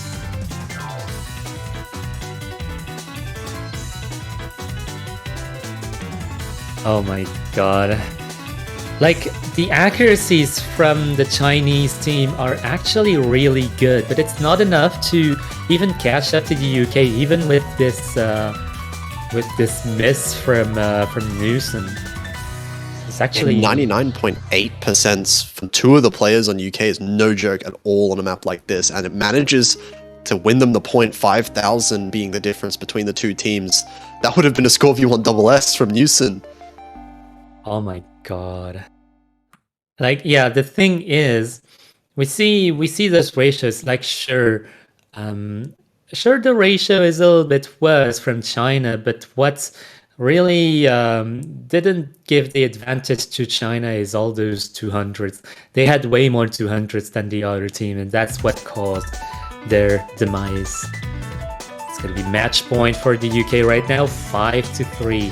This is one of the last chances for China to catch back up, and this is their pick. Yep, last pick for China. China need to win 2 picks in a row now, one pick for either team to be able to force the tiebreaker out. And the picks left, I mean, Set the World on Fire and 2 hybrid maps. So it's a tough decision for both teams, I would say, as to what to pick here.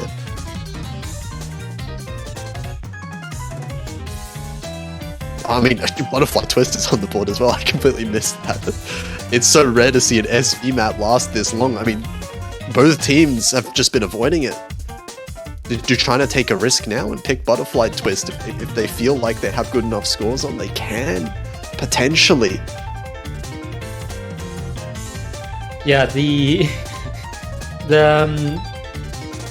poker table right now looks like an absolute mess.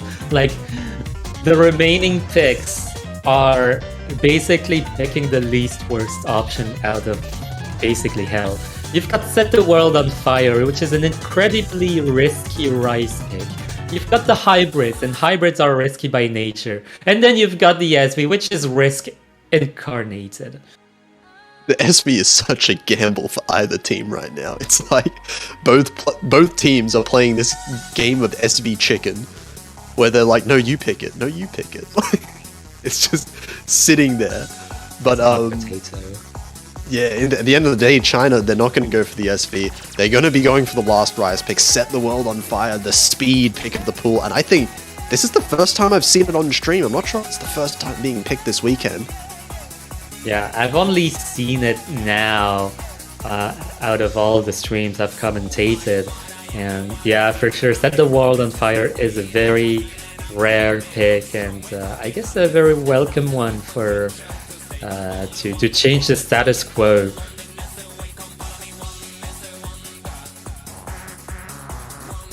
Oh yes, and Reimu subbing in for UK here, of course. But interestingly enough, Newson's being swapped out here. First time we're seeing Newson being swapped out for United Kingdom. Has been such an incredibly strong accuracy player for them so far. Yeah, but I guess in terms of physicality, the UK has this kind of boundary, and this boundary is, I guess, when they decide to kind of trade accuracy and raw skill, and their last raw skill player is gonna be Zubin. Yeah, it makes a lot of sense for Zubin to come in for the UK here. One of those players that's notoriously good at these Rice picks, especially one like this, right? An extremely fast speed pick.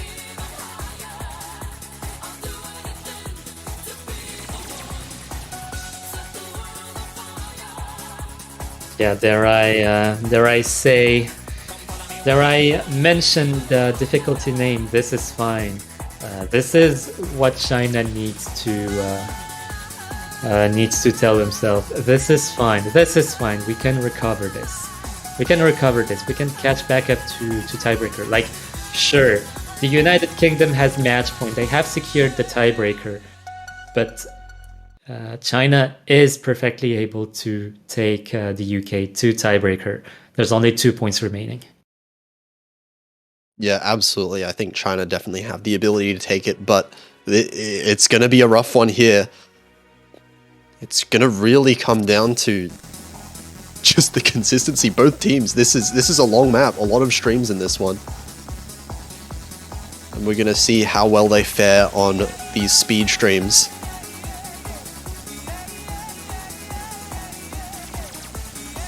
And yeah, you want to watch for the accuracy first, and then you gotta watch out for some combo breaks here and there, because they might happen plenty. Yeah, Ting dropping accuracy early on there, down to 99.75. Rebellion just a little bit better, 99.8 right now. All the other players doing exceptionally well, 99.9 for the other 4 players right now. This is a very scary matchup. The lead might be towards China, but the lead is really small. It's just the tiniest amount you could imagine. Yeah, absolutely tiny lead. Ting is now caught up with Rebellion. Mia's, Reimu, Zubin eliminate all on basically the same accuracy, but Ting finds a miss. Oh, that's Right gonna before this- it's gonna give China a little bit of leeway and some very needed leeway. And China is actually doing tremendously well. All of the accuracies are above 99.8, which is a very good sign. Yeah, the accuracy lead. Still, eliminate Zubin, Reimu, Mia's, these 4 players tying each other the entire match. This map right now is being decided in a 1v1 between Rebellion and Ting. And right now, Rebellion is in the lead. That accuracy lead, as well as the miss from Ting, is putting China in the lead. This is the last quarter of the map now. Oh man, you really gotta watch for this, for these little trills, these little hidden mini jacks and so on. The Trills are so nervous to watch, but all of these players are somehow hitting all of them. We still have 5 FCs on the board. Rebellion finds a big miss at the end. Is there going to be enough time for UK to catch back? There is. They're going to take it at the very end. That was a very dirty miss from Rebellion. Had Rebellion missed a tiny bit less dirtily, this would have been a Chinese point. Oh my god, 3 misses in one go. This is absolutely devastating for China. Oh no. 3 misses at once at the very end of the map. Even if it was a few seconds later, then there wouldn't have been enough time for UK to come back. But UK, they managed to take that. It's such a clutch last point there. We have 4 V1 double S's, 2 for each of the countries. But it's going to end China's chance of a comeback here. 6-3 for UK at the end of the day. Of course, this is a winner's bracket match. China are still in the tournament, but they're going to have to go through an absolutely terrifying loser's bracket right now. And UK are going to be able to move on. Yeah, well, the thing is, we've seen China's performance today against a team like the United Kingdom. They have gotten 3 points against the United Kingdom. I cannot wait to see what China is going to do in the losers bracket. China is one of the most dangerous things you can imagine that could happen to a losers bracket, and yeah, boots are shaking right now. Absolutely. But as for United Kingdom, they're gonna be continuing on. Their next opponent next week, Philippines. So massive matchups happening in the winners bracket there. China's still gonna have a chance, and they're gonna be versing the winner of the Czech Republic versus Germany, which is happening later on today. But for now, we still have more matches, 3 more matches of the weekend. The next one is going to be Finland versus Russia, another one of these losers bracket matches. An elimination on the line for one of those teams. That's going to happen 14 UTC, about 1 hour, just over an hour from now. So make sure you stick around for that one. Yes, absolutely. Stay tuned for more content. This is not the end. There are 3 remaining matches. All for the sake of entertainment, fun, and competition. This has been the Yosuming World Cup 2022. We will be back later.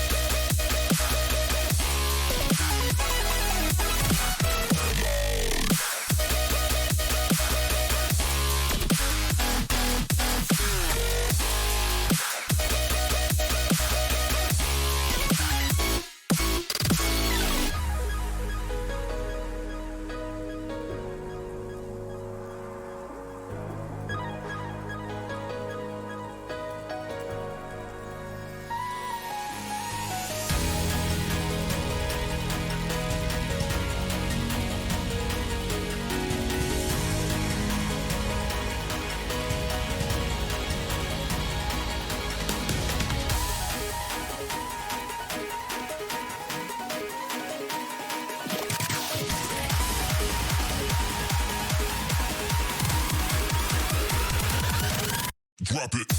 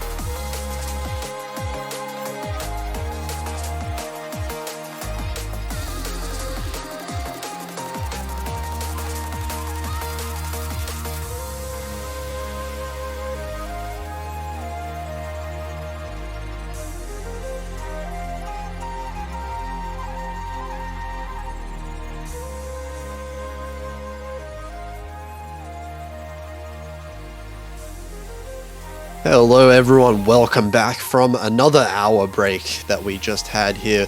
We're ready to go into our last 3 matches, kicking off here with Finland versus Russia.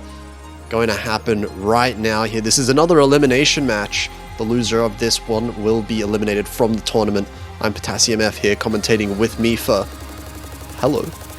Hello there. I'm very ecstatic to see this match, actually, personally for me, because I feel like these teams are fighting out for their lives in the tournament, especially they are on their losers bracket.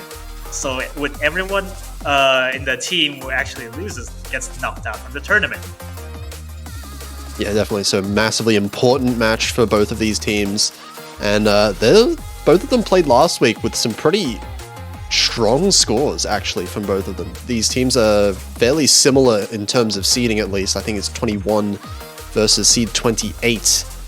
Russia being the 21, Finland being 28. So fairly close in terms of overall skill. But when we have a map pool like this, it's really significantly different, significantly harder than last week's. It's really hard to tell because like the qualifiers itself doesn't really say much about your skill set in general. So like I feel like it should be worth mentioning that even though your skills are closely matched to one another, the match will say anything different to it. So we'll see how it goes as we get to the Worlds already. It seems like Russia wins the World by like 8 points. So we'll see. Finland's gonna set the world on fire, which is understandably so. I expect Russia to ban one of the SV maps. Finland showed some really good SV scores, at least during qualifiers and actually a round of 32, having one of the best team scores on that SV map there. And of course, Russia last week showing a pretty scary speed score on asymmetry, so Finland getting that one out of the way. Maybe don't feel so comfortable and set the world on fire there. And butterfly Absolutely. twist is going to be the ban. So me and you will be left open for this match. This is really interesting to me because I feel like Russia has a generally better average on like SV from what most people are expecting. So it would be interesting to see if that gets picked. Not gonna lie. Yeah, usually we've been seeing teams picking or banning me and you. Mostly. There was one. Oh, they're gonna be picking Lumine. Yeah, the Lumin pick. I see. Yeah, there's a Lumin pick. So interesting. We get to tech straight out of the way. Yeah, actually, a pretty interesting pick to go for right away. Russia, obviously, going to be seeming pretty confident on this one if it's the first pick, but we haven't really seen too many first picks for this map so far. It's mostly been, well, you would expect usually to be more of the straightforward jump stream picks if you're confident with your accuracy, but this one is going to be a little bit risky because misses are very, very, very possible.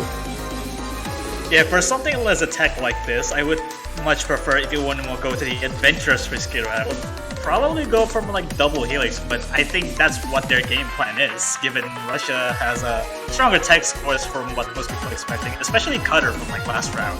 So I believe it would be like a similar situation that is going to happen against Finland. Yeah, we'll see how they perform. Of course, Finland, Fisu and Albania Ilya are both really strong rights players themselves. Strategy going to come in here as well for Team Finland. And Russia are going to have their roster here, Nepco, X-Devil, and Lyko. I do remember Lyko in particular getting some insanely high accuracy, so we'll see if they can keep it up for a pool at this level of difficulty here.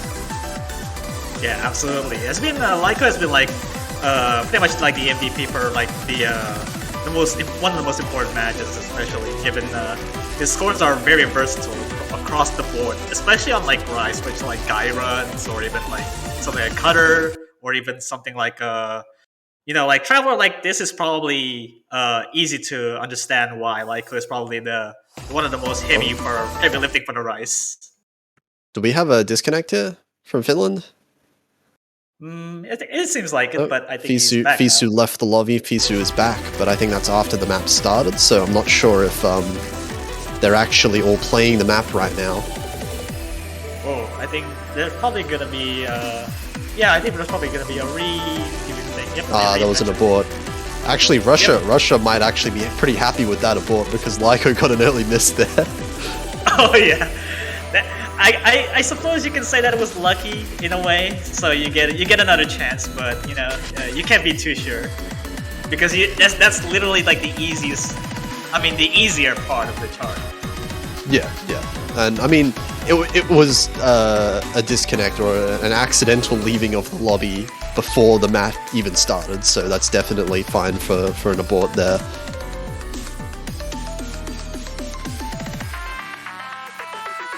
Oh, I suppose I think one of them actually pressed tab or something. That might actually go out from the screen. But nevertheless, here we go for the first pick. We got Lumin on the board, so we'll see how it goes.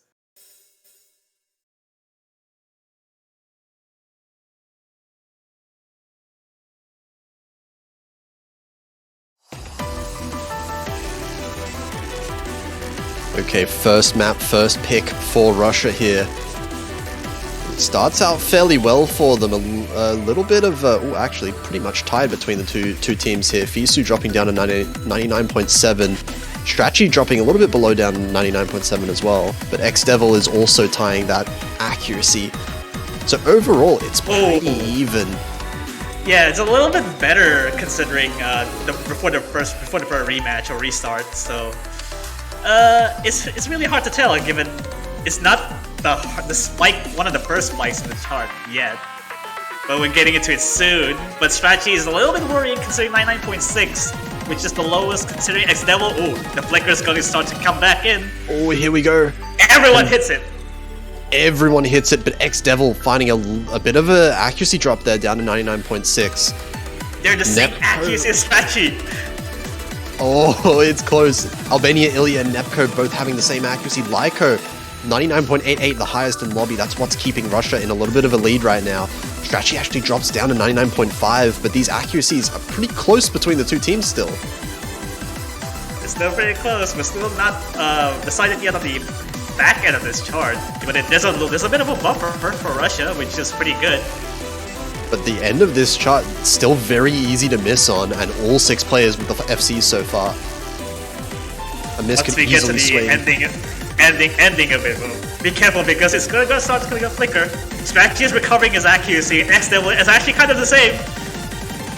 Yeah, difference is mostly in Lyco right now. And everyone hits it. Everyone hits everything. That's a 2,000 point difference. 6-way FC. 2.5k difference, and that's all pretty clean scores all across the board. But I think the 200s generally comes down to it, and the 100 extra for Strachi. Yeah, actually, if you look at the ratios, I think Finland wins from the ratio point of view. There's less 300s for Finland than Russia, but it's all in those 200s and that 100 from Strachi as well. So those are really what made the difference between the two teams. But if I'm Russia looking at that was your first pick, that's scary. That's Finland could have very easily. Oh, here we go. Okay. All right. We'll see what happens since given this is the first pick from Finland and we're expecting to see an SV pick right off the bat. Yeah, and Russia left this up. Definitely, they left it up on purpose. So both of these teams, we can imagine, have practiced this one. I think we've only seen this once so far, but that one was a bit of an unfortunate situation where the team accidentally banned the wrong SV map. So this is going to be the first time we're seeing players not sight read me and you on stream here. I mean, assuming they don't actually sight read this, but seems like it doesn't look like it. And given we've seen Lurk instead of Lyco, which is not surprising at all, actually, given the most prominent all-rounder player.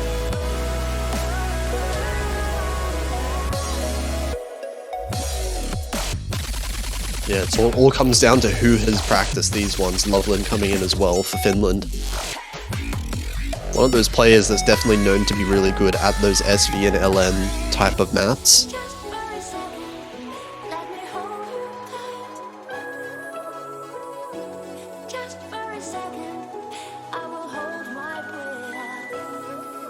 We're still waiting for people to ready up as we get to the chart itself. Oh,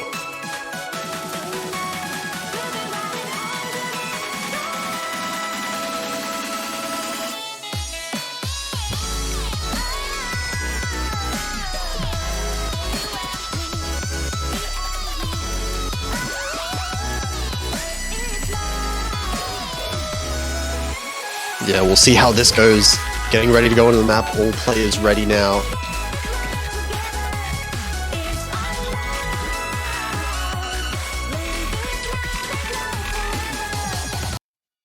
And this one, more of the memorization, requires you to really remember the timing of the entire song, basically. So the more practice on this one, the better.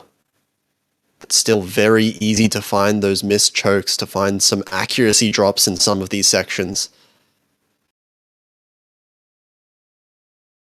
Yeah, we'll see how it goes with this pick in particular. Be with me and I'll take whatever comes. Yeah. Broken dreams, let's turn it to yes. I will overcast. Generally, good start for teams. Not particularly worrying at most.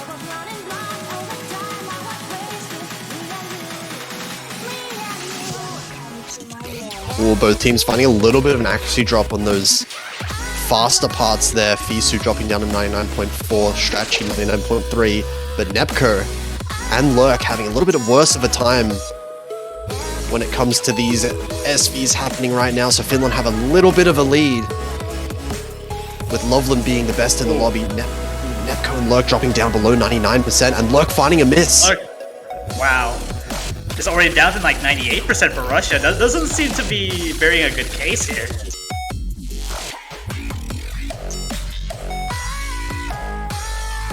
Russia still with 2 FCs. Lurk's missed second time right now.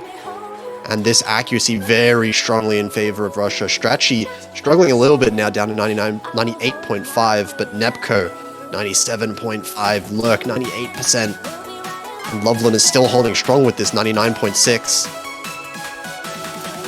Yeah, about like 60,000 point buffer. It shouldn't be too much of a problem for Finland to get through this. Although there's a bit 200 per person.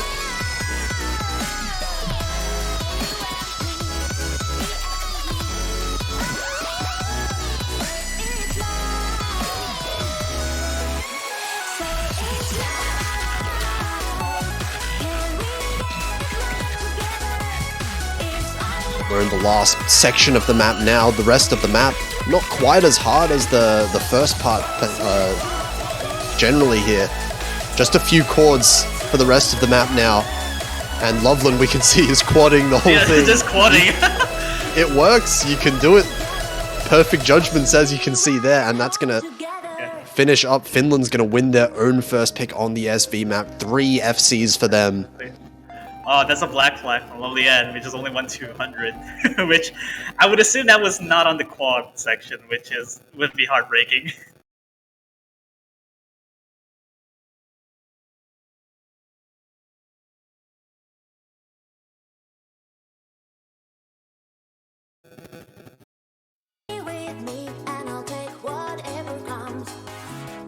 So we'll see now. Russia gets their next pick. And I mean, Traveler did technically work out for them in the end, but looking at those ratios, those accuracies, I wouldn't really be comfortable with that win from Russia. Double Helix, probably?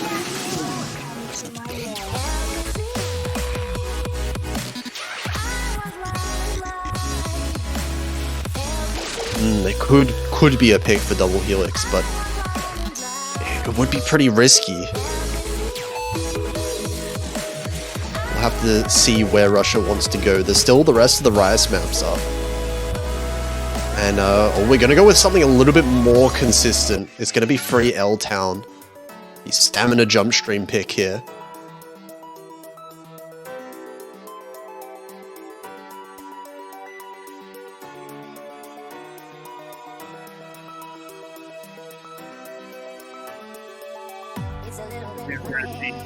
Stamina pick this time around.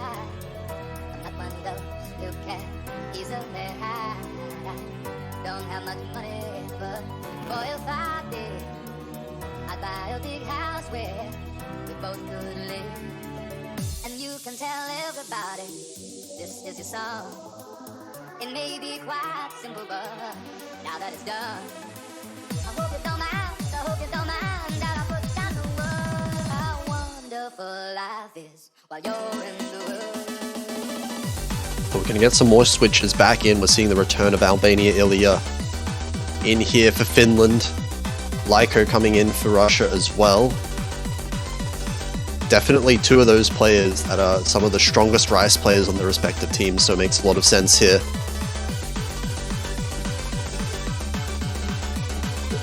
Misu leaving the lobby because accidentally pressed Alt F4 to change the scroll speed. Oh no.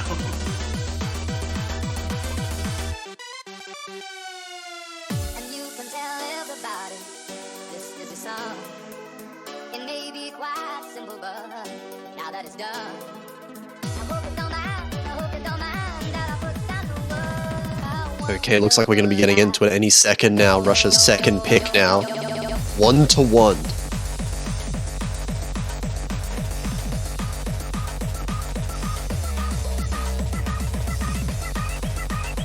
I think if both teams are comfortable on this one, could definitely be close.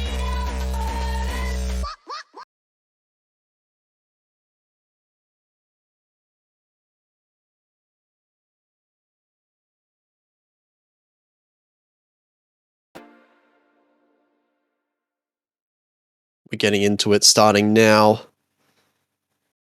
And it's a long one as well, 4 minutes and a half. So the accuracy is really what matters here. Single misses, not going to do that much if your accuracy is higher than the other teams. So both teams are going to want to really focus on their ratios. Yeah, not much to point out in the intro, so it better be like in the jump stream section. This is your song. It may be quite simple, but now that it's done. Yeah, early on, both teams fairly similar here. Have a few 99.9s. Bisu, Strachi, and Lyko a little bit behind, but it doesn't matter too much as we're getting into the jump stream just now. Yeah, here we go. This is all systems go really. Once you get to like this section, you better have the stamina for it and make sure you hit every single one correctly. Yeah, we have a little bit of an act drop from X-Devil and Fisu, both dropping down 99.7 around. So the lead is flickering back and forth. Albania Ilya right now is being the one that, oh, actually drops to 200 now that I've said that. Yeah. 99.88. Still the best in the lobby just by a little bit. There's no lead whatsoever, even though Fisu had dropped a fair bit, so it was below X-Devil, but the two players are matching each other. Yeah, we can see Albania Ilya and Strachi basically tying out Nepco and Lyko scores. X-Devil and Fisu just 0.03% apart. So both of these teams are so even, and it's a long map. This is going to continue on for a really long time unless there's a mistake from either team. Fisu's catching up with X-Devil right now, so it's really just the two players matching each other. Will they be able to outrun the act?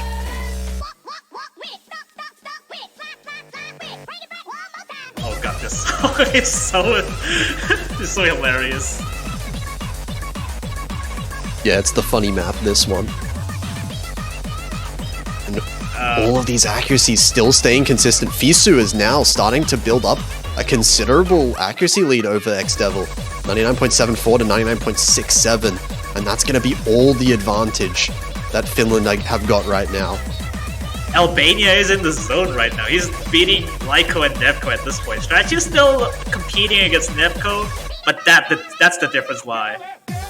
Yeah, Nepco actually dropping a 200 right at the end of that stream there as well, so that's going to put them down below, a little bit below Strachi. But that's really, a 200, really clean 200 by X-Devil right there. Oh, just dropping down ever so slightly is Russia, while Albania, Ilya, Strachi, and Fisu, all of them are holding consistent accuracies now.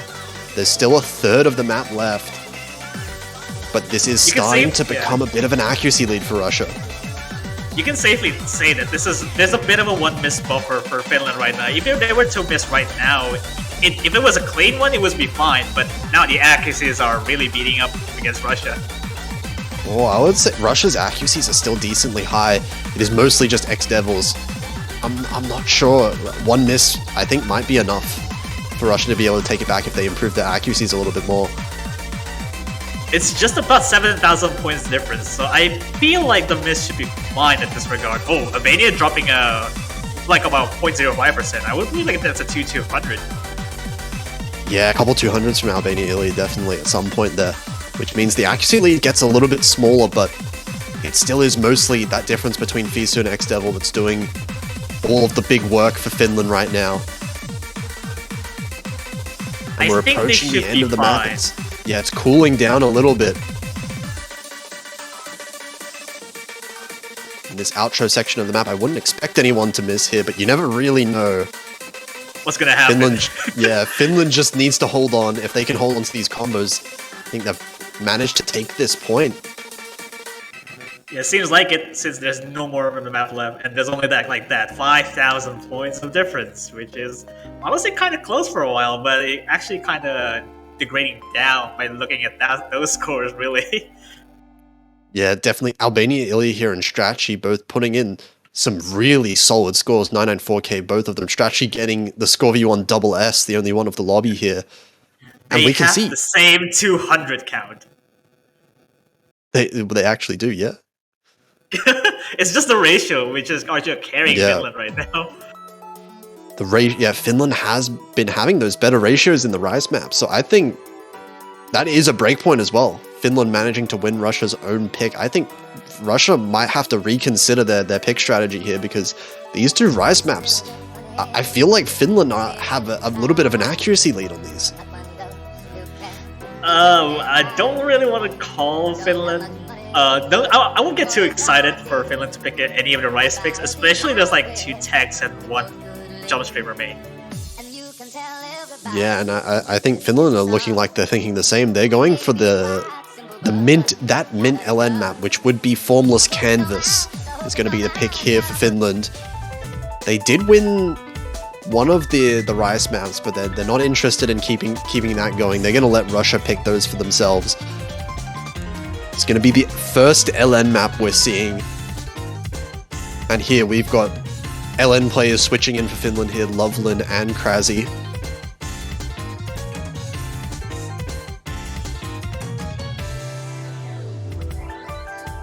Yeah, this is one of the most technical LNs, one of those out there, so it's really a matter where to keep the combo on most of the Rise sections in these LNs. And we're seeing a couple of switch outs from Russia as well. We're seeing Numuser and Onichan coming in here for the Russian side, X-Devil being the only one to stay in. So we're basically seeing 4 swaps out here for all of these, and 4 players we're essentially seeing for the first time in a non-SV map.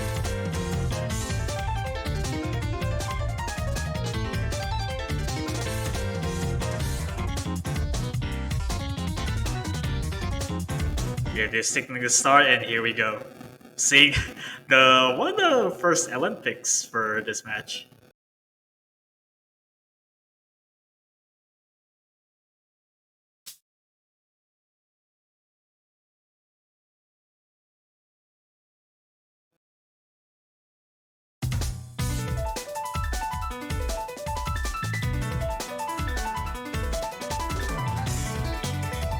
And here we go, this one. Oh, it's back and forth right out of the gates right now. All of the players hovering similar accuracies, but X-Devil finds a little bit of an accuracy drop there down to 99.4. And Loveland tying Onichan actually right now, 99.7. Everyone else hovering around 99.6%, so that's a small accuracy lead for Finland. Yeah, looking pretty solid for a while. Although you wouldn't get really excited about the misses, but there's a bit of 200. There's a flick a little bit, but not much in a way. Yeah, X-Devil's definitely bringing that accuracy back up, almost hitting that 99.5%, catching up with Fisu on the side of Finland. The other 4 players holding fairly consistent high 99.6% for Finland. But oh, that's going to be a miss from Fisu. Ooh. Just before, 99.4, it drops down in accuracy just a little bit, not a huge accuracy drop. X-Devil is actually going to trade that. But Fisu missing repeatedly, a 3rd miss there for Fisu, and that's going to be Russia starting to build up a significant lead now. Loveland missing on the side of Finland as well. That's only 1 FC left in Krasi. against the 2 for Russia. It seems like pretty a comfortable point here for Russia, given how really harsh these LNs are. Yeah, definitely all these players. These accuracies going down, and Krasi, that's the last full combo gone for Finland now. No full combos left. And still the 2 on Ichan and Namusa doing really well for the team of Russia right now, managing to win the breakpoint right back. 2-2, and this is looking interesting given Finland's has like 2 LN picks open right now, and that's a Russia's alley right there. Yeah, actually, just with the ratio, it looks like Finland has slightly better AC overall still on these LNs than Russia, but the misses, all of Finland finding those misses a few times throughout that map, that's really what did it for Russia there. But 2-2, it's all tied up now. Russia gets their own pick now. And I wonder what they're going to decide to do, because their last pick didn't quite work out for them. There's still 2 of the tech maps left up if they want to keep going for the tech maps. There's also three hybrids, which if you're into that. But there's also you can keep the momentum by picking another LN. But can't be sure. They did win on an LN, but it was because of a few of those misses from Finland. I'm not sure if we're going to see misses of the same caliber on the other LN maps. They're very different in terms of structure and style. I don't think you should pick Dornwall in this particular, because Dornwall is not much in the way of the technical bits. It's more of an almost inverse streams. They're picking Dornwall, I think. They are. They're going to keep going with the LNs. They think they've found a little bit of a weakness in the form of Formless Canvas there, and they're going to see if they can try and win another LN pick in a row. Definitely was close though for most of that last map, and I think if Finland managed to combo through this is definitely a chance for a 3rd breakpoint in a row. Potentially. You know, I'm not as comfortable when Russia decides to pick Dornwall. It's a bit different. It's a bit different in approach, where you will have to play LNs. It's not in the way of mini jacks, it's just streams. And almost inverse that kind. No mini jacks here, only streams, only 1/4 snap. Really dense streams, especially towards the end here. So reading may also become an issue for some of these players.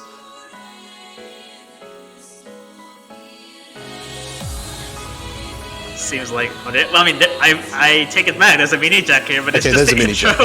In the intro. Okay, there's no way anyone misses on those though, surely.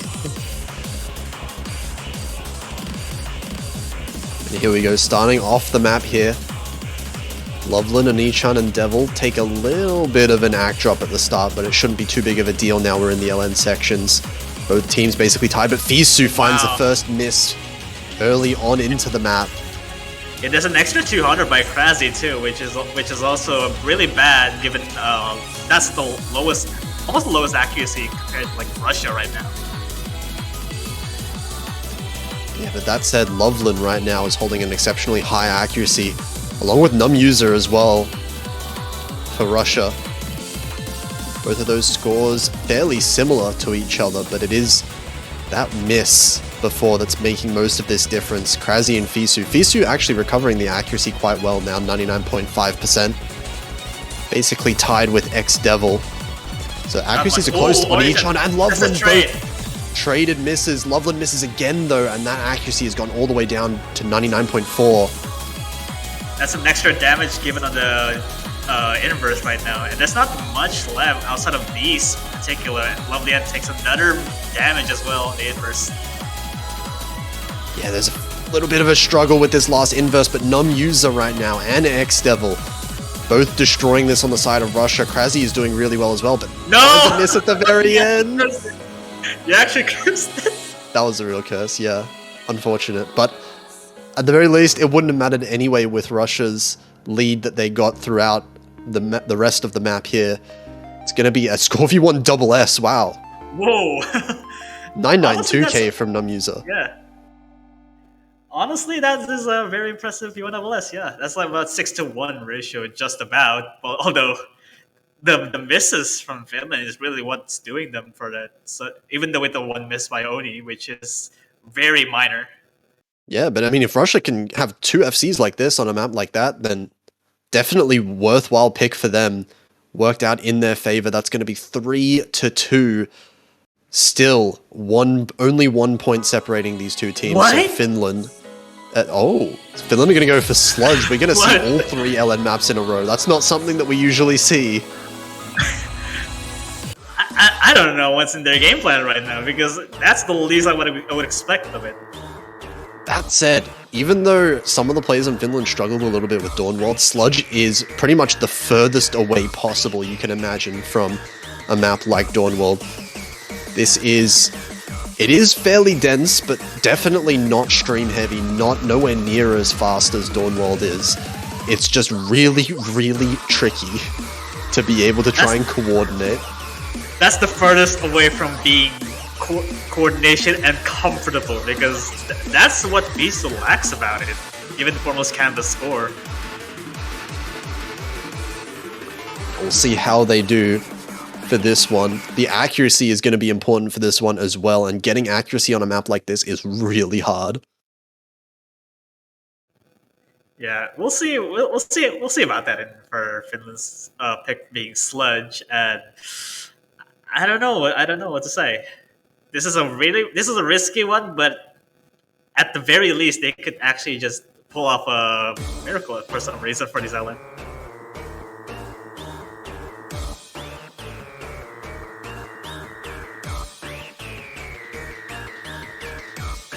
Good intro for a bit for Finland.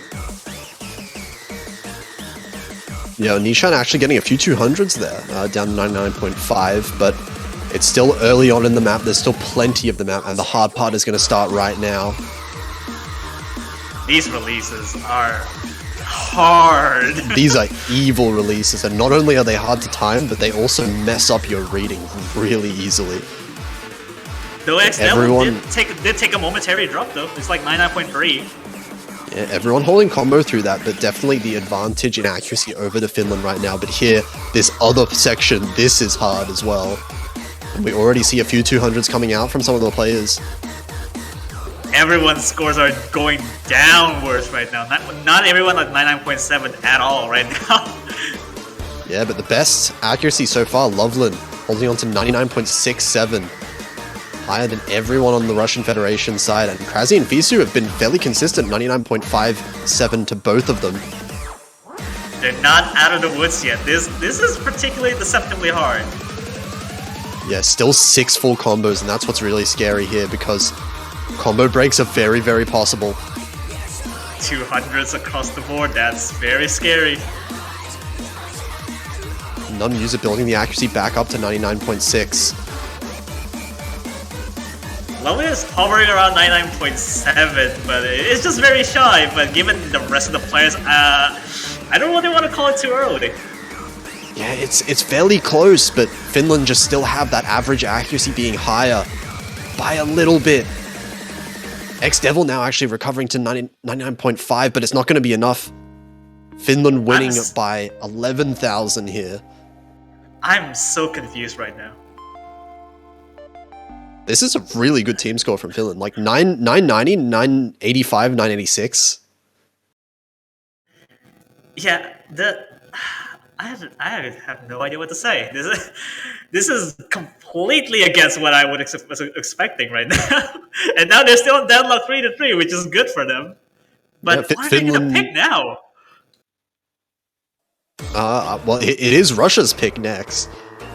You're right. Now that we kind of think about it, it is kind of weird how that ended up playing out the last 3 picks. Finland losing 2 LN picks in a row, and then just confidently pick the 3rd one and win it. That's just how it goes sometimes when the teams are so kind of evenly matched. I would call these 2 teams, at least so far from what we've seen. And so Russia now. So we got 2 tanks, 1 jump stream, and all of the hybrids. Russia is in a bit of a tight situation where to pick now. There's not really any comfortable maps left. I think Russia might have wanted to go for Streaming Heart, but after how Free L-Town went, I'm not sure if you want to go for Streaming Heart anymore. I think that's too dangerous against Finland. Maybe if you wanted to keep up with the Rise picks, Double Helix, something like Double Helix would be a good pick for Russia.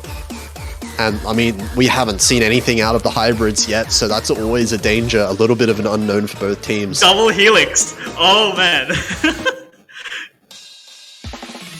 Well, here we go, another Technip pick. We haven't seen a Tech 1 since the very first map of the match. I don't know. This is something that I would like to say, that if you're going for the risk, I think this pick might have been the best choice for Russia right now, because I feel like there's a bit of a hesitance of Russia on picking hybrids. Yeah, well, it's a little bit of just a bit of a risk to pick hybrids when these two teams, you know, you never really know.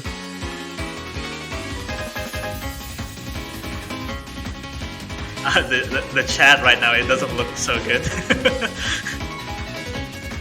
Yeah, it looks like perhaps some of the Finland team is not so comfortable in Double Helix. Maybe if I try to read into that, I don't know. Maybe there is no meaning toward in that chat. Probably. Maybe they're just spamming a few A's on their keyboard. Who knows? Yeah, I mean, just hopefully, let's hope they don't get B-mod in this stage, because that would be painful. Yeah, actually, like now that you mention it, something that has been pretty surprising in a lot of these maps so far is we've actually seen a lot of 6-way FCs on a lot of these maps. There's been a surprisingly low amount, like aside from maps like Dawnwall, a lot of these maps have been 6-way FCs, which is really impressive given how difficult these maps are. Especially in one of these, this one very, very easy to miss on. Although, two of the Finland players are opting for Mirror, which is a good idea given the right hand to left hand trail on the transition is actually kind of gross.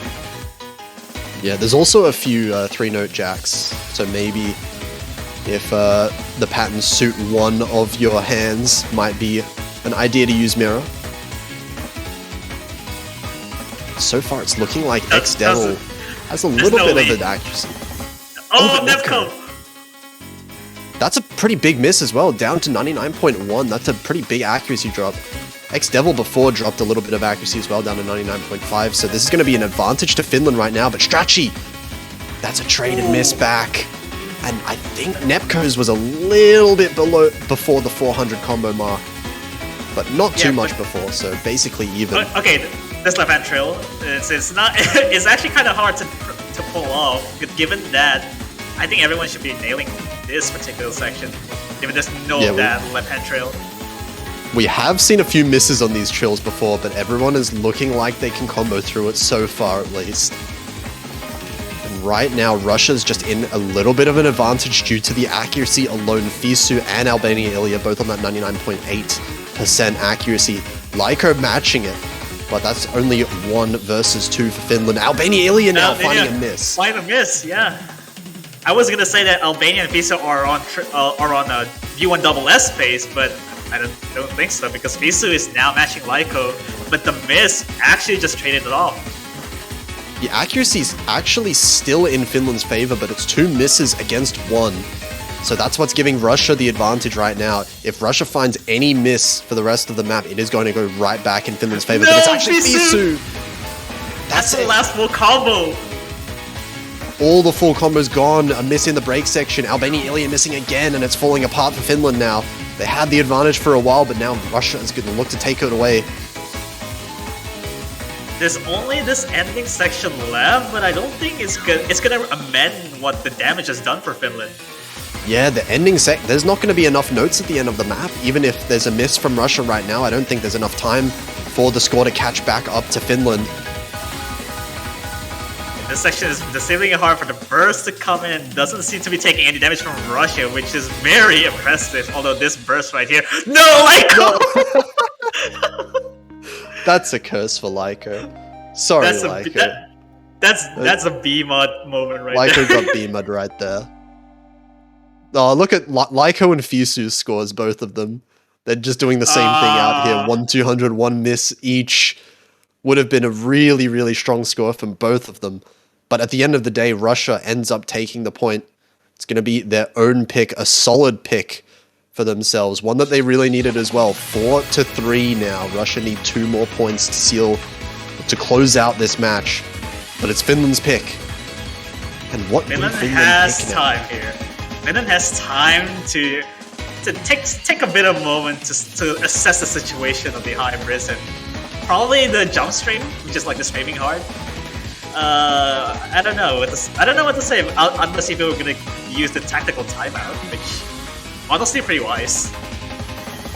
Yeah, this is a really important point for sure. But it looks like they're going to go for Angel's Ladder. We're going to see our first hybrid pick coming in here for Finland. This is particularly physical on a hybrid standpoint, which I think it might favor. It can go anywhere, really.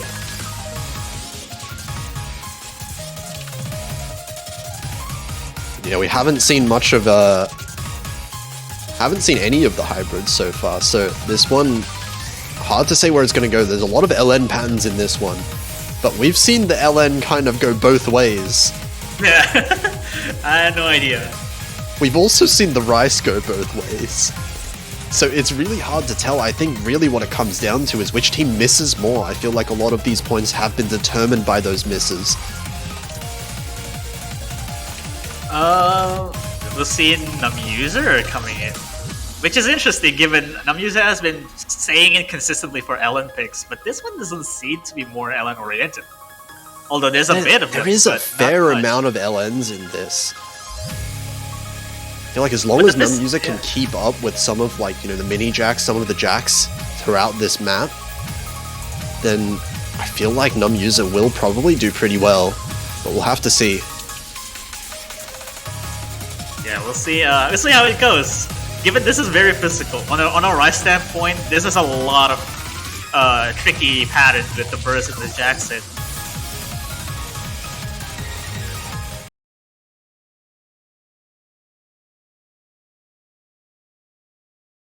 Here you go with the 8th pick of this match. We'll see if Finland can actually take their own pick, and it will be still on deadlock 4-4. But if Russia breaks this point, that will be on match point.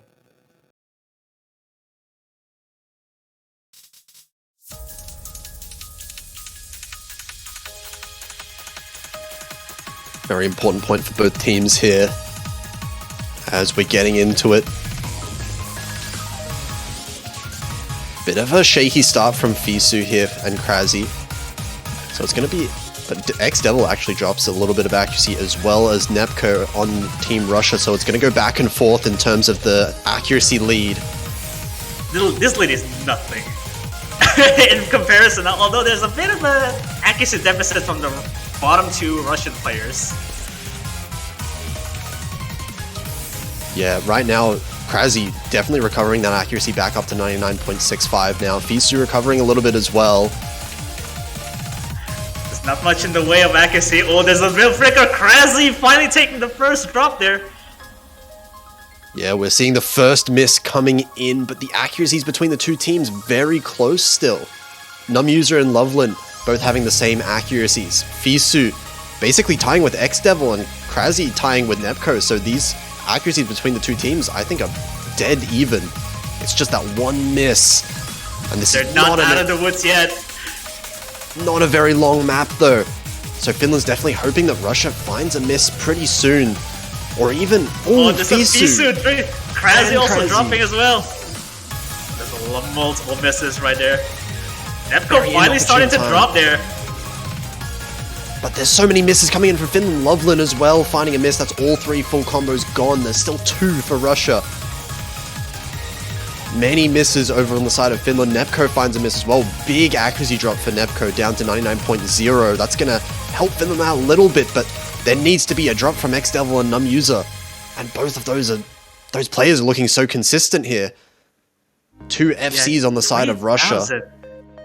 20,000 points of difference. The only two FCs are just run or Russia, and that's basically where the difference lies. And the misses, and it really comes down to it. And it's now on match point for Russia, 5-3. Yeah, another point being decided for Russia based off of some unfortunate misses from Finland. And now it is Russia's own pick. They get to control where this map goes. And it is going to be match point. Finland are only one map away from being eliminated in the tournament. Russia only has Rationalists if you want to go the tech route, which is basically it. Yeah, none of these maps left over are particularly safe. Maybe if Russia feel confident on Angel's Ladder, maybe they want to keep going through the hybrid picks. There's a few different options they have.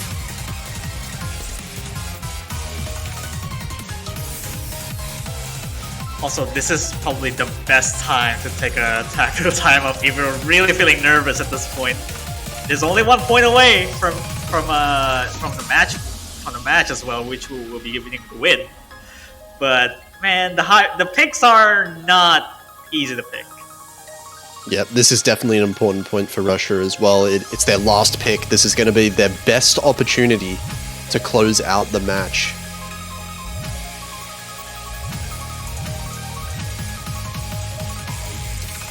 Oh, they're going for it. They're going for Rationalist. It's another risky one here. Tech map, plenty of really fast mini jacks in this one. We've seen so many misses throughout this stage from every team, really. Honestly, I don't know what I would actually expect here. The mini jacks are definitely out of there, which can get you at some points, but we've seen Traveler being really close at one point. So I don't know. Yeah, I feel like Finland could have another one of these ratio leads on a map like this, but once again, Finland have to really be avoiding these misses. I feel like Russia has been a little bit more consistent when it comes to the combo ability.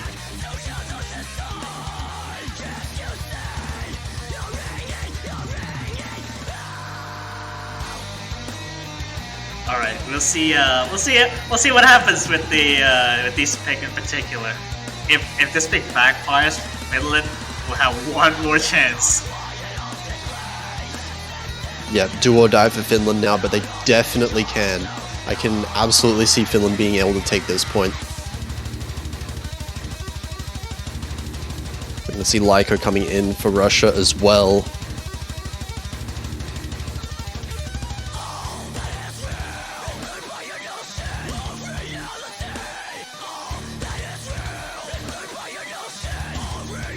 Alright, there's a start right there. We should be going to see the 9th map of this match.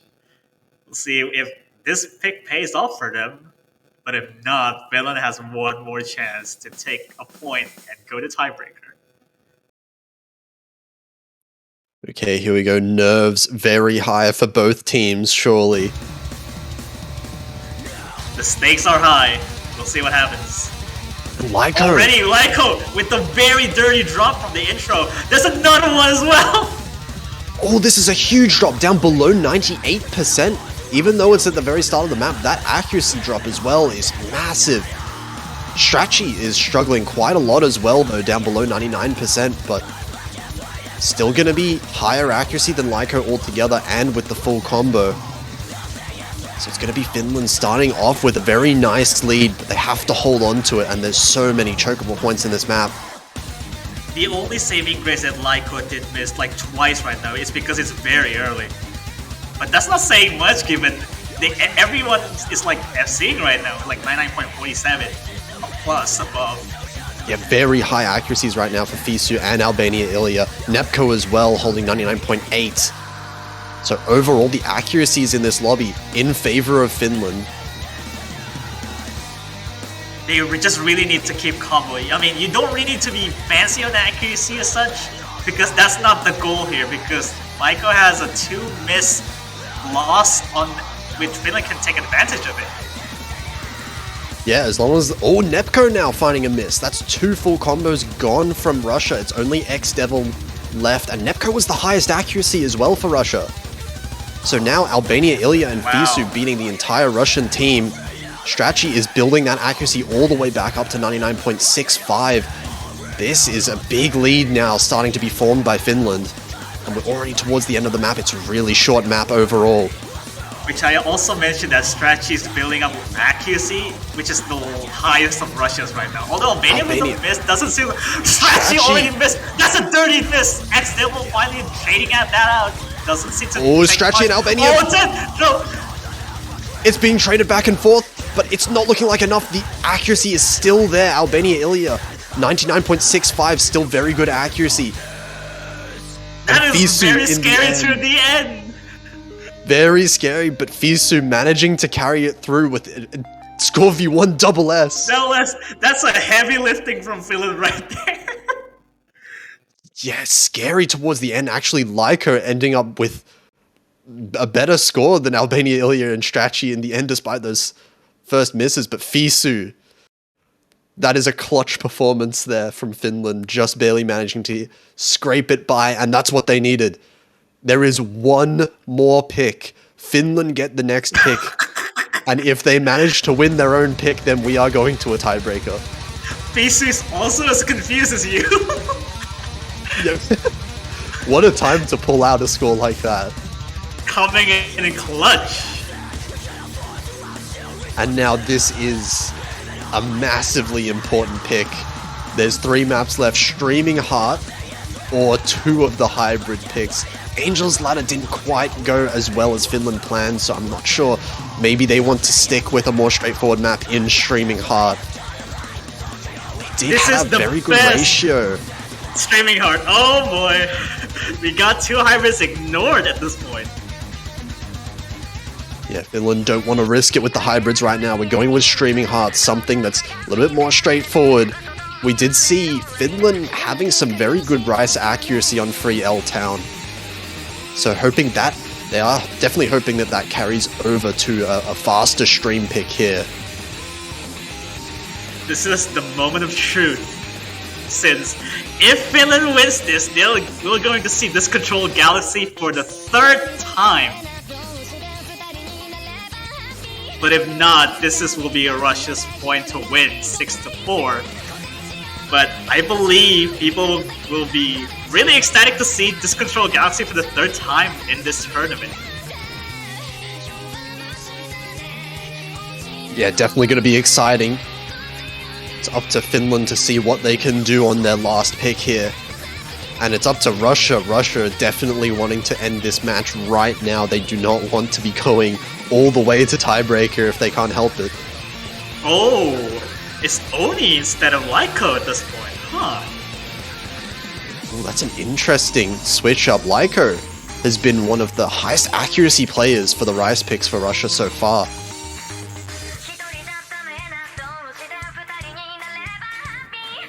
Also, make sure to root your supporting teams right now. They're gonna need your support as best as they can possibly can. This is the last Fremont pick of this matchup here. It's only Finland's answer to win this point, and they'll get to a tiebreaker.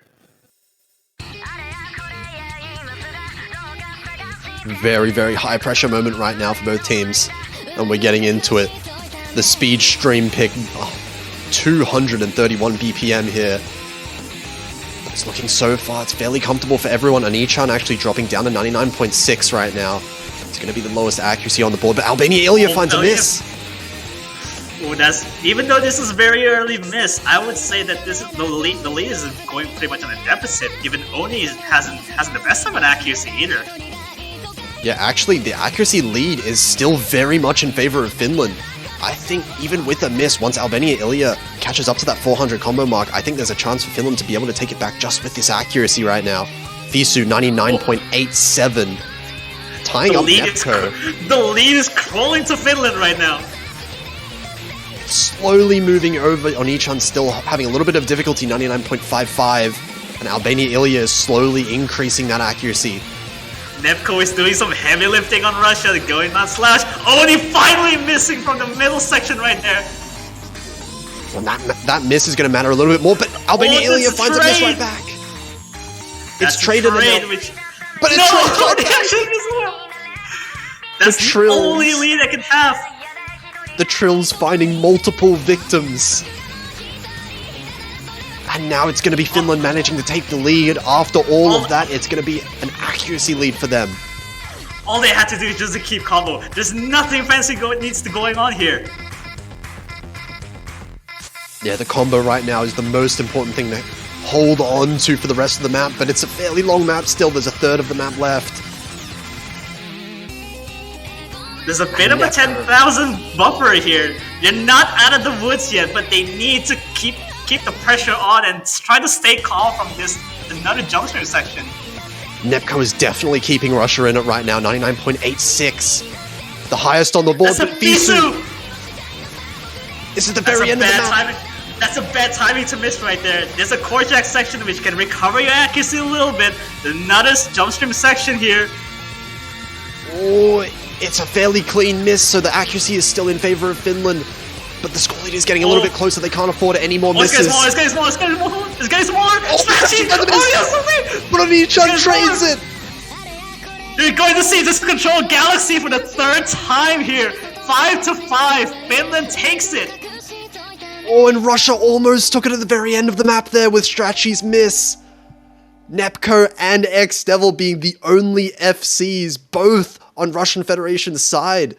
But just the raw accuracy of Finland managing to overcome those misses. And it's going to be 5-5. We're seeing the tiebreaker. Oh my god, what is this matchup? All the time, we've seen misses back and forth. And even the misses back and forth, it went with also trading. And here we are, we're going to see this Control Galaxy. I have no idea who's going to win this. How can you really tell who's going to win this? I mean, it feels like half the Rice maps have been won by either team. Half the LN maps have been won by either team. I don't really see much of an advantage for either of these players. See, here's the thing. This is easily like one level above what most round of 16 picks are after. So this is almost as close to quarterfinals level. And this is very physical as far as tiebreaker goes. This is a battle of whether you're not, you have to keep your composure and not missing every single second.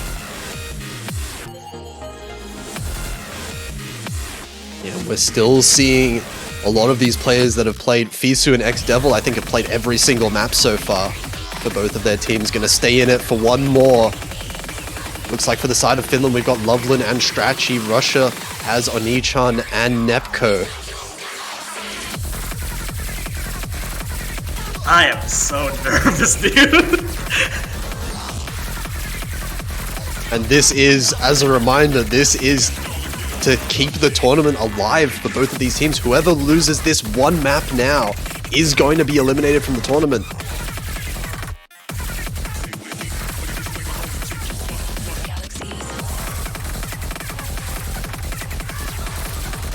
And Still both of discussing these, on whether our players are in, which is really concerning given there's not much time left.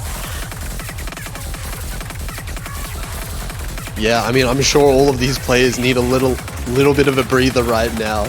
Calm their nerves a little bit as they get into this tiebreaker.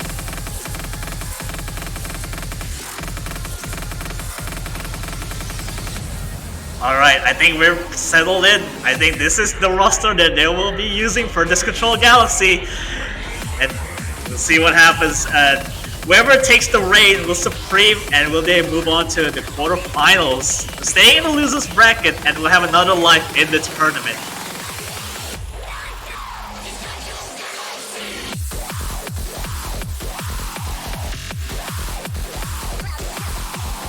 Here we go, looks like we're gonna get in any second now. The start command has been sent. Alright, we'll see what happens. The last map for this matchup. This Control Galaxy. Root for your supporting teams as best as you can. and give them all your support, and they deservedly need it. Very loud hit sounds.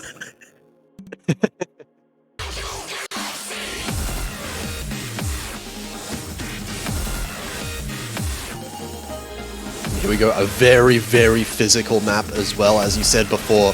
Very difficult, so we're going to be expecting a lot of misses coming through from both sides, probably. And Nepco, lovely, and also actually with the very, very accurate drop there. With the misses trade from Russia, not much of the way because of this is the intro. Yeah, Nepco and Anichan both finding misses. It's going to give Finland a little bit of an early lead. Accuracy is slightly in their favor as well. Nepco dropping below 99% here. But it's a 5-minute long map. There's plenty of time to catch up, and Strachi finds a miss of their own. Keep an eye on the misses. Lovely and finally actually traded that off. Even then, there's only 2 MCs, 1 per each team. Yeah, but it's going to be the accuracy lead given over to Finland for the time being. Anichan's dropped below 99%. Loveland actually dropping down to 99% as well. Fisu now missing from That's Finland. The last full combo in Finland. X-Devil the only one with the full combo still. But everyone's struggling with this accuracy right now. Loveland dropping down to 98.7.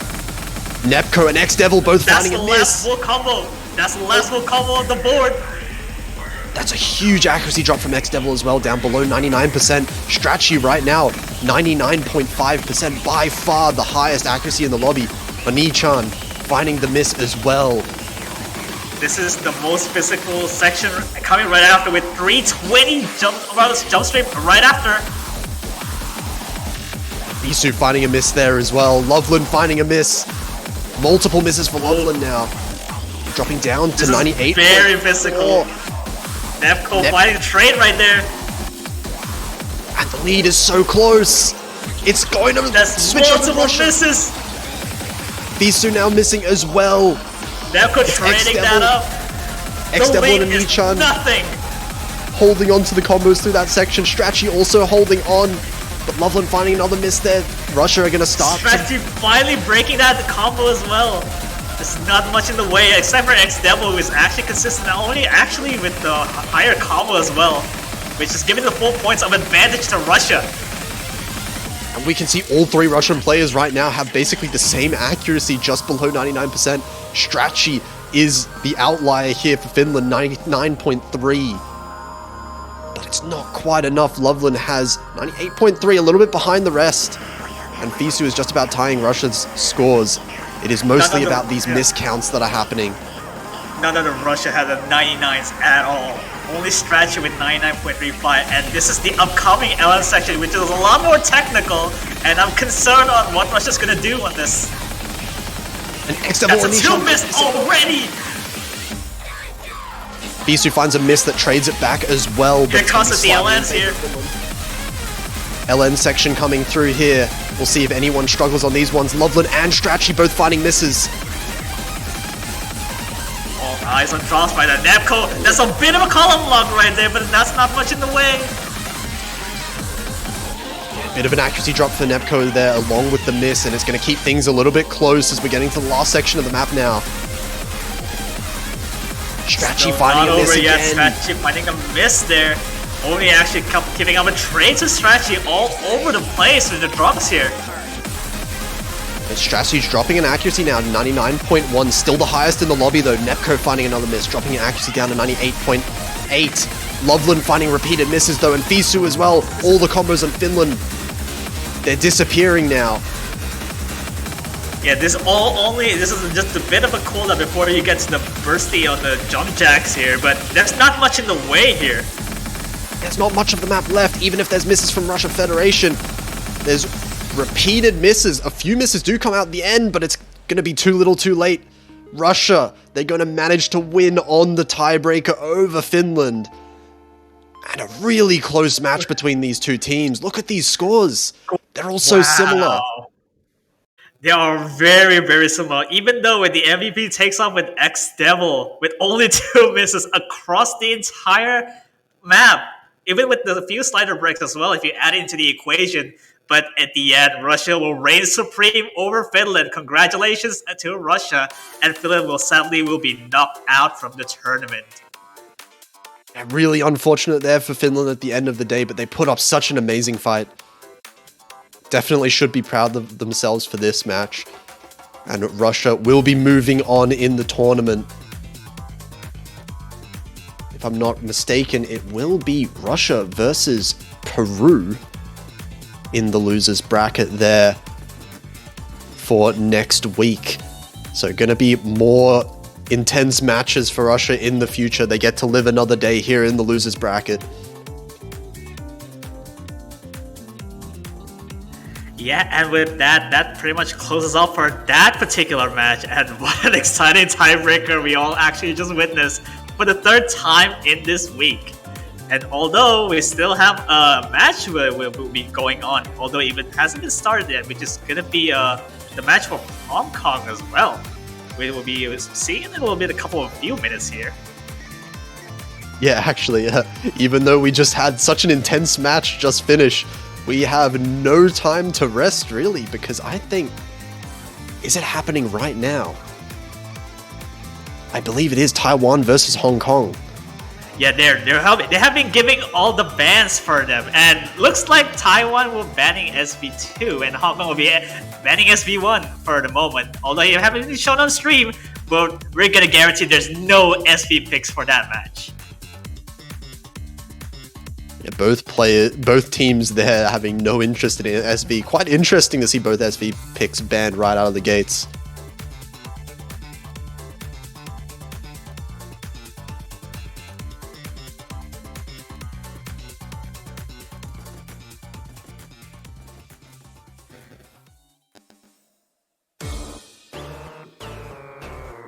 Yeah, and even though the first map will be starting up right now, although we do have a bit of a commentary swap here, and as we go into this match, and we do have Orca joining us here. Hello, how are you doing, Orca? Everyone. I'm doing alright. A little sad that we're not going to see SV this match, but we'll live, so. Hopping right into an LN pick, whoa. Yeah, they're seeing the first LN pick for here for this particular match, and this is going on with a few of the some of the drops here from Taiwan here, but even then, Hong Kong will take the lead by a fair bit margin here. Yeah, Mewtwo's there in the bottom right, holding an unreal accuracy right now, 99.87 through these this dense release here. All players holding FCs. Yeah, so far there's been only FCs, but what's keeping them down is a little bit that with just Taiwan, which Yaya had like a 98.2%, even though with a full combo, which is still fairly impressive all things considered, but it's just really a battle of accuracy at this point. Yeah, Hong Kong having really respectable accuracy here. This team scored super strong. Wow, coming to the last quarter-ish of this map. Taiwan unlikely to be able to catch up in accuracy, but they do have some standout players. It seems like Yaya is pretty stable here, down at 98%. We'll have to see what happens in the last couple notes. We're going to need some miracle here. Yeah, I'm trying to pick up what Yaya has been kind of struggling on accuracy, but it seems like it's just the hit error has been all over the place, really. So it's really hard to catch up when you have those issues in mind. And even then, that's will be is a very clear pick for very clear point for Hong Kong. For sure, yeah. It seems like they're maybe releasing fairly early there, which is an understandable problem to have on this chart. Yeah, well, although very impressive scores all across the board, even with including Yaya as well, even though with the full combo, but really accuracy with that kind of thing doesn't really cut it. Yeah, and Mewtwo's. I think that was like 160 something perfects. That's insane. 160 something when all the other players on your team are holding like 400 perfects. That's a really standout performance from them. Yeah, this is what I was looking for. This is more of an accuracy battle here, and there's just no slouch at picking rationally right off the bat. Yeah, a little bit more simple rationalist pick. A little techie, a little broken stream, mini Jackie.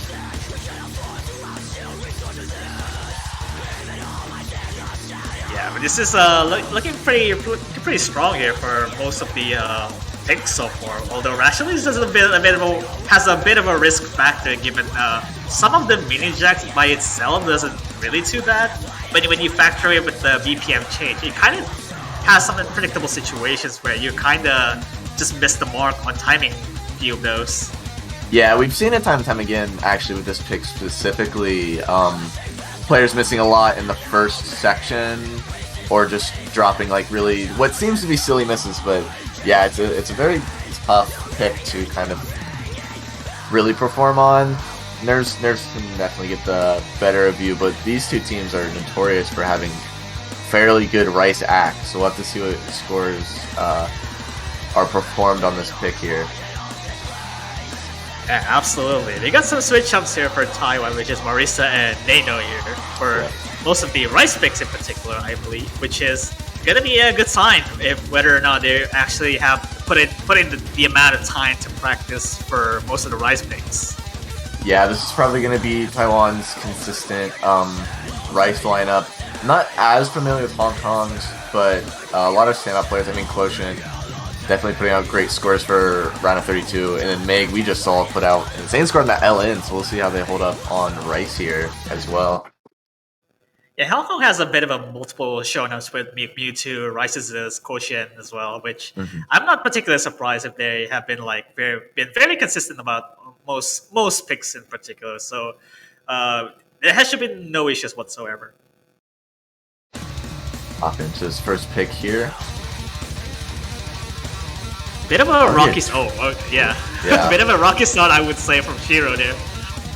So I saw a couple 200s, also a 200 from Nino. A couple. Wow, actually dropping back down into 98. Hong Kong having a really good start, but Taiwan not so much here. Like we were saying, I mean, this intro, it's very weird. It's very hard to jump right into. Lots of mini jacks can throw you off. So Hong Kong's going to take a pretty sizable lead here, beginning this. Yeah, considering all the factors with the most of the accuracy here, the lowest on Hong Kong right now is at like 99.87, which Taiwan doesn't come really close, like 0.5% difference, which is very, very scary for the team score. Yeah, all three Taiwan players falling actually below that 99.3. Marisa staying right at it, Nino actually dropping there again, gonna give even more of a lead to Hong Kong here. Yeah, we can definitely see Hong Kong's Rice prowess here. They're very notorious for it as well. What an insane team accuracy! Look at that, all within 0.02 of each other. Yeah, they're just averaging on like what 99.9 flat at this point. Yeah, just Hong Kong things. Yeah, although it's a bit of 200 by Rice's, but even then, that's not really just gonna damage much the lead. Yeah, this lead is pretty insurmountable from Taiwan with those combo breaks. Looking at Hong Kong to have, wow, probably 3 990s. We'll see. Well, there's scores these players put up, actually. Marissa's still staying pretty competitive. Shiro dropping again here. Yeah, but I think with these scores, I think that would probably sound like that's like a minimum of 995-ish, which to put into perspective, that is a really disgusting score for this chart like this, where it's really mini jack heavy.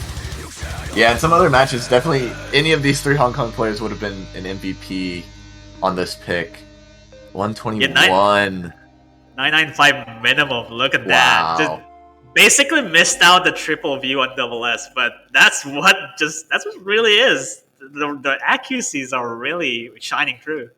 That's an insane team score. We've specifically, I've talked about other teams that play really well together as a team. I mentioned, I think Spain, Canada is another team that they practice together very well and they perform really well as a team. This Hong Kong team here on Rice, they lift each other up so much that I don't see Taiwan as being able to come over that summit and defeat them on any of these Rice picks. Those are some absolutely insane scores from Hong Kong. I think Taiwan's definitely going to want to find a different strategy for their picks here.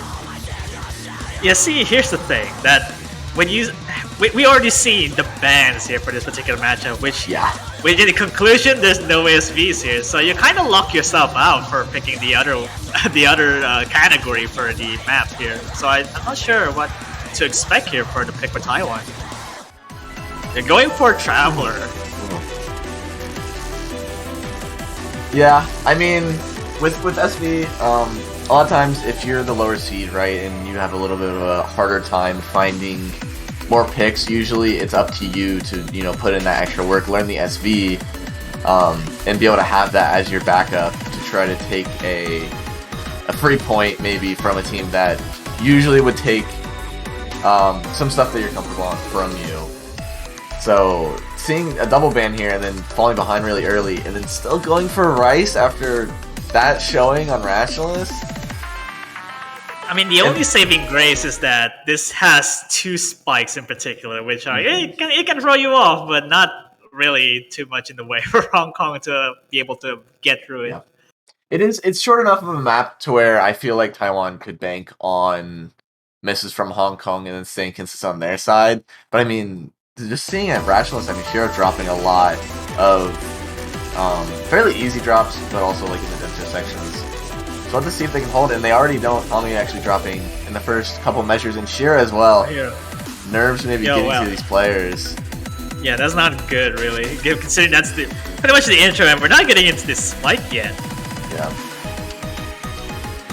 I mean, otherwise, holding respectful accuracies, but I mean, just look over at Hong Kong, 99.96 from Quotient, 99.94 from Meg. Those error bars are looking so good. That's even tighter than a ruler, which honestly, you know, here's the spike here that I wasn't mentioning about the triple with the 1/3 snap, and it's gonna wreck everyone's accuracy. And there we go. We got Tommy with the miss. Quotient still holding that unreal accuracy through that. That was insane to watch. Wow. Yeah, wow, Taiwan. It is scary. Yeah. Doesn't seem to drop any 200s from Hong Kong, which is just unreal. Yeah, this is Hong Kong and Rice. This is why I was saying it's a little strange to pick Rice against them after that Rationalist pick. But I guess they'll just have to learn from their mistakes here for Taiwan as we come into this last quarter of the map here. I'm not sure if that's a miss from the Might client. have been Okay. Bancho, Yeah. Alright. Yeah. Yeah, Nano still holding an FC there for Taiwan, their last FC. Yeah, the scores really deserve some commendation from Taiwan, even though we're holding an FC, which is not gonna call it early, but this is the really good score from ANO right there. Yeah. Yeah, these maps are hard, right? I mean, it's only round of 16, maybe even round of 32. Like, for me, these, I would not be able to put anywhere near these scores. Stop. These players having insane. But Quotient with 75 perfects. 99.92 accuracy. With 2 players with actually double-digit perfects too, with 90, although it succumbed with 2 misses at the ending too.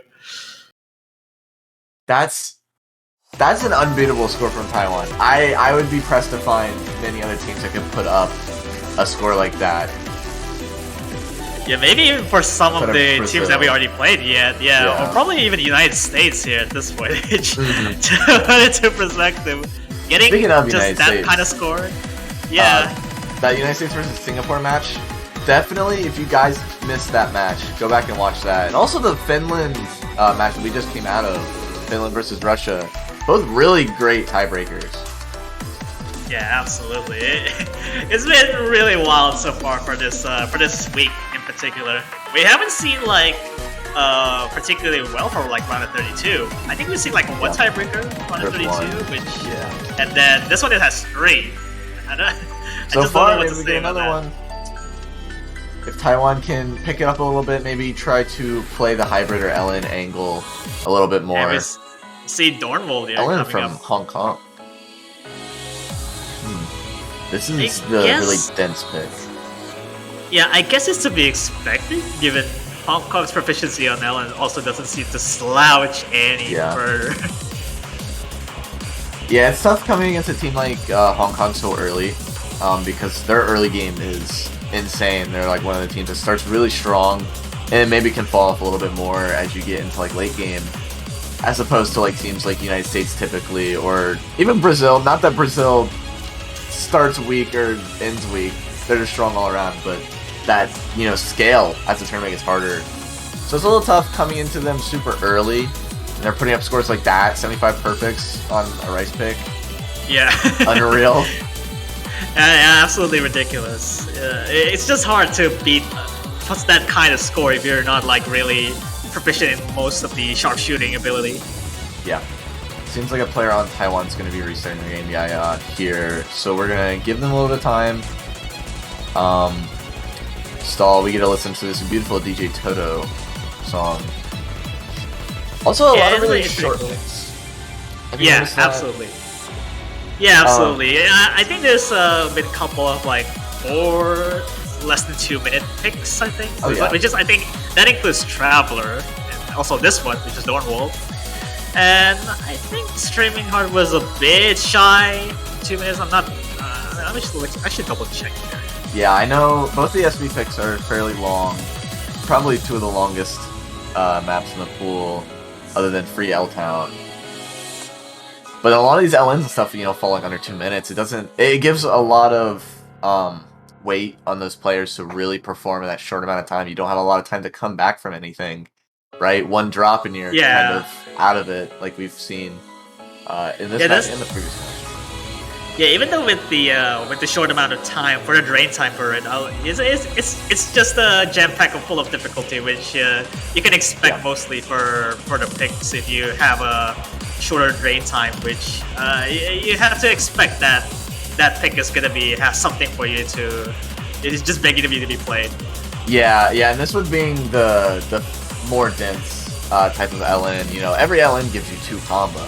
Right, so there's going to be typically a lot of combo jam-packed in a short amount of time with the denser LN picks. Yeah, absolutely. I believe we're getting Yaya back in here soon.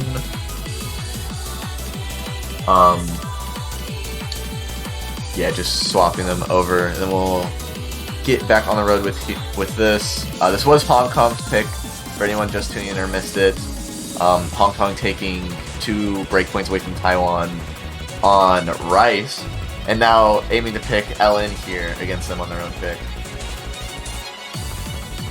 Yeah, it's going to be interesting to see, and we'll see Yaya coming back in after he restarted his game. Hopefully it kind of resolves his issue about hitting all over the place for the sludge. Hopefully it does has a helpful bit against Hong Kong. Yeah, we'll see. I think Yaya specifically, and actually a couple of players I noticed, Yaya seemed to be releasing fairly early on Sledge, but that was more of a control-esque pick. This is a lot denser, so I doubt we'll see the same issue from the same player on this. It's a very different pick. I think we'll see a lot of slider breaks. Oh, we're seeing the wrong map here. It's gonna picking Levine after that, but no, I don't think so. Panic button. Yep, there you go. There we go. We'll just have Nino play a different map. Yeah, that's fine. Yeah, he just like the Traveler. That's it. Yep. All right, hopping right into this. Players stabilizing. It seems Yaya falling a little bit behind. Same thing with Nino. But otherwise, players staying at that 99.8. Shiro dropping so early. We've seen this so much from Shiro here. I can't tell if it's nerves or if there's something going on. Otherwise, but Shiro's been dropping early a lot. Yeah, probably a bit of both. But even then, I think Yaya with starting his game kind of has picked up a back a little bit, which very nice to see. Putting good accuracy, definitely a lot better than they started out in Sludge. Nino being a little bit of the black sheep of Taiwan here, holding it down at 99.3. Looks like they're going to be trying to build this accuracy back up and praying that Hong Kong drops a combo break soon. Getting to another dense section soon. Yeah, given their arsenal Hong Kong scores, I would doubt one miss could actually just cut it. Even though with one clean miss, that would still even be in Hong Kong's lead. With this high of accuracy, Yaya did finally taking a drop there. Yeah, while Hong Kong holding absolutely unreal accuracies, like we've seen in every pick so far. It seems like they're just proficient on everything here. 2 players holding 99.82s. And even their third player still having a better score than any of the 3 players on Taiwan. Yeah, taking another miss to drop them right below 99% as we come into this last part. Seems like Hong Kong's going to go up 4-0 on their own pick. I really don't know what Taiwan can aim for here to try to take some points away. Yeah, at this point, I really don't know what to guess. What Taiwan's gonna pick here, given they locked themselves out of the SP picks, and there's only hybrid, which is the completely different category. Yeah, we haven't seen any hybrid from these players. I think right because Ellen and Rice, all these picks so far, Hong Kong's just been so dominant. I mean, 2 993s we saw on Rationalist pulling out insane Rice scores. So I really don't think Rice is the way if I was Taiwan. But it's really whatever they feel comfortable on, right? I mean, a Rice pick that they feel more comfortable on than some of the other ones could maybe be the answer if Hong Kong's not as comfortable on it. Seems like they're going with Streaming Heart, yeah. Streaming Heart. More straightforward jump stream pick here. I mean, there's a bit of chance here. I mean, we've seen it like in a couple of last matches. Streaming Heart was a bit of a volatile pick given how blatant the one-hand trilly is, and it actually caught some victims on that. So we'll see.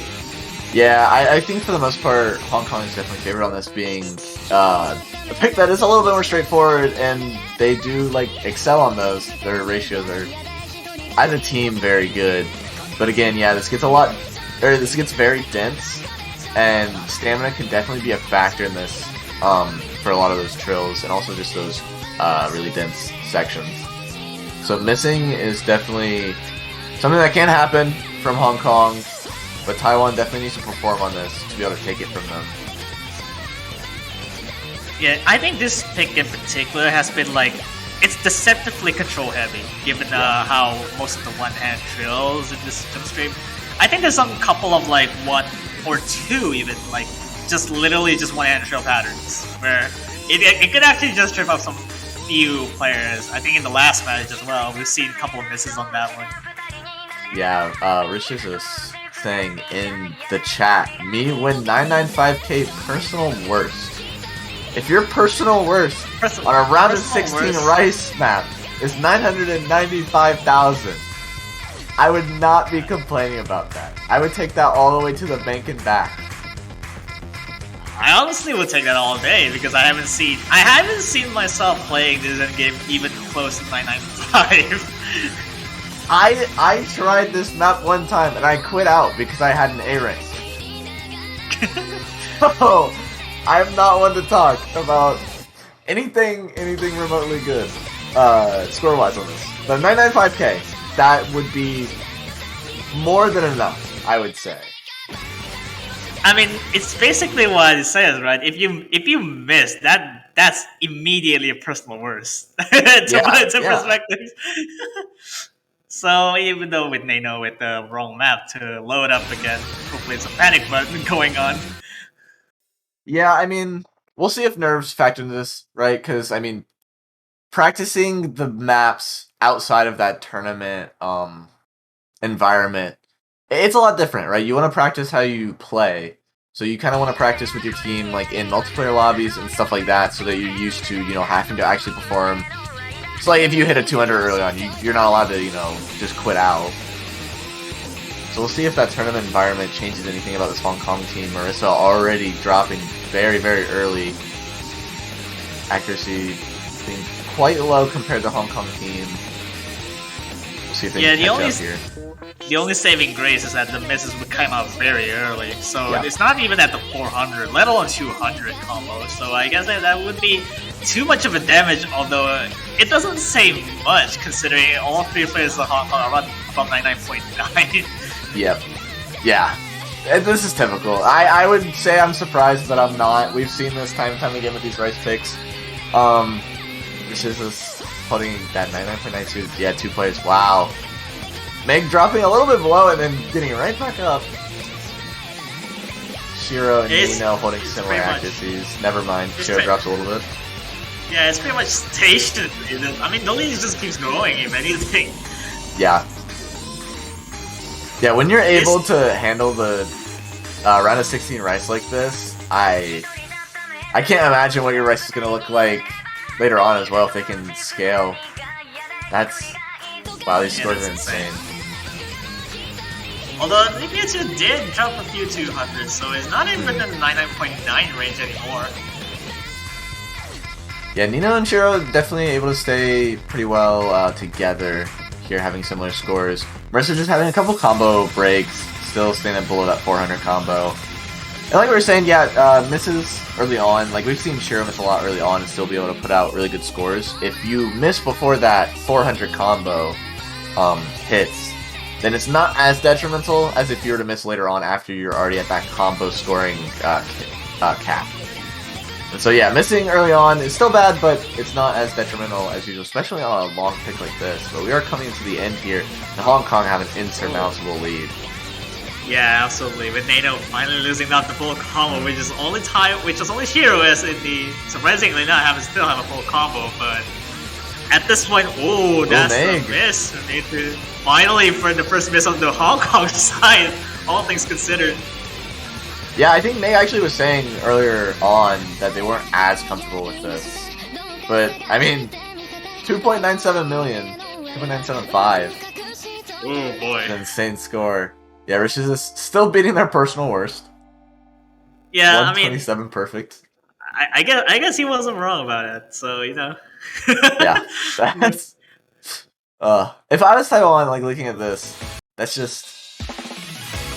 I mean, you have to commend them. Both teams here. Taiwan's been putting out some insane scores as well. Hong Kong just, I mean, having it absolutely just, I mean, unbeatable Rice scores here.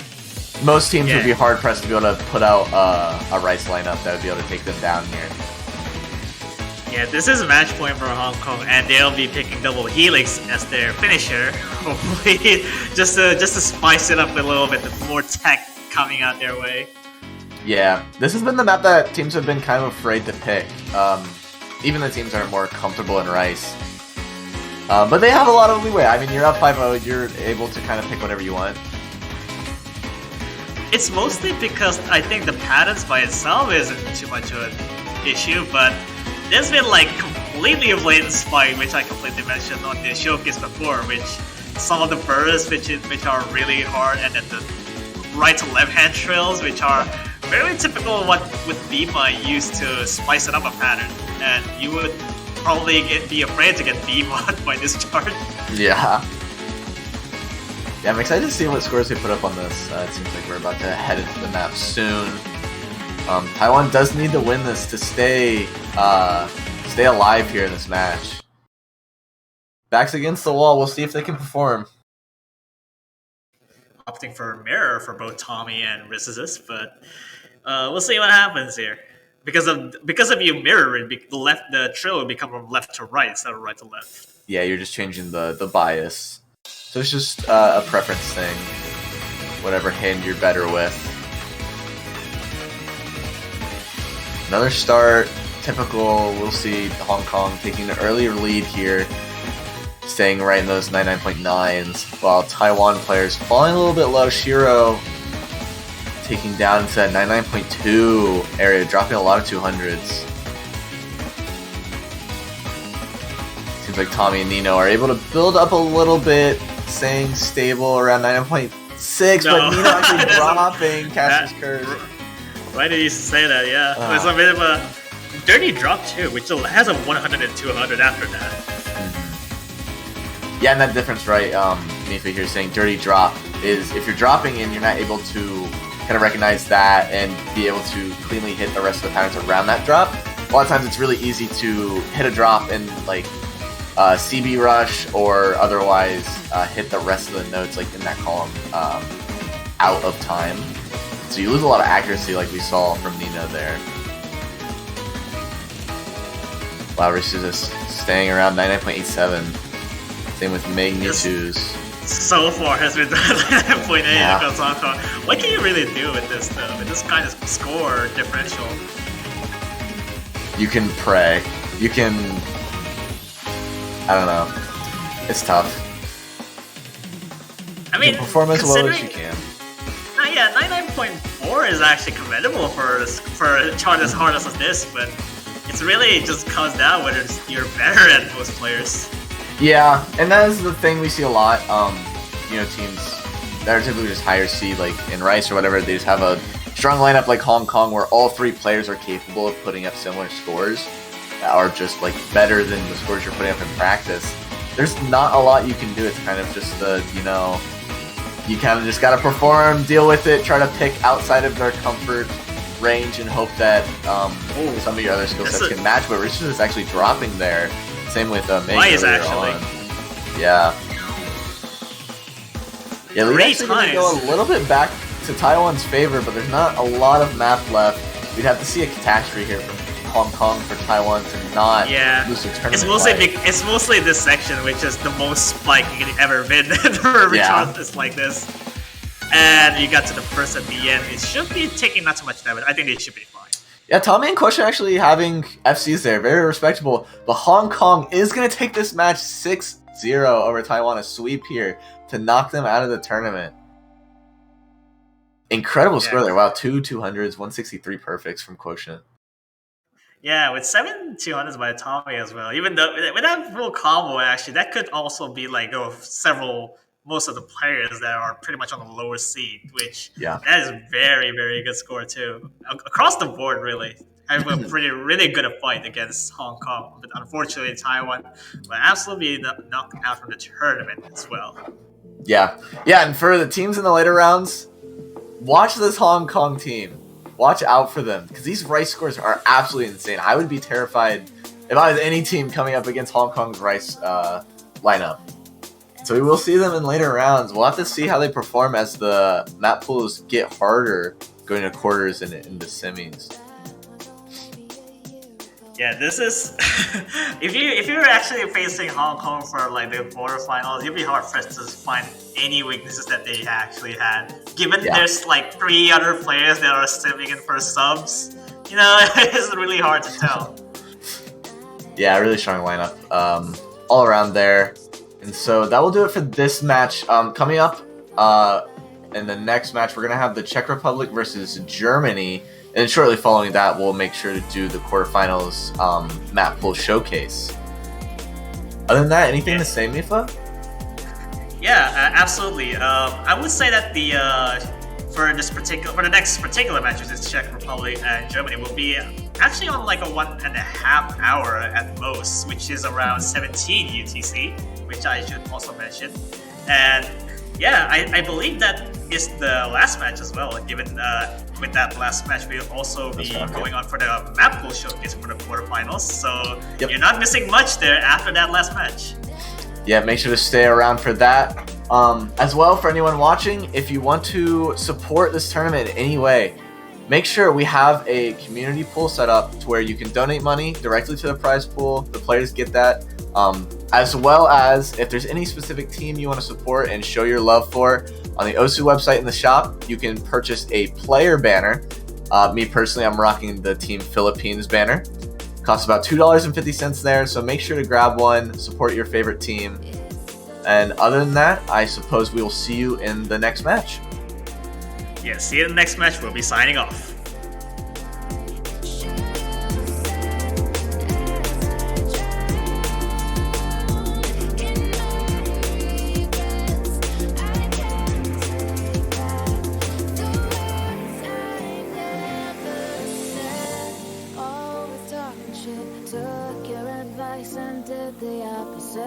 Just being young and stupid.